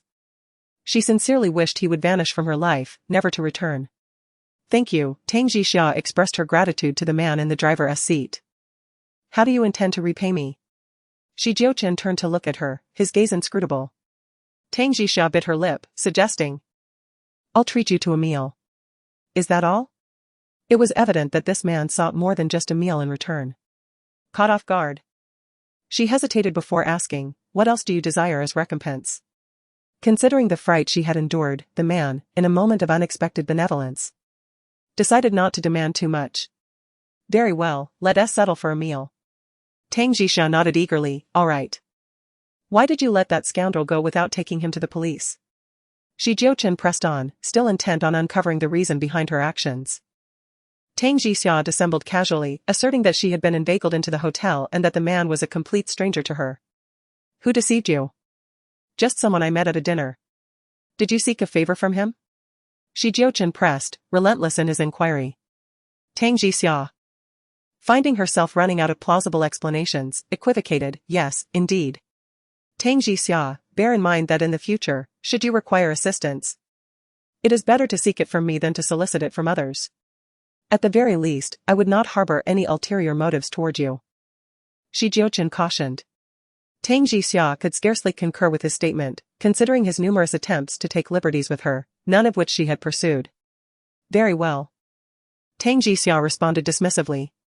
The more Jiuchen pondered the matter, the more he found it arduous to let the scoundrel off scot-free, as it scarcely assuaged his ire. Just then, Jiuchen's car phone chimed, and Song Shan's name materialized on the control panel. Jiuchen glanced at it but refrained from answering. Tang Jixia, her gaze fixed on Song Shan's name, betrayed a flicker of loathing in her eyes. The ringing persisted, yet Jiuchen remained unresponsive until it ceased altogether.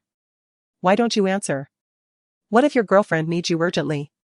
Tang Jixia inquired pointedly. Song Shan is not my girlfriend, merely a friend, Jiuchen countered. Oh. A friend with whom you've shared a bed, Tang Jixia retorted derisively. Jiuchen cast a sidelong glance at her, his voice raspy as he questioned, does my having been intimate with Song Shan bother you? Tang Jixia retorted. Why should it bother me?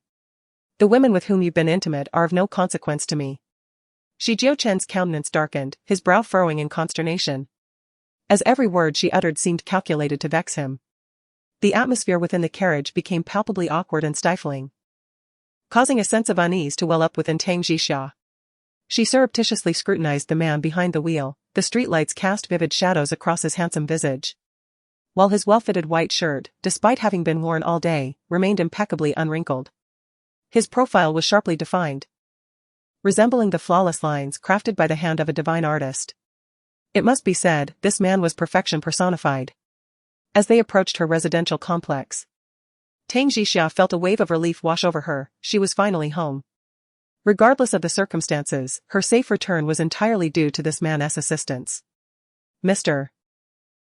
I truly appreciate your help tonight, she expressed her gratitude once more, her sincerity unmistakable.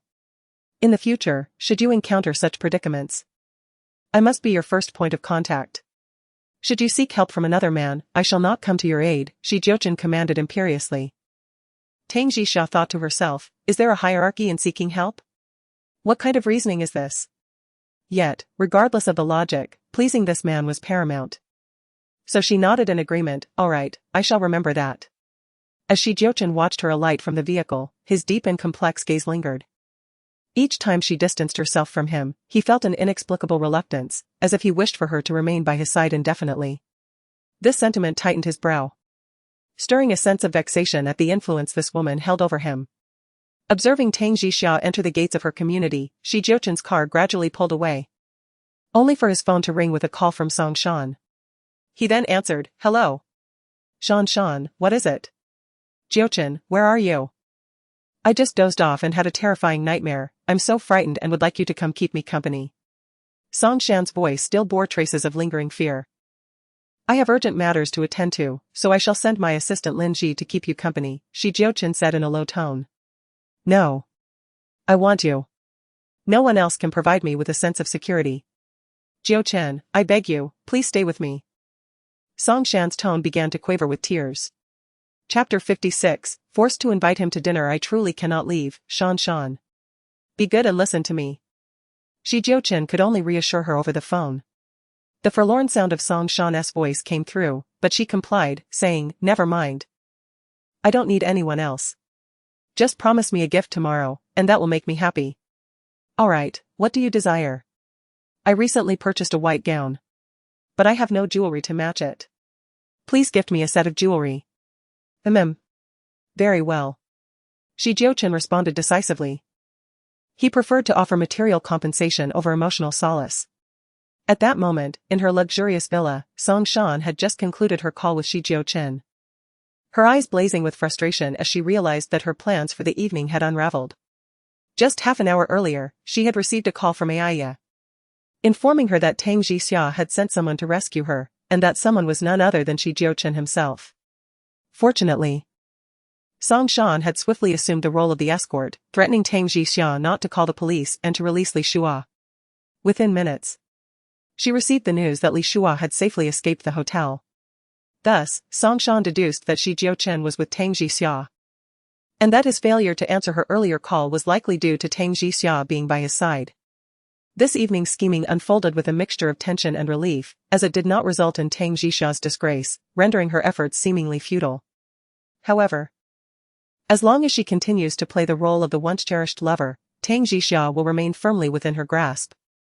Aya has also come to realize that the bond between Tang Jixia and Shi Jiuchen is extraordinary, indicating that Tang Jixia indeed possesses influential connections within the company. It appears that this coveted prize may elude her. Nevertheless, should an opportunity arise in the future, she will seek to eliminate Tang Jixia from Ruboj. For Aya is a woman of ambition who aspires to ascend to the position of chief designer, step by step usurping Li Mei's role to become the director of the design department. Tang Jixia stands as both a hindrance and a rival in her path. Upon returning home, Tang Jixia found her father diligently caring for her son. As she lay in bed at night, the rhythmic sound of her son's breathing beside her failed to lull her into slumber.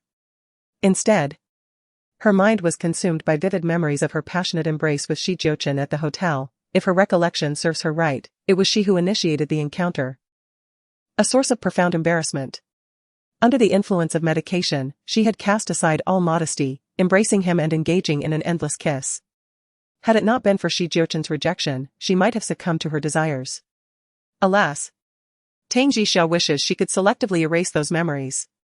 Fortunately, this man has not broached the subject since, or else she would have sought refuge in a hole to hide from the world. Meanwhile, at the Tang residence, Tang Jun returned home late once more. Li Jia sat on the sofa, watching his silhouette with irritation, muttering, "Off to take care of your eldest daughter's son again. I see. This house no longer feels like home, that place is your true dwelling. What brings you back here?" Tang Jun offered a brief explanation, stating that Jixia had matters to attend to. However, Li Jia's apprehensions extended beyond merely looking after her grandson. She was concerned that her husband might be deliberately favoring Tang Jixia, potentially entrusting her with the management of his company in the future. While she was quite aware of her own daughter's limitations, it was evident that Tang Jixia was more capable of handling affairs and shouldering responsibilities. Her fear was that her daughter would be unable to compete with Tang Jixia in the future. "Jiuchen, I have no other demands except that whatever you give Tang Jixia, you should give Qingqing the same. Treat them equally, or else this family will eventually fall apart. It will be meaningless." As she finished speaking, Li Jia's eyes reddened, and she began to sob. Alright, I will treat you and Qingqing equally well." Tang Jun reassured her. After all, she was his wife and Qingqing his daughter, and he wanted to treat them the same. "You better mean what you say." Li Jia threw herself into his arms, using her feminine tenderness to restrain him. Tang Jun softened a bit. "Okay. I will definitely do it." Morning. After dropping off her son, Tang Jixia arrived at the company. The awards ceremony for the jewelry competition was to be held tomorrow, and she was even more motivated at work. Moreover, with Ruboj being acquired by the Shi Corporation, there were better prospects for development, and the salary and benefits were excellent. After working for a few years, she might even get promoted. At the morning meeting, Aya's gaze remained hostile towards her. Tang Jixia was unaware that Aya had also participated in last night's opportunity. Fortunately, it was a false alarm last night, and Tang Jixia had not received any further messages from that gigolo, which relieved her. After the meeting, Aya suddenly stopped her. Tang Jixia, if you have the ability, let's compete fairly. If you get the award through back channels, I will look down on you. Tang Jixia felt perplexed. Why was Aya saying these things to her? Since they were rivals and Aya had shown her disrespect first, there was no need for her to be courteous. I do not know what you are talking about. I have always let my abilities speak for themselves. Aya sneered and departed. Around 11 o'clock. Tang Jixia took a deep breath and dialed the direct line to the general office. Hello. The distinctive, magnetic voice of Jiuchen resonated through the receiver. This is Tang Jixia. Shall we have lunch together? She inquired. Sure. I will make the reservation at the restaurant, Jiuchen replied. Tang Jixia felt a bit awkward. If this man decided on an expensive restaurant, her wallet would surely suffer. I know a place that serves delightful food, perhaps. She attempted to salvage her finances. What? Are you reluctant to treat me to a meal? The man retorted with a cold mockery. Of course not. Very well. You can make the reservation. Tang Jixia answered with great resolve. Once the call ended, she exhaled deeply. It seemed Jiuchen was intent on making her financially destitute. Well, she thought, she could manage it. After all, he had rescued her the previous night. As 11:30 approached, Tang Jixia received a text message from Jiuchen with his private information. See you in the parking lot in 10 minutes. She replied with a simple okay. Gathering her belongings, she headed out, making her way toward the elevator. She entered an elevator and pressed the button for the basement level 2, which was reserved exclusively for VIP parking. Sitting in Jiuchen's car, Tang Jixia's heart raced with anticipation. Where would this man take her for lunch? In the heart of the city, numerous hidden private kitchens abound, boasting exquisite ingredients, where a single meal may cost tens of thousands.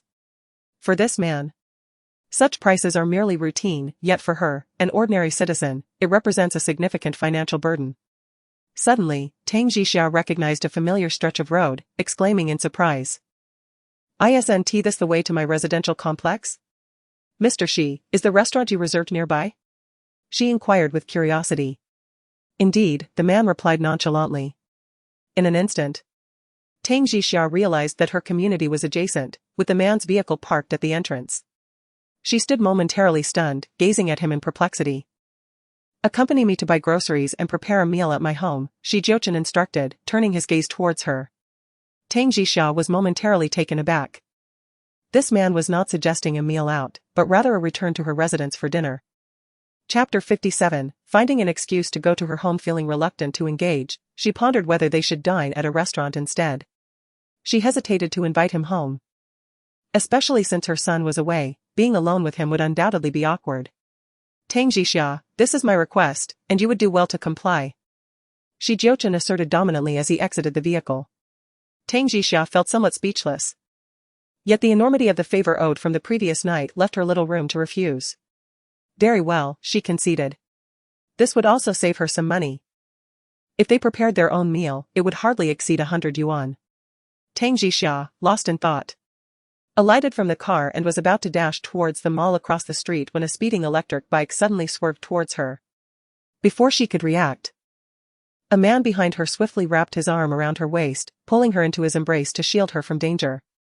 Angrily, Tang Jixia glared at the reckless vehicle and exclaimed, "Do you even know how to drive?" It was only after uttering those words that she realized a strong arm was still encircling her waist. She gently pried his arm away and said, "If you're not going to wait here, I'll just go over to the mall to buy some groceries." Together, the man replied, following her across the street. Inside the mall, as Tang Jixia selected vegetables, Jiuchen encouraged her to prepare her signature dishes, expressing no particular preferences. She chose a few simple ingredients that she often cooked for her son, prioritizing ease and efficiency. At the checkout, the total indeed came to no more than 100 yuan. As the cashier finished bagging the items, she noticed Jiuchen holding the bag. And in her flustered attempt to steal a glance at him, she miscounted the change, blushing as she recounted it. After Tang Jixia completed the payment, the two exited together. They crossed the pedestrian walkway and headed towards Tang Jixia's residential complex. Upon inviting him inside, she busied herself in the kitchen. Clad in a white blouse paired with a black A-line skirt, she exuded a professional demeanor. However, in the presence of this man, She felt it inappropriate to change clothes and instead donned an apron, continuing her culinary tasks. Little did she realize that her professional attire, while she chopped vegetables in the kitchen, was nothing short of an alluring uniform to him. Jiuchen sipped from a glass of water, leaning against the doorframe as he observed her busyness. The moment Tang Jixia turned her head, she directly noticed that the cup in his hand was indeed hers. A flush crept across her cheeks. "That's my cup," she remarked. "Is there an issue?" The man raised an eyebrow, a sly smile glimmering in his eyes. Feeling a tad embarrassed, Tang Jixia suggested, "There are disposable cups over there, perhaps you could use one of those? Having already stolen a kiss, what is there to fear?" Jiuchen smiled, finding her concern unnecessary. Deciding to ignore him, Tang Jixia realized that inviting him over was not the wisest decision. As she continued to chop and wash vegetables in the kitchen, her long hair was carelessly pinned back with a hair clip, with a few stray strands falling softly, adding an unexpected allure to her appearance. While sipping from her cup, the man's mind wandered to uncharted territories, and the more he contemplated, the thirstier he became. "Why don't you take a seat on the sofa? Your presence here makes me feel pressured and affects my performance." Tang Jixia turned to him, expressing her discomfort with being scrutinized. With a playful smile, Jiuchen retreated to the sofa, yet chose a spot where he could still observe her, lazily enjoying the view. He could not pinpoint when it began, but every gesture of this woman stirred something within him, leaving him insatiably captivated. As Tang Jixia cooked and prepared soup, beads of sweat formed on her forehead from the exertion. She mused that perhaps she should have opted for dining out, sparing herself this fatigue. Finally, having completed 3 dishes and a soup, she brought them to the table, only to discover that the man had ventured out to the balcony, under which hung her clothes, including the rather conspicuous undergarments that were now quite visible to him. "Ahem. President, she has finished his meal." Tang Jixia quickly called him to come in. However, Jiuchen had already savored what he needed to appreciate earlier. This woman's bosom was even more ample than he had imagined.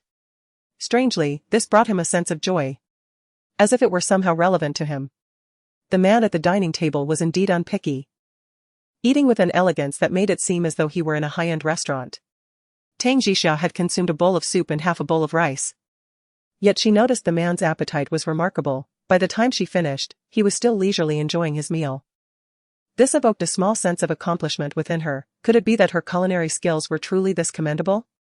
Unable to resist, Tang Jixia went to the restroom to splash her face with water and retouch her light makeup, as the perspiration had caused her cosmetics to run. At last, the man finished eating and was now sipping water from her cup. Feeling a bit parched herself, she could only reach for a disposable cup to drink some cold water. After clearing the dishes to the kitchen, she resolved to wash them later that evening. Glancing at her watch, she said, "President Xi, it's about time for us to leave." "Let us take a break," Jiuchen replied, tilting his head back and closing his eyes on her sofa to rest. Tang Jixia was at a loss for words. Was he really going to take a nap in her home? She couldn't forcibly drag him away. So she seized the opportunity to tidy up her place. Noticing her son's toys piled on the sofa, she approached to clean them up and spotted a few scattered Lego pieces near the man. As she bent down to pick them up, at that moment, his thick lashes fluttered, and his cold gaze flashed with a predatory gleam. In an instant, his large hand swiftly grasped her wrist, pulling her towards him with force. Drawn by an unseen force, Tang Jixia was propelled into the man's embrace, landing directly upon him. In an instant, her waist was encircled, and with a swift reversal, she found herself pinned beneath him on the sofa. "You, Jiuchen, don't you dare," she warned, her beautiful eyes conveying a clear message. She knew inviting him home was a perilous decision. The man was an animal driven by perpetual desire. "What constitutes impropriety?" the man questioned huskily. "Was it not you who held my face and kissed me fervently last night? Would that not be considered untoward?" He recalled the woman's extreme initiative from the previous evening. Tang Jixia's face flushed crimson as she stammered, "Last night, I was not in my right mind. I have no recollection of what transpired." The man scoffed, "Is that so? Shall I assist you in recollecting?" "There's no need." Before she could complete her sentence, the man decided to refresh her memory, his lips descending upon hers with an assertive claim. Tang Jixia's mind went blank. Why couldn't he simply state his desire to kiss her, instead of resorting to such theatrics? Yet, inexplicably, each time the man kissed her, Despite her initial panic and resistance, she was swiftly disarmed, her mind dissolving into nothingness. Her face and ears burning with heat. She even tasted a certain pleasure in the kiss. No. She would never admit to such a thing. She derived no enjoyment from being kissed by this man. Finally, beyond the kiss, she became aware of the more perilous aspects of his person. And Tang Jixia began to panic. To continue would lead to dire consequences. Ugh. Tang Jixia reached out to strike his back, only to find it so unyielding that her knuckles ached. Let go, yet he lingered, captivated by the disarrayed beauty in his arms, a veritable enchantress. The thought of her past mistreatment ignited a fierce protectiveness, a primal urge to avenge her. A sudden tug on her hair drew her attention to a strand ensnared by his button. He noticed, his gaze darkening with playful intent as he offered to free her. Chapter 58, entangled her scalp stung as she attempted to dislodge the trapped hair. Realizing the futility, she reluctantly unfastened his third button. Her cheeks flushing at the brief glimpse of his bronzed musculature. She averted her gaze. Do you find my physique pleasing? He inquired, a hint of teasing in his voice. Not at all, she retorted, feigning indifference. What displeases you? He pressed, his eyes narrowed in mock challenge. Her breath caught in her throat, the conversation veering into forbidden territory. Everything, she insisted, pushing him away. Now, get off me. With a sudden, deliberate movement, he pressed her against him, a silent assertion of his virility. Are you certain? He murmured, his voice husky. Flustered, she shoved him away. He released her, a mischievous glint in his eyes. Very well, it's time we headed to the office. She shook out her hair, instantly regaining her professional composure. The man behind her picked up his phone and followed her out. Downstairs, Zhang Qingye had already departed, leaving with a wounded heart. Jiuchen drove Tang Jixia back to the company, and throughout the journey, she remained silent, resolutely deciding that she would never allow this man into her home again. Tomorrow marks the day when the results of the jewelry competition will be announced. Are you looking forward to it? Jiuchen inquired, glancing at her. Of course, Tang Jixia was eager, she hoped to win and receive a substantial prize. Yet she refrained from voicing it. It's fine as it is. The competition is fierce, and I may not necessarily win. Be a bit more confident in yourself. Look forward to it. The man remarked meaningfully. Tang Jixia dismissed his words, focused solely on returning to the company. At that moment, Jiuchen's car phone rang, displaying Song Shan's name. Tang Jixia frowned, recalling the man's earlier inappropriate behavior, and she felt a surge of irritation.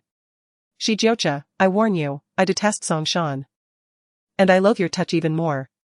Tang Jixia turned to him, unconcerned about his status as the boss. Jiuchen furrowed his brow and chose not to answer the call. Suddenly, Tang Jixia reached out and tapped the touch screen, connecting the call. Jiuchen glanced at her, and she shot him a triumphant glare. Hello, Jiuchen, I'm at the company. Why haven't you arrived yet? Song Shan's playful voice chimed in. I'm on my way. Jiuchen replied in a low tone. All right, I'll wait for you. By the way, you haven't forgotten my gift, have you? Who told you not to accompany me last night? Song Shan cooed. Tang Jixia listened expressionlessly as Jiuchen cast a glance her way and said to Song Shan. We shall discuss this upon returning to the office. With that, he ended the call. Observing the abruptness with which he hung up, Tang Jixia let out a cold laugh. Questioning, is there anything I am not allowed to hear? My relationship with her is merely that of ordinary friends. Jiuchen's voice was low as he explained. Ever since I found Song Shan, I have indeed maintained my distance from her. My only intention is to compensate her, beyond that, there are no other thoughts. Tang Jixia's gaze turned icy, her disdain unmistakable. From now on, you must not touch me again. A flicker of confusion crossed Jiuchen's eyes as he replied, Jixia. I cannot change what has already transpired. Anything that Song Shan has been involved with feels tainted to me. This declaration was delivered directly from Tang Jixia's lips. Instantly, Jiuchen's expression darkened. During the journey back to the office, Tang Jixia ignored Jiuchen, whose demeanor was equally grim. Perhaps her words had genuinely struck a nerve. As the car came to a halt in the underground parking lot, Tang Jixia opened the door and strode away. Jiuchen followed closely behind. When the elevator doors were about to close, Tang Jixia made no effort to press the button, unwilling to share the lift with him. Yet, The man's long arms reached forth, and the elevator sensed his presence, opening once more. He stepped inside with an air of dominance, akin to a sword drawn from its sheath. Tang Jixia crossed her arms and leaned against the wall. In the reflection of the mirrored surface, she beheld Jiuchen's profound and intricate gaze, sharp as a beast lurking in the jungle, his eyes fixated upon her. Conversely, she turned her face away, refusing to meet his stare. At long last, as they neared her floor, the man abruptly pivoted, and before Tang Jixia could react, she found herself pinned against the elevator wall. In the subsequent instant, he cradled her face in his hands, lowered his head, and launched a fervent assault on her lips. Tang Jixia's beautiful eyes widened in astonishment. Had the man lost his senses? This was a company elevator, and the doors could open at any moment. She exerted all her strength to push him away, and just as the elevator doors were about to slide open, his deep, self-assured voice resonated in her ear. Tang Jixia. The day will come when you fall in love with me. Tang Jixia, having just darted to the doorway, retorted with even greater conviction, not in this lifetime. With that, she breathed a sigh of relief that no one was present at the elevator entrance, otherwise, she would never be able to explain herself. She truly couldn't fathom where the man's confidence stemmed from. Back in his office, Jiuchen found Song Shan already waiting for him on the sofa. She had clearly invested considerable effort in her appearance, rendering her several degrees more beautiful than before. However, Song Shan's head-to-toe designer attire and meticulously applied makeup failed to capture Jiuchen's attention. The kind of woman who could captivate him required more than mere superficiality. She needed an inner allure that could resonate with his very soul. Jiuchen, you're here, Song Shan said, her eyes brimming with adoration as she rose to greet him. Jiuchen nodded and pressed the intercom button for Chu Hao, instructing him to bring in the gift. A hint of disappointment flickered in Song Shan's eyes. Was he not the one who had personally selected the gift for her? Instead, he had delegated the task to his assistant? Shortly thereafter, Chu Hao arrived, bearing a set of jewelry, which he presented to Song Shan. Miss Song, do you find it to your liking? Elated, Song Shan unboxed the jewelry set. The design was exquisite, and the diamonds sparkled magnificently. I adore it, thank you, she expressed with a smile. As Song Shan turned around, she noticed Jiuchen seemed preoccupied, lost in thought, and completely oblivious to her presence. Jiuchen, I've made reservations for dinner tonight. Shall we dine together? Song Shan proposed. Jiuchen responded with a subtle lift of his brow. Shan, I have a business engagement this evening that I cannot reschedule. I truly desire to share a meal with you, Song Shan pleaded with a look of longing. My client tonight is of utmost importance, and I cannot postpone the meeting. Perhaps another time? Jiuchen's tone, though seemingly ordinary, possessed an undeniable force, compelling obedience. Song Shan, biting her lip, reluctantly nodded in agreement. Very well, then. You may return now, I have work to attend to, Jiuchen added.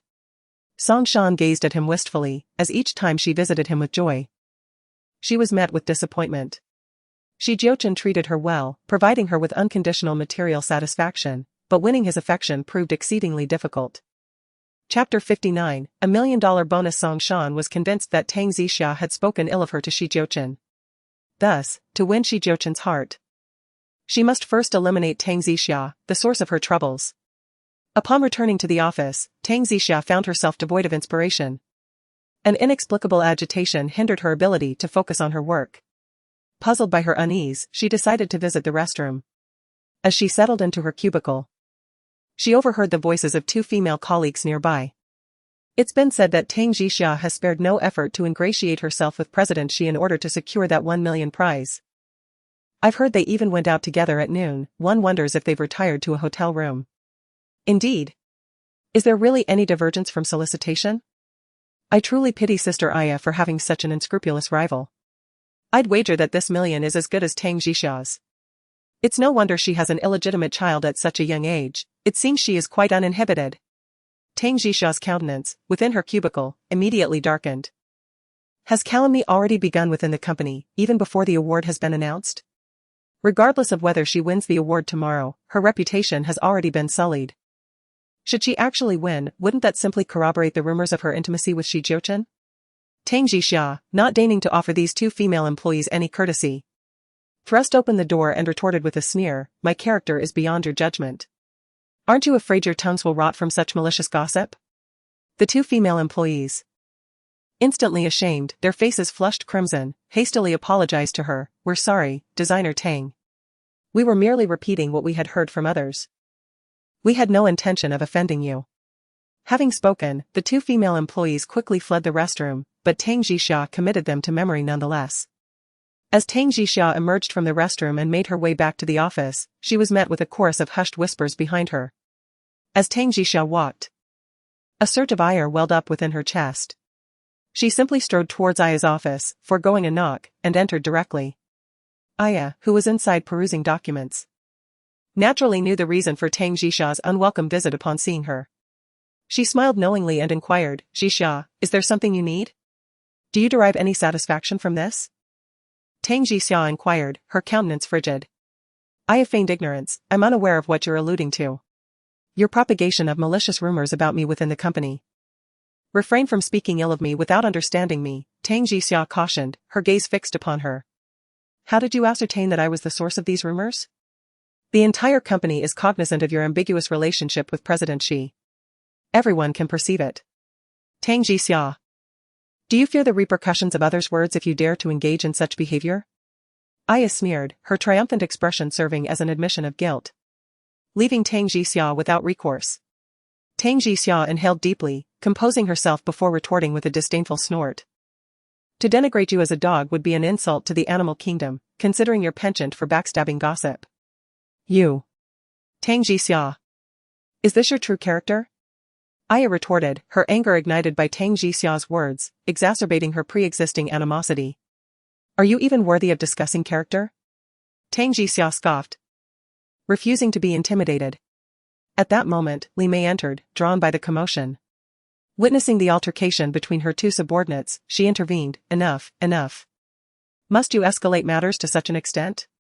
Do you wish to become the subject of ridicule for your colleagues?" Tang Jixia, having vented her frustration, turned to leave, but was met with Aya's piercing voice, "Tang Jixia, halt." However, Li Mei intercepted her. As Tang Jixia exited, she noticed a group of individuals staring at her. She responded with a sharp gaze, prompting the employees to avert their eyes and resume their work. Everyone is eagerly anticipating whether the grand prize will indeed be awarded to Tang Jixia tomorrow. If so, her victory will undoubtedly be steeped in a captivating narrative. In the office, Tang Jixia's phone suddenly rang. Upon checking, she saw it was a call from Grandma Xi. She reached out to answer. "Hello, Grandma Xi. Jixia. Are you busy?" The gentle voice of the elderly lady came through the line. "Not too much, thankfully. If you are occupied, just let me know, and I will have Jiuchen lighten your workload. You still have the children to care for, don't overexert yourself." No, Grandma Xi, I'm not busy at all." "Is there something you need?"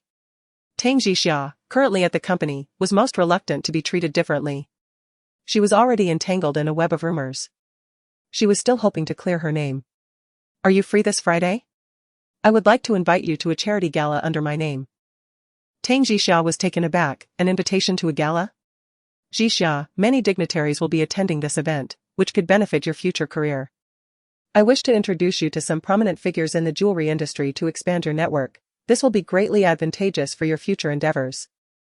Recognizing that Grandma Xi's intentions were well-meaning, Tang Jixia felt that declining would seem impolite. However, the thought of attending and possibly encountering Jiuchen unsettled her. She truly wished to avoid him. "Do come, my dear. I am eagerly looking forward to your presence." Grandma Xi's voice was as warm and inviting as that of a beloved relative, imbued with an irresistible charm. "All right, I will attend," Tang Jixia acquiesced. "Excellent. I shall send you the invitation card." "Thank you, Grandma Xi, for the invitation, I am truly honored." "Very well, I shall see you then. Do not tire yourself too much. Should anything arise, you may seek assistance from Jiuchen, who will undoubtedly help you." "Yes, I appreciate your care, Grandma Xi," Tang Jixia said with a smile. After hanging up the phone, Tang Jixia let out a sigh of relief, contemplating that she would merely linger for a while during the banquet before departing, as such occasions did not appeal to her. Meanwhile, Jiuchen was engrossed in reviewing documents for Xi Corporation when his phone chimed. He reached for it and answered, "Hello, Grandma." "Jiuchen. I have instructed Shaoli to deliver a banquet invitation card to you. Please hand it to Jixiao later, came the voice of Grandma Shi. You invited her? Jiuchen raised an eyebrow in surprise. Yes, she has agreed to attend. Jiuchen, your grandmother is creating an opportunity for you, you must seize it well. This time I have not invited Songshan, she added. Observing his grandmother's earnest desire to unite him with Tang Jixiao, Jiuchen felt compelled to meet her expectations. Understood, he replied. A short while later, Shaoli arrived with the invitation card. But instead of delivering it directly to Tang Jixiao, he brought it to Jiuchen's office. Holding the card, Jiuchen dialed Tang Jixiao's internal line. Hello, her voice came through. Please come to my office, Jiuchen commanded in a low tone. Is there something you need? Tang Jixiao's tone grew cold. My grandmother sent the invitation card, come and collect it, he stated. Why not have your assistant bring it down? Tang Jixiao replied, reluctant to go up. Either you come up, or I come down. The choice is yours. The man manifestly preferred to handle matters himself. Chapter 60, Don't forget tonight's dinner. Tang Jixiao promptly responded. Alright, I'm coming up. Tang Jixiao exhaled and had no choice but to leave her office and head towards the elevator. She knocked on the door. And the man inside responded, Enter. Tang Jixiao pushed the door open and entered, observing the man lounging on the sofa with his long legs crossed. She glanced around and said, Give it to me. Don't forget tonight's dinner, the man said, picking up the invitation card from the documents and handing it to her.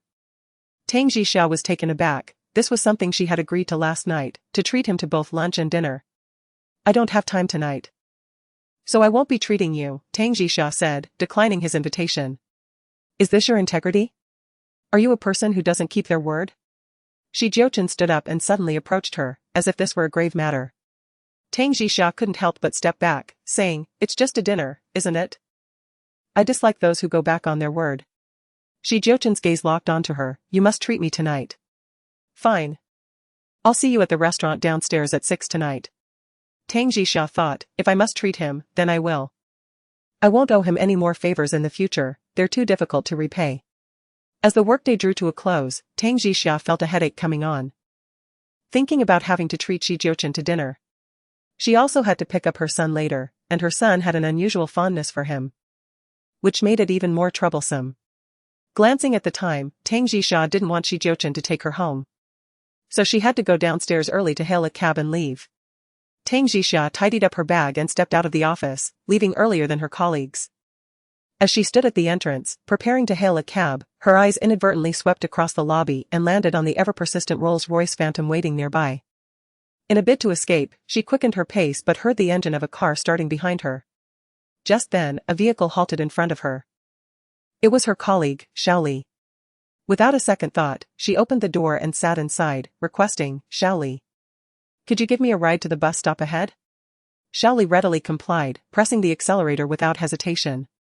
Unbeknownst to them, the man in the luxury car behind gripped the steering wheel tightly, as if he intended to wrench it off in his frustration. After picking up her son, Tang Jixiao hurried home. She had barely settled in when her phone rang. Hello? She answered, extending her hand to pick up the call. Are you home? The deep, resonant voice on the other end caused her eardrums to quiver slightly. Tang Jixiao realized it was inconsiderate to stand him up today. Yet she found herself unwilling to dine with him. Of course I'm home, it's already 10, she replied curtly. I'll owe you this meal. I'll repay it another time. The man let out a grunt and hung up. Tang Jixiao stared at her phone, speechless. Lying in bed. Sleep eluded her as tomorrow marked the day of the award announcement, followed by a ceremony at 3 in the afternoon. If she won, not only would she receive a trophy, but also a cash prize of 1 million from the company. In dire need of funds, she fervently wished to be among the fortunate recipients, which only exacerbated her insomnia. In the opulent villa, Songshan too found herself ensnared by insomnia. Ever since that fateful night when she masqueraded as Tang Jixiao, she had indeed embraced a life of affluence. Yet, amidst the material wealth, the absence of genuine affection left her feeling profoundly hollow. She yearned to deepen her relationship with Jiuchen, ideally culminating in a tangible connection. Should she conceive a child, her position as the matriarch of the Shi family would be further solidified. But how could she possibly seduce Jiuchen? Despite his amiable demeanor towards her, he offered no opportunity for intimacy. Had it not been for her deliberate attempts to embrace him, he would never have initiated such closeness. Ultimately, it was Tang Jixia who had captured his heart, the woman he willingly sought out for 5 long years after their initial encounter. This demonstrated the allure of Tang Jixia's physique, which had captivated him from their first meeting. She needed to devise a plan. Perhaps if Jiuchen were to indulge in drink one evening, an opportunity might present itself. It seemed imperative to cultivate relationships with those around him. Yet how could she ensure that his associates would comply with her wishes? A flicker of cold determination crossed Song Shan's eyes. She had engaged in numerous endeavors in the past and had been involved with several partners, thus her past was far from pristine. Among Shi Jiuchen's entourage was a male assistant, Lin Ji, who had visited twice to deliver items. This assistant was a paragon of excellence, possessing both commendable looks and physique, surpassing all her previous suitors in merit. Song Shan's ultimate ambition extended beyond merely possessing Shi Jiuchen. She sought to claim the entire Shi group's fortune, willing to take any risk to achieve her goals. Casting a glance at the clock, she dialed Lin Ji's number. "Hello. Miss Song," he responded, surprised to receive her call. "Assistant Lin, would you be able to come by my place? I am somewhat apprehensive, as there is a sizable rodent within my residence." "Indeed? Very well, I shall be there presently."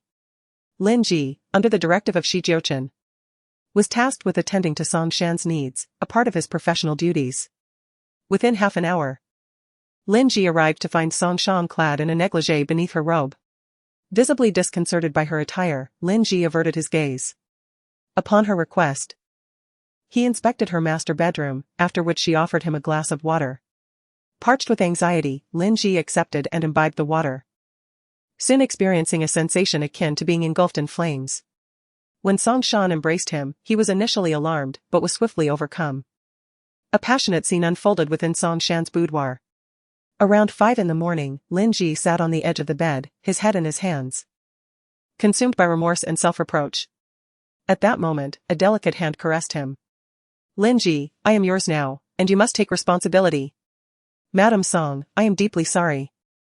I have committed a grave error," Lin Ji exclaimed, recoiling from her touch. Song Shan's expression hardened, and she said coldly, "Lin Ji, if Jiuchen were to discover that you have been intimate with me, do you believe he would pardon you?" Lin Ji looked at her, aghast. Song Shan softened her tone, continuing, "Lin Ji, this matter remains solely between us, known only to the heavens and the earth. However, from this moment forward, you shall heed my commands. You will do as I say, is that understood? I would never dare to engage in murder or arson. I require no such acts of violence. I merely require that you apprise me daily of Jiuchen's whereabouts and any women he interacts with." Lin Ji was also fearful of having his life ruined. If Song Shan required him to perform such tasks, he would have no objections. "Very well, I shall report to you faithfully regarding Mr. Shi's affairs from now on. Now, what significant matters has Jiuchen been engaged in recently?" Song Shan inquired, reclining on the bed like a queen, her gaze fixed upon him. "I cannot divulge details about Mr. Shi's work, but he is to attend a family charity gala this Friday, where you may have the opportunity to see him." "What? This Friday? Today is only Wednesday, why have I not received an invitation?" Song Shan frowned. "It seems the invitations have all been distributed, did you not receive one?" "Not at all." "Who is hosting it?" "It is a charity gala under the auspices of the Shi matriarch. Logically, you should have been invited." A glimmer of resentment flickered in Song Shan's eyes. Clearly, in the eyes of the Shi matriarch, she could not compare to Tang Jixia's status. It was astonishing that she had not been invited to such an important event. Surely, Tang Jixia had received an invitation. Did they think that by excluding her, she would refrain from attending? She was determined to go. Chapter 61, His differential treatment. "Very well, you must keep me informed of all matters concerning Jiuchen. Additionally, keep a close watch on that woman, Tang Jixia. If she develops any intimate relationship with Jiuchen, you must inform me immediately." Lin Ji held a position of considerable significance beside Shi Jiuchen. Although he could not be compared to the chief assistant, Chu Hao, he was privy to certain aspects of Shi Jiuchen's daily life. After Lin Ji departed, Song Shan was so incensed that she found herself unable to sleep. What did the Shi matriarch mean by this? Did she look down upon her, or was she trying to prevent her from getting close to Shi Jiuchen? Such differential treatment engendered resentment within Song Shan's heart. At daybreak, Tang Jixia, having seen her son off, hastened to her company, for today held much anticipation for her. Upon arriving at her office, her assistant, Li Xiaoxin, entered and offered a word of solace to Tang Jixia, who sat at her desk. Jixia, pay no heed to their idle gossip, I believe in your innocence with Chairman Shi. Tang Jixia had grown weary of addressing the matter. For she knew that such affairs only became more entangled with explanation, and besides, she had no need for the validation of others. Around 10 o'clock, her desk phone rang. She reached for it and answered, "Hello. Jixia, come to the meeting, I have the list of award recipients in hand." The voice of Li Mei came from the other end. Tang Jixia's heartstrings tightened. It's out already? She had anticipated it would be at least afternoon before it was released. With a mixture of excitement and anticipation, she rose to go to the conference room. All the design department employees were present, though Li Mei had yet to arrive. Aya's gaze was fixed coldly upon Tang Jixia, who sat opposite her, returning the look without reservation. I wonder which of them, Aya or Jixia, has won the award. I'm so excited. One young designer intentionally stirred the atmosphere. We'll know the answer soon enough when the director arrives. As they spoke, Li Mei entered, glanced at her two competing subordinates, and took her seat at the head of the table. The meal expense application you've all been waiting for has been approved. Would you all like to have dinner together tonight? Yes. Director, we'd love a feast. Aya and Tang Jixia exchanged glances. Judging by Li Mei's expression, it was evident that someone from their company had won an award, and that individual was among them. A fierce spark of envy ignited in Aya's eyes, without a doubt. It must be Tang Jixia. Very well, let's arrange a celebratory dinner for tonight. Now, I will announce the list of winners and the distribution of prize money. First, congratulations to our two finalists. Next, we extend our heartfelt congratulations to Jixia for winning the first prize in this jewelry competition, along with a prize of 1 million. Before Li Mei's words could fully sink in, Tang Jixia's mind was abuzz. It was her? She was the winner? 1 million was hers? Her heart was instantly flooded with elation. The bride price for her son was now within reach. Li Mei then turned to Aya and said, the company will also provide a certain bonus for this entry. Aya will receive a participation award of 20,000 yuan. Aya's lips curled into a mocking smile. A participation award, how ironic. Instantly, applause erupted, and a chorus of congratulations washed over Tang Jixia. Tang Jixia repeatedly expressed her gratitude, and she also thanked Li Mei gratefully, saying, "Thank you for your encouragement and support, Director. This is all due to your own abilities, Jixia. Keep up the good work. Now, let's discuss where to go for dinner and drinks tonight." Meeting adjourned. As Li Mei departed and Tang Jixia was about to leave, Aya crossed her arms and sneered. Tang Jixia, don't you feel ashamed to accept this 1 million? Why should I feel ashamed? Tang Jixia retorted, as she had always been confident in her work. I believe you ought not to express your gratitude to the director, rather, it is Mr. Shi you should thank. It was his mere word that secured you this award. And he is also the one who bestowed upon you a sum of 1 million. Were I in your position, I would feel utterly ashamed to accept it. With that, Aya huffed and departed, leaving Tang Jixia alone in the conference room, her mind blank for several moments. Could it be that this award truly lacked merit? Was it Mr. Shi who advocated for her? Had she not earned it through her own capabilities? The prize money had escalated from a mere 100,000 to 1 million, which, to outsiders, may seem a manifestation of the company's financial prowess. Yet, Tang Jixia increasingly suspected that this was a ploy by Jiuchen. He had deliberately inflated the prize and orchestrated her opportunity to win, as if repaying a debt to her. An involuntary heat rose to Tang Jixia's face. A wave of indignation surging within her as she retrieved her phone from the table and exited the conference room. On her way, a throng of colleagues congratulated her. Regardless of the circumstances, Tang Jixia was thriving in the company and enjoyed a close rapport with the boss, making her untouchable in their eyes, compelling them to seek her favor instead. Without hesitation, she stepped into the elevator and pressed the button for the 8th floor, the domain of Jiuchen's office. Upon reaching the general office, she encountered Chu Hao just exiting. Without preamble, she inquired, "Is Mr. Shi inside?" "Mr. Shi is in."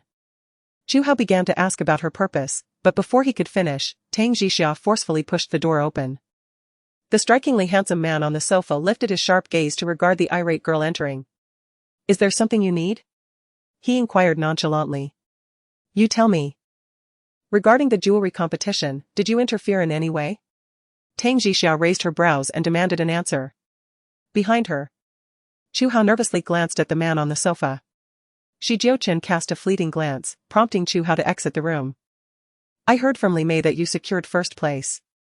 Congratulations, Jiuchen remarked, his eyes narrowing slightly. In that moment, Tang Jixia yearned to ascertain one thing, whether her victory was a testament to her own prowess. If it were merely a favor bestowed by this man, her sense of achievement would be utterly diminished, rendering any accolade meaningless. Do you truly lack confidence in yourself? Jiuchen's lips curled into a cold smirk. Of course I am confident, however.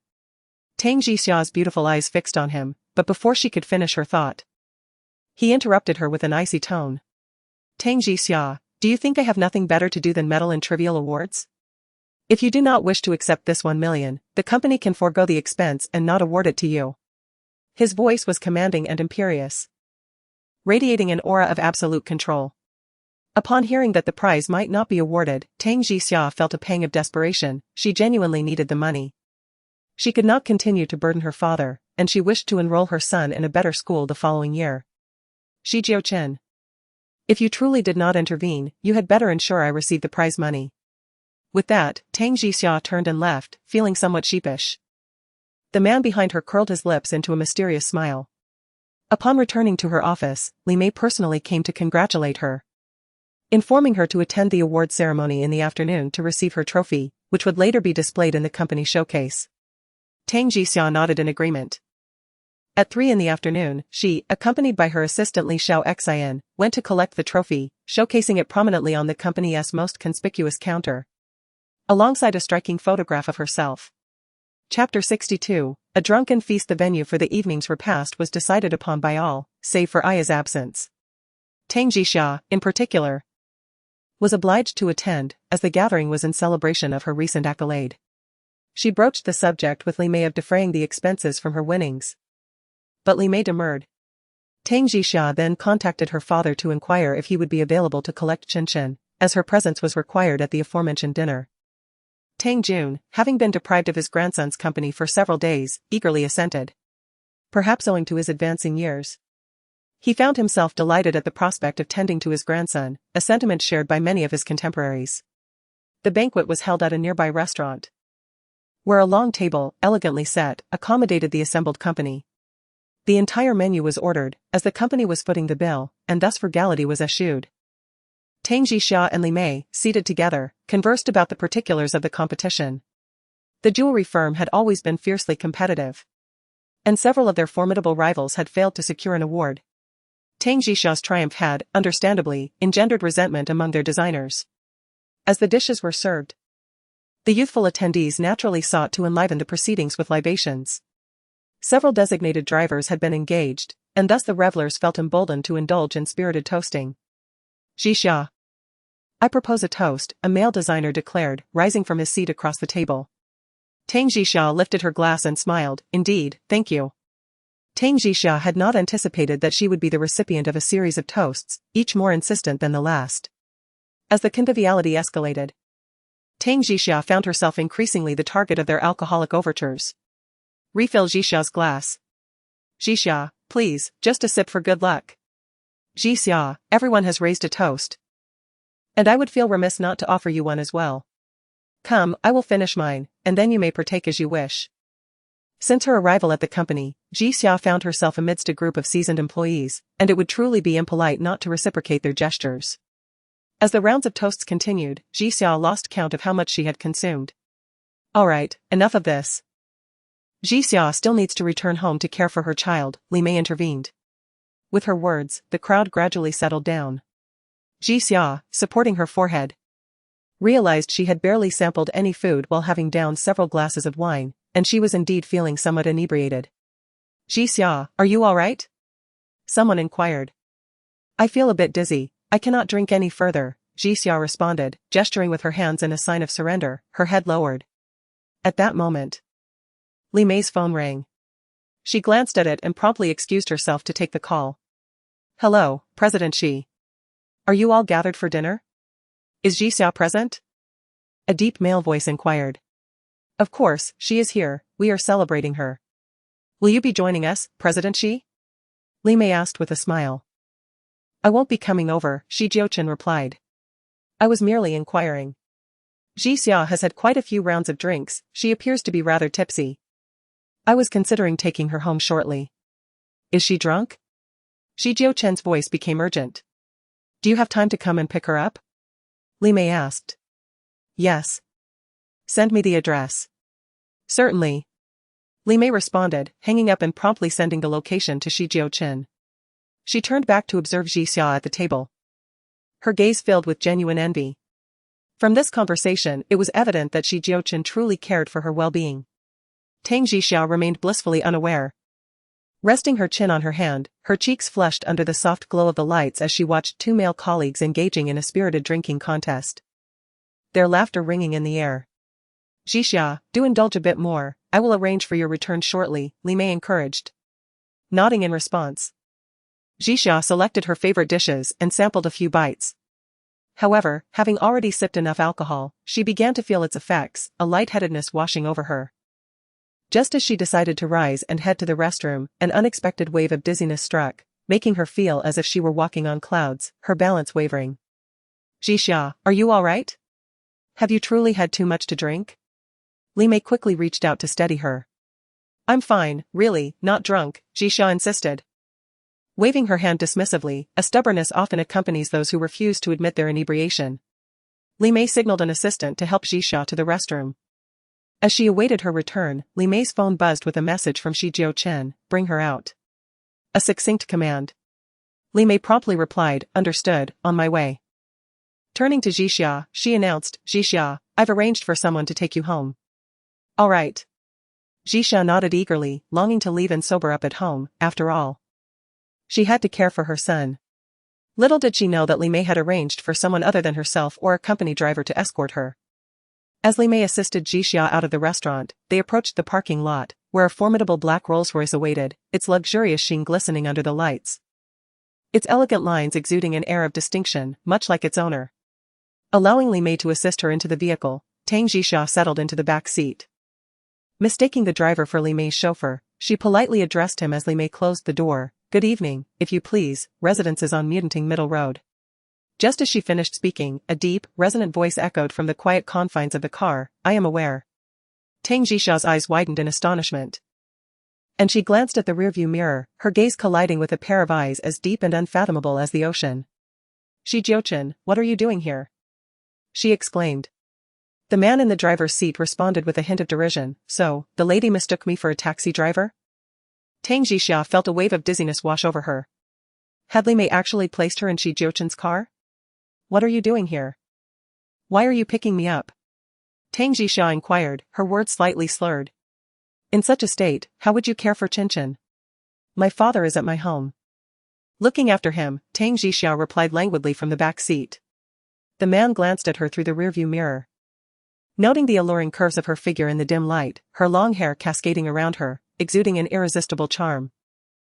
The subtle aroma of wine mingled with a captivating feminine fragrance, and the man's gaze in the mirror, like that of a predator, flashed with possessiveness. Tang Jixia slumped down in the car, succumbing to a wave of drowsiness, and drifted off to sleep. Jiuchen turned to observe her slumbering in the back seat. His eyes lingering on her form for a moment. He parked the car by the roadside. Realizing that such a sight upon her return home could potentially have an adverse effect on her son's sensibilities. Seizing her cellular device, he initiated the fingerprint authentication. Navigated to Tang Jun's contact, and dispatched a message, Father, I find myself inebriated this evening. Would you be so kind as to attend to Jiuchen overnight? I shall return home promptly in the morning. Tang Jun responded swiftly, Indeed, rest soundly in your intoxicated state. I shall take charge of Jiuchen. Attending to him at our residence. Exercise caution. Very well, Father, Jiuchen replied. Observing the woman in such a state of intoxication, he deemed it prudent to shield Jiuchen's tender sensibilities from witnessing his mother's inebriated condition. Unbeknownst to Tang Jixia, the gentleman had orchestrated her arrangements. As the ebony sedan steered directly towards the city center's eastern periphery, an enclave of opulent hillside villas commanding the highest market valuation. Tang Jixia, having endured nocturnal restlessness and a day of relentless activity, succumbed to the effects of the alcohol, rendering her impervious to even the most thunderous of disturbances. Chapter 63, rescued to his abode. As the gentleman brought the vehicle to a halt, he lifted her into his arms, an act to which she remained entirely oblivious. He conveyed her to the chambers and deposited her upon his bed. Tang Jixia luxuriated in the comfort of the mattress, shifting languidly as she remained in slumber. Beneath her pristine white blouse lay a form-fitting black skirt, its hemline ascending to a point just above her thighs, accentuating her slender legs. Alas!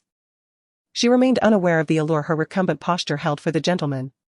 Within the resplendent villa, the radiant chandelier cast its effulgent glow, illuminating the scene. Upon a charcoal-hued sofa, the gentleman, freshly emerged from ablutions, exuded the primal grace of a languid predator. Adorned solely in athletic trousers, his torso remained bare, glistening with droplets of moisture. His hand, clasped around a goblet of claret, revealed the sinuous contours of his musculature. At this hour, he should have been composed and clear-headed. However, the woman lying in the master bedroom stirred within him an unsettling frenzy. An uncontrollable thought surged in his mind, repeatedly suppressed yet incessantly resurfacing. He longed to gaze upon her, fully aware that should he ascend, his desires would only grow insatiable, extending beyond a mere glance. Thus, rather than subjecting himself to torment, he resolved to refrain from approaching. Yet the clamorous thoughts in his mind engaged in a relentless battle with his reason. Ultimately, he downed the contents of his wine glass and rose to ascend the stairs. He concocted a compelling reason to do so. He needed to ascertain whether the woman had vomited. Should she have, his grand bed would face dire consequences. Although Tang Jixia lacked a capacity for heavy drinking, she was not one to indiscriminately purge. If she were inebriated, her sole recourse was to succumb to slumber. As Jiuchen pushed open the door to the room, the dim light revealed the woman sleeping with her back turned towards him. Her alluring curves illuminated beneath the soft glow, exuding the gentle lines of femininity. Her long hair lay in disarray upon the pillow, causing Jiuchen's gaze to narrow. Akin to a predator approaching its prey, silently preparing for an attack. Oblivious to her status as prey, the woman remained undisturbed as Jiuchen settled onto the edge of the bed, captivated by her sweet visage, her crimson lips slightly parted, exuding a tantalizing aura that beckoned to be savored. As he gazed at a strand of dark hair resting on her eyelid, the man instinctively reached out to brush it aside. However, just as his hand made contact with her face, the slumbering woman suddenly uttered a dreamlike murmur. Grasping his large hand and whispering, "Chin, don't be mischievous, let mommy have a good sleep." Jiuchen's phoenix eyes flickered open. Had this woman mistaken him for her son? In an instant, Tang Jixia nestled against his half-bare arm, rubbing her cheek against it as if she were nuzzling her child's small head. To avoid disturbing her, Jiuchen reluctantly lay closer to her. He turned on his side, surrendering one arm to her tight embrace, his arm pressed intimately against her chest, sensations flooding into his heart. Thus, Jiuchen remained in a rigid position, accompanying this woman in slumber for a while. Under the soft glow of the light, he was compelled to admire her visage. Her fair skin and delicate fragrance epitomized beauty, resembling an exquisite delicacy that tempted the man to savor. Unbeknownst to Tang Jixia, her sleeping form was thoroughly scrutinized through his eyes. Every inch of her skin laid bare to his gaze. Even her distinctly defined eyelashes were counted by him at that moment. She held him too tightly, prompting him to withdraw his arm, lest he inadvertently wake her. Jiuchen felt as if he were undergoing an unprecedented trial, one that tested his self-control. For if he lacked such restraint, he would have long since shown this woman the extent of his prowess. "Tang Jixia, extend your hand," he murmured softly, attempting to coax her into reaching out in her dreams. Tang Jixia did not release her embrace, as it was an unconscious act from the start, and she believed she was holding her precious son. Jiuchen finally relinquished his restraint and leaned down, imprinting a gentle kiss upon her face. In response, Tang Jixia instinctively wrapped her arms around his neck, tenderly kissing his cheek. "Be good, Chen." In an instant, they lay face to face, her breath caressing his neck like the delicate flutter of a feather, stirring the very depths of his being. Jiuchen felt his blood coursing with fervor. He was no paragon of virtue, and if she did not relent, he would seize the opportunity. Tang Jixia nuzzled his neck once more, then moved to his earlobe, engaging in the most intimate of caresses. Jiuchen's Adam's apple bobbed as the masculine energy he desperately suppressed threatened to erupt. Never had a woman rendered him so vulnerable. Yet this sleeping beauty had achieved just that. He yearned to touch her but was bound by restraint, forced to watch helplessly as she indulged in her innocent provocations. Finally, perhaps finding his masculine scent too overpowering, disrupting her need for fresh air, Tang Jixia turned over and resumed her slumber. The man's rigid form finally relaxed. Jiuchen rose to his feet, discovering that he had broken out in a sweat from the sheer force of his self-control, rendering his previous shower futile. It seemed another cold shower was in order. Jiuchen had not returned since, and Tang Jixia lay comfortably on his grand bed, rolling from side to side. Eventually, time slipped away, and it was around 4 in the morning when she naturally awoke. Upon opening her eyes, she was greeted by the stark, luxurious ceiling that was undeniably not her own. Startled, Tang Jixia sat up, clutching her head as she desperately tried to piece together her last memories, which included her seated in Jiuchen's car. So, this must be Jiuchen's residence? He had not taken her home, but rather brought her to his own abode? Tang Jixia quickly assessed her attire, relieved to find that her clothes remained untouched. She hastily got out of bed, only to realize her shoes were missing, forcing her to tread barefoot on the immaculate floor. Glancing at the clock before her, it read 4:30, and the world outside was still enveloped in darkness. How could this man have allowed her to sleep in his home? What about his son? Was the father at home to keep him company? One step at a time, Tang Jixia descended the staircase, the villa illuminated by wall sconces that made her feel as though she were wandering through a magnificent palace, akin to a lost Cinderella. At last, she spotted her bag on the sofa downstairs and quickly retrieved her phone. She saw the message sent to her father and his subsequent reply, which brought her a sense of relief. Thankfully, this man had ensured her father would look after her son. She absent-mindedly gathered her disheveled hair. At this hour, she had no choice but to remain in his home. Tang Jixia contemplated that she had likely slept in the master bedroom. Where had Jiuchen spent the night? Chapter 64, Occupying his master bedroom. Given the hour, she thought it might be an opportune moment to explore his home, especially since he was still asleep. Tang Jixia ascended to the second floor, and suddenly, she noticed that one of the rooms was illuminated. She yearned to inquire why he had brought her to his home. Gently, she twisted the doorknob and pushed the door open, revealing a study where a man lay sleeping on the sofa, resting his head on his arm. Tang Jixia was taken aback. He was asleep on the sofa? Moreover, he was merely clad in a pair of athletic shorts. Startled, she let go of the doorknob, and the door slammed against the doorstop with a resounding thud. Tang Jixia covered her mouth, yet it was a futile attempt to mask her intrusion. The man on the sofa, with his thick, long eyelashes, suddenly opened his eyes.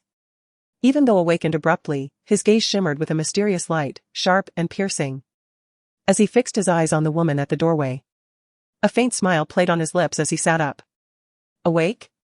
he inquired with a narrowed gaze. Feeling a tinge of embarrassment for having disturbed him, Tang Jixia nevertheless confronted him, questioning why he had brought her to his home when he ought to have escorted her back. "Do you realize how unseemly you look when you're intoxicated? What would Jiuchen think if he knew his mother was out in such a state?" Jiuchen retorted without mercy. Tang Jixia immediately furrowed her brow. Had she truly lost her composure? Well, she begrudgingly admitted that he had a point. Indeed, it was not appropriate for her son to witness her in such a disheveled state. Without further ado, she pulled the door slightly and addressed the man on the sofa. "You may continue to sleep, I won't disturb you any longer." With that, Tang Jixia closed the study door and made her way to the foyer, intending to wait in the downstairs hall until dawn. Awakened by her disturbance, Jiuchen found himself devoid of any desire for slumber. He rose and retreated to his room to freshen up, casually donning a garment before emerging. Tang Jixia retrieved a bottle of water from the refrigerator. Sipping it as the spacious, tranquil hall instilled a sense of unease within her. At that moment, the sound of footsteps approached from behind, prompting her to turn swiftly. She beheld the man descending leisurely, one hand casually thrust into his pocket. "Are you not sleeping?" Tang Jixia inquired, her gaze fixed upon him. "Unable to," he replied nonchalantly, making his way toward the refrigerator to procure a chilled beer, which he opened and began to drink as he approached her. Tang Jixia felt a twinge of apprehension at the sight of the alcohol. "What are you drinking at this hour?" "It's bad for your stomach," she remarked, her curiosity piqued. "Such concern for me?" Jiuchen settled onto the sofa beside her, a faint smile gracing his lips. My concern is for myself. I fear you might intoxicate yourself and become unruly, he retorted. Tang Jixia offered no courteous response, for he was known to engage in such antics frequently. A chuckle escaped Jiuchen's lips, amused by her candidness. Do you truly believe I harbor an interest in you, Tang Jixia? He challenged, lifting his gaze to her. She scoffed, any man would show interest in a woman. Jiuchen countered, that assertion is misguided, my interest lies solely with you. You need not worry. Your father will care for Jiuchen, he reassured her, under the impression that she had not seen the message. I have seen the message. Do not meddle with my phone again, nor respond to my messages without my consent, Tang Jixia warned firmly. For reasons unknown, Tang Jixia sensed that the man was displeased. As if in a fit of pique. This immediately triggered her sensitivity, and she couldn't help but inquire with a touch of smugness. Could it be that you've fallen for me? Jiuchen felt a surge of annoyance at having his thoughts laid bare, yet his countenance remained placid. Tang Jixia, now even more self-satisfied, declared, you'd best not harbor any affection for me, it would be futile, for I could never reciprocate such feelings. Abruptly, Jiuchen rose to his feet, his towering figure exuding an intense aura of dominance that startled Tang Jixia into sitting upright. What? What do you intend to do? She stammered. Tang Jixia, this is my abode. What gives you the right to act so presumptuously? His gaze, icy and sharp, was fixed upon her. Tang Jixia faintly discerned a hint of the demonic in his handsome features, a raw, untamed energy emanating from him. Wait! She exclaimed, realizing she had provoked him. Devoid of any backbone, she hastily added, Jiuchen, I retract my previous statement. Pretend I never uttered those words. With that, she attempted to flee the hall. Too late, the man murmured, as he ensnared the woman, who had just risen from the sofa in an attempt to escape. In his arms. Tang Jixia immediately struggled to break free, but the man, failing to secure her properly, caused them both to tumble onto the nearby sofa. Now, Tang Jixia found herself utterly trapped, as the man's robust frame enveloped her like a net. Jiuchen, you. Her warning was abruptly stifled as the man silenced her with a kiss, unable to resist the urge to punish her impudent lips. Beholding him with wide, resentful eyes, Tang Jixia sought to protest, yet only encountered in his gaze a fervent desire for her. Resigning herself, she closed her eyes, her senses inflamed by his touch, exacerbated by the lingering effects of the alcohol. To her dismay, she found her body less resistant than before, a revelation that startled her. The more her body yielded, the more her inner self recoiled, fraught with anxiety. How could she harbor feelings for a man once intimate with Song Shan? Unable to push him away, Tang Jixia resorted to pinching the taut skin of his waist, a sensitive spot that elicited a reaction from him. With a slight gasp, he supported himself on his hands. Vexed by her underhanded tactic. Tang Jixia, do you not find pleasure in this? He queried. Pleasure? Preposterous. She retorted, exasperated, shoving him away. Do not touch me, or I shall summon the authorities. Jiuchen narrowed his eyes, recalling the undeniable signs of her body's compliance. You are not indifferent, he asserted. Tang Jixia's gaze conveyed a clear warning. Are there guest chambers available? I wish to rest a while longer. Retreat to my master suite, he proposed. I have no desire to repose upon your bed, she retorted with disdain. Jiuchen, increasingly incensed, found her demands excessive. Guest chambers are located on the 3rd floor. Select one to your liking. Tang Jixia swiftly retrieved her bag and ascended to the 3rd floor. Choosing a guest room, she secured the lock and lay upon the bed. Her mind consumed by the recent events. Was she predisposed to masochism? Why did she still yearn for this man? She struck her head lightly, attempting to banish such thoughts. She resolved to leave early the next morning. At dawn, the alarm clock she had set rang at 7:30. Rubbing her sleepy eyes, she rose from bed, casually washed her face, and stepped outside, carrying her bag as she descended the stairs. She did not wish to trouble Jiuchen any further. It was best for her to depart on her own. However, as Tang Jixia approached the gate of the villa, she was taken aback. The winding road down the mountainside stretched for 5 or 6 kilometers, and she realized that walking down would take her more than an hour. Just as she made up her mind to continue, the iron gate behind her unexpectedly swung open, revealing a sleek black car that slowly emerged. Stunned, she wondered when he had awakened. As the window descended, Jiuchen's gaze remained fixed ahead as he coolly commanded, "Get in." Chapter 65, secretly preparing a dress for her. His icy demeanor and arrogant air made Tang Jixia hesitate to enter the vehicle. Yet, considering the long trek down the mountain, she gritted her teeth and opened the door to get inside. The car surged forward, hurtling down the road as Tang Jixia's heart raced with apprehension. Was this man driving a plane? Upon reaching the street below, she directed her words to him, "Mr. Shi, I can get out here." However, the car did not halt. Instead, it continued toward her home. Noticing his insistence on escorting her, she resigned herself to remain in the vehicle. When they arrived at her doorstep, Tang Jixia politely expressed her gratitude, saying, "Thank you," before she exited the car and hurried toward the entrance of her neighborhood. Upon her arrival at the doorstep, she spotted her father guiding her son outside.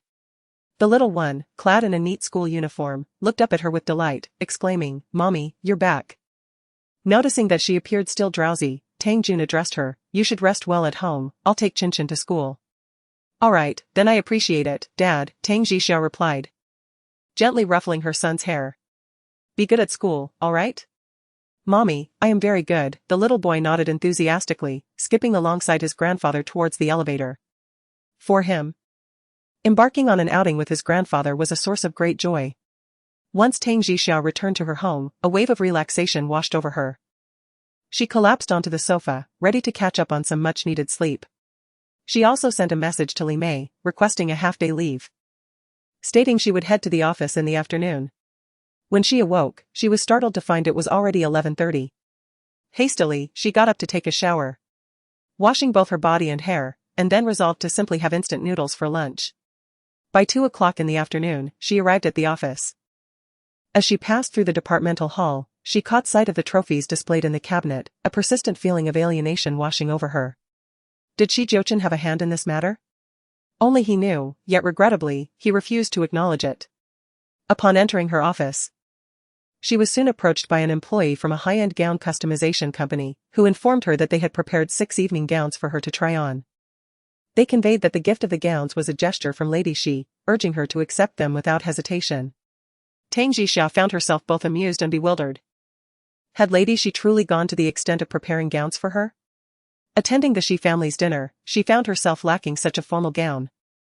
Since Lady Shi had taken the trouble to prepare one for her, she selected an elegant gray satin evening dress, which was both classic and pleasing to her taste. In the Shi Group's executive office, Jiuchen had returned to work today. Standing before the floor-to-ceiling window, he exuded an air of leadership in a simple yet luxurious white shirt paired with tailored trousers. Behind him, Lin Ji knocked and entered, respectfully addressing him, "President Shi.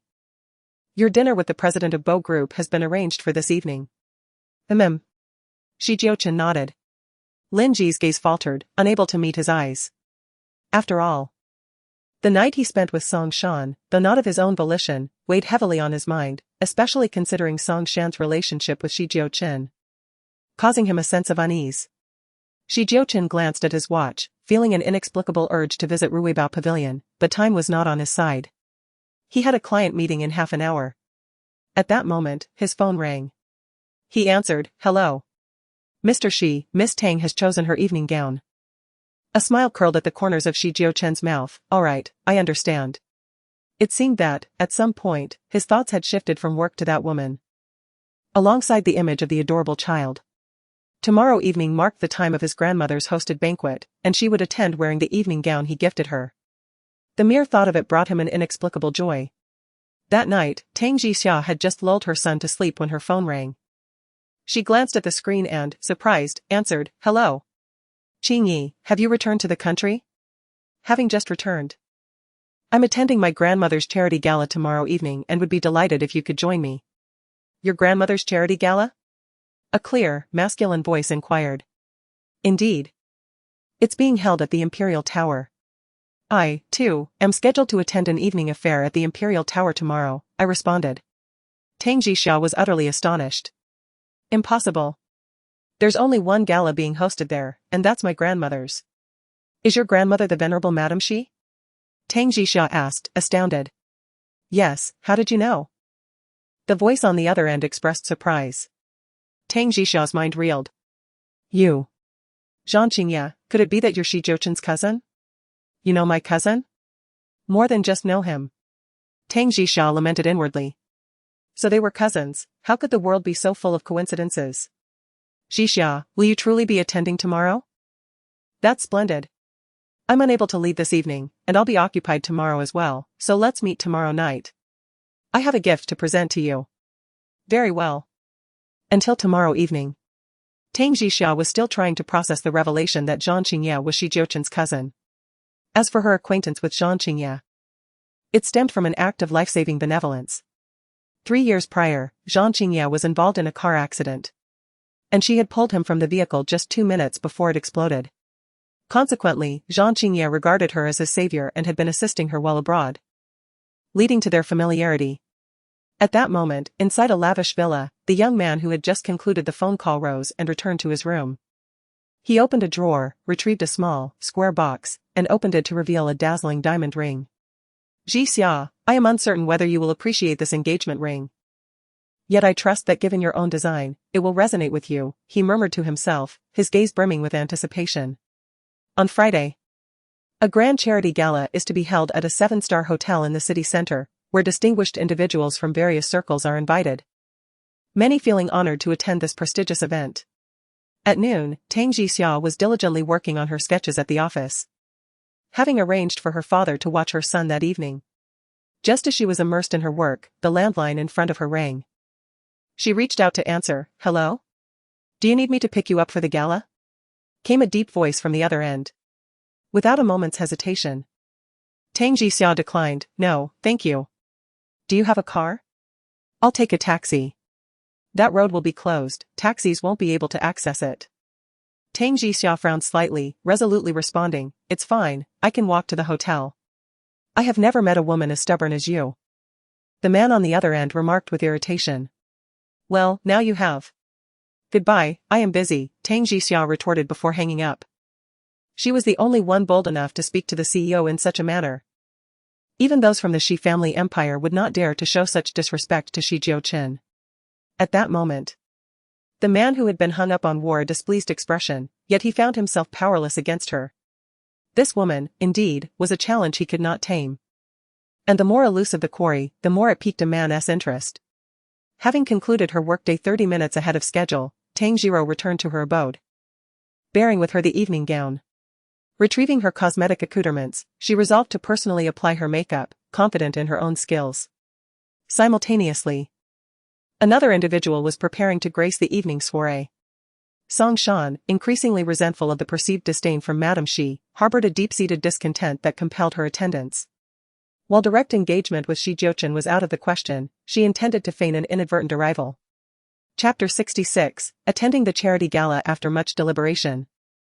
Song Shan resolved to, after 7 in the evening, feign an urgent matter requiring Shi Jiuchen's attention, thus providing a pretext for her presence at the banquet. Deliberately selecting an evening gown-esque dress and meticulously applying her makeup, she awaited the commencement of her scheme. Within the banquet hall, Tang Jiro, clad in a satin evening gown, entered the expansive venue capable of accommodating 500 guests. The hall teemed with impeccably dressed attendees, a testament to the vast and influential network of the Shi family. Holding a glass of red wine, Tang Jiro, feeling somewhat out of her element, betrayed a hint of unease. As she glanced around, she inadvertently collided with someone. Ah! Tang Jiro exclaimed, quickly stepping back. Raising her gaze, her beautiful eyes widened in surprise. It was none other than Shi Jiuchen. Shi Jiuchen's icy gaze swept over her. My apologies. I'm sorry, Tang Jiro quickly responded. Shi Jiuchen brushed past her, his lithe figure exuding an aura of coldness. Tang Jiro couldn't help but bite her lip, wondering if the man intended to feign unfamiliarity this evening. There was no need for her to feign familiarity with him, lest she invite unnecessary troubles. At that moment, 2 nearby girls exclaimed with delight, Look, that young Master Shi. How handsome. Indeed, how could he not be the dream lover of countless young women? Tang Jixia blinked, pondering whether Shi Jiuchen possessed such remarkable charm. The dream lover of countless girls? Little did they know that this man was as cold as ice. Feeling hungry, Tang Jixia made her way to the buffet restaurant, which was particularly lavish that evening. She filled her plate with her favorite dishes, contemplating that tonight, Grandma she would be exceedingly busy attending to a multitude of guests. She would undoubtedly remain until she had the chance to meet her. Which meant Tang Jixia could indulge in the food and drink beforehand. With fathers accompanying their sons, she felt at ease passing the time there. Outside the hotel. In a sleek sports car, Song Shan had already arrived, impeccably dressed, having finally devised a clever plan. She sashayed towards the lobby, and at the entrance, there was a checkpoint for invitation cards.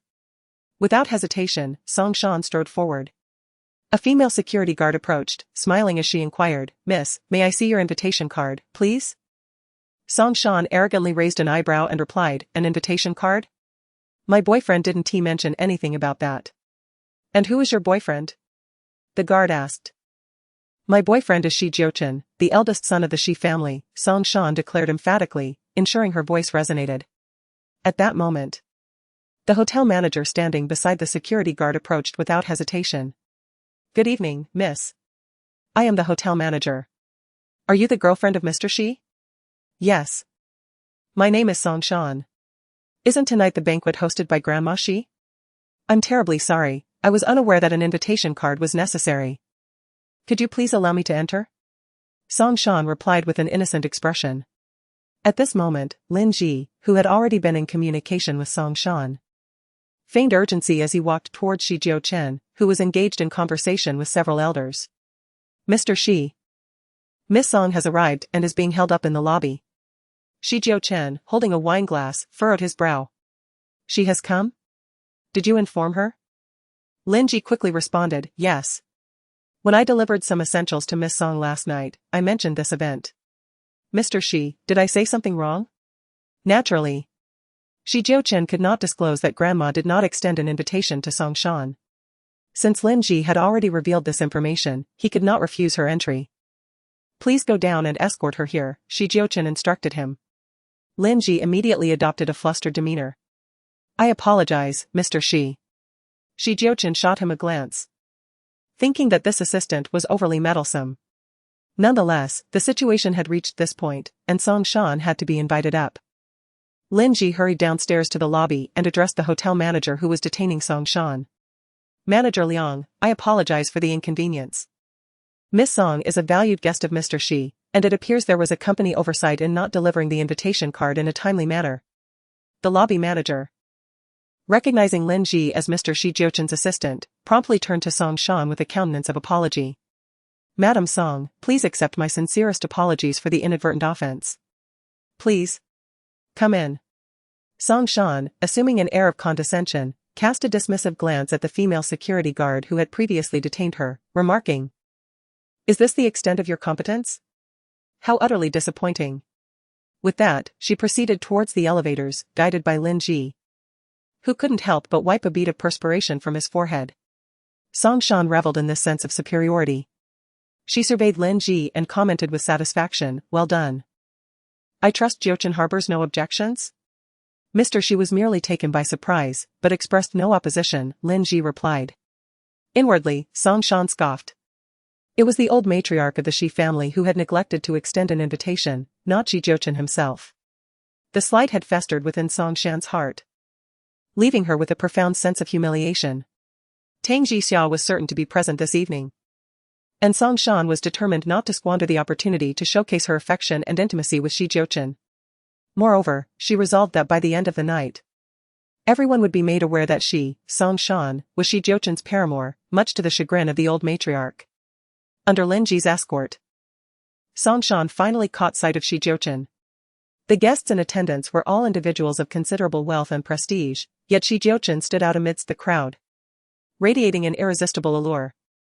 The other guests seemed to orbit him like satellites around a radiant celestial body. His aura was so potent that none could overshadow his brilliance. He was a veritable luminary.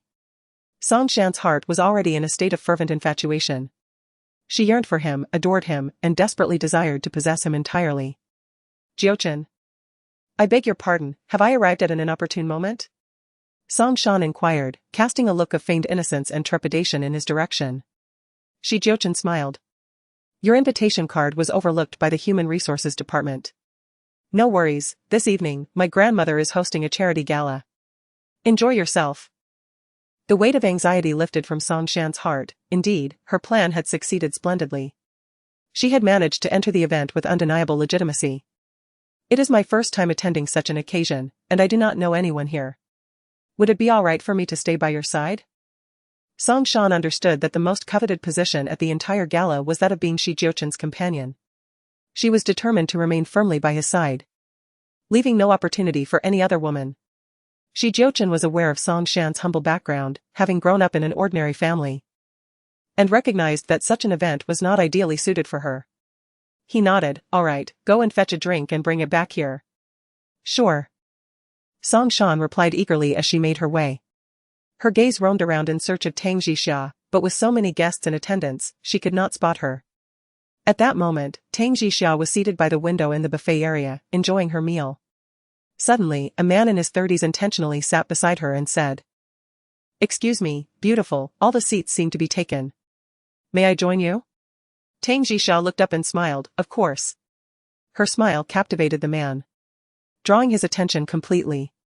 He had noticed her alluring figure and beauty, but her smile was utterly enchanting, capable of bewitching any heart. His heart raced fiercely, and an immediate thought crossed his mind. He wanted to pursue her, to get to know her. Chapter 67, He seems jealous. Hello, my name is Yang Shua. May I have the pleasure of knowing your name, miss? Tang Jixia. Miss Tang, your name is truly melodious. Are you here alone? Well, with a friend. But he is quite busy at the moment, so I am by myself. What a coincidence, I too am alone. I am the general manager of Chuanhong Group, specializing in asset transactions. Having said that, he promptly handed over his business card. For someone of his age, his accomplishments are indeed impressive. Tang Jixia gazed at him in astonishment, exclaiming, "You are quite capable. Attaining the position of general manager at such a young age. You flatter me, Miss Tang. What is your profession?" I am a jewelry designer. Wow, you must be exceptionally talented. Yang Shua felt an even deeper admiration. Not only was she beautiful, but she was also a designer. At that moment, Tang Jixia's phone rang. She glanced at it with delight, smiling as she answered, "Hello, Qingya, have you arrived?" Jixia. I'm currently occupied with my father who insists I entertain some guests. I will try to join you in about 10 minutes. No need. You should focus on your guests, that is important. Tang Jixia responded with great understanding. I'm quite frustrated. But my father insists on introducing me to a multitude of people. I am eager to see you. Do not fret. Others would envy the connections you have yet to make. Attend to your guests, it will greatly benefit your future endeavors, Tang Jixia reassured him. Hearing your voice has lifted my spirits. Where are you? I am over here at the buffet, enjoying some food. Alright, I will find you shortly. Tang Jixia ended her call with Zhang Qingye and, upon raising her head abruptly, noticed a pair of individuals approaching from the entrance. The man was Jiuchen and the woman was Song Shan. A glimmer of surprise flickered in Tang Jixia's eyes. She had not anticipated Song Shan's arrival, especially accompanied by Jiuchen. A sardonic smile crept upon her lips, for Song Shan's tactics had evidently evolved. Previously, she had solely relied on underhanded methods. Yet now she had managed to captivate Jiuchen as well, which indeed commanded Tang Jixia's respect. Quickly averting her gaze, she inadvertently locked eyes with Yang Shua, who was regarding her with an appreciative expression. Tang Jixia responded with a radiant smile, causing Yang Shua's heart to race uncontrollably, nearly overwhelming him with excitement. Miss Tang. You are truly stunning. He exclaimed. Tang Jixia smiled graciously in reply, thank you. Jiuchen had accompanied Song Shan for a meal, yet at that moment, his attention was fixated on a particular direction, his icy gaze narrowing. The woman seated by the window was beaming brightly at the man opposite her, seemingly engrossed in their conversation. Jiuchen, shall we find a place to sit? Song Shan suggested, surveying the surroundings. Suddenly, her sharp eyes spotted Tang Jixia and noticed that the adjacent seat had just become vacant. Boldly, she linked her arm with Jiuchen's and guided him towards the empty spot, declaring, there's a seat over there. Jiuchen's arm stiffened slightly. Yet he did not shake her off. He too was curious to see what manner of man could elicit such joy from her. When Tang Jixia lifted her gaze again, she was met with the sight of Jiuchen approaching, and noticed the adjacent table had indeed cleared. Could it be that they intended to sit here? With a triumphant and ostentatious gaze, Song Shan's eyes met Tang Jixia's. She feigned delight as she greeted her. "Jixia, what a surprise to find you here." Tang Jixia cast her a dismissive glance before turning her face towards the window, considering Song Shan unworthy of her attention. Song Shan feigned a bitter smile and settled into her seat. Opposite her, Jiuchen sat with refined grace, his position directly facing Tang Jixia. His keen eyes swept over the man across from Tang Jixia, finding him unfamiliar. This suggested the man was of unremarkable standing. "Miss Tang. My company is conveniently located near yours, just a couple of streets away. I was wondering if I might have the pleasure of inviting you for a meal or a cup of coffee sometime?" Yang Shua's gaze remained fixed on Tang Jixia, oblivious to the piercing stare directed at him. Tang Jixia gathered her elegant hair, smiling demurely. "That sounds lovely. I'd be happy to have coffee sometime. It would be a pleasure to seek advice on investment strategies from someone as accomplished as yourself. Indeed, I have a proven track record in investments." "You've come to the right person," Yang Shua replied with undisguised confidence, inwardly pleased that his status had evidently impressed Tang Jixia. "Jiuchen, shall we fetch some refreshments?" "You go ahead, I need to make a call," Jiuchen said to Song Shan, remaining seated. Song Shan reluctantly rose and departed. Casting a sidelong glance at Tang Jixia and her companion, she sneered inwardly, questioning Tang Jixia's taste in men. Jiuchen's gaze was fixed upon the woman by the window, illuminated by the soft glow of a pendant light. Her grey evening gown accentuated her delicate skin, exquisite features, and radiant charm. Those clear, bright eyes sparkled with intelligence, while her matte red lips appeared full and luscious, almost tempting enough for a man to wish to taste. Although Tang Jixia did not direct her attention towards a certain man, she was acutely aware of his lingering gaze upon her. Internally, she scoffed. What was there to stare at? With Song Shan by his side, was that not enough for him? Seizing the moment while Yang Shua lowered his head to sip his drink, she rolled her eyes at the man and shot him a glare. Jiuchen's eyes narrowed, reflecting a complex array of emotions. It baffled him that this woman could greet a stranger with a smile, yet had never bestowed a true smile upon him. Was he unworthy of her warmth? This thought stirred an inexplicable irritation within him. Watching the man boast incessantly in front of Tang Jixia, he could no longer endure it. He rose abruptly and approached Yang Shua, saying, "Sir, may I trouble you for a seat? I wish to discuss matters with my associate." Yang Shua, initially displeased at the interruption of his flirtations, was taken aback when he looked up and recognized the young master of the Shi group. "Shi. Mr. Shi, please. Take a seat," he stammered, hastily gesturing for him to sit. It dawned on him that Tang Jixia was indeed an associate of Jiuchen. Tang Jixia, feeling somewhat vexed, glared at the man opposite her and replied coolly, "Mr. Shi, today is personal time. Matters of work should be discussed during office hours. It is far more productive to engage in work than to converse with such a tedious man." Without mincing words, Mr. Shi castigated Yang Shua's character, labeling him a tiresome individual. Yang Shua was momentarily speechless, before offering a sheepish grin. "Mr. Shi is right, I am merely a teller of tall tales. Miss Tang, farewell." "Farewell." Tang Jixia turned to the gentleman with amusement. "Is it really appropriate to speak of someone in such a manner to their face? Did I speak falsely? Mr. She raised an eyebrow, radiating pride. Tang Jixia found Yang Shua's boasting amusing and was happy to listen. Conversely, she found this man even more pleasing to the eye. "I enjoy listening to boasting. Would Mr. Shi care to boast for my benefit?" Tang Jixia retorted impolitely. The man's countenance darkened, and his lips twitched slightly. "I am unable to." Tang Jixia scoffed. "Someone as distinguished as yourself is beyond the ability of a common, ordinary person like myself to engage with." Having spoken, Tang Jixia picked up her bag and rose to leave. Just then, she noticed Song Shan approaching with a food tray. As Tang Jixia walked towards her, Song Shan's eyes gleamed with a hint of cunning. She deliberately drew near to Tang Jixia, who, upon seeing her approach, naturally did not evade. Song Shan feigned being struck, commencing her performance. The tray in her hands was cast to the ground, and she leaned against a nearby table for support, letting out a delicate cry of surprise. "Ah!" Mr. Shi, with his back turned, heard the sound of shattering crockery and immediately turned his head. He saw Song Shan leaning on a chair, the broken dishes scattered on the floor, and Tang Jixia casting a cold, mocking glance over her shoulder. Tang Jixia did not even bother to look and simply departed. Chapter 68, The Young Master of the Zhang Family. As Song Shan crouched down to collect the shards, a male voice halted her. Do not pick them up, be cautious not to cut your hand. Let the attendant handle it. Song Shan was intentional in her actions, fully aware that Jiuchen would never permit her to gather the pieces. She feigned a look of regret, exclaiming, "What a waste." After speaking, she instinctively rubbed her shoulder. Did she hurt you? Jiuchen inquired with concern. It's not Jixia's fault, regardless of how she treats me, I bear no resentment towards her. Song Shan replied, biting her crimson lip, projecting an expression of suppressed grievance. Thus, Tang Jixia became the one portrayed as the rude and uncouth individual. A flicker of annoyance crossed Jiuchen's eyes. For reasons unknown, witnessing Tang Jixia's behavior left him feeling helpless. And he found himself wishing she would not act so brazenly.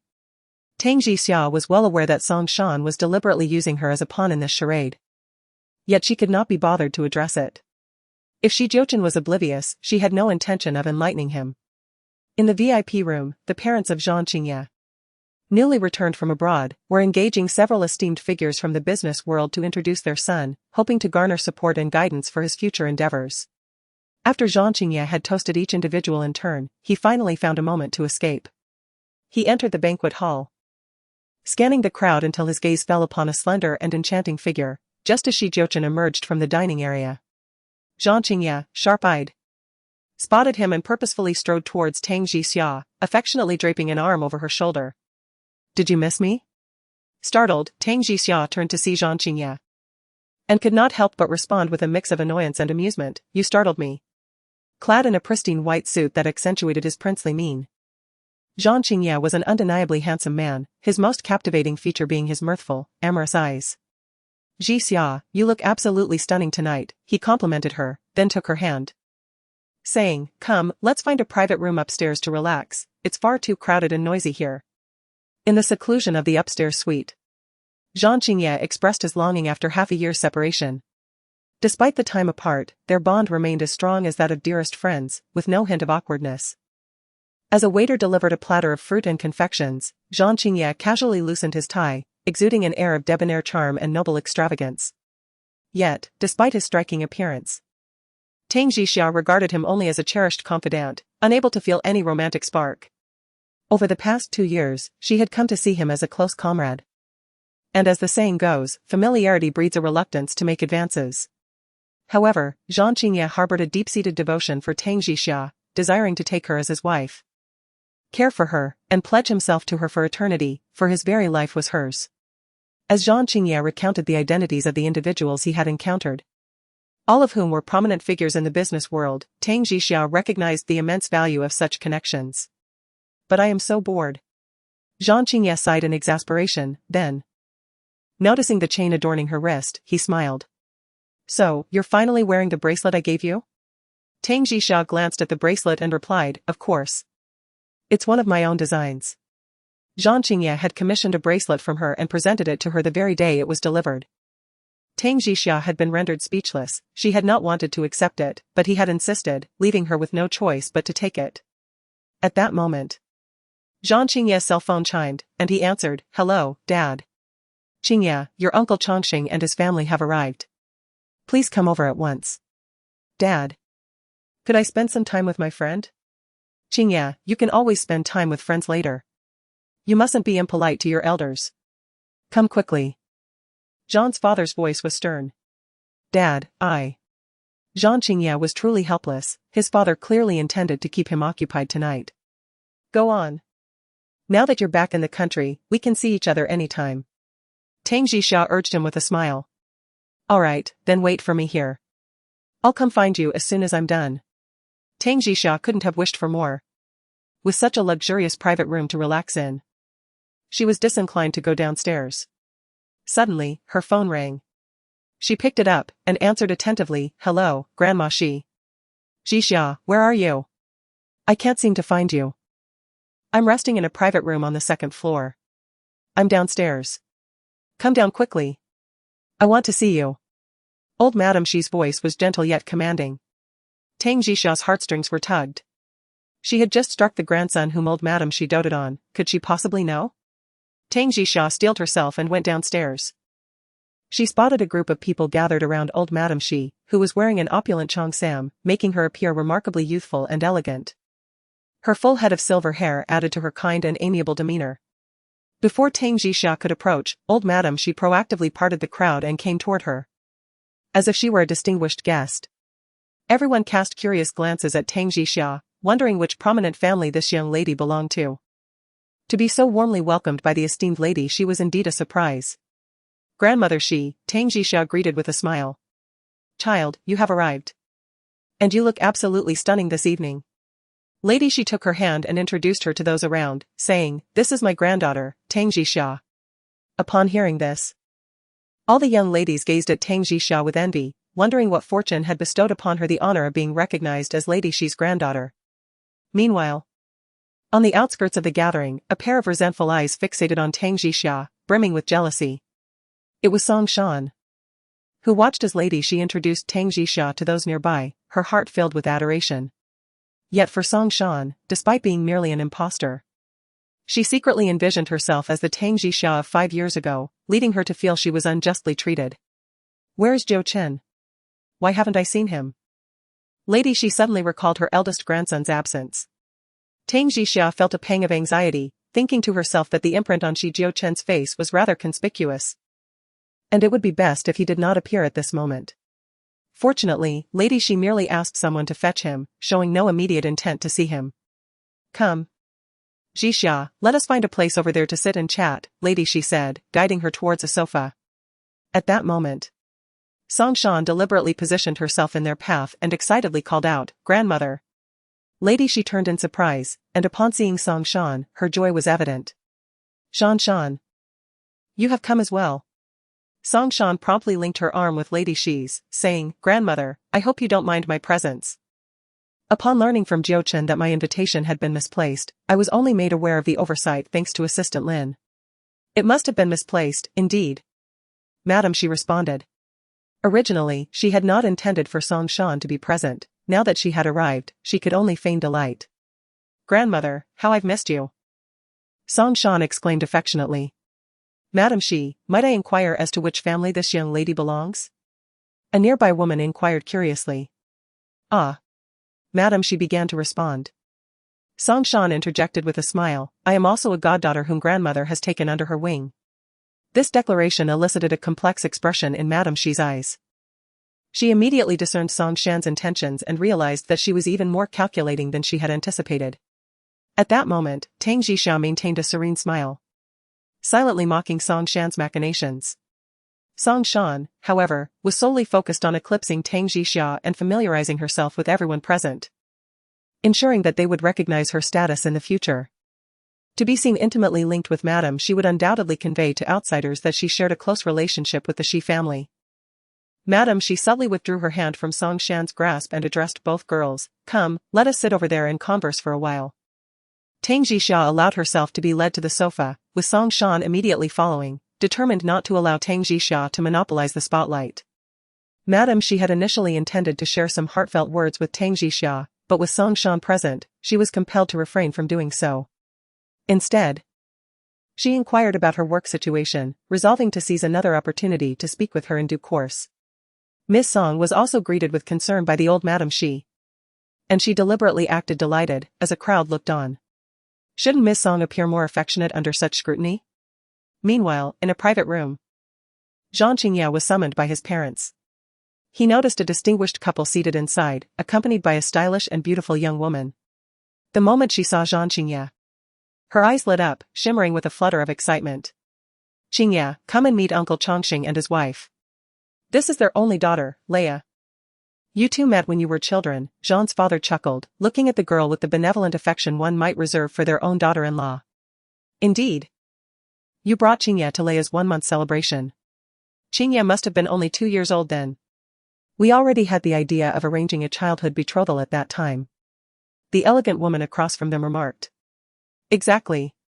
The age is just right. Zhang's wife's eyes sparkled with a smile as she assessed Han Leia, finding her satisfactory in every aspect. This was precisely the daughter-in-law she and her husband had been searching for. Her parents were titans in the catering industry, with numerous collaborations with their hotel. When their son takes over the family business, he will undoubtedly need their support. Therefore, the best strategy is to form a marriage alliance, merging the two families together, which would multiply their assets several times over. Their son would not have to worry about lacking support in his future career. With a powerful father-in-law, Han Leia's parents shared the same sentiment. The union of the two families would create a formidable alliance, ensuring that their family would not have to worry about finding a successor. They were highly satisfied with Jiang Qingye. It has been a while, indeed, Quentin. Hannelore greeted him with elation. Their acquaintance was not novel, as they were both members of an exclusive supercar club abroad. Hannelore had been immediately smitten with Quentin, pursuing him from foreign lands back to their homeland. To her delight, their parents were also inclined to foster a union between them. Hannelore, Mr. and Mrs. Han. I extend my gratitude for your presence at my grandmother's soirée, Quentin greeted politely. It is our distinct honor to attend this evening's event.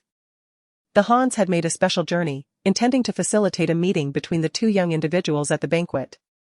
Quentin, escort Hannelore to the dining hall for refreshments.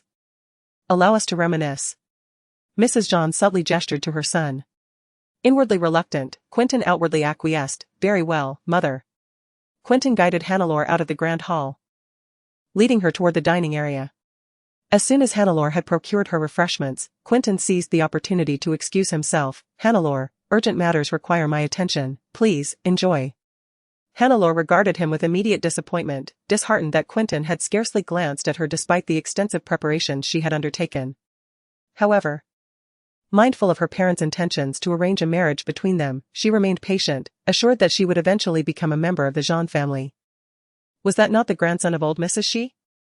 A paragon of talent and refinement. Indeed.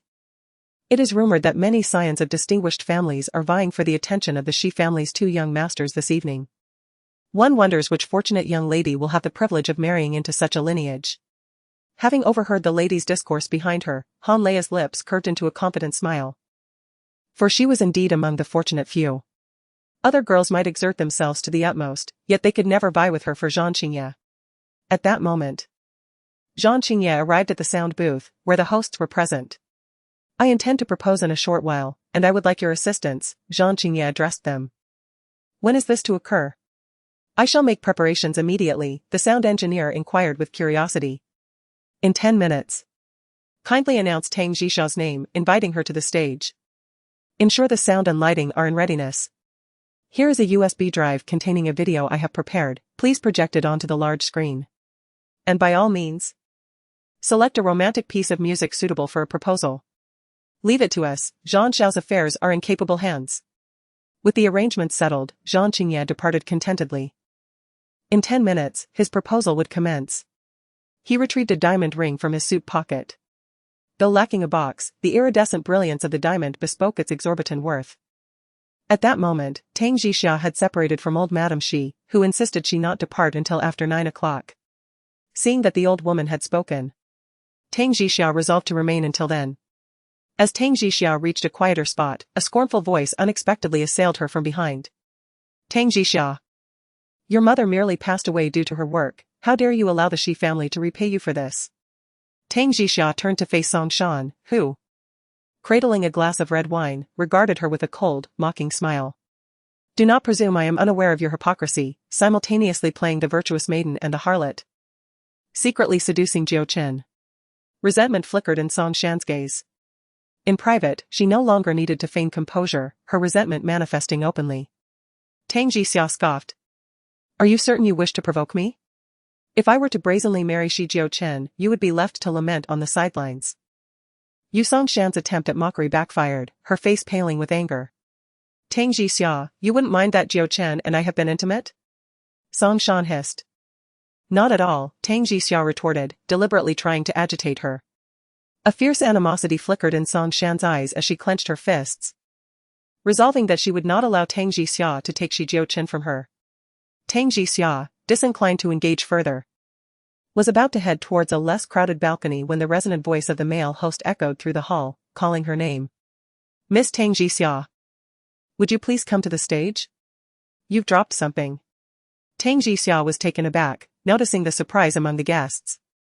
What valuable item could she have lost that would warrant such an announcement? Perplexed, Tang Jixia glanced at her bag, confirming that everything seemed to be in its place. Miss Tang Jixia? Would you please come to the stage? Thank you. The host's voice persisted. Reluctantly, Tang Jixia proceeded towards the stage. Feeling awkward under the scrutiny of the audience, she wondered if there had been a mistake, as she was unaware of having lost anything. Chapter 70, a man consumed by jealousy. The male host approached her as she reached the stage, greeting her with a smile. Are you Miss Tang Jixia? I am. But I haven't lost anything. Tang Jixia replied, feeling self-conscious under the intense gaze of the crowd. No, you have forfeited something of paramount importance in your life. The host spoke cryptically, as the music transitioned into a profoundly romantic foreign melody, a soulful tenor voice washing over the grand hall, drawing the guests toward the stage. Eager to witness the spectacle unfolding, a wave of disorientation washed over Tang Jixia, who had selected this song. At that moment, a graceful and alluring figure approached. None other than Zhang Qingya, a gentle smile gracing his lips. A blush crept across Tang Jixia's face as she questioned Zhang Qingya's intentions. Was he being facetious again? And in such a public manner, without regard for her feelings. Zhang Qingya's gaze, filled with profound affection, fixed upon her as he advanced with unwavering resolve. Finally, just a step away, he knelt upon one knee. A collective gasp arose from the audience. Everyone was stunned. Was this not the eldest young master of the Zhang family? What was he doing? His posture suggested a proposal of marriage? At that instant, a tall, imposing figure descended the staircase on the second floor. His movement arrested by the scene unfolding below. Jiuchen's pupils contracted, taken aback by Zhang Qingya's unexpected proposal to Tang Jixia. Tang Jixia, incredulous, watched her cousin on stage propose to a woman. And that woman was none other than Tang Jixia. When Tang Jixia had previously used Zhang Qingya's credentials to attend the jewelry exhibition, he had suspected they knew each other. However, he had not anticipated that his cousin would propose to Tang Jixia at his grandmother's banquet upon his return. It seemed he had underestimated the depth of their relationship abroad. Dumbfounded, Tang Jiro gazed upon Zhang Qingya, who was kneeling before her on bended knee. She hastened to assist him, exclaiming, Qingya, what are you doing? Please, rise. Cease this jest. At that moment, Zhang Qingya retrieved a diamond ring from his suit pocket, presenting it before her with utmost care. Accepting the microphone from the MC, he earnestly entreated Tang Jiro, Jiro, I love you. Be my wife. Tang Jiro's mind reeled as she beheld Zhang Qingya's gaze, a sincere proposal devoid of any frivolous intent. Qingya, she stammered, utterly at a loss. From within the crowd, countless envious eyes were fixed upon Tang Jiro on the stage. At the restaurant's entrance, Han Leia emerged, utterly aghast. The man she deeply cherished was proposing to another woman. Frantically, she retrieved her phone and dialed her mother's number. As soon as the call was answered, she urgently implored, Mother, summon Uncle Jean and the others at once. Qingya is proposing to someone in the hall. On the second floor landing, Jiuchen's gaze, both frigid and sharp, bore down upon the woman on stage. He yearned for her to vehemently reject his cousin. For he would never permit her to wed another, even if it were his own kin. At that moment, an intense and possessive desire surged within him. He wanted this woman. Regardless of whether it was due to her grandmother's command or the life-saving grace bestowed by her mother, he yearned for her. In that moment, the uncertainty that had long plagued his heart crystallized into resolute clarity, a firm conviction. Tang Jixia belonged to him. Meanwhile, the elderly matriarch of the Shi family, having just emerged from a private room, caught sight of the proposal unfolding on stage. Her expression darkened as she hurriedly inquired of those nearby, who was proposing up there? Madam, it is your grandson, Qingya, who is proposing to a young lady. Oh. Which young lady? Squinting her eyes, the matriarch observed the girl on stage. Feeling a sense of familiarity, as if she were Tang Jixia. Those beside her promptly informed her, the young lady your grandson is proposing to is Miss Tang Jixia. What? The matriarch was momentarily taken aback. Is it really Jixia? How could this be? The one meant to marry Tang Jixia should be my grandson, Jiuchen. Why is it Qingya who is proposing? In the crowd, Song Shan gazed at Tang Jixia on stage in disbelief. She was actually being proposed to? Just moments ago, She had no idea who the suitor was, but now she overheard someone mention that it was the eldest grandson of the Jiuchen family, Jiang Qingye. How could this be? What charm did Tang Jixia possess to captivate the heir of the Jiuchen family? Even if she were not to wed Jiuchen, there were still so many exceptional suitors waiting for her, including Jiuchen himself. Meanwhile, on stage, Tang Jixia's face had turned crimson. Overwhelmed by shyness to the point of wishing to dig a hole and hide. This maneuver by Jiang Qingye has indeed placed her in a difficult position. Without so much as a prior consultation, a public refusal would undoubtedly wound Jiang Qingye's sentiments and possibly subject him to ridicule before the assembled guests. An outcome she is keen to avoid. Yet, acquiescence is equally problematic, given her lack of preparedness. How could she offer such a profound commitment so lightly? Such a course would be a disservice to Jiang Qingye himself. Qingye, might we discuss this in private? Tang Jixia proposed, leaning slightly to address Jiang Qingye. However, Jiang Qingye was not amenable to compromise on this particular day. His gaze was fixed upon her as he reiterated his proposal into the microphone. Jixia, be my wife. I pledge to cherish and protect you for all of our days, and to bring you lifelong happiness. Such was the depth of Jiang Qingye's longing. He was aware that pressuring her in this manner was somewhat unfair, yet he could no longer bear to delay. He desired to bestow upon her a title. That of his wife, and to care for her and her son, Jiuchen. Qingye. Tang Jixia attempted to convey her message through a series of subtle glances, urging him to continue the discussion in private, away from the public gaze. Nevertheless, Jiang Qingye remained kneeling, his eyes lifted to meet hers. The diamond ring extended towards her with resolute determination. Accept his proposal. A voice called out from the audience. A thunderous applause erupted, and the crowd began chanting, say yes. Young lady. Don't hesitate, accept him. Amidst the clamor from the audience, Tang Jixia was acutely embarrassed, her face flushed crimson. Gazing at Jiang Qingye's ring, she pondered whether accepting it would allow her to assist Jiang Qingye in rising and retreating from the stage. In that moment, she also beheld the genuine emotions reflected in Jiang Qingye's eyes. At a loss for how to place this newfound affection, she pressed her crimson lips together and let out a sigh as she accepted the diamond ring from him. In the next instant, Jiang Qingye joyfully rose to his feet, enveloping her in a tight embrace. Tang Jixia, taken completely by surprise, found herself held in his arms, and in the following heartbeat, her forehead received a swift kiss from his lips. A buzzing sensation filled her mind. Jiang Qingye, you have truly gone overboard. Chapter 71, Her Rejection of the Proposal. Jixia. I knew you wouldn't refuse me, I knew you loved me too, Jiang Qingye declared exuberantly, his voice ringing out loud enough for all present to hear.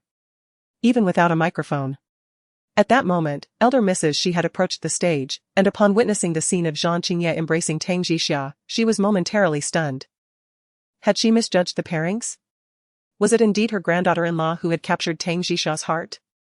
In her heart, as long as one of her grandsons could marry Tang Jixia, she would be content. Now, she felt a certain satisfaction in the fulfillment of her wish.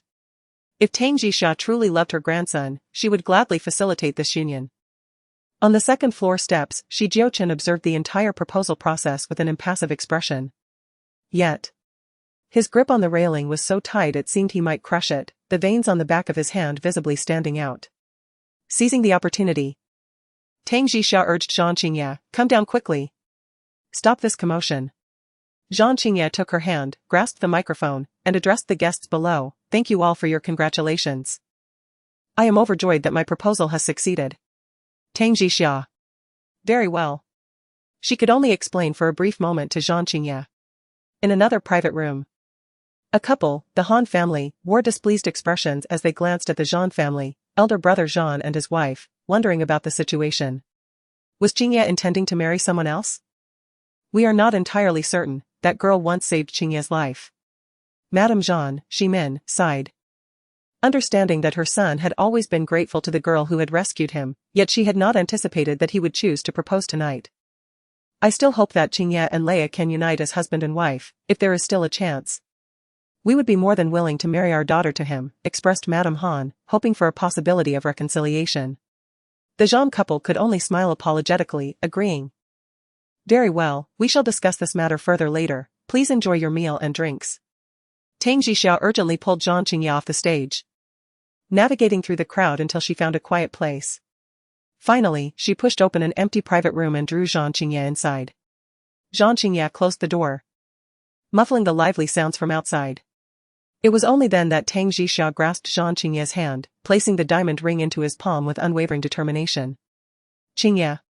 We are merely friends, I am sorry, but I cannot accept your proposal. Jiang Qingye looked astonished. Disbelief etched on his handsome face as he stared at the ring in his hand, anxiously questioning, why? Why can't you agree to marry me? Am I not good enough? Have I faltered in some way? Tang Jixia shook her head, her gaze tender as she regarded him. Qingye, you are wonderful. You are truly exceptional. This is my issue, and it has nothing to do with you. Do you have any questions? In my eyes, you are the finest. My dearest woman. Jiang Qingye grasped her hand, his gaze fervent and filled with affection. Tang Jixia contemplated various reasons to decline his advances, and eventually, she settled on one. With a sigh, she said, Qingye, ever since I had Jiuchen, I have not considered the prospect of remarrying. I have endured profound emotional wounds and have yet to emerge from that shadow. Therefore, I am unable to accept any man. Jiang Qingye immediately regarded her with concern. Anxiously inquiring, did Jiuchen's father hurt you? Jixia, please tell me, what have you truly experienced? Who is Jiuchen's father? Tang Jixia firmly rejected. I do not wish to discuss this matter. In any case, I cannot accept your proposal, I am truly sorry. Jiang Qingye showed no signs of anger. Nor did he exhibit any sense of defeat in his eyes. He had merely intended to test the waters, harboring little hope. Jixia, regardless of your answer, I just want you to know that I will always be by your side, accompanying and protecting you. Your words are sufficient, in my heart. You are also my best friend. Tang Jixia emphasized their friendship, as she genuinely regarded him as a friend. Jiang Qingye took the diamond ring and offered it to her, saying, this ring is meant for you, as you have set this expectation. No, I cannot accept it. Please keep it. She insisted. It is far too extravagant. I cannot accept it. You should hold on to it, as it may be of use in the future. Tang Jixia smiled in her refusal. You are perpetually like this. I aspire to bestow upon you the finest things, yet you invariably decline. Couldn't you be a tad more covetous, a tad more mercenary? At the very least. Couldn't you be a bit more avaricious? Regarded her with a sense of helplessness. Smiling, settled onto the sofa, only then realizing she was somewhat perspiring. She had been excessively anxious earlier. With so many people in the audience, it would have been odd if she hadn't been apprehensive. At that moment, a cellular device emitted a ring. He picked it up, noticing it was his father. He answered, hello, father. Where are you? S tone carried a hint of severity. I'm in a private room, father. Is something amiss? Such a significant matter as your proposal, shouldn't you have consulted us? I apologize, I took it upon myself. However, you are aware of my affection for, responded, furrowing his brow. We shall discuss this matter later. Your maternal grandmother is seeking you, go and see her. Acquiesced and then turned to, saying, my maternal grandmother is seeking me. Let us go together to see her, she is certain to adore you. She surmised that was still unaware of her prior encounter with. She offered a smile and said, go on. Allow me to recuperate for a moment. I was excessively unnerved earlier. Did I frighten you? Promptly retrieved a bottle of water and handed it to her, here, have a sip. Unscrewed the cap, took a sip. And urged him, hurry and go see your maternal grandmother. Very well. Then you rest here, I shall return to find you momentarily. Having uttered these words, Jiang Qingye opened the door and departed, leaving Tang Jixia to exhale in relief. Parched, she quenched her thirst with several gulps of water. Her cheeks still flushed and feverish to the touch, likely still crimson. Meanwhile, the banquet outside continued in full swing, the recent marriage proposal a topic of animated discussion. Speculation was rife regarding the identity of the girl being urged to marry, with many surmising that she must hail from a distinguished background to warrant a public proposal from the scion of the Jiuchen family. I don't recall any prominent family with the surname Tang, remarked one of the ladies, as they conversed, attempting to ascertain Tang Jixia's lineage. She seemed quite familiar with the Shi family's matriarch earlier, suggesting she may be a scion of a mysterious noble family, another offered. Possibly. She's undeniably beautiful. With a captivating figure. It's a pity we don't know what her family does. At that moment, a female voice interjected, "Oh. I happen to know the identity of the lady who was just proposed to." The ladies turned to see a young woman holding a wine glass. Her gaze fixed upon them. One of them recognized her as the adopted granddaughter of the Shi family's matriarch. "Oh. Do tell us," the ladies urged.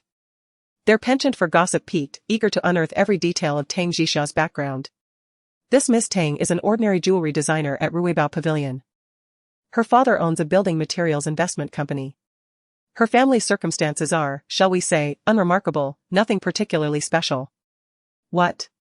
A common background. And yet she receives a marriage proposal from young Master Zhan?" Song Shan offered a cryptic smile, leaving her words to linger in the air. "Well. She certainly has her ways."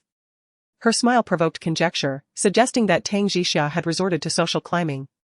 As Song Shan observed the gossiping nature of the ladies, she mused that soon everyone here would be aware of Tang Jixia's ordinary background. She wondered how long Tang could continue to bask in her pride.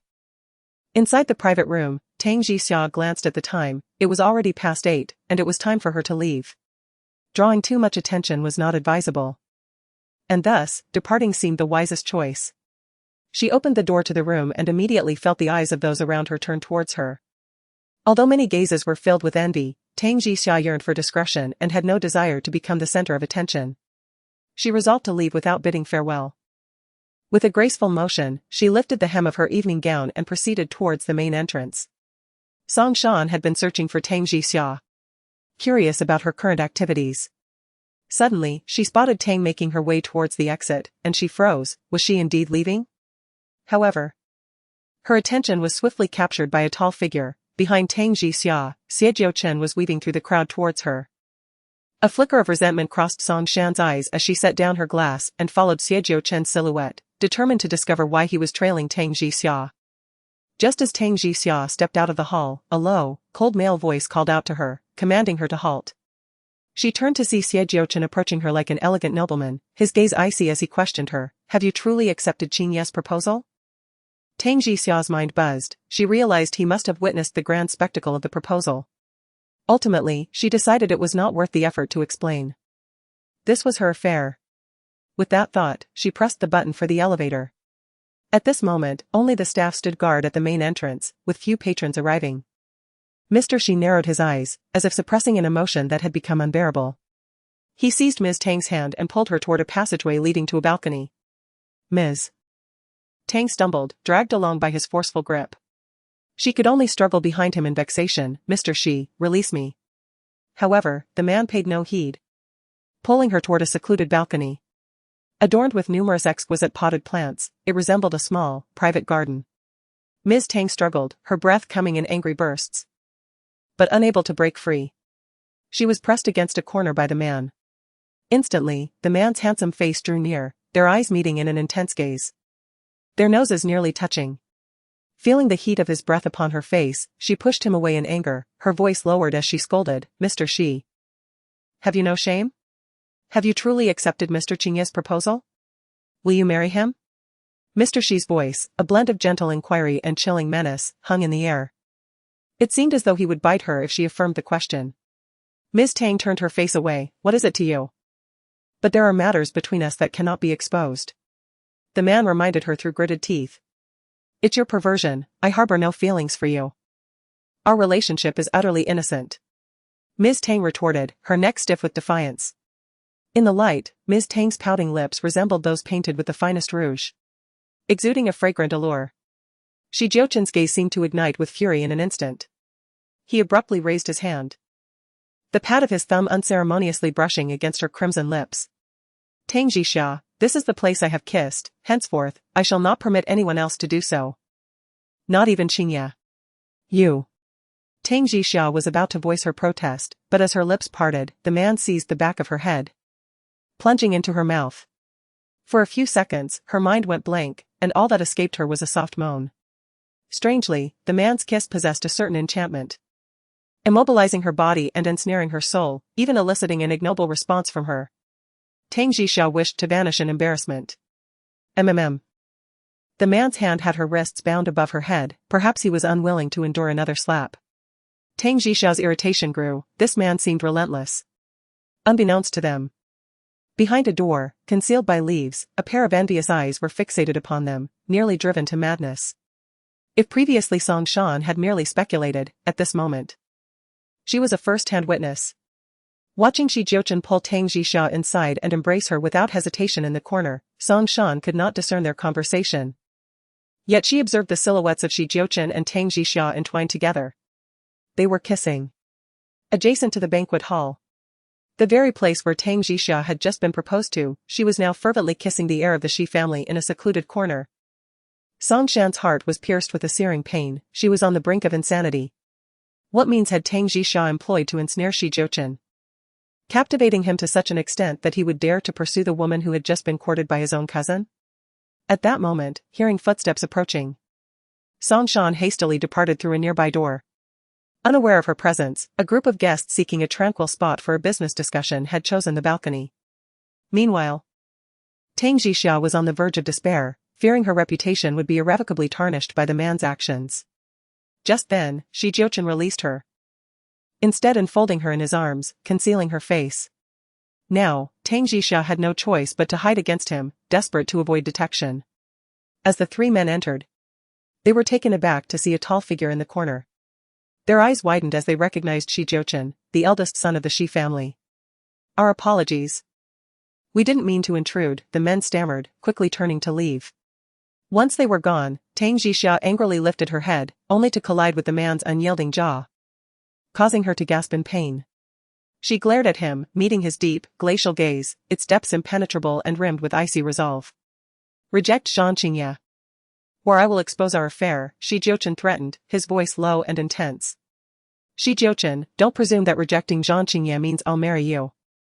You're dreaming," Tang Jixia retorted, pushing him away as she stormed off the balcony.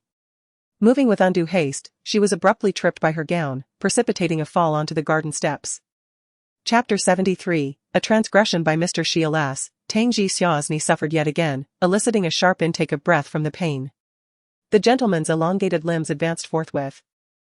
An arm extended in assistance, tinged with a note of reproach, lamenting her perpetual heedlessness.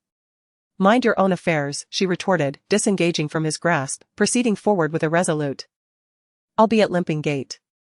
Had he not compelled her presence here, such a mishap would have been averted. He alone bore the culpability. Observing her departure, Mr. Shi initiated a call, relaying instructions for a vehicle to convey the girl in the grey gown homeward. Having issued the command, Mr. Shi loosened his cravat, exuding an air of refined elegance. His very presence commanding both reverence and an undeniable allure, for his radiance was indeed captivating. Upon her descent, the concierge promptly greeted Tang Jixia, inquiring as to her desire for repatriation, assuring her of chauffeured conveyance. Relieved at the prospect of evading the tribulations of procuring transport, she acquiesced with alacrity, affirming her readiness to depart. "This way, please," the concierge gestured, ushering her towards a waiting automobile, deferentially opening the rear portal. Tang Jixia settled into the plush seating, a wave of relief washing over her. In retrospect, declining the invitation would have been the prudent course. Though Tang Jixia had departed, she had inadvertently incurred the displeasure of several individuals, notably Song Shan, and a certain Han Leia, who was assiduously endeavoring to unearth every facet of Tang Jixia's existence, her eagerness bordering on impatience. Soon, she ascertained, through a lady's disclosure, that Tang Jixia was merely a jewelry designer of modest means, far from the advantageous match the Zhan family desired. This solidified Han Leia's conviction that she was destined to marry Zhang Qingye, and she would not allow anyone to usurp her place. Song Shan trembled with rage. The mere thought of Tang Jixia being passionately kissed by Jiuchen pierced her heart like a dagger. In the banquet hall's private room, old Mrs. She gazed at her grandson, Zhang Qingye, her eyes filled with astonishment as she inquired, "Qingye, is it truly Jixia who saved your life?" "Indeed, grandmother. Were it not for her, you would not be seeing me now. That car accident was perilous. Had she not dragged me from the vehicle, I would have been incinerated," Zhang Qingye affirmed with certainty. Old Mrs. She clutched her heart, exclaiming, "Enough, child, do not frighten me so. Grandmother, do not be agitated." Zhang Qingye promptly massaged her shoulders, smilingly stating, "Grandmother, how would you feel about me marrying her as your granddaughter-in-law?" Old Mrs. She sighed inwardly, acknowledging that the Shi family's debt to the Tang family was insurmountable. First, his mother saved her grandson, and now, his daughter saved her grandson. These were acts of immense gratitude. Qingya, are you truly fond of Jixia? And what of Jixia? Does she reciprocate your feelings? Old Mrs. She inquired curiously. Assuredly. Jixia and I have been together for nearly 2 years, and our affection for each other is profound. In that case, it is settled. Grandmother supports your pursuit of Jixia, encouraging you to bring her home and treat her and her child with utmost care. How do you know Jixia has a son? Jiang Qingye inquired, astonished. I will tell you about that later. In any case, Qingye. Grandmother hopes you will marry her as soon as possible. Grandmother, she chuckled. It matters not who marries her. As long as Tang Jixia becomes a part of the Shi family, she will never be mistreated. At that moment, the door to the private room swung open. And a strikingly handsome figure entered, the arrival of Shi Jiuchen. Upon seeing his cousin, Jiang Qingye intensified his efforts in massaging grandmother's shoulders, exclaiming, "Thank you, grandmother, for your support. I will definitely bring Jixia home to become your granddaughter-in-law." Very well, grandmother eagerly awaits your joyous occasion. But do not keep me waiting for too long. I assure you, I shall not make you wait excessively, Jiang Qingye promised. Then turned with a confident smile towards his rival cousin, declaring, "Brother, prepare yourself to celebrate my wedding." Shi Jiuchen settled into his seat, his penetrating gaze sweeping over. She has agreed to marry you, you might say. Jixia has indeed accepted my proposal, Jiang Qingye asserted confidently. So, dear cousin, you may step aside now. That would be splendid, Qingye. Grandmother looks forward to your good news, grandmother, she said, patting his shoulder, her face beaming with joy. Grandmother. I shall go find my parents now. With that, Jiang Qingye cast a meaningful glance at his cousin before exiting through the door.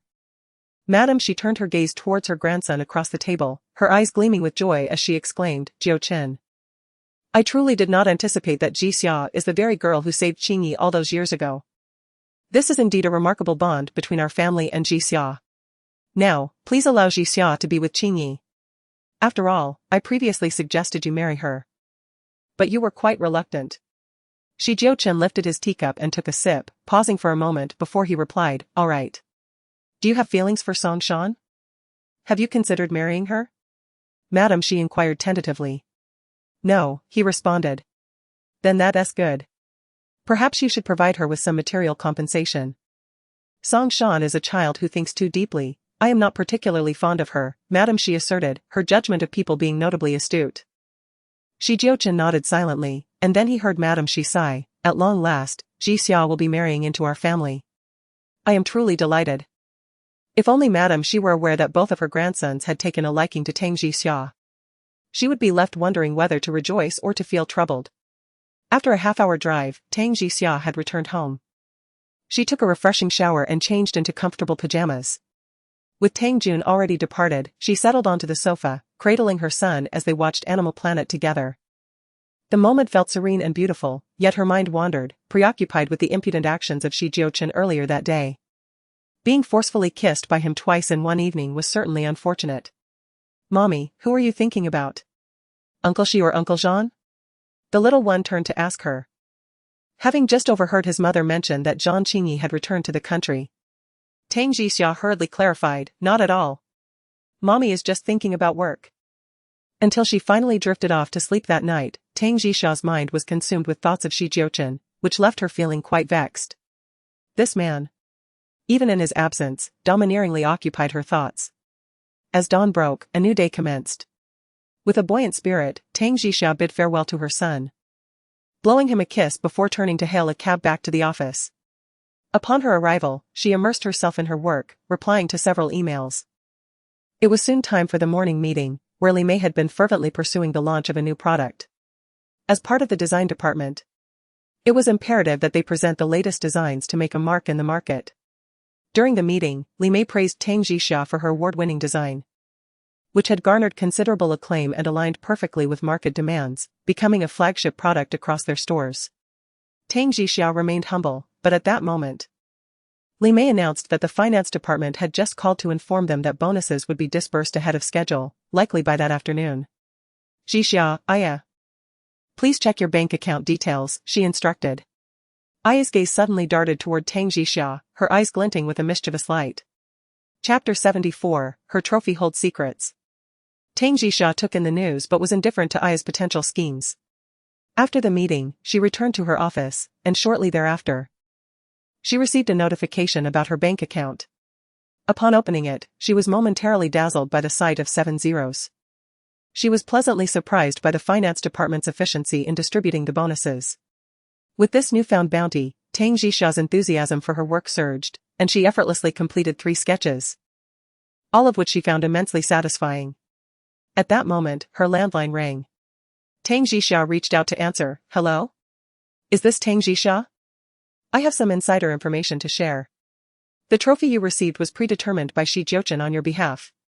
If we were to assess based on true merit, your work would barely place in the top 3, certainly not at the championship level. Tang Jixia's expression changed immediately as she hurriedly inquired, Who are you? How do you know about this? My identity is of little consequence. What matters is the truth. Your award is solely due to Jiuchen's influence. He personally contacted our chairman. If you doubt this, you may inquire with him. The judging panel is already aware of this, and it has become common knowledge within the competition. Once the man finished speaking, he hung up. Tang Jixia found herself engulfed in a state of bewilderment. Her face flushed as if she had been dealt an invisible slap, leaving her ears ringing. It dawned on her that indeed, this award had been bestowed upon her by Jiuchen, and the prize money was not rightfully hers. A surge of indignation ignited within her, causing her heart to race. In a fit of impulsiveness, she grabbed her phone and exited the office. Tang Jixia's visibly furious figure caught the attention of Aya, who stood before the floor-to-ceiling window. A cold smirk flashed across Aya's face. Would Tang Jixia still dare to claim that prize? Following the incident with Li Shua, Aya had sought to uncover the truth behind the grand prize and had recently contacted an internal manager to facilitate that call. She was determined not to allow Tang Jixia to overshadow her. Ideally, this situation would escalate, leading to Tang Jixia's utter disgrace. Standing in the elevator, Tang Jixia took a deep breath. She resolved to relinquish the bonus, and the trophy was nothing more than an emblem of disgrace. If Jiuchen intended to repay her kindness through such means, she was adamant about not accepting any favor from him. She rapped on the door of the director's office. A deep, resonant voice responded from within, Enter. Tang Jixia pushed the door open to find Jiuchen seated at his desk, surrounded by a veritable mountain of files, suggesting he was quite occupied. Tell me truthfully, did you arrange for me to receive that trophy? She asked, leaning her hands on his desk, compelling herself to remain composed and rational. Jiuchen met her gaze, and found himself unable to dissemble. He gave a slight nod. Why would you do such a thing? Is it merely out of gratitude? Tang Jixia queried, her voice tinged with entreaty. Jiuchen, I do not require your gratitude. Furthermore, I do not wish for you to procure any advantages for me within the company. Please, refrain from interfering in my affairs. Jiuchen regarded her with a hint of bewilderment, his intention having been solely to assist her, not to cause her any distress. I shall instruct the finance department to deduct the bonus, and I shall return the trophy. I have no need of your charity, Tang Jixia declared, before turning to depart. The man behind her immediately rose to his feet, uttering a terse, Stay. Tang Jixia halted, turning her head to face him. Did you require something else, Director Shi? In professional matters, I shall not interfere.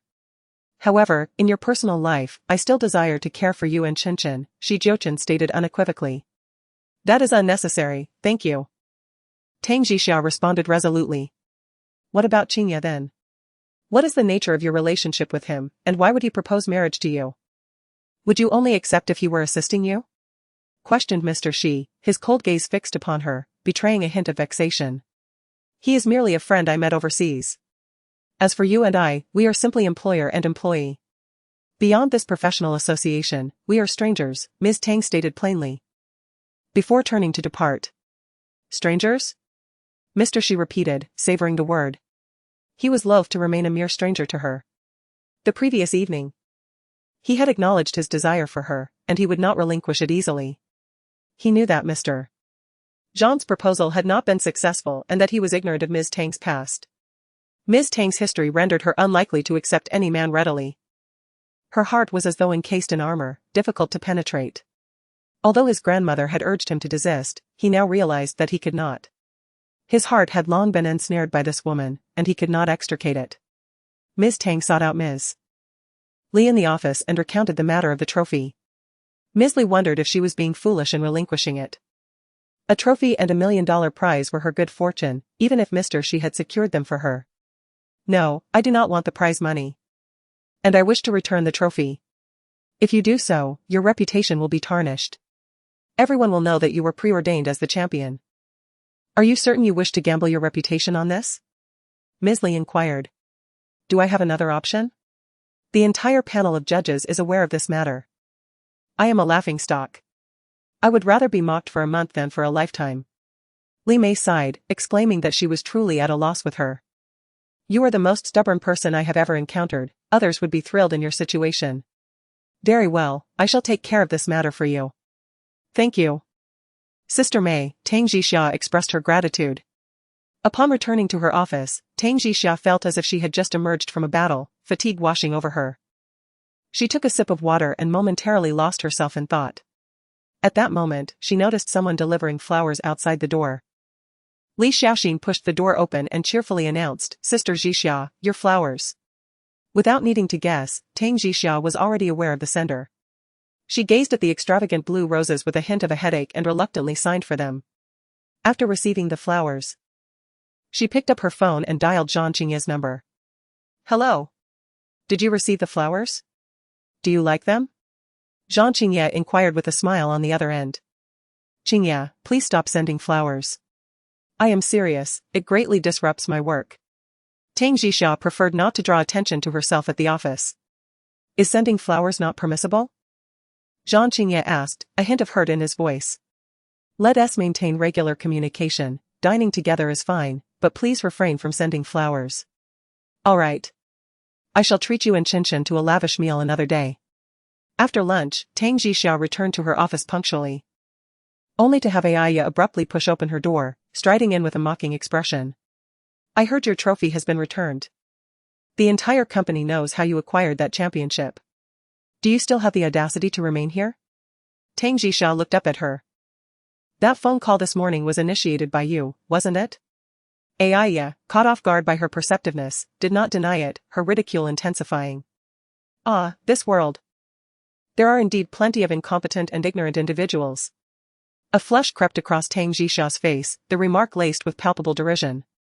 Chapter 75, A troublesome female client arrives as colleagues, I would prefer to avoid discord. I must ask you to leave, Tang Jixia stated, opening the door in a gesture of dismissal. Tang Jixia, I assure you, I will see to it that your tenure at this company is short-lived, Aya declared, making no attempt to conceal her animosity. Tang Jixia responded with a soft laugh, that remains to be seen, contingent upon your capabilities. Aya cast a sidelong glance at her before departing. Tang Jixia found herself increasingly disquieted by the situation. Had it not been for Jiuchen's intervention, she might have at least secured third place. Alas, how frustrating. As she was reviewing drafts, Li Xiaoxin suddenly knocked and entered, ushering in a stylish young woman adorned in designer attire. Sister Jixia, this young lady is here to see you, Li Xiaoxin announced, casting an envious gaze at the girl, who was carrying the latest, most expensive handbag. Tang Jixia, somewhat taken aback, scrutinized the visitor, whom she did not recognize.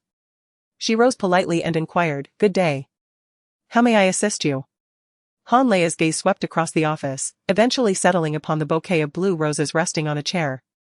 A flicker of envy crossed her eyes before she turned her attention to Tang Jixia, adopting an imperious tone. Allow me to introduce myself. I am Han Leia.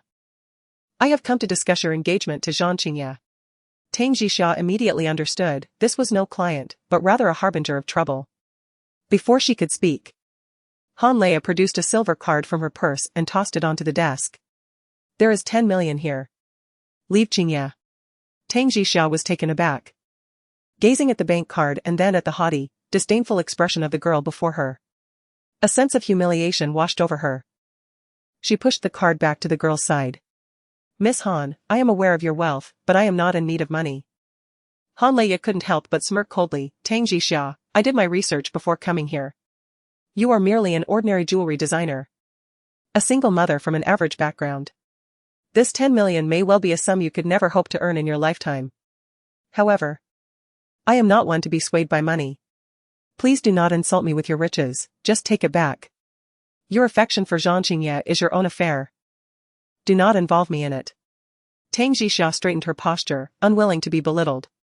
Han Leia furrowed her brows, scrutinizing Tang Jixia. Clad in her work uniform, she nonetheless radiated a unique and ethereal beauty, the kind that men found irresistibly pure and alluring. I have heard that you saved Qingye's life, which is why I have been somewhat courteous.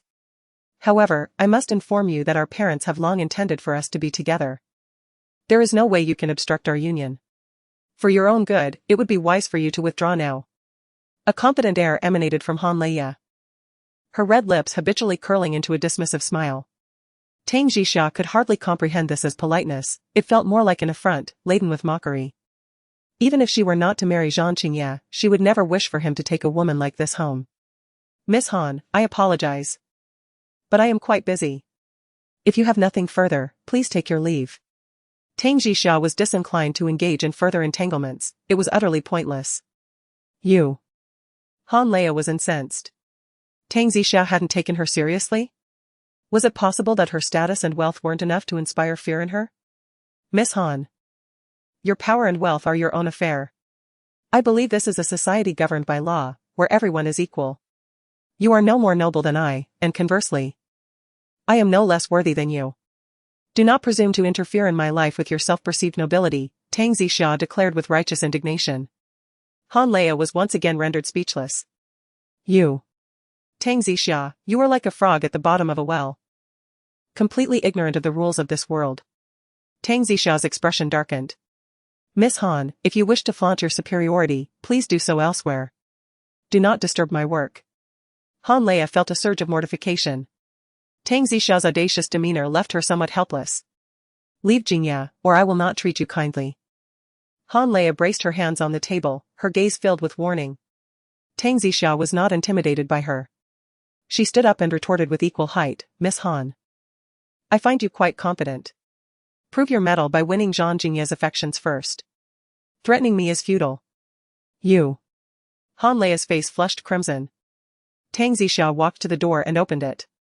Please, Miss Han. Han Leia glared at her, slammed the door as she left. Tang Zixia breathed a sigh of relief. It seems that Jiang Jingye offended this young lady when he proposed to her. She once again lamented why she had attended that banquet. If she hadn't gone, none of this would have happened. Just as Tang Zixia returned to her seat, her phone rang. She glanced at it and saw it was her father. She answered, Hello. Dad. Zixia, are you free? My dear, I would be delighted if you would accompany me to a particular venue. Father, is it of paramount importance? Indeed. It will be conducive to your future stewardship of the corporation. I shall be arriving at your office precinct momentarily. Pray, request a leave of absence. But father, Jixia, this is an invaluable opportunity, and I am loath for you to miss it. Please descend at once. Insisted. Upon observing the time, noted it was 2:50 in the afternoon, and having just submitted the manuscript to, she was indeed unencumbered for the remainder of the afternoon. She placed a call to Sister May, I wish to request a leave of absence. Granted her leave, and, gathering her belongings, proceeded downstairs. Executive Office. Addressed the gentleman perusing documents, President Xi. The previously vetted Director Li has been supplanted by Director Liang. However, it appears Director Liang has preordained a certain building materials company. And it may behoove you to personally extend a greeting. Closed the file, glanced at the time, and declared, Let us depart. Having settled into her father's automobile, inquired with curiosity, Father, what momentous matter necessitates my presence? Your father is taking you to the bidding convention. Our company has been eyeing an engineering project, and we aspire to secure it. Primarily, I wish for you to witness the proceedings so that when you assume control of the company in the future, you shall be acquainted with the protocols. Blinked, finding her father's foresight rather extensive. Father, you are still in the prime of your life, with over a decade ahead of you. Remarked with a touch of resignation. I merely wish to make preparations in advance, lest you be overwhelmed when you eventually take the reins of the company. I hope you can comprehend my industry. Tang Jun possessed considerable foresight, and lately, He had been acutely aware of his waning vigor, finally succumbing to the recognition of his advancing years. Consequently, Tang Jixia felt compelled to accompany her father, as it was his earnest desire. The venue for the bidding conference was a capacious corporate establishment.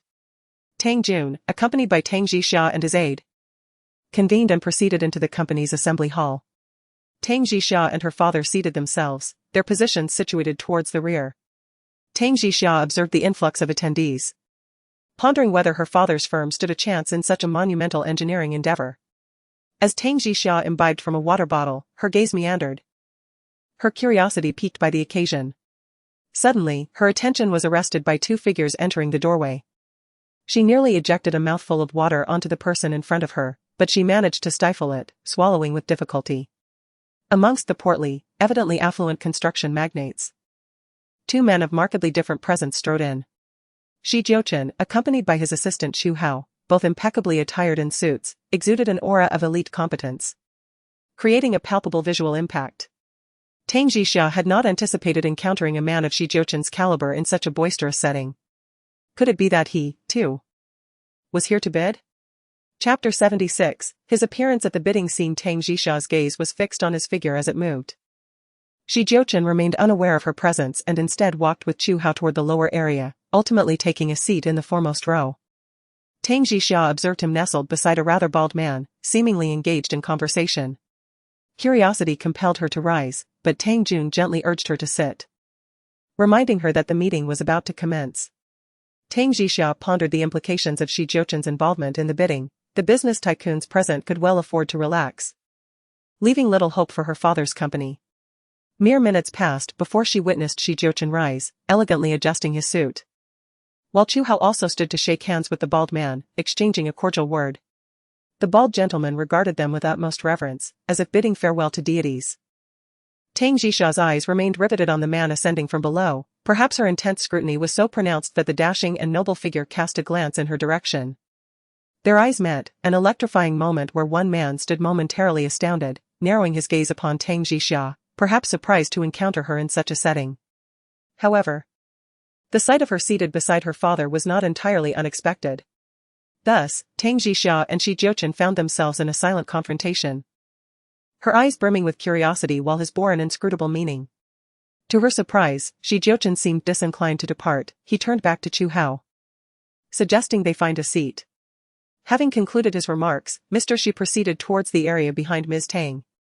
Upon noticing Ms. Tang's presence, Mr. Xu greeted her with a distant smile and wave, to which she reciprocated with a smile.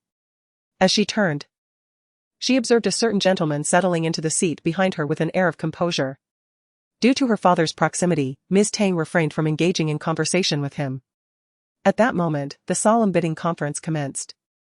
Ms. Tang, however, found her attention diverted from the speaker on the stage. Instead, she was consumed by curiosity regarding the man behind her and his purpose for being there. Yet, mindful of her father's presence, she hesitated to initiate a conversation. "Father, do we stand a chance?" Ms. Tang inquired in a hushed tone. Mr. Tang responded with a shake of his head, "I cannot say for certain." Regardless, his company had participated in the bidding process. Whether or not they would be successful remained uncertain, though his recent streak of good fortune had been notable. On several occasions when he felt devoid of hope, the final outcome had favored his company. In any case, Mr. Tang was determined to try his luck. Mr. Xi's gaze was fixed upon a certain woman's cascade of long hair, soft and sleek, rendering even her silhouette pleasing to the eye. Ms. Tang felt an unsettling sensation, as if a pair of eyes were boring into the back of her head. 4 projects were up for bidding that day, and Mr. Tang had his sights set on the second. The announcement of the winning company for the first project was made, followed immediately by the commencement of the second project. Mr. Tang tensed, clenching his fists. Upon hearing that her father's company was among the bidders, Ms. Tang also felt a surge of tension on his behalf, hoping for his success. Yet, she cautioned herself against harboring excessive expectations. Following our assessment and evaluation, and after careful consideration of various factors, we have decided to award the construction materials tender for this grand project to the following company. Congratulations to Tang's Building Materials Company, the host exclaimed loudly. Tang Jisha's mind buzzed, while Tang Jun slapped his thigh in excitement, declaring his good fortune. Tang Jisha noticed several incredulous gazes directed her way, their expressions complex and laden with unspoken sentiments.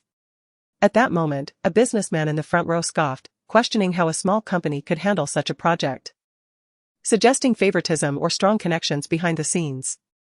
Tang Jun's expression darkened, and Tang Jisha felt a surge of indignation on behalf of her father. How could they speak so disparagingly? Jisha, your father has been quite lucky lately. Look, we secured such a significant project, Tang Jun said with delight. Tang Jisha shared in her father's joy, but just then, her mind went blank for a few seconds, prompting her to turn and glance at Jiuchen behind her. Their eyes met, and Tang Jisha's gaze was filled with inquiry, astonishment, and confusion.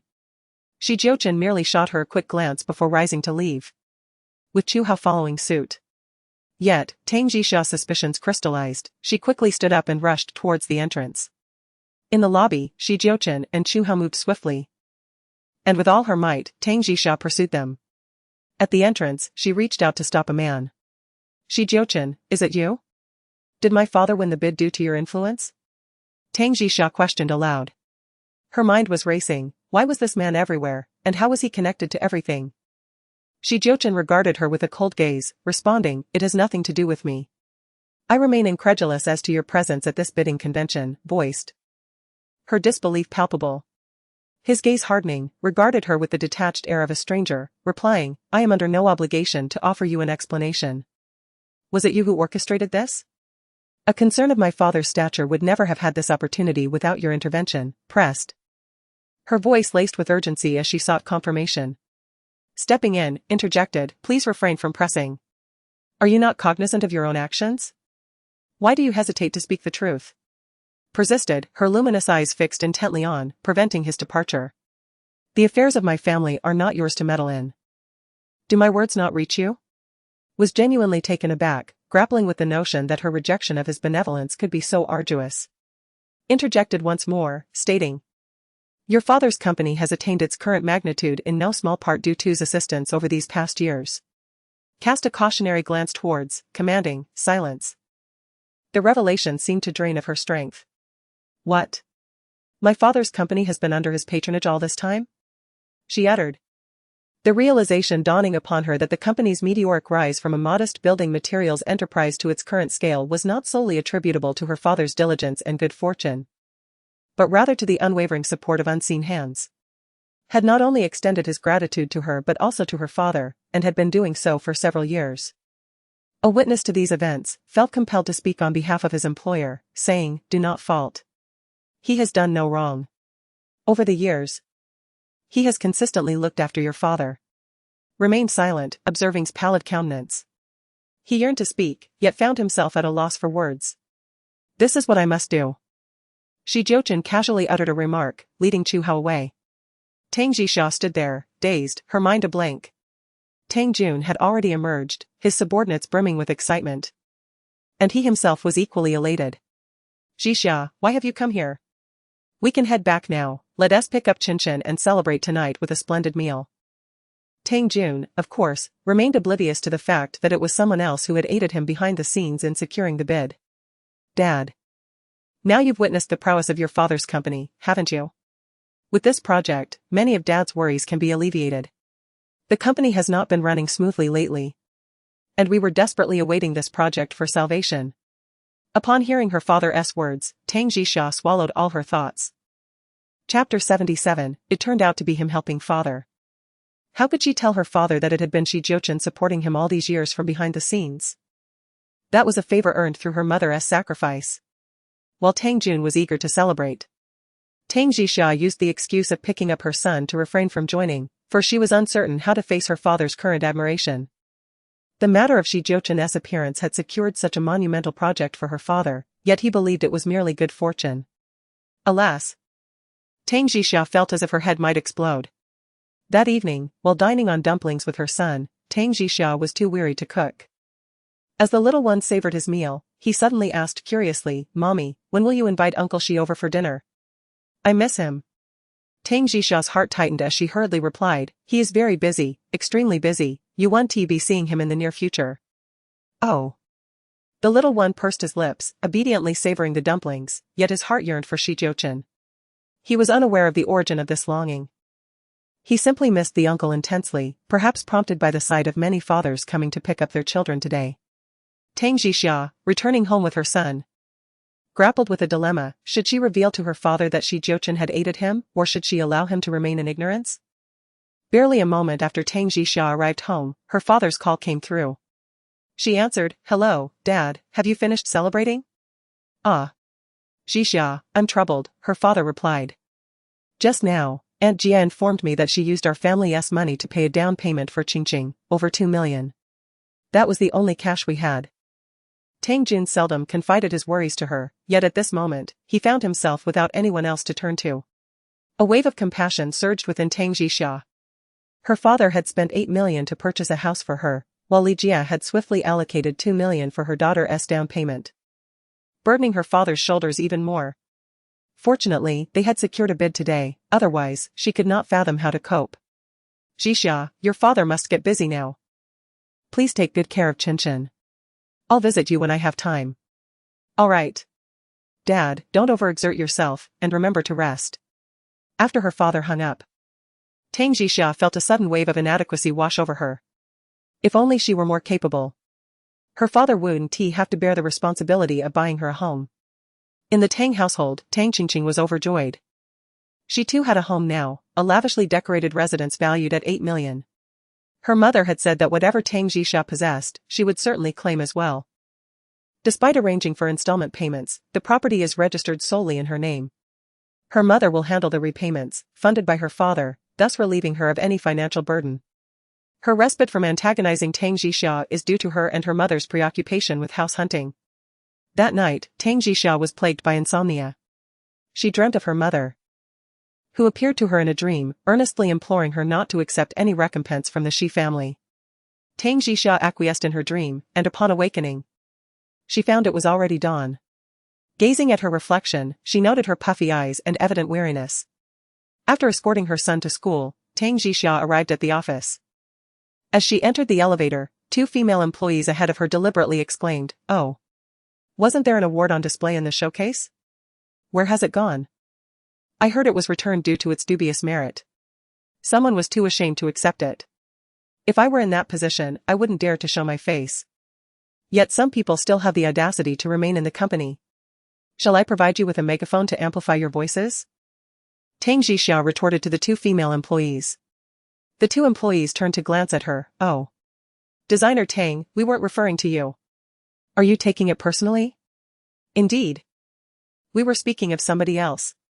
Designer Tang, please don't misinterpret our words." Upon reaching her floor in the design department, Tang Jixia was about to exit the elevator when a girl extended her leg, nearly tripping her. Tang Jixia, incensed, turned to glare at her. "My apologies, Designer Tang." In the elevator, the girl feigned an apology, though her actions were clearly deliberate. Tang Jixia sighed softly, making her way to her office, which Li Xiaoxin had meticulously cleaned and graced with a cup of coffee. At 10 o'clock, Li Mei commenced the department meeting. Tang Jixia, feeling listless, took her seat and idly played with a pen. Suddenly, the boisterous conference room fell into a silence so profound that a pin drop could be heard. Tang Jixia looked up abruptly, spotting Jiuchen's tall and handsome figure entering the room. It had been several days since he last attended a meeting, and his presence today was unexpected. Tang Jixia lowered her gaze, uninterested in acknowledging him. Jiuchen pulled out the chair next to her, and Li Mei respectfully greeted him. "President Shi, you've arrived." "Let's begin," Jiuchen said in a deep voice, his eyes drawn to the woman beside him. Tang Jixia appeared preoccupied, lost in thought. Just then, Li Mei called her name, Jixia. Tang Jixia, absorbed in her own musings, didn't hear. Everyone stared at her in astonishment. Tang Jixia was truly audacious, daring to be so inattentive with President Shi sitting right beside her. "Jixia, did you hear me calling you?" Li Mei raised her voice slightly. Tang Jixia snapped back to attention, realizing she had been called upon. She nodded quickly. "Ah. Please go ahead, Sister Mei. We've just received a custom order, and the client has specifically requested that you design a set of jewelry for her." "Jixia, is that all right?" Tang Jixia, currently in need of funds, eagerly nodded. No problem at all. Aya sat across the table, incessantly tugging at her neckline, the fabric nearly stretched to its limits, presenting a rather ample view directly towards Jiuchen. Tang Jixia naturally noticed this and rested her chin on her hand, smiling at Aya. Miss Aya, if you keep pulling at your garment, it will surely tear. Aya's face flushed crimson as she quickly glanced at Jiuchen, shooting a glare at Tang for her meddlesome comment. Li Mei, feeling the awkwardness, cleared her throat softly, suggesting, "Mind your image. Mr. Shi, do you have anything to add?" Li Mei turned her gaze towards Jiuchen. Tang Jixia remained seated while the others exited. Jiuchen lowered his gaze and spoke. Tang Jixia once again found herself the target of envious, resentful glances. Yet she remained still in her seat as Li Mei ushered everyone out and closed the door. The atmosphere in the conference room grew immediately heavy. Tang Jixia fiddled with the pen in her hand, eager to hear what the man had to say. Tang Jixia. You need not take to heart everything I have done for your father, Jiuchen's profound gaze fixed upon her. No, in my eyes. This is a debt of gratitude owed by my father, which I shall repay on his behalf in the future. Tang Jixia had come to terms with this notion last night, viewing it as a matter of familial obligation. Jiuchen, taken aback by her response, curiously inquired. How do you intend to repay me? Speak plainly. How do you wish for me to repay this favor? Whatever I can do, I will certainly fulfill. Tang Jixia turned slightly, raising an eyebrow at him. Then agree to marry me. Assisting your father would be akin to aiding my future father-in-law. I am listening to you. Jiuchen's voice was deep and composed, his profound eyes hinting at anticipation. Tang Jixia felt a tightening in her chest, realizing the extent of this man's imagination. Marriage is out of the question. Suggest something else, she retorted, swiveling her chair back and idly scribbling on her notebook. Jiuchen's handsome face clouded slightly, as if taken aback by her apparent aversion to him. Please, name something within my capabilities. Tang Jixia cautioned him, it has to be something feasible. Or I can't possibly agree. Jiuchen gazed at her refined profile, his sense of urgency suddenly abating. He mused that the journey, at times, held more allure than the destination. Very well, from this moment forward, I shall partake of my evening meals at your residence. The man proposed, confident in her ability to fulfill this request. Tang Jixia's delicate brows furrowed into a tight line. The request, while not excessive, presented a predicament. Having him dine at her home was a favor easily repaid. She lacked the financial means to compensate him, and he, in turn, had no need of it. If you are unwilling, so be it. My assistance to your father is, in part, a reciprocation for the kindness of your mother, Jiuchen stated, rising as if to depart upon her refusal. In a moment of impulsivity, Tang Jixia turned and conceded, fine, I agree. You may have your dinners at my home. But you must pledge one thing, no impropriety. I harbor no interest in women, the man declared, maintaining an earnest facade while uttering a blatant falsehood. Tang Jixia was taken aback, having never encountered such brazenness. If he had no interest in women, had he suffered amnesia during their previous forceful encounters?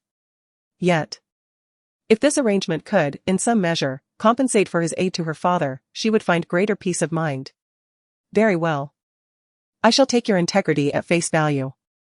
Tang Jixia concluded her thoughts and rose to push open the door of the conference room, intent on departing. Starting tonight. A deep voice resonated from behind her. Without turning her head, Tang Jixia responded, all right. Upon returning to her office, she rested her forehead on her palm, feeling overwhelmed. So, for the entire year, every time Jiuchen came to her home for dinner, she would need to prepare a feast? Compared to this, his assistance to her father could only be deemed a minor recompense. Never mind, just endure it. She reassured herself. After all, it was merely an additional meal to prepare. At that moment, Li Shaxi knocked and entered, cradling a file. Sister Jixia, here are the client materials sent over from Sister Mei. Please have a look. Tang Jixia accepted the folder and opened the first page, her beautiful eyes widening in surprise. How could it be her? The client was none other than Han Leia. The document detailed her background, educational credentials, and her identity as the daughter of the foremost titan in the domestic catering industry. Tang Jixia understood clearly that Han Leia had deliberately sought to create trouble. Their previous encounter had ended unpleasantly, leading her to devise another means of troubling her. Just then, a call from Li Mei interrupted her thoughts. Jixia, quickly get in touch with this client. She has chosen our brand, which signifies her trust in your capabilities. We cannot afford to disappoint her. With a wry smile of resignation, Tang Jixia acknowledged, "All right, I will contact her immediately." She picked up her phone and dialed the number inscribed on the file. "Who is this?" A languid female voice responded from the other end. "Greetings, I am Tang Jixia, a designer at Ruabak. Miss Han, may I inquire when you are available for a discussion regarding our design direction?" "Ah. Let us schedule for tomorrow morning, then. Miss Tang. Do ensure you are adequately prepared, I trust you will not disappoint me." The last statement from Han Leia was laced with a hint of pride. "Very well. Shall I choose the location?" "No, I shall inform you, simply come over when the time arrives." With that, Han Leia ended the call. Tang Jixia resolved to follow the protocol and meet Han Leia tomorrow to discern her intentions. As the end of the workday approached, Tang Jixia's office phone rang. She answered, "Hello." A succinct voice responded, 10 minutes later, meet me at the underground parking lot, before abruptly hanging up. Tang Jixia felt exasperated. She had not anticipated taking his car home. However, considering the additional taxi fare she would incur, it seemed more prudent to accept his offer and save on transportation costs. With her bag in hand, Tang Jixia made her way to the underground parking lot, where a sleek black sedan awaited her arrival.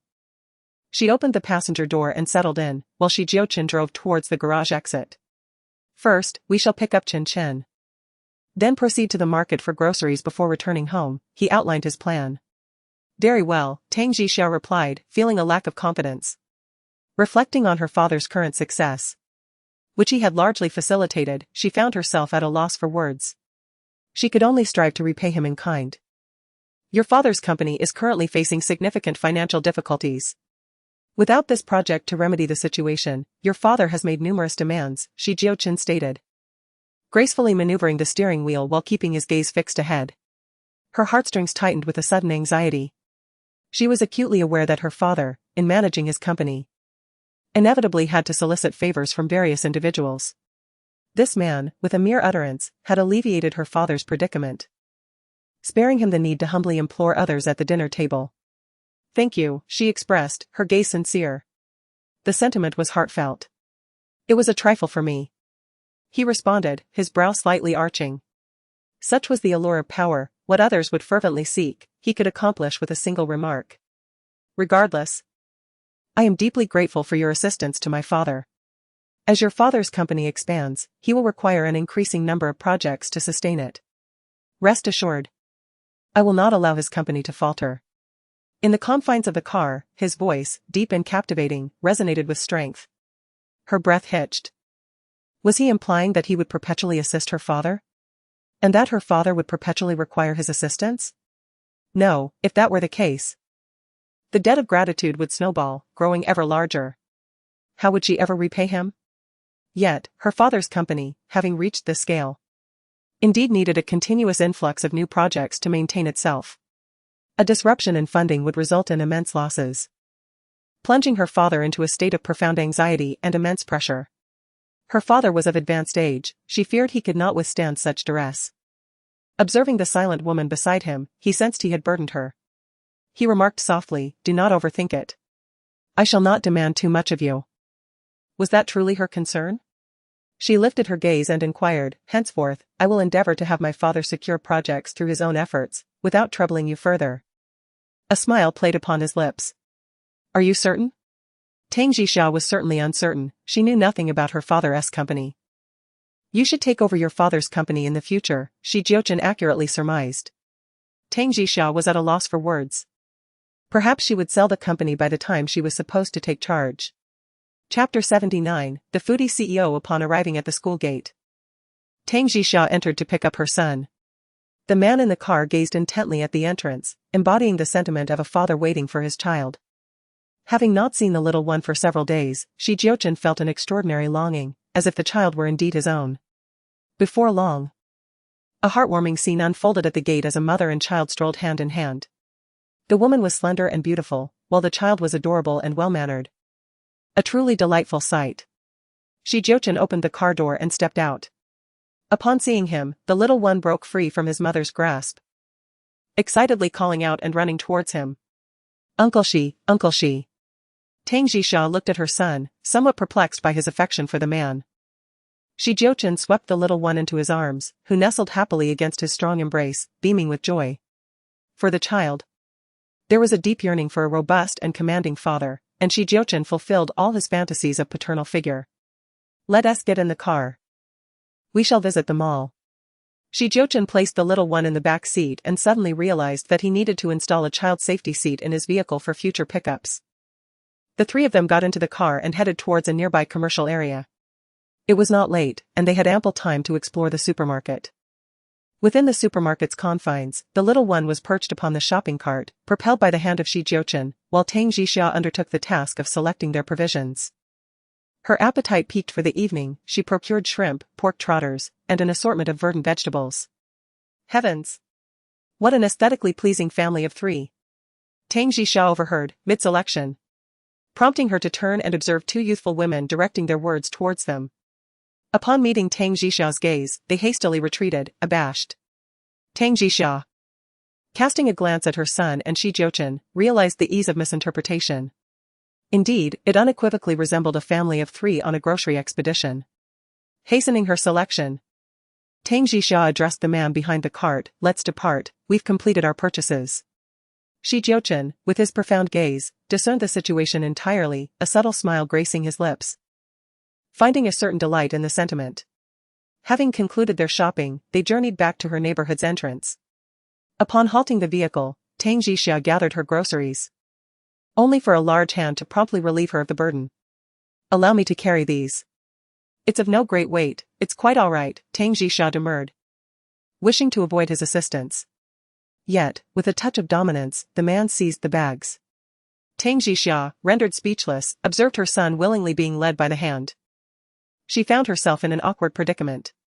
Quickening her pace, she strode forward, maintaining a distance from the man, lest neighbors mistake them for a family. "Mommy, please await us," the little one called out from behind. Tang Jixia, left with no choice, paused for them. Finally, within the confines of her abode, Tang Jixia released a sigh of relief, accepting the bags from the man's grasp and retreating to the kitchen. Dishes like pork trotters, requiring extended preparation, necessitated her immediate attention. "Son, attend to our guest." As Tang Jixia emerged to retrieve something, she casually tossed a remark to her son. The little one, somewhat bewildered, gazed up at Jiuchen. In his heart, Jiuchen was far from a mere guest, he was akin to family. Jiuchen chuckled, affectionately patting his little head, assuring him that he would manage on his own. Tang Jixia busied herself in the kitchen. Having prepared meals for her son for so many years, she had completely mastered every aspect of the culinary space. Moreover, in her pursuit of exquisite flavors for her son, she had dedicated years to studying the nuances of cooking temperatures and recipes. It could be said that in the realm of homestyle cuisine, her skills were quite commendable. Tonight's braised pork knuckle was a dish she had been craving herself, so she had seasoned it generously with a heavier hand, adding a touch of spiciness. For her son, there was shrimp and egg custard, accompanied by green vegetables, which would suffice for his meal. Tang Jixia flitted in and out of the kitchen, occasionally catching sight of Jiuchen watching television with her son, and at other times, playing with him in his room. It seemed that having this man around the house was not entirely without its merits, at the very least. He could provide companionship for her son. At times, Tang Jixia's greatest concern was that her son, living solely with her, would lack a certain masculine energy. Now, with Jiuchen's presence, she surprisingly found it to be quite agreeable. Finally, the 4 dishes and a soup were arranged on the table. Tang Jixia untied her apron and gently knocked on her son's door, announcing that dinner was ready. Before long, her son bounded out, his eyes widening at the sight of the dishes on the table. "Wow!" he exclaimed, "all my favorites." Jiuchen took his seat, and Tang Jixia served them both rice. The little one eagerly devoured the shrimp and egg custard, taking large, satisfying bites. Jiuchen's gaze rested upon the little boy's earnest expression as he savored his meal, and he couldn't help but find it utterly endearing. He discerned that the woman possessed remarkable culinary skills, particularly evident in the exquisitely prepared pork trotters, which were rich yet not cloying, and tender to the precise degree. Though the spiciness was somewhat excessive, it did not deter the man from repeatedly reaching for them with his chopsticks. Indeed, they were exceptionally conducive to appetite. Tang Jixia, mindful of her figure, partook sparingly in the evening meal, her eating habits characterized by deliberate and unhurried mastication. The gentleman beside her exhibited similar refinement, having already ventured into the kitchen for a third helping. As Tang Jixia observed the diminishing quantity of pork trotters, a sense of accomplishment washed over her. Uncle Shi, does my mommy's cooking please your palate? The little one inquired with curiosity. Indeed, it is exceptionally delectable, the man responded with genuine praise, casting a glance toward the woman in question. Tang Jixia offered a gentle cough. If it pleases you, by all means, indulge further. Alas, there is no more rice. The man lamented with a hint of discontent. Tang Jixia, taken aback, stammered, I shall prepare a larger quantity next time. I failed to estimate the portions accurately today. Just then, the man, having satiated his appetite, emitted a soft belch upon setting down his chopsticks. Tang Jixia nearly erupted in laughter, inwardly remarking that despite his claims of insufficient sustenance, he was clearly replete. The man, attempting to conceal his indiscretion, proceeded to retrieve a glass from the nearby sideboard and quenched his thirst with the water within. Tang Jixia immediately exclaimed, "That is my glass." "I am not averse to sharing," the man retorted, a sly smile playing upon his lips as he continued to drink. "But I am," Tang Jixia countered, vexed. The man's smile grew even more mischievous. "Then I shall drink from it all the more." Tang Jixia felt utterly speechless towards him. She mused that if he were to mooch off her for a year, she ought to prepare some daily necessities for him, such as a cup or two. With deftness, she tidied up the dishes, and while washing them, her little one called out to her from the doorway, "Mommy, Uncle Shi and I are going for a walk. Will you join us later?" Tang Jixia turned her head and replied, "All right, you two go ahead." The little one happily took Jiuchen's hand and headed downstairs for a stroll in the community. For the first time, Tang Jixia felt a profound sense of security in trusting her son to a man. Apart from his father and Zhang Qingya, it was Jiuchen. A flicker of astonishment stirred within her. When had she unconsciously accepted this man into her life? Ah. Indeed, some matters are simply unavoidable. She had resolutely claimed that there would be no connection between them, yet she found herself entwined with him before she even realized it. Having tidied the kitchen, she decided to take out the garbage.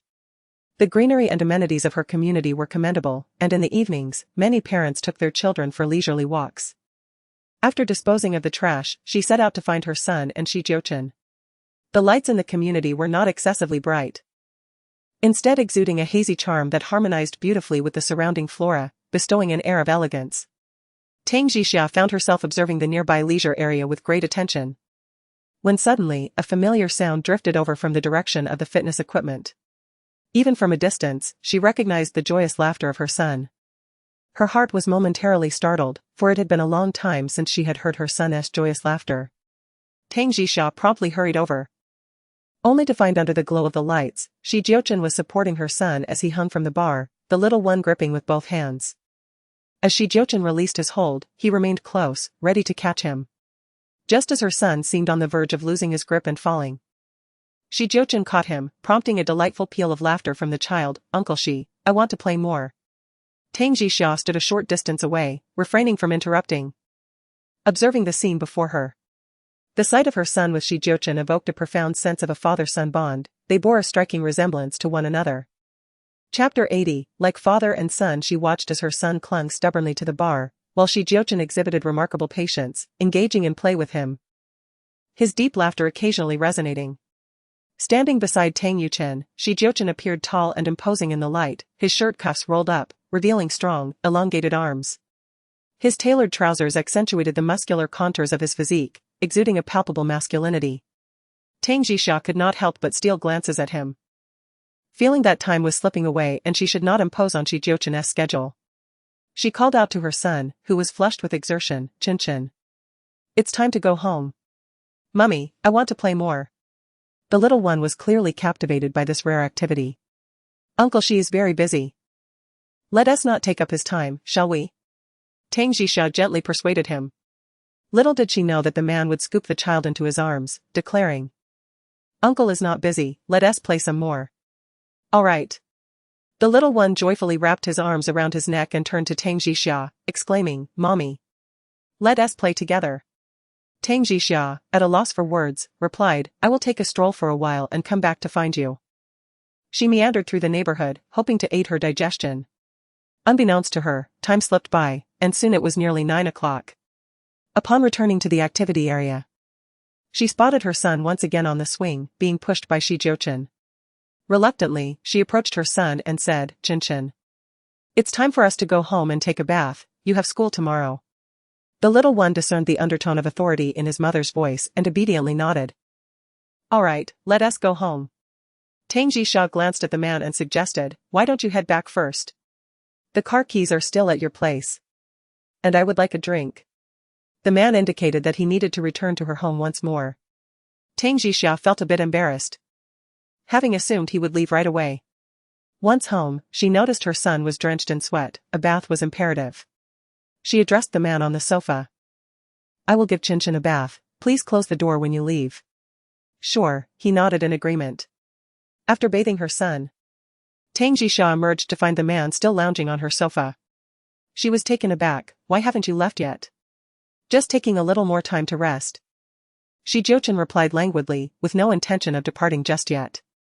Jiuchen needs to sleep, perhaps you could rest a bit longer before leaving, Tang Jixia suggested.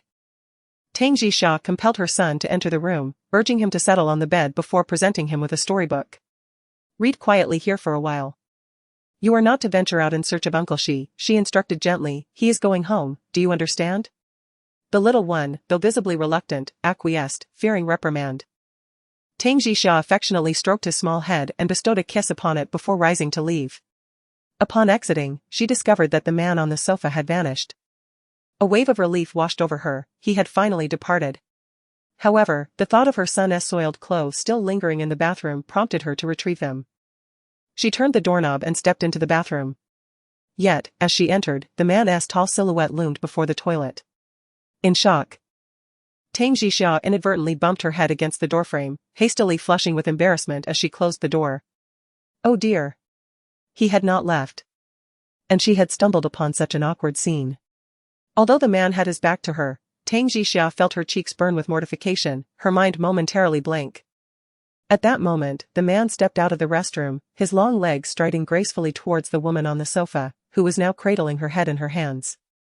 With concern evident in his phoenix-like eyes, he inquired in a low tone, did you hurt yourself? Why are you still here? Tang Jixia found herself at a loss for words. Was he intent on forcing her departure? After his remark, he approached the sofa, prompting her to instinctively lean back, stammering. Don't act recklessly. The man bent down, his strikingly handsome face illuminated by the light, exuding an irresistible charm. Tang Jixia's eyes widened in astonishment, a silent warning flashing within them as she believed he was about to kiss her. However, the man reached past her for his phone, and then stood up.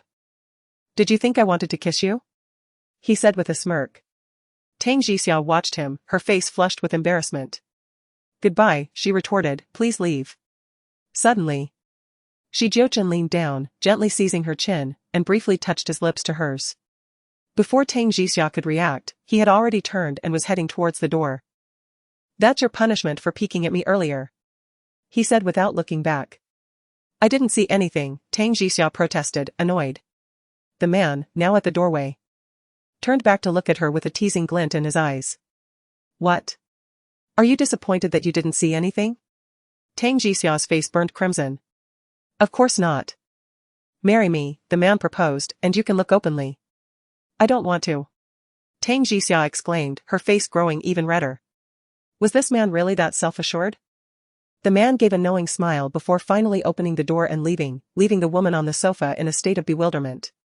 Tang Jixia covered her flushed cheeks, still feeling the warmth of his kiss on her lips. Unforgivable, she thought. Didn't he say he wouldn't act rashly? I shouldn't have trusted him.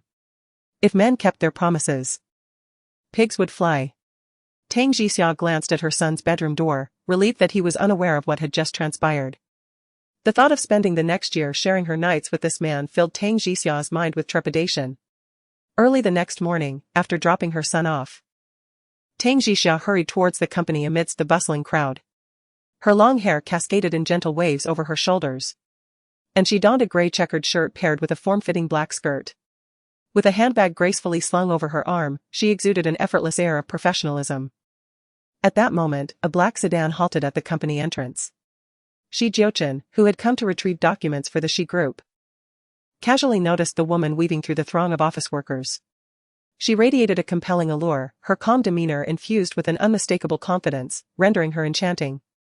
Just then, Tang Jixia glanced at her watch. Only 2 minutes remained until clocking in. A sense of urgency seized her, prompting her to dash towards the lobby, inadvertently revealing a hint of disarray. Unbeknownst to her, this frantic rush to punch in was entirely witnessed by the man in the car nearby. A smirk played at the corners of his sensuous lips. He had previously been unaware of such a woman's existence. While not conventionally exceptional or breathtakingly beautiful, she possessed a certain magnetism that drove him to madness, compelling him to become an unrepentant voyeur fixated upon her. In the final moments, Tang Jixia rushed past the clocking-in station, her eyes lighting up at the sight of the green indicator. A smile graced her lips, accompanied by a sense of accomplishment. The thrill of timely attendance was inexplicably satisfying. Upon returning to her office, Li Xiaoxin entered with her coffee in hand. "Sister Jixia, you have a meeting with a client today. Do you need to prepare any materials?" Chapter 81, Tang Jixia's humiliation. Tang Jixia immediately recalled that she was to meet Han Leia today. She approached the cabinet and retrieved several documents, placing them on her desk. "Shall I accompany you, Jixia?" Li Xiaoxin inquired. Tang Jixia smiled and demurred, "No need, I'll familiarize myself with the situation first. I'll bring you along next time." Han Leia was deliberately making things difficult for her, and bringing Li Xiaoxin would only subject her to the same torment. Alas, she would bear this burden alone. Around 10 o'clock, Tang Jixia dialed Han Leia's number. A languid voice responded, "Designer Tang, what's the hold-up? Why are you only contacting me now? Your work efficiency is abysmal." "I apologize. I'll come to see you immediately. Where would you like to meet?" "I'll send you the address." "Come over," Han Leia said with deliberate impatience. Shortly after, Tang Jixia received the address. She located it and went downstairs to hail a taxi. En route, Tang Jixia drifted into thought, reminiscing about Jiuchen and the scene of him with his son the previous night. When she took her son to school that morning, he had asked expectantly, "Mommy, will Uncle Shi come to our house for dinner again tonight?" To please her son, Tang Jixia replied, "Yes." Watching her son skip with joy, she found herself hoping that Jiuchen would be free tonight and that he would come. Tang Jixia sighed, "What's gotten into me lately? Why is this man constantly on my mind?" Just then, the driver's voice interrupted her reverie, "Miss, we've arrived." Tang Jixia looked up and saw the grand sign of the CAF. She paid the fare and alighted. Upon entering the hall, she realized the CAF was situated on the uppermost floor. She stepped into the opulent elevator, which ascended directly to the top. Such establishments were typically patronized by the affluent. For someone of her modest means, Starbucks was usually sufficient. "Are you Miss Tang? Miss Han is expecting you," a waiter inquired solicitously. "I am." Tang Jixia responded with a smile. "This way, please," the waiter gestured. Tang Jixia proceeded into the CAF and spotted Han Leia chatting with a young woman by the window. The woman exuded the air of a wealthy heiress, her attire and accessories on par with Han Leia's. "Ah, the designer has arrived. Take a seat." "Coffee, please." Han Leia instructed the waiter, who promptly nodded. As Tang Jixia settled into her seat, a cup of coffee was placed before her. "Thank you for the coffee, Miss Han," she expressed. "You're welcome. Let's discuss the design aspects. I'm looking to commission a set of engagement jewelry that befits my status and persona. I trust Miss Tang will not disappoint. Please share your preferences, Miss Han." "I have numerous designs available for your consideration," Tang Jixia offered, reaching for her portfolio. "As the client, I desire your unique design. What's the point if I'm simply choosing from existing options? I expect you to create something special for me." Understanding Miss Han's preferences is essential for guiding my design direction. My preference is for something beautiful, grand, and befitting my character. The rest is your responsibility. Besides, don't you research your client's tastes? You're welcome to investigate mine. Han Leia languidly reclined in her seat, exuding an air of arrogance. Tang Jixia paused for a few seconds, coming to a realization. Han Leia was unwilling to offer any direction. Nor did she wish to engage in any meaningful dialogue, she merely expected Tang to conjure a design from thin air, one that would satisfy her whims. Regrettably, Miss Han. I fear I must decline your order. Perhaps you should consider another designer, Tang Jixia stated, her desire to prolong the conversation waning. For time spent would yield no financial reward. Just as she reached for her bag to rise, a girl beside Han Lei scoffed, "What an attitude! Is this the demeanor of a designer from Ruibao Pavilion? Truly enlightening. Tang Jixia, are you not aware that I have already signed a contract with your company? Should you refuse to design for me, I can certainly sue for breach of contract. I've heard your company's penalty fees are quite substantial, 3 times my deposit, in fact. And my deposit amounts to 1 million. Han Lei's voice rang with self-satisfaction. Tang Jixia's steps faltered. It was clear that Han Lei would not let the matter rest easily. She turned around and said, "If Miss Han is willing to engage in a sincere conversation, we may proceed with our collaboration. We are conversing." "What I meant was a heartfelt discussion," Tang Jixia replied calmly. "Do you not realize that I am your client? How dare you speak to me in such a tone? Are you not afraid of my complaint?" Han Lei retorted angrily. Tang Jixia sat back down, gazing into Han Lei's haughty eyes. "You certainly have the right to lodge a complaint if my performance falls short. Please feel free to do so. However, if your intention is merely to vex me, then let us not waste each other's time." Han Lei smirked coldly. "Tang Jixia, let me be frank. Either you leave Zhangqingya, or you leave Ruibao Pavilion. Choose one." Tang Jixia couldn't help but find it amusing. "The only person who can make me leave Ruibao Pavilion is my boss. I'm afraid Miss Han doesn't have that power. Then I'll make sure you can't survive in the design world. Don't underestimate my abilities." Han Lei sneered. "Tang Jixia, right? As long as we spread the word, the entire upper-class clientele will not choose you, let alone buy your designs." The girl next to her said smugly. Tang Jixia was not one to be intimidated. She smiled and said, "Liquidated damages, right? I'll go back to the company and settle it for you." "Tang Jixia, what are you so arrogant about? Do you even have the right to be arrogant? Also, don't leave. Today we're splitting the bill. Pay for your own coffee." Han Lei shouted from behind. Tang Jixia got up and headed towards the service desk, saying to the waiter, "Excuse me, how much is my coffee?" 58.88, thank you." The waiter smiled and announced the price. Tang Jixia's almond-shaped eyes widened several times, unable to believe that a cup of coffee could be so expensive. "Is this price reasonable? We use top-quality coffee beans, and it's definitely worth the price." Tang Jixia was speechless. She hadn't even taken 2 sips of that coffee. She hadn't even tasted the flavor. And they wanted so much money from her. "Fine, I'll pay. And please pack my coffee to go, with ice, sugar, and cream, thank you." Tang Jixia finished speaking and handed her card to the astonished waiter. The waiter promptly sent a colleague to package the order, which elicited a mocking laugh from Han Lei, who was seated by the window. "Tang Jixia, my apologies. I momentarily forgot you are merely a member of the working class. That cup of coffee must cost you half a month's salary." Tang Jixia chose not to respond. And the surrounding waitstaff cast her curious glances, which she accepted with composure. As the waiter handed the coffee to her, she grasped it confidently and departed. Han Lei, still incensed, clenched her teeth, realizing that Tang Jixia was indeed impervious to both soft and hard tactics, wholly unyielding. Chapter 82, he stands up for her upon returning to the office. It was already lunchtime.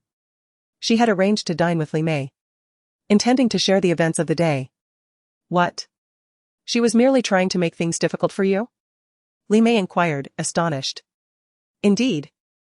She is intent on forcing me away from my friends, deliberately creating obstacles, with no genuine interest in conducting business with us." Tang Jixia had yet to mention the incident with the coffee. "In that case, I shall submit a request to the higher-ups for compensation for the breach of contract.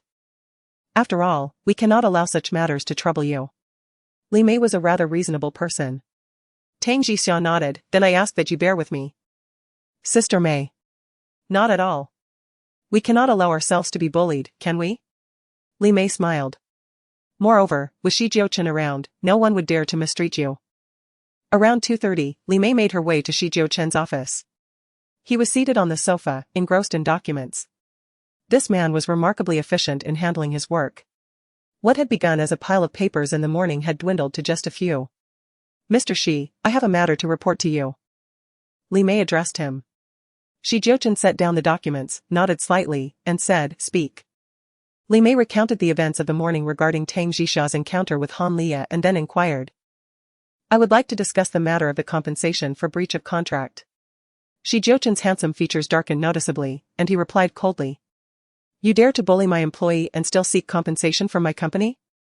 Is Miss Han under the impression that my legal team is ineffectual?" Li Mei's heart sank. It was evident that President Shi was incensed. "I shall return a call to Miss Han and discuss whether this matter can be resolved amicably.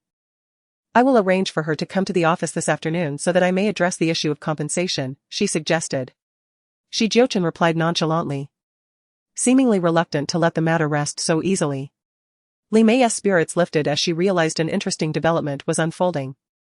"Very well, President Shi," she said, departing.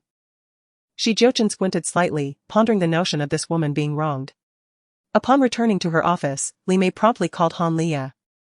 Omitting the detail that Jiuchen wished to meet her personally, she merely invited her to discuss the compensation issue. Han Liya, being nearby, assured her she would arrive within 20 minutes. Li Mei then made her way to Tang Jisha's office to inform her that President Shi would handle the matter concerning Han Liya. Tang Jisha was taken aback. "Does he really have the time for this? Jisha, do you think Han Liya will manage to secure the compensation?" Li Mei mused. "If she does, she would be quite fortunate, easily pocketing 2 million. Such an opportunity, I might as well pursue it myself." Tang Jisha's eyes sparkled as she contemplated this newfound path to wealth. "Don't be foolish, that is a crime. It is far wiser to stick to our jobs." Li Mei replied with a smile before taking her leave. Tang Jisha rested her chin on her hand, deciding to disregard the matter at hand. 20 minutes later, Han Liya arrived, accompanied by her dear friend. Li Mei ushered them into a reception room and began to attend to them. "Please also call Tang Jisha over. I hope she can provide some valuable reminders on how to treat clients moving forward." Han Liya, adopting a client's superior demeanor, aimed to awaken Tang Jisha to the significance of customer relations. After all, clients are akin to deities for the company. "Very well, please hold on a moment." After Li Mei spoke, she stepped out and dialed the office phone of Jiuchen. "Hello." A deep, magnetic voice resonated coldly. "Mr. Shi. Miss Han has arrived in reception room 3. Please have Tang Jisha come as well." After Jiuchen concluded, he hung up. Li Mei then called Tang Jisha's office. And as soon as the line connected, she spoke, "Miss Han is here, could you come to reception room 3? I do not wish to see her. There is a captivating show to behold, are you certain you do not wish to attend?" "What captivating show?" "You'll find out once you arrive," Li Mei replied mysteriously. Tang Jisha pondered that it was bound to be tedious anyway, so she decided to see how Han Liya intended to malign her. She stood, grasped her phone, and made her way to reception room 3. She knocked gently on the door before pushing it open, only to find a pair of girls seated on the sofa, while Li Mei was conspicuously absent. Han Liya smirked coldly at her. "Is that cup of coffee to your liking?" "Not at all, I discarded it," Tang Jisha replied as she settled onto the adjacent sofa. At that moment, the door swung open, and Li Mei stood at the entrance, addressing the man behind her, "Mr. Shi, please." And her companion were startled, gazing upward to behold a handsome and slender figure striding into the room. They immediately recognized him as President Jiuchen of the Shi Corporation. "Mr. Shi, what brings you here?" Han Liya asked, feigning politeness and offering a smile as a greeting. "Mr. Shi, it's a pleasure," her companion added, her eyes filled with excitement and admiration. She was determined to make a good impression on this rarely seen man and leave a lasting impact. Jiuchen settled onto the sofa, his eyes, framed by thick lashes, were profound and restrained, as if containing an invisible aura of dominance. "Ms. Han, I request that you offer an apology to my employee, Tang Jisha," Jiuchen said, his piercing gaze fixed on Han Liya. Han Liya was taken aback. She hastily replied, "Mr. Shi, I believe you may not be fully informed of the situation. It is, in fact, your employee who breached the contract first. She is the one who should be apologizing to me. Out of consideration for the friendship between my aunt and your parents, I will consider this matter settled if you tender an apology. Otherwise, we shall proceed through legal channels." which could be detrimental to your reputation, Jiuchen stated coolly. Han Liya was inwardly shocked. What made Tang Jixia, a mere employee, worthy of Jiuchen's personal intervention? Tang Jixia finally understood Li Mei's allusion to a spectacle.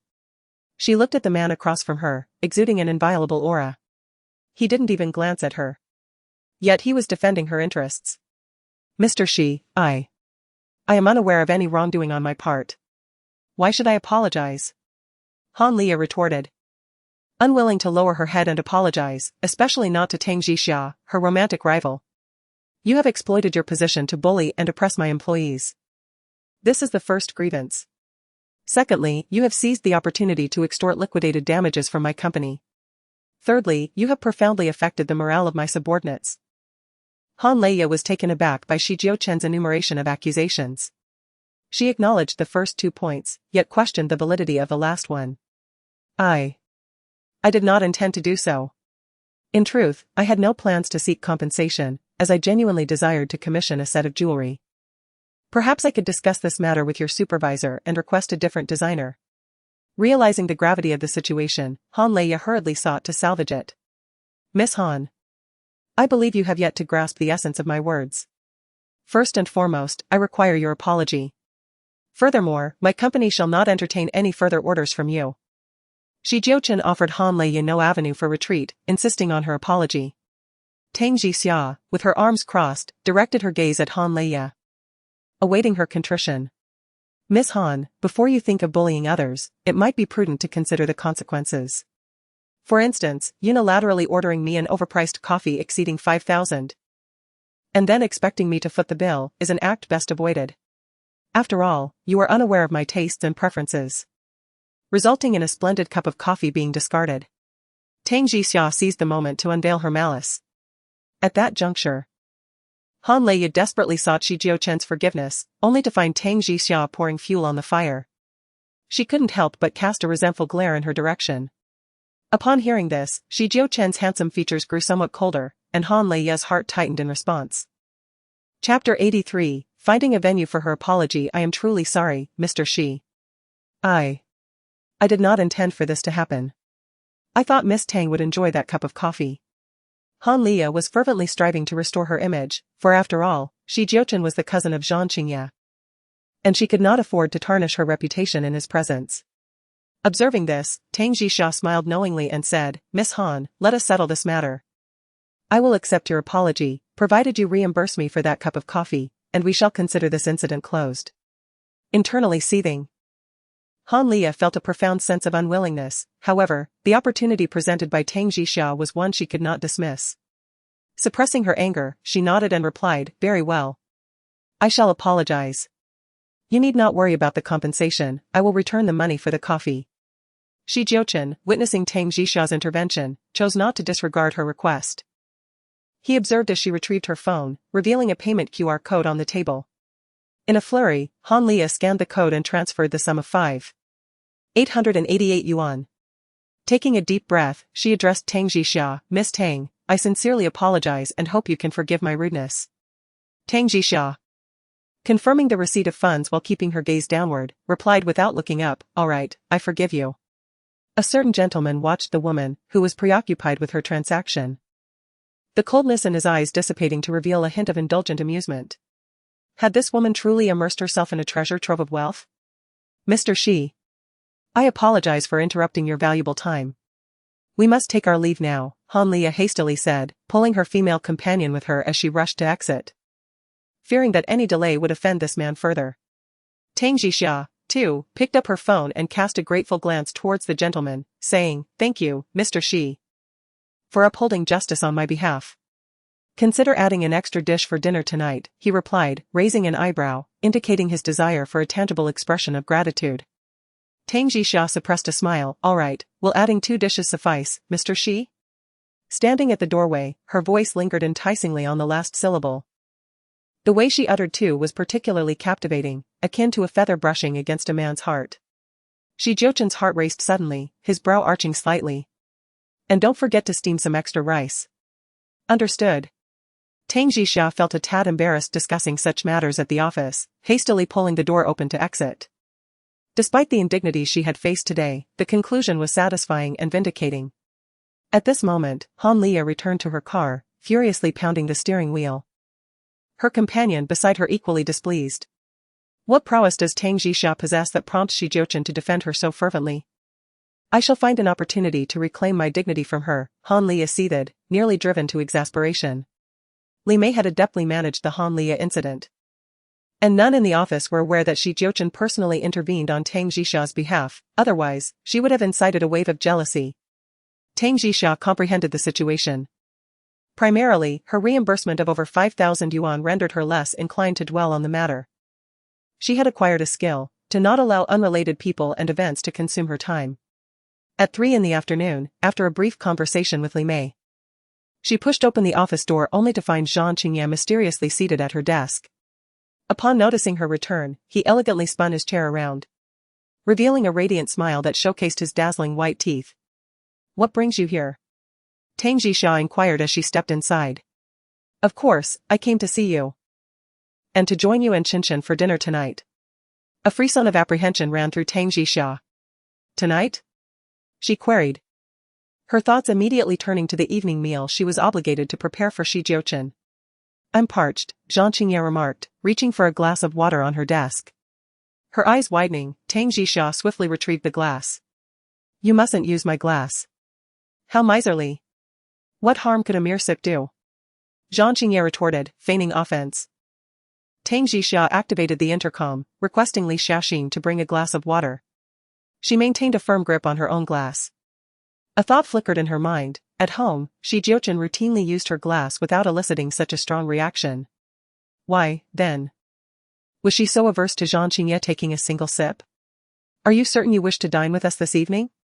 Tang Jixia inquired, almost unconsciously. As she sipped from her glass, Zhang Qingye lifted his glass with refined poise, taking a measured sip. I insist on treating you to a lavish repast. Very well. I have some outstanding work to attend to. Await my departure from the office. Zhang Qingye relinquished her seat. A sudden thought struck him, and he turned to say. I'm going to see my cousin. I'll return shortly to find you. All right, Tang Jixia acquiesced with a nod. As Zhang Qingye reached the doorway, he abruptly turned back to the woman at the desk. Jixia, are you well acquainted with my cousin? Tang Jixia responded reflexively, not at all.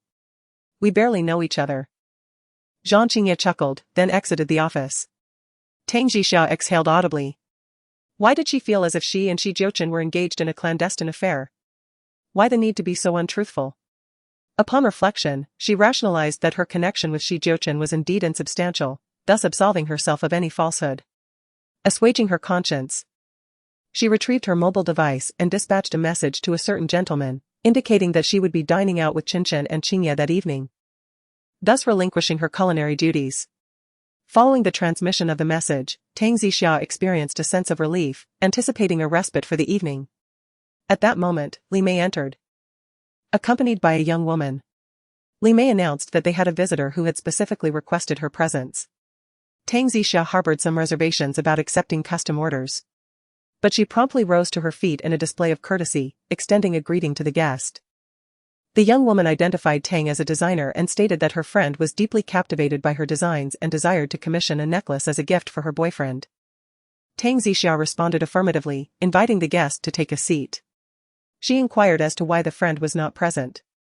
The young woman explained that her friend was abroad and unable to return, but had entrusted her to seek out Tang's design services. Li Mei and Tang Jixia exchanged glances, with Li Mei subtly indicating that the female client had seen Tang's work in international magazines and was particularly fond of her design aesthetic. The young woman corroborated this, affirming that her friend had encountered Tang's magazine features overseas and admired her work. Tang Jixia harbored no suspicions, as she had indeed been featured in several international magazines, where she had shared her design insights. The young woman then articulated her friend's desire for a pair of necklaces, one for her boyfriend in the shape of a lock, and the other for herself in the form of a key, entrusting Tang with the creative liberty to execute the design, with the expectation of a finished product by the end of the month. Tang Jixia blinked, then turned to Li Mei. Li Mei, after carefully assessing the timeline, suggested that if the design drafts could be completed within 3 days, there was a reasonable prospect of delivering the finished product by the end of the month. All right. I shall endeavor to submit the draft within 3 days, Tang Jixia assured. That is splendid. My friend wishes to engrave 2 letters on the lock. The initials of her and her boyfriend's names. Tang Jixia promptly retrieved her notebook. Very well, which 2 letters shall they be? Her boyfriend's surname is represented by the uppercase letter X, while hers is S, and she desires a heart-shaped symbol in between. Understood, I shall incorporate that into the design. Tang Jixia nodded. Chapter 84, The Mysterious Custom Client. Now, how shall we determine the pricing? Li Mei inquired. What is your friend's psychological price range? Approximately 5 million. Tang Jixia and Li Mei exchanged glances, realizing that this friend is quite affluent, indeed. Such a generous budget. Rest assured. Our designer Tang will present the most sincere design draft, and our materials and craftsmanship will undoubtedly adhere to the highest industry standards. Very well. I will pay a deposit of 2 million on behalf of my friend, with the balance to be settled upon completion of the final product. Li Mei led her out. And Tang Jixia suddenly felt invigorated. She hadn't anticipated such a lucrative order to come to her doorstep. She could earn a 3% commission along with a year-end bonus, which would amount to a substantial sum for her. At that moment, she picked up her phone to calculate a small account and noticed a message appearing on the screen.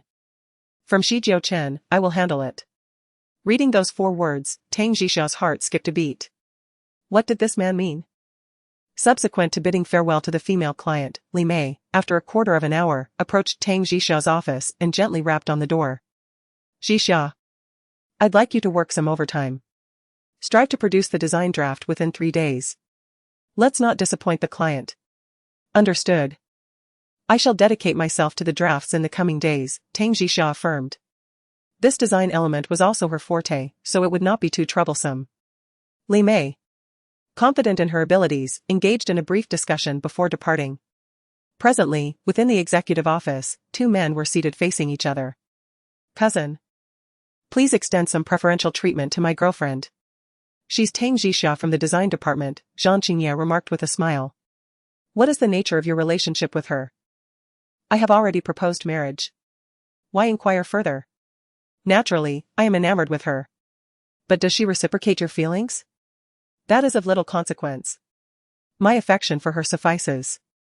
Qingye, to be candid, I, too, harbor feelings for her, Jiuchen declared, eschewing pretense and expressing his sentiments forthrightly. The man, who had been sipping from a glass of water, abruptly expelled a mouthful onto the floor, his handsome countenance flushed with shock. What? Cousin? How could you possibly be infatuated with her? She is clearly the woman I have set my sights on. Jiuchen inquired, astounded.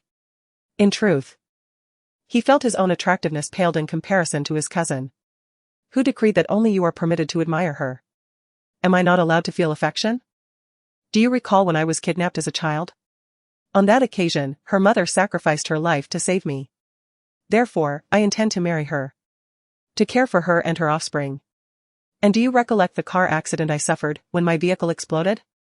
It was she who dragged me from the car. Without her, I would have been reduced to ashes. Therefore, I shall not relinquish her to you. What progress have you made? Currently, we are merely at the stage of holding hands.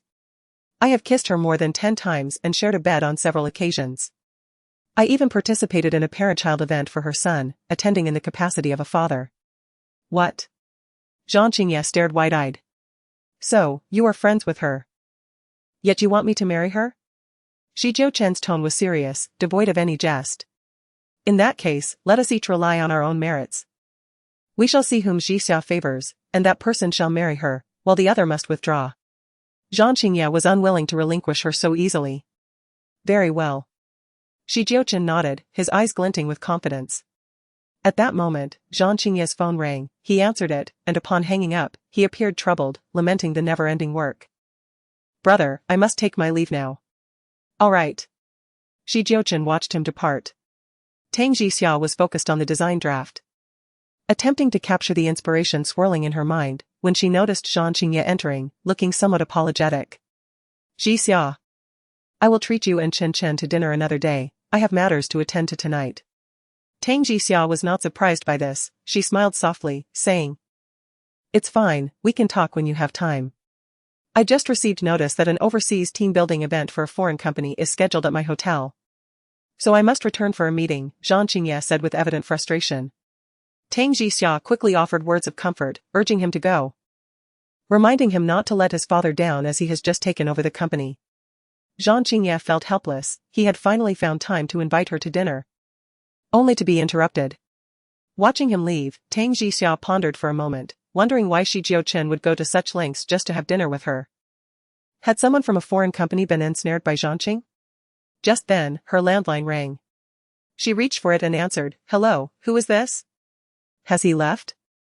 A magnetic voice resonated through the speaker. Tang Jixia felt somewhat exasperated. Do you really need to drive him away?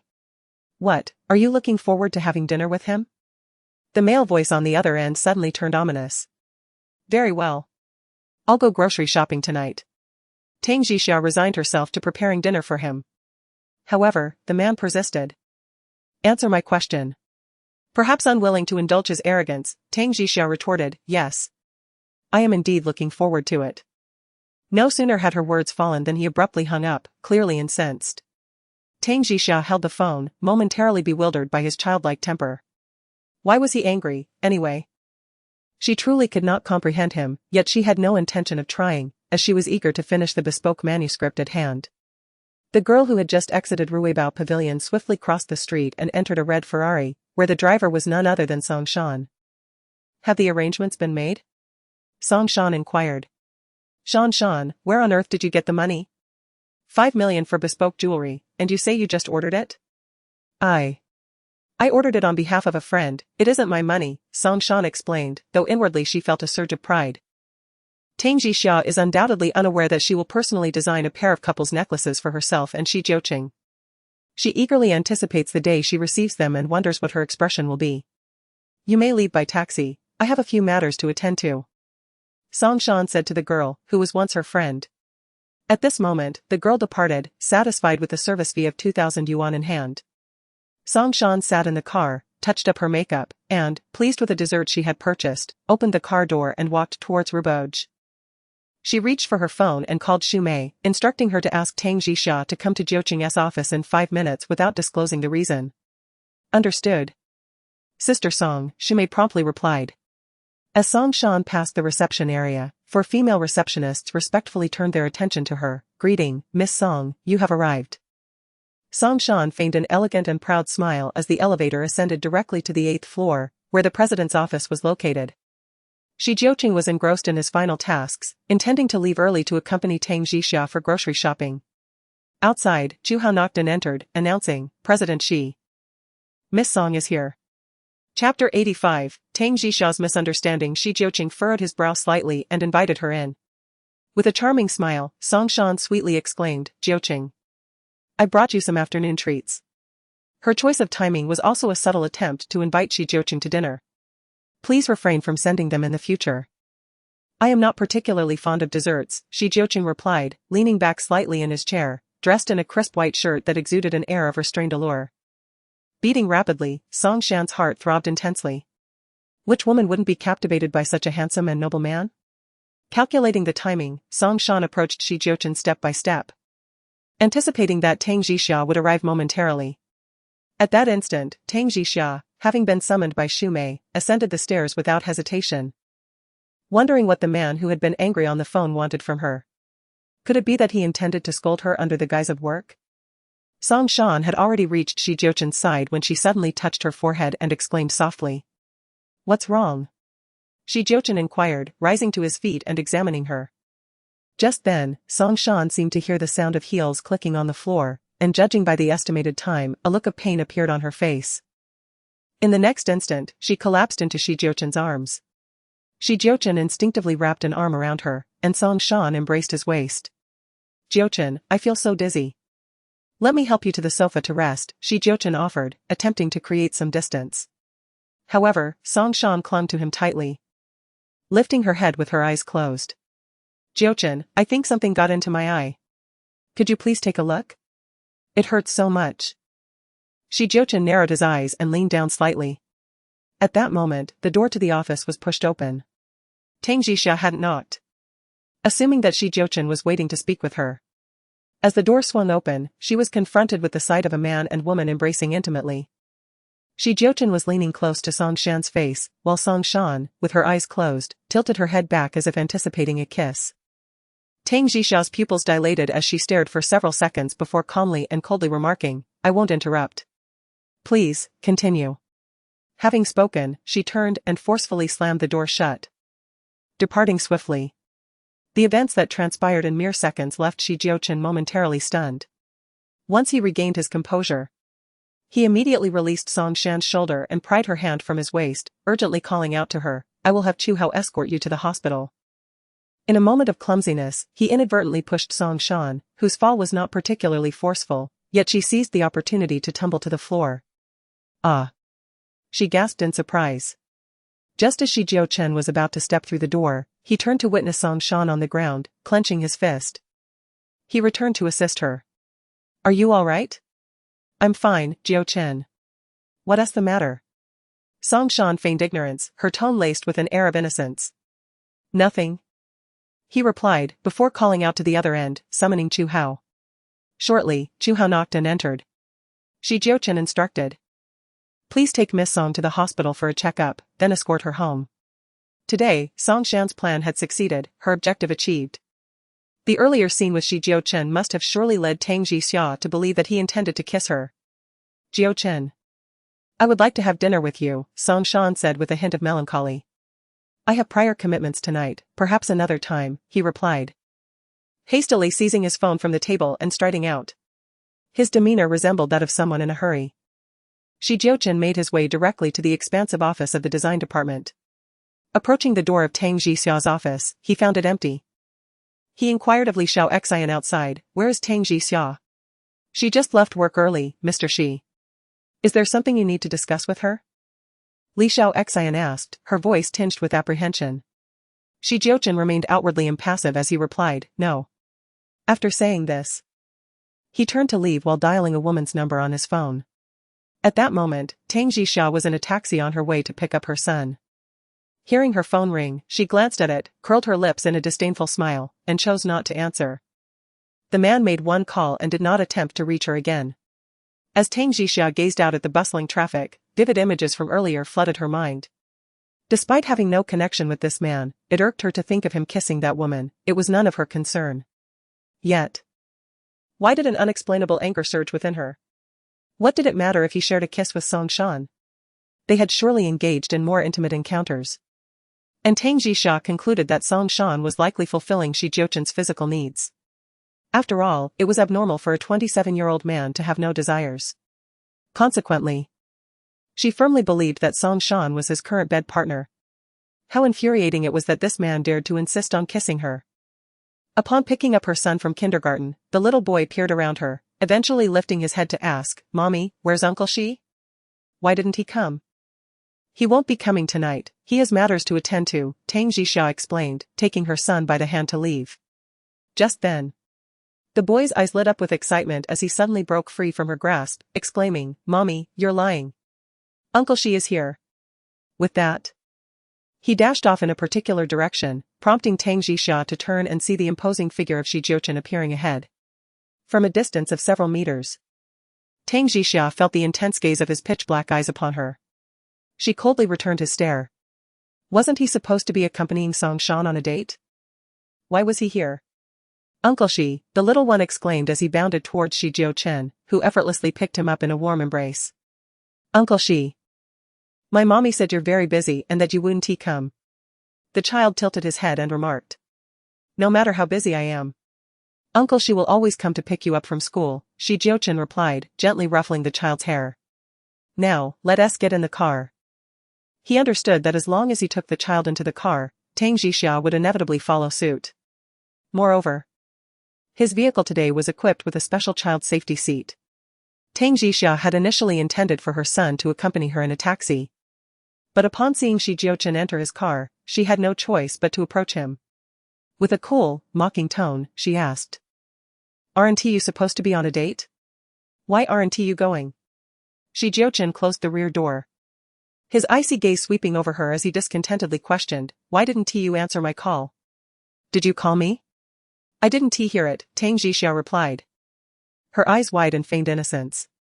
The man, fully aware of her deliberate provocation, felt a sense of helplessness. He explained in a low voice, you misunderstood earlier. Something got into Song Shan's eye, and I was merely helping her check it. Listening to his explanation, Tang Jixia found it utterly laughable. A bright smile spread across her face as she replied, Mr. Shi, why are you even bothering to explain? I have no misconceptions.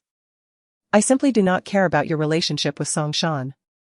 The gentleman's countenance was somewhat rigid, his gaze resembling spilled ink, indicative of his foul mood and burgeoning agitation. Ms. Tang, allow me to reiterate, Ms. Song and I are merely acquaintances. Mr. Shi abruptly seized her arm, emphatically stating his position. Chapter 86, No Need for Elucidation. I am unconcerned. Ms. Tang regarded him with detached eyes, a sardonic smile playing on her lips. Mr. Shi, why the elaborate explanation? The nature of your relationship with Ms. Song is of no consequence to me whatsoever. With that, she forcefully disengaged from his grasp, opened the rear vehicle door, and entered. En route, Mr. She engaged in conversation with the young boy, inquiring about his lessons, midday repast, and afternoon activities, to which the boy responded with enthusiasm. Ms. Tang, arms crossed, gazed out the window, contemplating her culinary plans for the evening. She addressed Mr. Shi, stating, let's procure some provisions at the local market near my building, rather than venturing to the mall. Very well, Mr. Shi responded, his deep eyes meeting hers in the rearview mirror. Coincidentally, Ms. Tang's gaze also met his in the mirror, prompting her to avert her eyes, avoiding further contact. Approximately 10 minutes later, they arrived at her residential complex. Mr. Shi brought the vehicle to a halt, and Ms. Tang handed him the keys.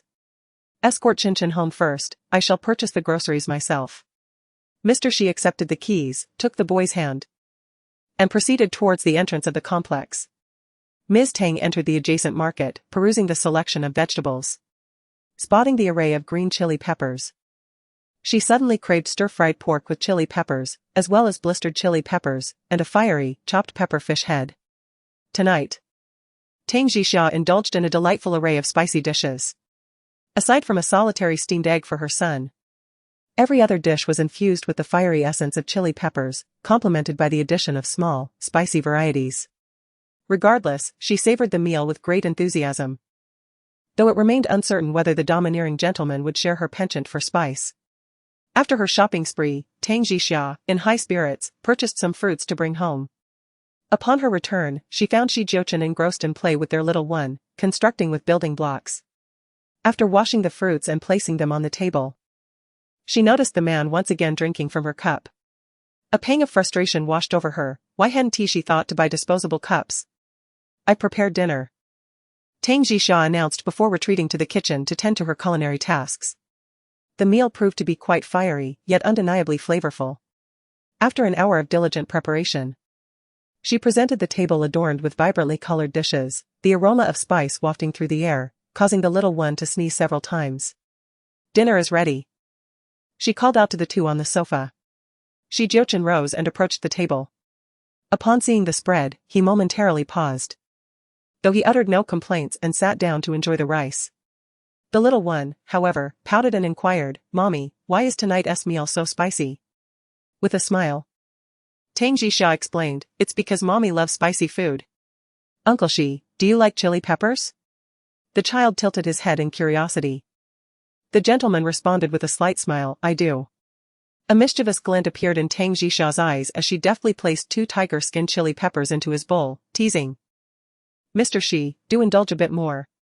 The sight of the spicy peppers in his bowl caused a subtle movement of his Adam's apple, indicating the pressure they presented for him. Please eat, Tang Jixia urged with a hint of triumph. Under her gaze, a certain man took a bite, clearly feeling the spiciness. Yet he remained silent. Tang Jixia, ever diligent, soon placed half a fish head into his bowl.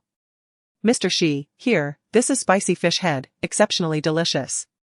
Jiuchen was well aware of her ulterior motives, clearly aimed at him, yet he did not resist. Instead, he earnestly consumed the dishes she served. Being fond of spicy food herself, Tang Jixia enjoyed her meal heartily.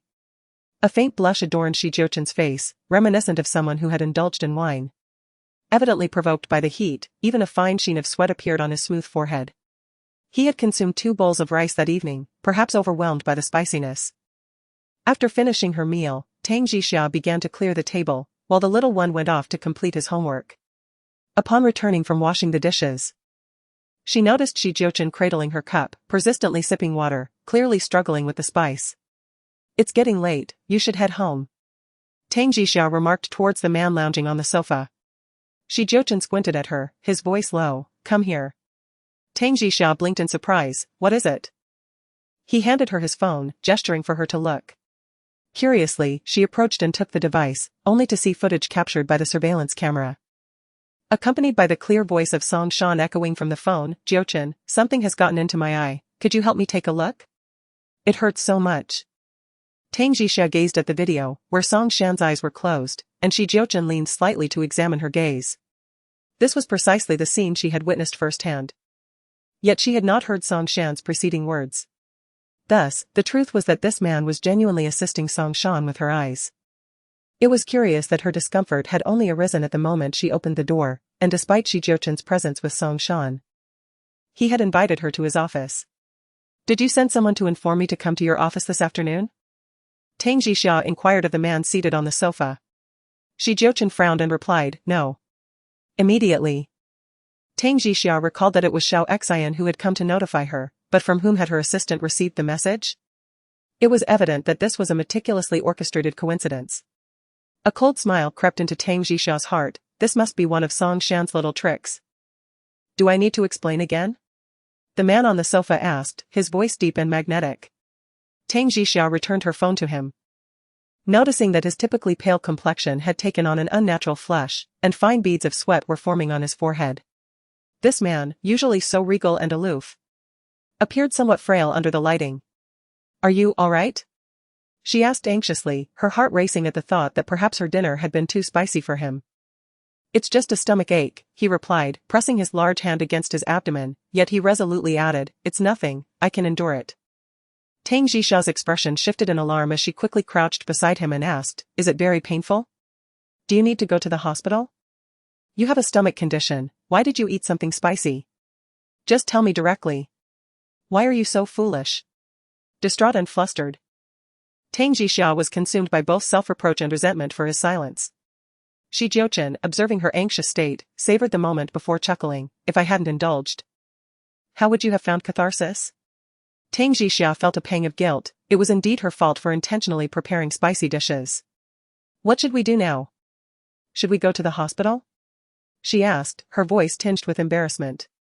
"No need," he replied. "There's a pharmacy near the entrance of the complex.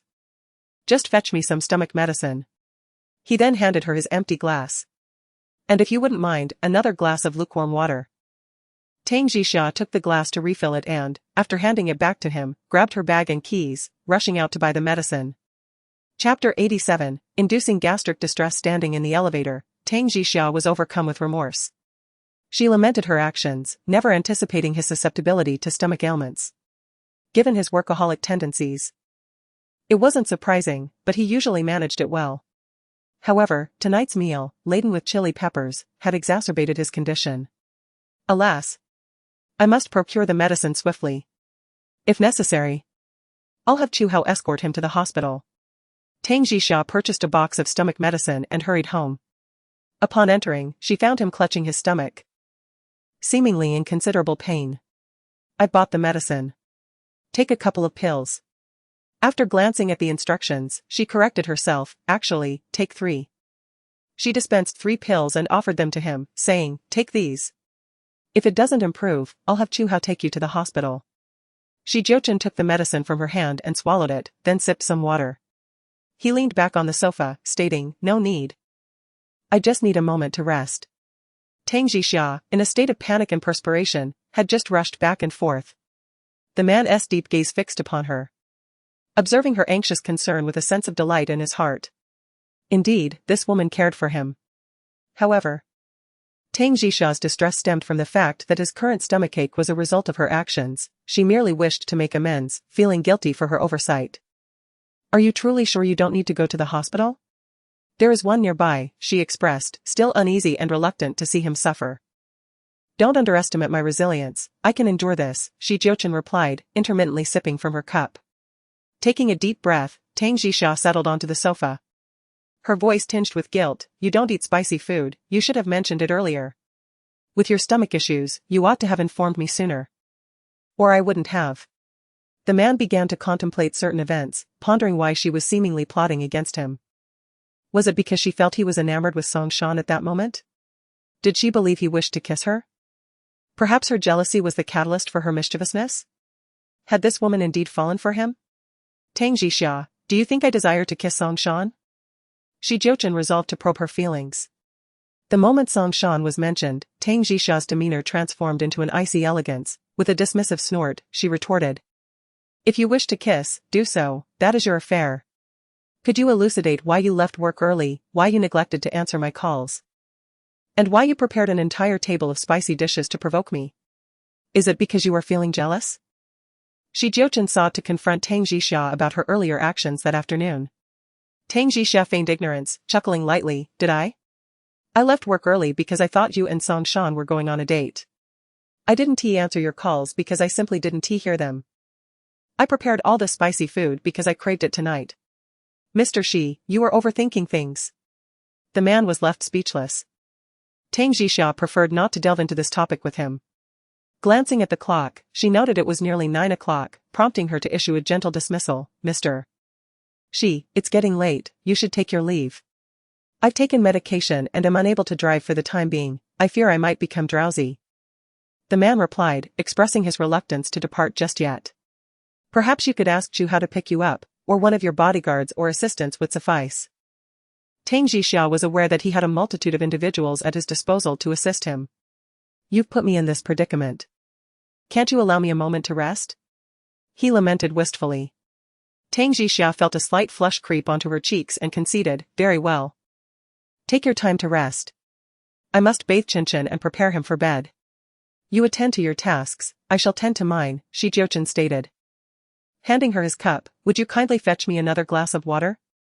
Tang Jixia rose to pour him some water and, after finishing, went to find her son for a bath. The little one was blissfully unaware of the events unfolding outside. Upon emerging, he spotted Jiuchen still present and joyfully exclaimed. Uncle Shi, will you be sleeping at our home tonight? Of course not, he was merely fatigued and needed a moment to rest at her residence. Tang Jixia explained to her son. The child responded with a soft "oh," a hint of disappointment evident as he retreated to the bathroom. After bathing the little one, Tang Jixia guided him to bed. He bid goodnight to Jiuchen, who was lounging on the sofa, before climbing into his own bed. The child's routine was remarkably punctual. And it wasn't long before he drifted off to sleep. After tucking him in, Tang Jixia emerged, only to be startled to find that the man on the sofa had vanished.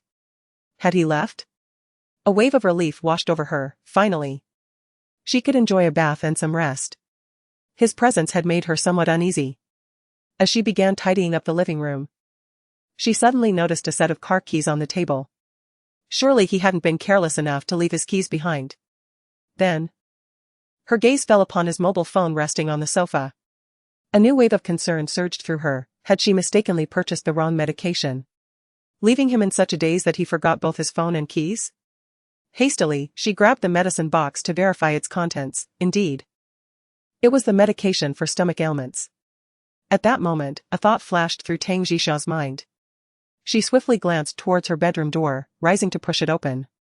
The sight that met her eyes was nothing short of shocking. The man lay sprawled across her large bed, seemingly at ease in slumber.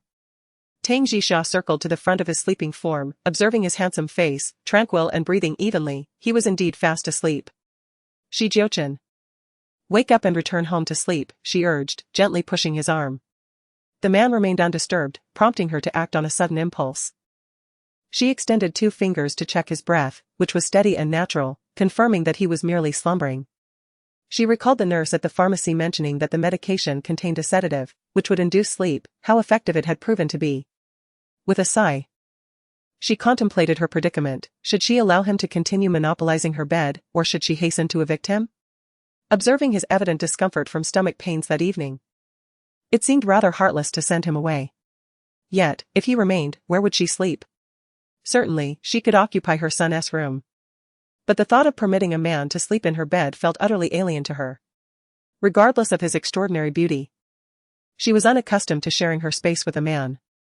Very well, you may stay for one night, she conceded, her resolve softening. After a brief moment, she decided to take a shower, knowing she would have to sleep with her son that night. Once refreshed, clad in her sleepwear, she intended to head to her son's room but found herself inexplicably drawn to check on Jiuchen, anxious about his well-being. She thought to adjust the air conditioning, ensuring it wasn't too cold and risking him catching a chill. Setting the temperature to 27 degrees, she noticed that he lay without a blanket. Without hesitation, she approached the bed and reached down to retrieve her own comforter, bending earnestly to cover him. Abruptly, the man, who had been sleeping soundly, opened his eyes with a start, his large hand seizing her arm and pulling her, causing Tang Jixia to stumble and fall into his embrace, followed by the man's muscular frame pressing down upon her. Chapter 88, His compensation. The two found themselves in an intimate posture. Tang Jixia, infuriated, looked up, only to gaze into a pair of eyes as deep as the ocean, seemingly threatening to draw her in. Jiuchen, release me. Don't be a scoundrel, Tang Jixia warned. What constitutes a scoundrel? The man asked with a smirk, and in the next instant, he descended upon her with a kiss, his large hands cupping her face, leaving Tang Jixia no room to evade. The man's kisses always evoked a conflicting sensation within Tang Jixia, a blend of resistance and gradual surrender.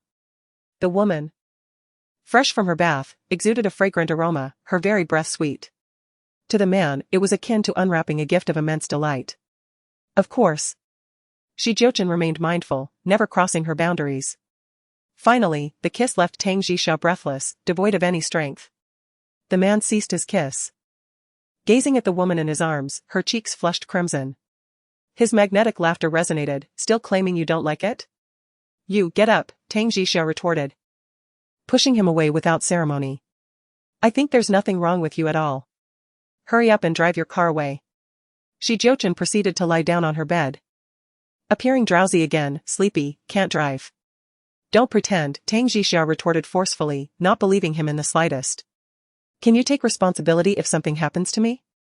The man asked, resting his arm beneath his head, his masculine allure silently radiating. Tang Jixia's breath hitched, and she quickly averted her gaze. Just for one night. You'll leave first thing tomorrow morning. Having concluded her statement, Tang Jixia promptly retreated, seeking refuge in her son's abode. That night, she found herself ensnared in the throes of insomnia, her thoughts incessantly revolving around Jiuchen. The memory of their kiss stirred a tempest within her, each fleeting contemplation sending a jolt akin to an electric current through her very being. Her long-held aversion to men, cultivated over the past 5 years, seemed to falter in his presence, leaving her bewildered. In the waning hours of the night, succumbing to the clutches of exhaustion, Tang Jixia drifted into slumber. Through the veil of sleep, she discerned her son's elated voice, Uncle Shi, are you truly spending the night in our home? Instantly, Tang Jixia's eyes fluttered open, and she arose from her bed. Upon opening the door, she beheld her son seated upon the sofa, clad in his school uniform. Beside him sat the man, meticulously arranging the boy's satchel. Are you taking Jiuchen? Tang Jixia inquired, her eyes still heavy with sleep. The man lifted his gaze, a flicker of concern crossing his features. Did you suffer from sleeplessness last night? He asked. Certainly not. I slept soundly, Tang Jixia retorted, her words belying the dark circles beneath her eyes. Continue your rest. I shall escort Jiuchen to school, the man stated, poised to depart with the little one. Tang Jixia, indeed deprived of adequate sleep, nodded in agreement. Very well, I would be grateful if you could accompany him to his classroom, she said. I am aware. Jiuchen replied with a subtle smile, extending his hand to the boy. Let us go, Jiuchen. Farewell, mommy, the little one chirped, gleefully grasping the man's hand as they exited. Tang Jixia rarely indulged in a leisurely morning slumber, and after a moment's contemplation, she concluded that her bed offered a greater sense of comfort. With that thought, she turned back and sank into dreams once more. After escorting the little one, Jiuchen did not head straight to the office. Instead, he procured breakfast and returned to the residential complex, making his way back to Tang Jixia's abode. She had entrusted him with a key the previous night, which he still carried on his person. As Jiuchen entered, breakfast in hand, He cast a glance at the ajar door. Inside the master bedroom lay a woman curled up like a shrimp, clutching her blanket in sleep. And he couldn't help but smile softly as he stepped inside. Unbeknownst to her, a man was admiring her slumbering form. Had she known, she might have endeavored to appear more graceful in her repose. At that moment, she resembled an endearing cat, occasionally shifting to find a more comfortable position. The man, however, was oblivious to the effect of his gaze, which was tender and affectionate, glimmering with a hint of longing.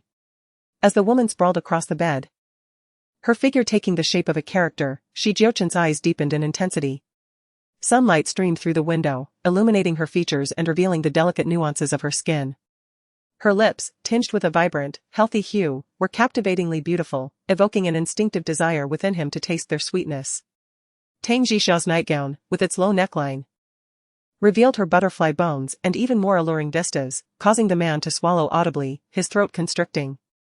The calm composure he prided himself on faltered entirely in the presence of this woman, whose mere existence unraveled his heart's restraint. Resolutely, he decided to avert his gaze, reassured by the belief that she would ultimately belong to him. With those thoughts, he rose and stepped away. Despite her inclination to sleep in, Tang Jisha's circadian rhythm roused her without fail. Eventually, the sound of car horns from beyond her window shattered the morning quiet, jolting her awake. After a moment of languid contemplation, she cast aside the covers and rose. She groped her way to the sink to splash water on her face and brush her teeth. As she turned to fetch a glass of water, she was nearly petrified by the sight of a man seated on her sofa. "You!" Tang Jisha exclaimed, her eyes wide with surprise, regarding the man on her sofa with a touch of indignation. "Why have you returned?" "I brought you breakfast," the man responded, raising an eyebrow. Tang Jisha glanced back at her wide-open door. Had this man been free to enter her room and observe her at any moment? Had he watched her as she slept? The answer was all too clear. He must have seen her. Had she drooled? Had she made any uncouth gestures? Or perhaps, had she spoken in her sleep? A blush crept across Tang Jisha's face. She glanced down at her relatively modest sleepwear, cleared her throat, and said, "You can leave now. I'll wait for you to finish breakfast, and we'll go to the office together." "There's no need. I can take a taxi. Don't trouble yourself to wait for me." "I am willing to wait," the man replied, his voice deep, resonant, and brooking no argument. Tang Jisha frowned. This man was truly treating her apartment as if it were his own home. Why was he forsaking his grand villa to squeeze into her small two-bedroom abode every day? Tang Jisha was genuinely hungry. She approached the table, opened the meal box, and began to eat her breakfast. Then, glancing at the man across from her, she feigned concern and asked, "Have you eaten?" "Yes, I have," the man responded, looking at her. "How is your stomachache?" Tang Jisha inquired once more, her thoughts lingering on the hope that matters would not escalate further, otherwise, she would be in deep trouble. "It's all right now. Please take care of my stomach in the future, Miss Tang," the man remarked with a cold huff, clearly still irked by the events of the previous night. With a hint of guilt, Tang Jisha replied, "I understand, I will be more cautious moving forward." The man's lips curled into a satisfied smile. He found Miss Tang's sleeping posture rather endearing. "You, from now on, without my permission, you are not allowed to enter my master bedroom. That is my private space, do you understand?" Tang Jisha promptly asserted her rights, issuing him a warning. The man raised an eyebrow, responding nonchalantly, "Fine, I won't enter." However, Tang Jisha could not afford to trust him so easily. She retorted, "You had better keep your word." Chapter 89, The Privileges of the Boss. After finishing breakfast, Tang Jisha hopped into his car. As she settled in, she remembered to check the time. It was already 20 minutes past 9. Oh no. Her perfect attendance for the month was doomed. Sighing deeply, the man beside her glanced at her curiously. "What's the matter?" "Because of you, I've lost my perfect attendance."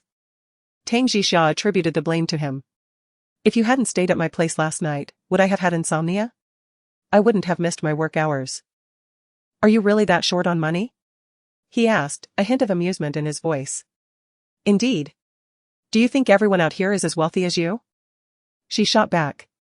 "We common folk spend every penny judiciously." "All right, I will count your perfect attendance for this month," he assured her. Tang Jisha's spirits immediately lifted, her countenance radiant with joyful anticipation. "Really?" she inquired. Indeed, the man affirmed with a nod. Overjoyed, Tang Jixia gazed out the window, contemplating her day's tasks. Her thoughts drifted to the bespoke commission of 5 million, a lock and a key, due in 2 days, spurring her to commence designing without delay. Upon reaching the company's underground parking, Tang Jixia hastened out of the car, keen to avoid a simultaneous elevator encounter with a certain gentleman. Jiuchen, having just secured his vehicle, watched the woman vanish into the elevator corridor, emitting a disgruntled sigh. Tang Jixia arrived at the office ahead of him and promptly dialed Li Xiaoxin on the landline. Xiaoxin, come in for a moment. Li Xiaoxin, assuming she desired coffee, entered with a cup. Sister Jixia, your coffee, with extra cream today. You mentioned the previous one was too bitter. Tang Jixia was touched by the gesture, but her inquiry remained paramount. Xiaoxin, who informed you yesterday afternoon that CEO she wished to see me? Tang Jixia asked earnestly. Li Xiaoxin blinked, pondering for a moment before replying. It was Xiao Kong from the planning department. She mentioned it as she passed my desk with some documents. Naturally, I informed you immediately. Did Xiao Kong mention who told her? Li Xiaoxin shook her head. I didn't ask. Shall I inquire now?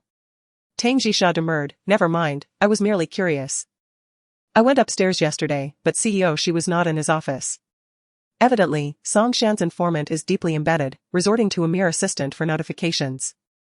While she believes this Xiao Kong is simply a pawn, uncovering the true orchestrator is within her reach. However, she refrains from alarming the operative working for Song Shan. Instead, she resolves to exercise greater vigilance in future encounters. Immersing herself in her design, Tang Jixia initially sketched 2 drafts, a lock and a key. These elements are favored by couples, symbolizing the man's heart as a lock, requiring the woman's gentle key to unlock it, signifying the opening of one's heart and complete acceptance. Tang Jixia, fortunate to have a prior inspiration, found the process effortless. Before long, 2 exquisite images graced the paper. The lock, designed with remarkable aesthetic value, transcended reality with its rounded curves. The key, featuring an oval top and intricately textured details on the slender end, possessed exceptional beauty. Recalling the client's request for engraved initials, she designed a symbol beside it, X and S, connected by a central heart shape. With the sketches complete, Tang Jixia commenced digital production, adding color and refining details. Suddenly, Li Xiaoxin knocked and entered, followed by a staff member bearing a stunning bouquet. Are you Ms. Tang Jixia? These flowers are for you. Upon seeing the flowers, Tang Jixia recognized them as a gift from Zhang Qingye. Despite her previous request to refrain from sending them, he persisted. Thank you, please place them on the sofa. Tang Jixia responded with a smile. 10 minutes elapsed, and Li Xiaoxin returned, knocking once more. Sister Jixia, someone has delivered flowers again. As she spoke, another shop assistant entered, cradling a bouquet of imported, large-headed red roses, each bloom vibrant and seemingly freshly plucked from a field, their fragrance rich and intoxicating. Tang Jixia rose to her feet, a look of surprise on her face as she regarded the flowers that had arrived within the span of 10 minutes. Had Zhang Qingye sent 2 deliveries today? She approached the red roses and discovered a card nestled within. Retrieving it, she found a simple sentence inscribed, hoping there is an end to my waiting. It was signed Shi, followed by the date. Tang Jixia's eyes widened in disbelief as she gazed at the surname. The only man she knew with that surname was him. Could it be that he was the sender? She returned to her desk and dialed the general manager's office on the landline, but there was no answer. Undeterred, she tried again with her mobile phone. Hello? A deep, magnetic voice, almost hypnotic, answered. Did you send me flowers? Tang Jixia inquired directly. Do you like them? Nonsense. Don't send them again. Tang Jixia glanced at the 2 bouquets on the sofa, unsure of what to do with them. You would adore flowers from Qingye. But you scorn mine? The man's voice was tinged with vexation. Tang Jixia was at a loss for words. Why are you comparing yourself to him? He is my friend. And you are my boss. Why would you send me flowers? I will send them if I please, whether you accept them is your choice. With that, the line went dead. Tang Jixia was momentarily stunned, once again marveling at the man's capricious nature as she stared at the disconnected phone. Shortly thereafter, Li Xiaoxin delivered some documents and, upon noticing the 2 bouquets on the sofa, couldn't resist approaching for a closer look. Wow! How exquisite! These roses are imported. A single bloom must be quite costly. There must be over 30 here. If you fancy them, feel free to adorn your desk vase with a few. Really? May I truly take a couple? Li Xiaoxin inquired, her face alight with elation. Indeed. Caring for them will allow for extended admiration. Should others desire, you may share them as well. Take them along. Oh, Jixia, you're too kind. Thank you immensely. I shall distribute them. Li Xiaoxin embraced the generous bouquet of roses and proceeded to share them. Before long, the entire bouquet had been eagerly claimed, making it known throughout the office that Tang Jixia's admirer had gifted her imported roses. One couldn't help but wonder which affluent young gentleman was the suitor. In the afternoon, as a routine meeting approached, Li Mei knocked on Tang Jixia's office door. She entered and engaged in casual conversation. As they chatted, Li Mei leaned in, regarding Tang Jixia with an air of secrecy. Jixia, I implore you, could you lend me a hand with a matter? Meijia, please, name it. Tang Jixia was naturally willing to assist if she could. It's concerning our discussions about introducing a dessert area. After unanimous deliberation, we've decided to approach BB Tart Patisserie. However, as you're aware, their offerings are rather extravagant, exceeding our anticipated budget. They're somewhat pricey. Tang Jixia listened intently for some time, yet she couldn't discern how this pertained to her. What assistance could she possibly provide? In what manner might I be of service? Tang Jixia inquired directly. During the afternoon meeting, I will invite Mr. Shi to participate. At that time, Jixia, could you possibly mention this matter? If we can get Mr. Shi's nod, it would greatly facilitate the process with the HR department. Li Mei's gaze was filled with anticipation. Chapter 90, The Superior Seeks Her Assistance. Tang Jixia hesitated, her confidence wavering as she finally spoke. Do you think I can make a difference? You are more likely to succeed than any of us, Li Mei reassured her, firmly believing that if Tang Jixia spoke up, the matter would surely be resolved. All right. I will casually bring it up, however, I cannot guarantee the outcome, Tang Jixia conceded. That's fine, just mention it when the time comes, Li Mei encouraged, patting her shoulder. Then, glancing at the flowers on the sofa, she remarked, Jixia, you seem to have quite a few admirers. Tang Jixia's heart raced, and she quickly denied, no, not at all. You know that splendid red rose you received? I even took 2 of them. Li Mei noted, recognizing them as authentic high-quality roses from a renowned importer, indicating that the sender must have put considerable thought into it. Tang Jixia, contemplating the identity of the sender, felt a bit overwhelmed. She chuckled lightly, I have no idea who sent them, there was no name attached. Li Mei left with a knowing smile, sensing that the roses were likely from the esteemed boss upstairs. At 2:30 in the afternoon, Li Mei sent an email to Shi Jiuchen's inbox, leaving his attendance at the meeting contingent upon his mood. Nevertheless, she hoped he would come, as the matter of moving into the dessert shop had been on hold for quite some time, with many employees eagerly anticipating it. Tang Jixia received a reminder from Li Xiaoxian about the meeting, promptly putting away her sketches and heading towards the conference room with her phone in hand. Upon entering the conference room, Tang Jixia noticed the unexpectedly affable demeanor of her colleagues. Tang designer, my gratitude for the roses. I've heard they fetch upwards of 200 apiece. Chimed one. Indeed. And with an extended bloom, lasting a fortnight. Added another. Tang Jixia offered a polite smile, drawing back a chair to seat herself. Just then, all eyes gravitated towards the rear of the room as Shi Jiuchen made his anticipated entrance.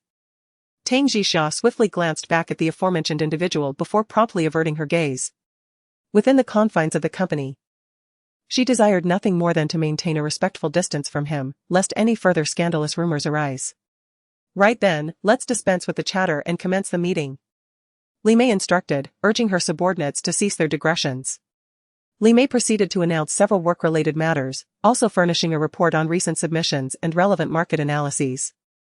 Seated beside Shi Jiuchen, Tang Jixia found her thoughts involuntarily drifting towards various matters, such as his stomach ailment the previous evening, the kiss they shared in her bed, and the morning's floral gift. Jixia ahem. Jixia. Li Mei repeated, attempting to regain her attention. Tang Jixia snapped back to reality, lifting her gaze towards Li Mei, a touch bewildered. Aya, seated across from her, seized the opportunity to launch an attack, Tang designer. Your consistent lack of focus during meetings is quite disrespectful. Tang Jisha's face flushed with heat, the recollection of her wandering thoughts causing a sense of shame. My apologies. I was simply engrossed in work, Tang Jisha offered by way of explanation. The collective gaze of the attendees then shifted towards the big boss seated beside her, each wondering what expression the CEO would wear upon witnessing such a blatant lapse in attention from a subordinate. The magnate's countenance, however, astonished them, for at that moment, President Xi was regarding her with an affectionate and indulgent gaze. Jixia, we've been discussing the introduction of new refreshments for the afternoon, what are your thoughts? Li Mei initiated the topic. Tang Jixia immediately adopted a serious expression. Well, I believe it's time we considered a different patisserie. I've heard of an exceptionally delectable one. And if we could arrange for them to provide our company's afternoon tea, I think it would be splendid. Oh? Tell me, which one are you referring to? Li Mei promptly responded. There's a pastry shop in the city center called Babetta. I often take my son there, the flavors are authentic, and the ingredients are trustworthy. But from what I understand, this patisserie is quite expensive, and our company's budget is somewhat limited, Li Mei said with some hesitation. Then negotiate for this shop to come in. A deep, resonant voice interjected. Li Mei immediately glanced at Tang Jixia, a flash of approval in her eyes. Indeed.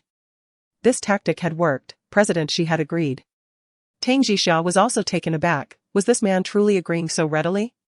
Across from her, Aya cast a jealous glare. Tang Jixia's treatment at the company was truly preferential, President Xi was utterly compliant with her wishes. Carry on, President Xi said, glancing at his wristwatch. I have to depart for another engagement. As soon as President Xi left, the entire conference room of employees relaxed. Their first action was undoubtedly to express gratitude to Tang Jixia for suggesting the patisserie, securing such a favorable benefit for them.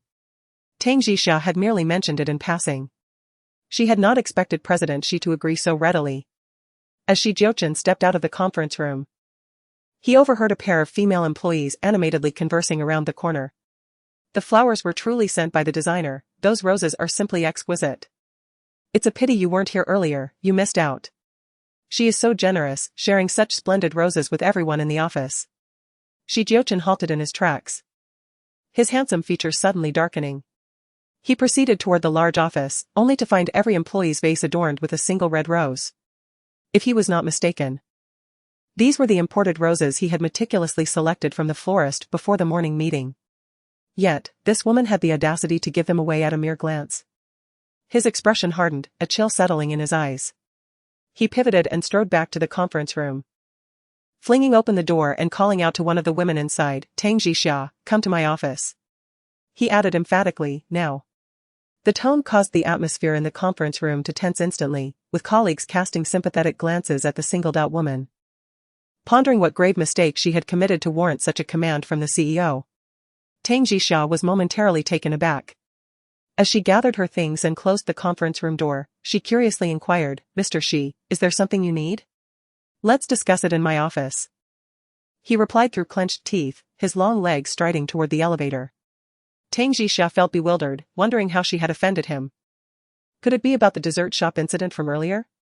But she had no intention of intruding. The decision lay within his hands.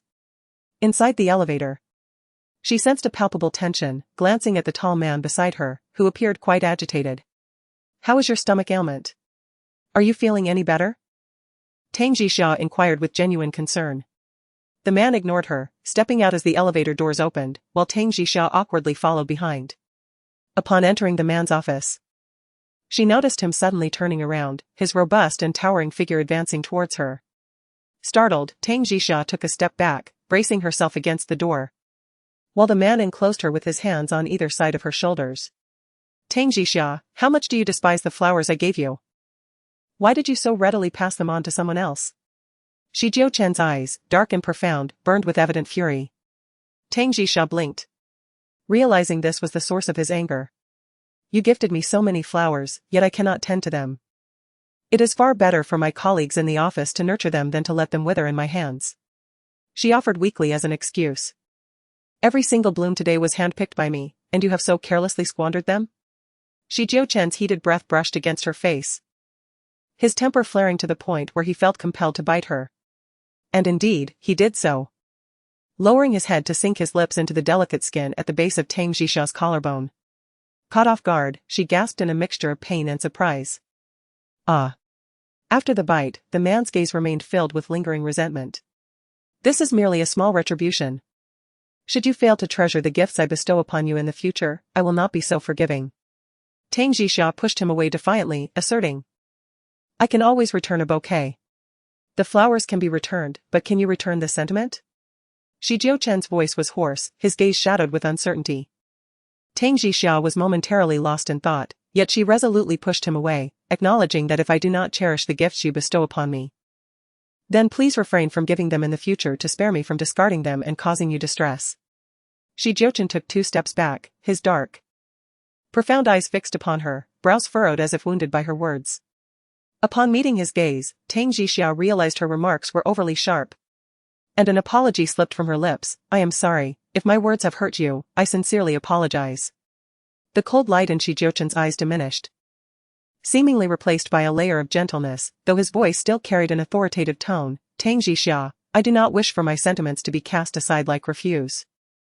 Tang Jixia was taken aback, opening the door and leaving behind a parting remark. It would be best if you do not send anything, I will only discard it. The man behind the office, with a somewhat pained expression, fell silent for a few moments before striding towards the floor-to-ceiling window. His tall, statuesque figure emanated an aura of solitude under the evening sunlight. Upon returning to her office, Tang Jixia found her thoughts tangled and chaotic. Today, Jiuchen's behavior had been exceedingly unusual, igniting her suspicion. Could it be that this man truly harbored feelings for her? While others like Zhang Qingya would simply place an order over the phone to a florist, Jiuchen had taken the time to personally select the flowers. It was no wonder he would feel upset, as she had indeed failed to appreciate his gift properly.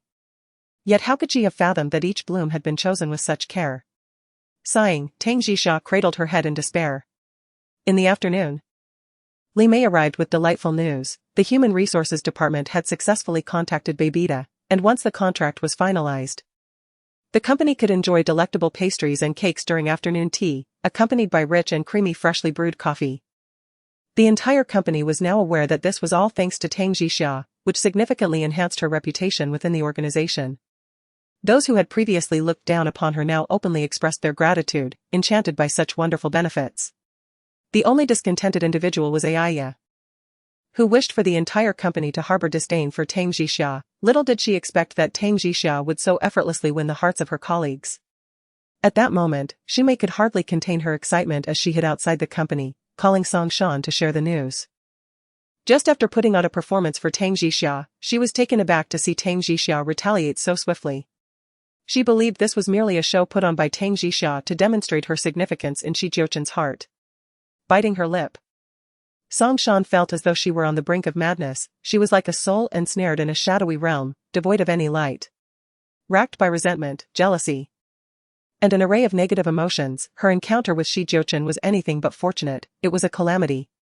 Confronted by someone so extraordinarily captivating while feeling inadequate herself, she found herself not only losing her heart but also her joy. Consumed by hatred for Tang Jixia, she felt that her life had been irrevocably ruined by her rival. In the afternoon, Tang Jixia submitted the initial draft to Li Mei for review. Li Mei found it quite impressive and instructed her to refine it before presenting it to the female client the following day. If there were no issues, they would proceed with the final design and send it to the factory for customized production. Around 4 o'clock, as Tang Jixia was meticulously scrutinizing her computer screen, putting the finishing touches on her work, her landline suddenly rang. She reached for the receiver and answered, "Hello. Underground parking garage, 2 minutes," a deep, concise male voice instructed. Tang Jixia abruptly glanced at her phone to check the time, inhaling sharply. Engrossed in her work, she had nearly forgotten to pick up her son. "Okay. I'll be right there," she responded, hastily gathering her belongings, shutting down her computer, and rushing out the door. In the underground parking garage, Tang Jixia spotted the idling vehicle. She opened the passenger door and settled inside, fastening her seatbelt as she anxiously urged, "Let's go quickly. We're going to be late." The man was rendered speechless, realizing that she would have completely forgotten about picking up her son if he hadn't reminded her. Nevertheless, he accelerated the car and sped off. Tang Jixia observed the bustling traffic outside, exhaling with a sense of contentment. She felt an unprecedented lightness. Grateful for the smooth progress of her work and the well-being of her family. At that moment, Tang Jisha's phone chimed. She picked it up, momentarily stunned, and turned to the man beside her. Your grandmother is calling me. Jiuchen cast a sidelong glance and stated in a deep voice, speakerphone. Tang Jisha took a deep breath and activated the speakerphone, her voice sweet and courteous as she greeted, Hello, Grandma Shi. The elderly woman's kind voice responded gently, Jisha, dear. Of late, have you been busy? Not particularly. Grandmother, do you have something to discuss? Tang Jisha inquired with a smile. It is thus, I would like to invite you to lunch tomorrow. The last banquet was rather hurried, and I did not have the opportunity to converse with you properly. So, are you free tomorrow at noon? I am available. Tang Jisha replied while glancing at the man driving.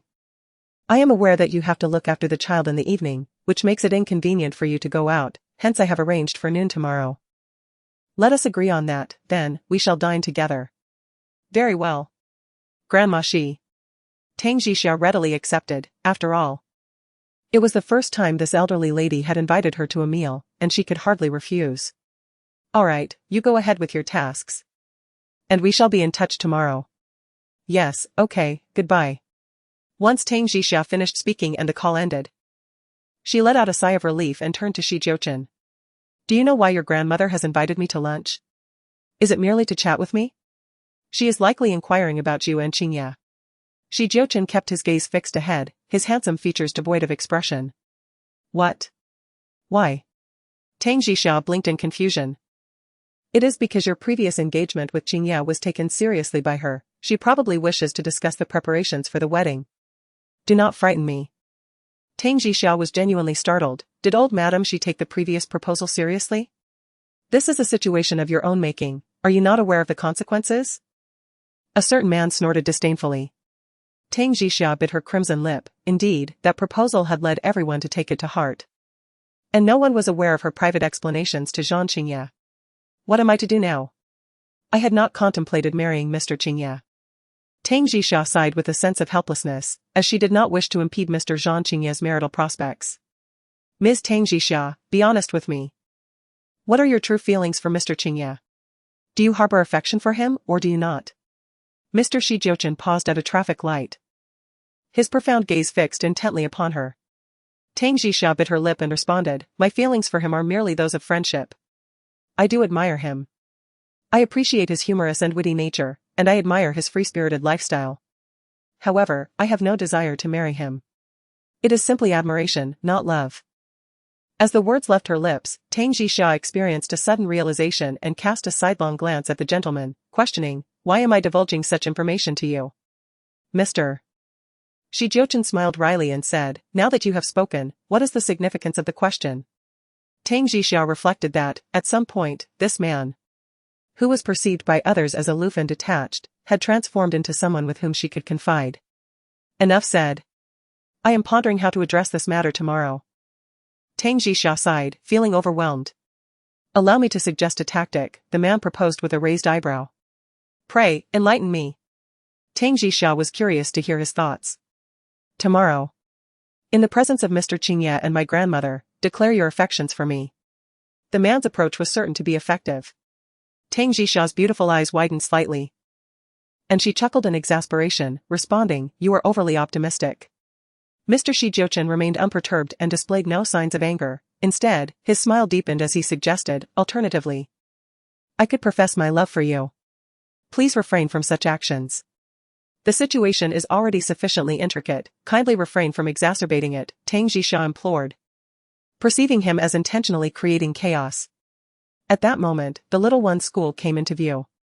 Jiuchen suddenly said to her, I will go in to pick up Jiuchen. You wait in the car. Jiuchen is my son, and I intend to fetch him.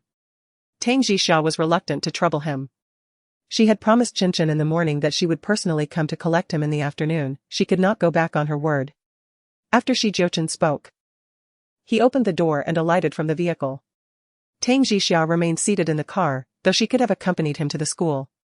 However, she felt a twinge of unease. After all, they were not a genuine couple. The last time, he had pretended to be Jiuchen's father at the parent-child sports day.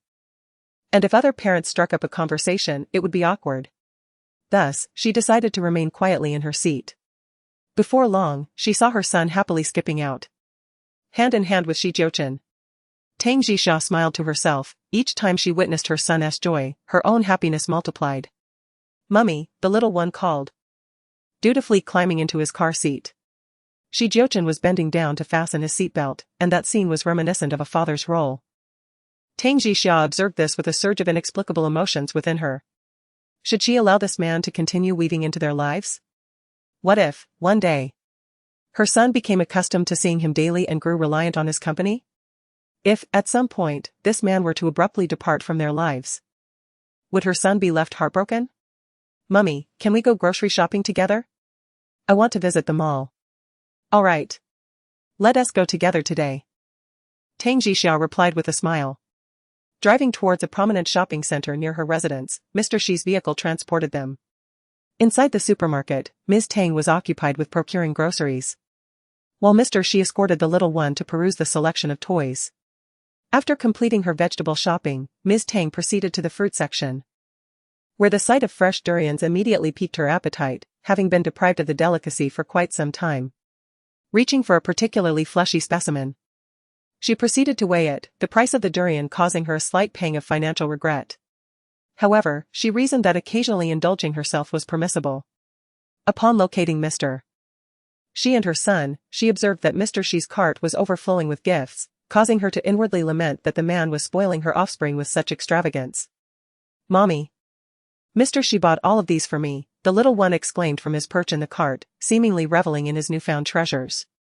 "We shouldn't allow Mr. Shi to purchase so many items. Let's select just one that we truly desire, okay?" Ms. Tang instructed her son. "These are all gifts for him, of the educational variety." Mr. Shi interjected in a deep voice. "I adore them all," the little fellow pouted, expressing his desire to play with each and every toy. With a resigned shake of her head, Ms. Tang declared, "This is an exception. Let's proceed to check out." As Ms. Tang prepared to settle the bill herself, the gentleman preemptively paid, leaving Ms. Tang's mobile phone still tucked away. Had she known of his eagerness to pay, she would have acquired more durians. Perhaps even 2 additional ones. Once inside the vehicle, the little boy immediately detected the aroma, exclaiming, "Mommy, did you purchase durian? It smells divine." "Indeed, a Muzang king. We shall savor it at home," she replied. "Yay. I relish it," the little one responded, having acquired a taste for the fruit alongside Ms. Tang. Meanwhile, the gentleman beside them slightly furrowed his brow, as the subtle fragrance of durian permeated the vehicle's atmosphere. Upon arriving home, Tang Jixia eagerly opened the durian. The ambrosial fragrance permeated the air as she arranged slices on a plate. Her son, having washed his hands, sat expectantly on the sofa. Tang Jixia, glancing at the man seated there, generously offered, "Do partake." "I do not partake of such fruits," replied Jiuchen, declining the offer. "It is quite delectable. Would you not indulge in a morsel?" Tang Jixia persisted in her invitation. "Uncle Shi, it is indeed delectable. Partake, I implore you," the young boy urged. A piece held in his hand, his lips already savoring the treat. Under ordinary circumstances, Jiuchen would have steadfastly refused. However, the combined persuasion of this mother and son proved irresistible. Jiuchen, pursing his lips slightly, reached for a small piece and conveyed it to his mouth. The flavor surpassed his expectations, a delightful surprise. Upon closer inspection, he found it rich yet not cloying, with a mellow, lingering taste. Jiuchen's initial resistance dissipated, and he nodded to the woman, conceding, "Indeed, it is quite agreeable." "Is it not? I told you it was palatable," Tang Jixia responded, experiencing an inexplicable sense of accomplishment. To compel Jiuchen to eat durian was undoubtedly a singular pleasure. "Is there more? Did you purchase only this small piece?" Jiuchen inquired, implying she had been frugal in her purchase. Tang Jixia blinked, retorting, "You presume Muzang King is inexpensive? To purchase even one is an extravagance. My ultimate aspiration is to one day attain durian autonomy."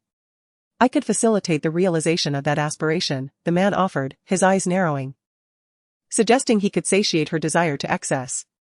"I am quite capable of earning the means to purchase it myself," Tang Jixia countered.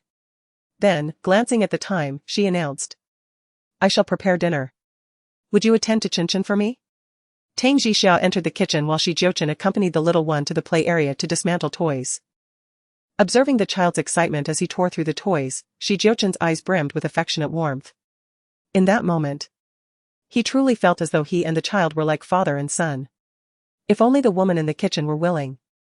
He sincerely wished to care for both mother and child for a lifetime, even if he never desired children of his own. Engrossed in chopping vegetables, Tang Jixiao inadvertently cut herself due to her haste, causing tears to spring to her eyes. The vivid crimson blood dripping from the cabbage was a startling sight, revealing a deep wound she had inflicted upon herself. Hurriedly, she rinsed her fingers under water, noting the blood still oozing forth. Remembering the first aid kit she had prepared, she wrapped her injured finger in a towel and called out to the man crouched nearby, could you please fetch the first aid kit? I've cut my finger. Her words prompted the little one, who was busy unwrapping gifts, and the man beside him to rush over. Jiuchen swiftly inquired, where's the first aid kit? Under that cabinet, she replied. Mommy, let me see. There is so much blood. The child exclaimed, filled with urgency. Uncle hurry. Jiuchen opened the first aid kit and retrieved some gauze. Tang Jixiao removed the towel, revealing the laceration at the base of her left index finger, where the blood vessels were particularly abundant. Stanching the bleeding would take some time. How could you be so careless? He asked, worry and concern evident in his gaze. It's nothing. For someone who cooks, cutting a finger is quite normal, Tang Jixiao calmly reassured him, unfazed by the incident. To her, this was merely a trifling matter. The word struck a chord within the man, tightening his heart further. Did this imply that such incidents of injury had occurred to her before? Contemplating her solitary life abroad with her son, devoid of any support, he pondered how she managed. At that time, the child was still young, and immediately, Jiuchen thought of his cousin, Zhang Qingye. Why did she harbor such profound feelings for Zhang Qingye?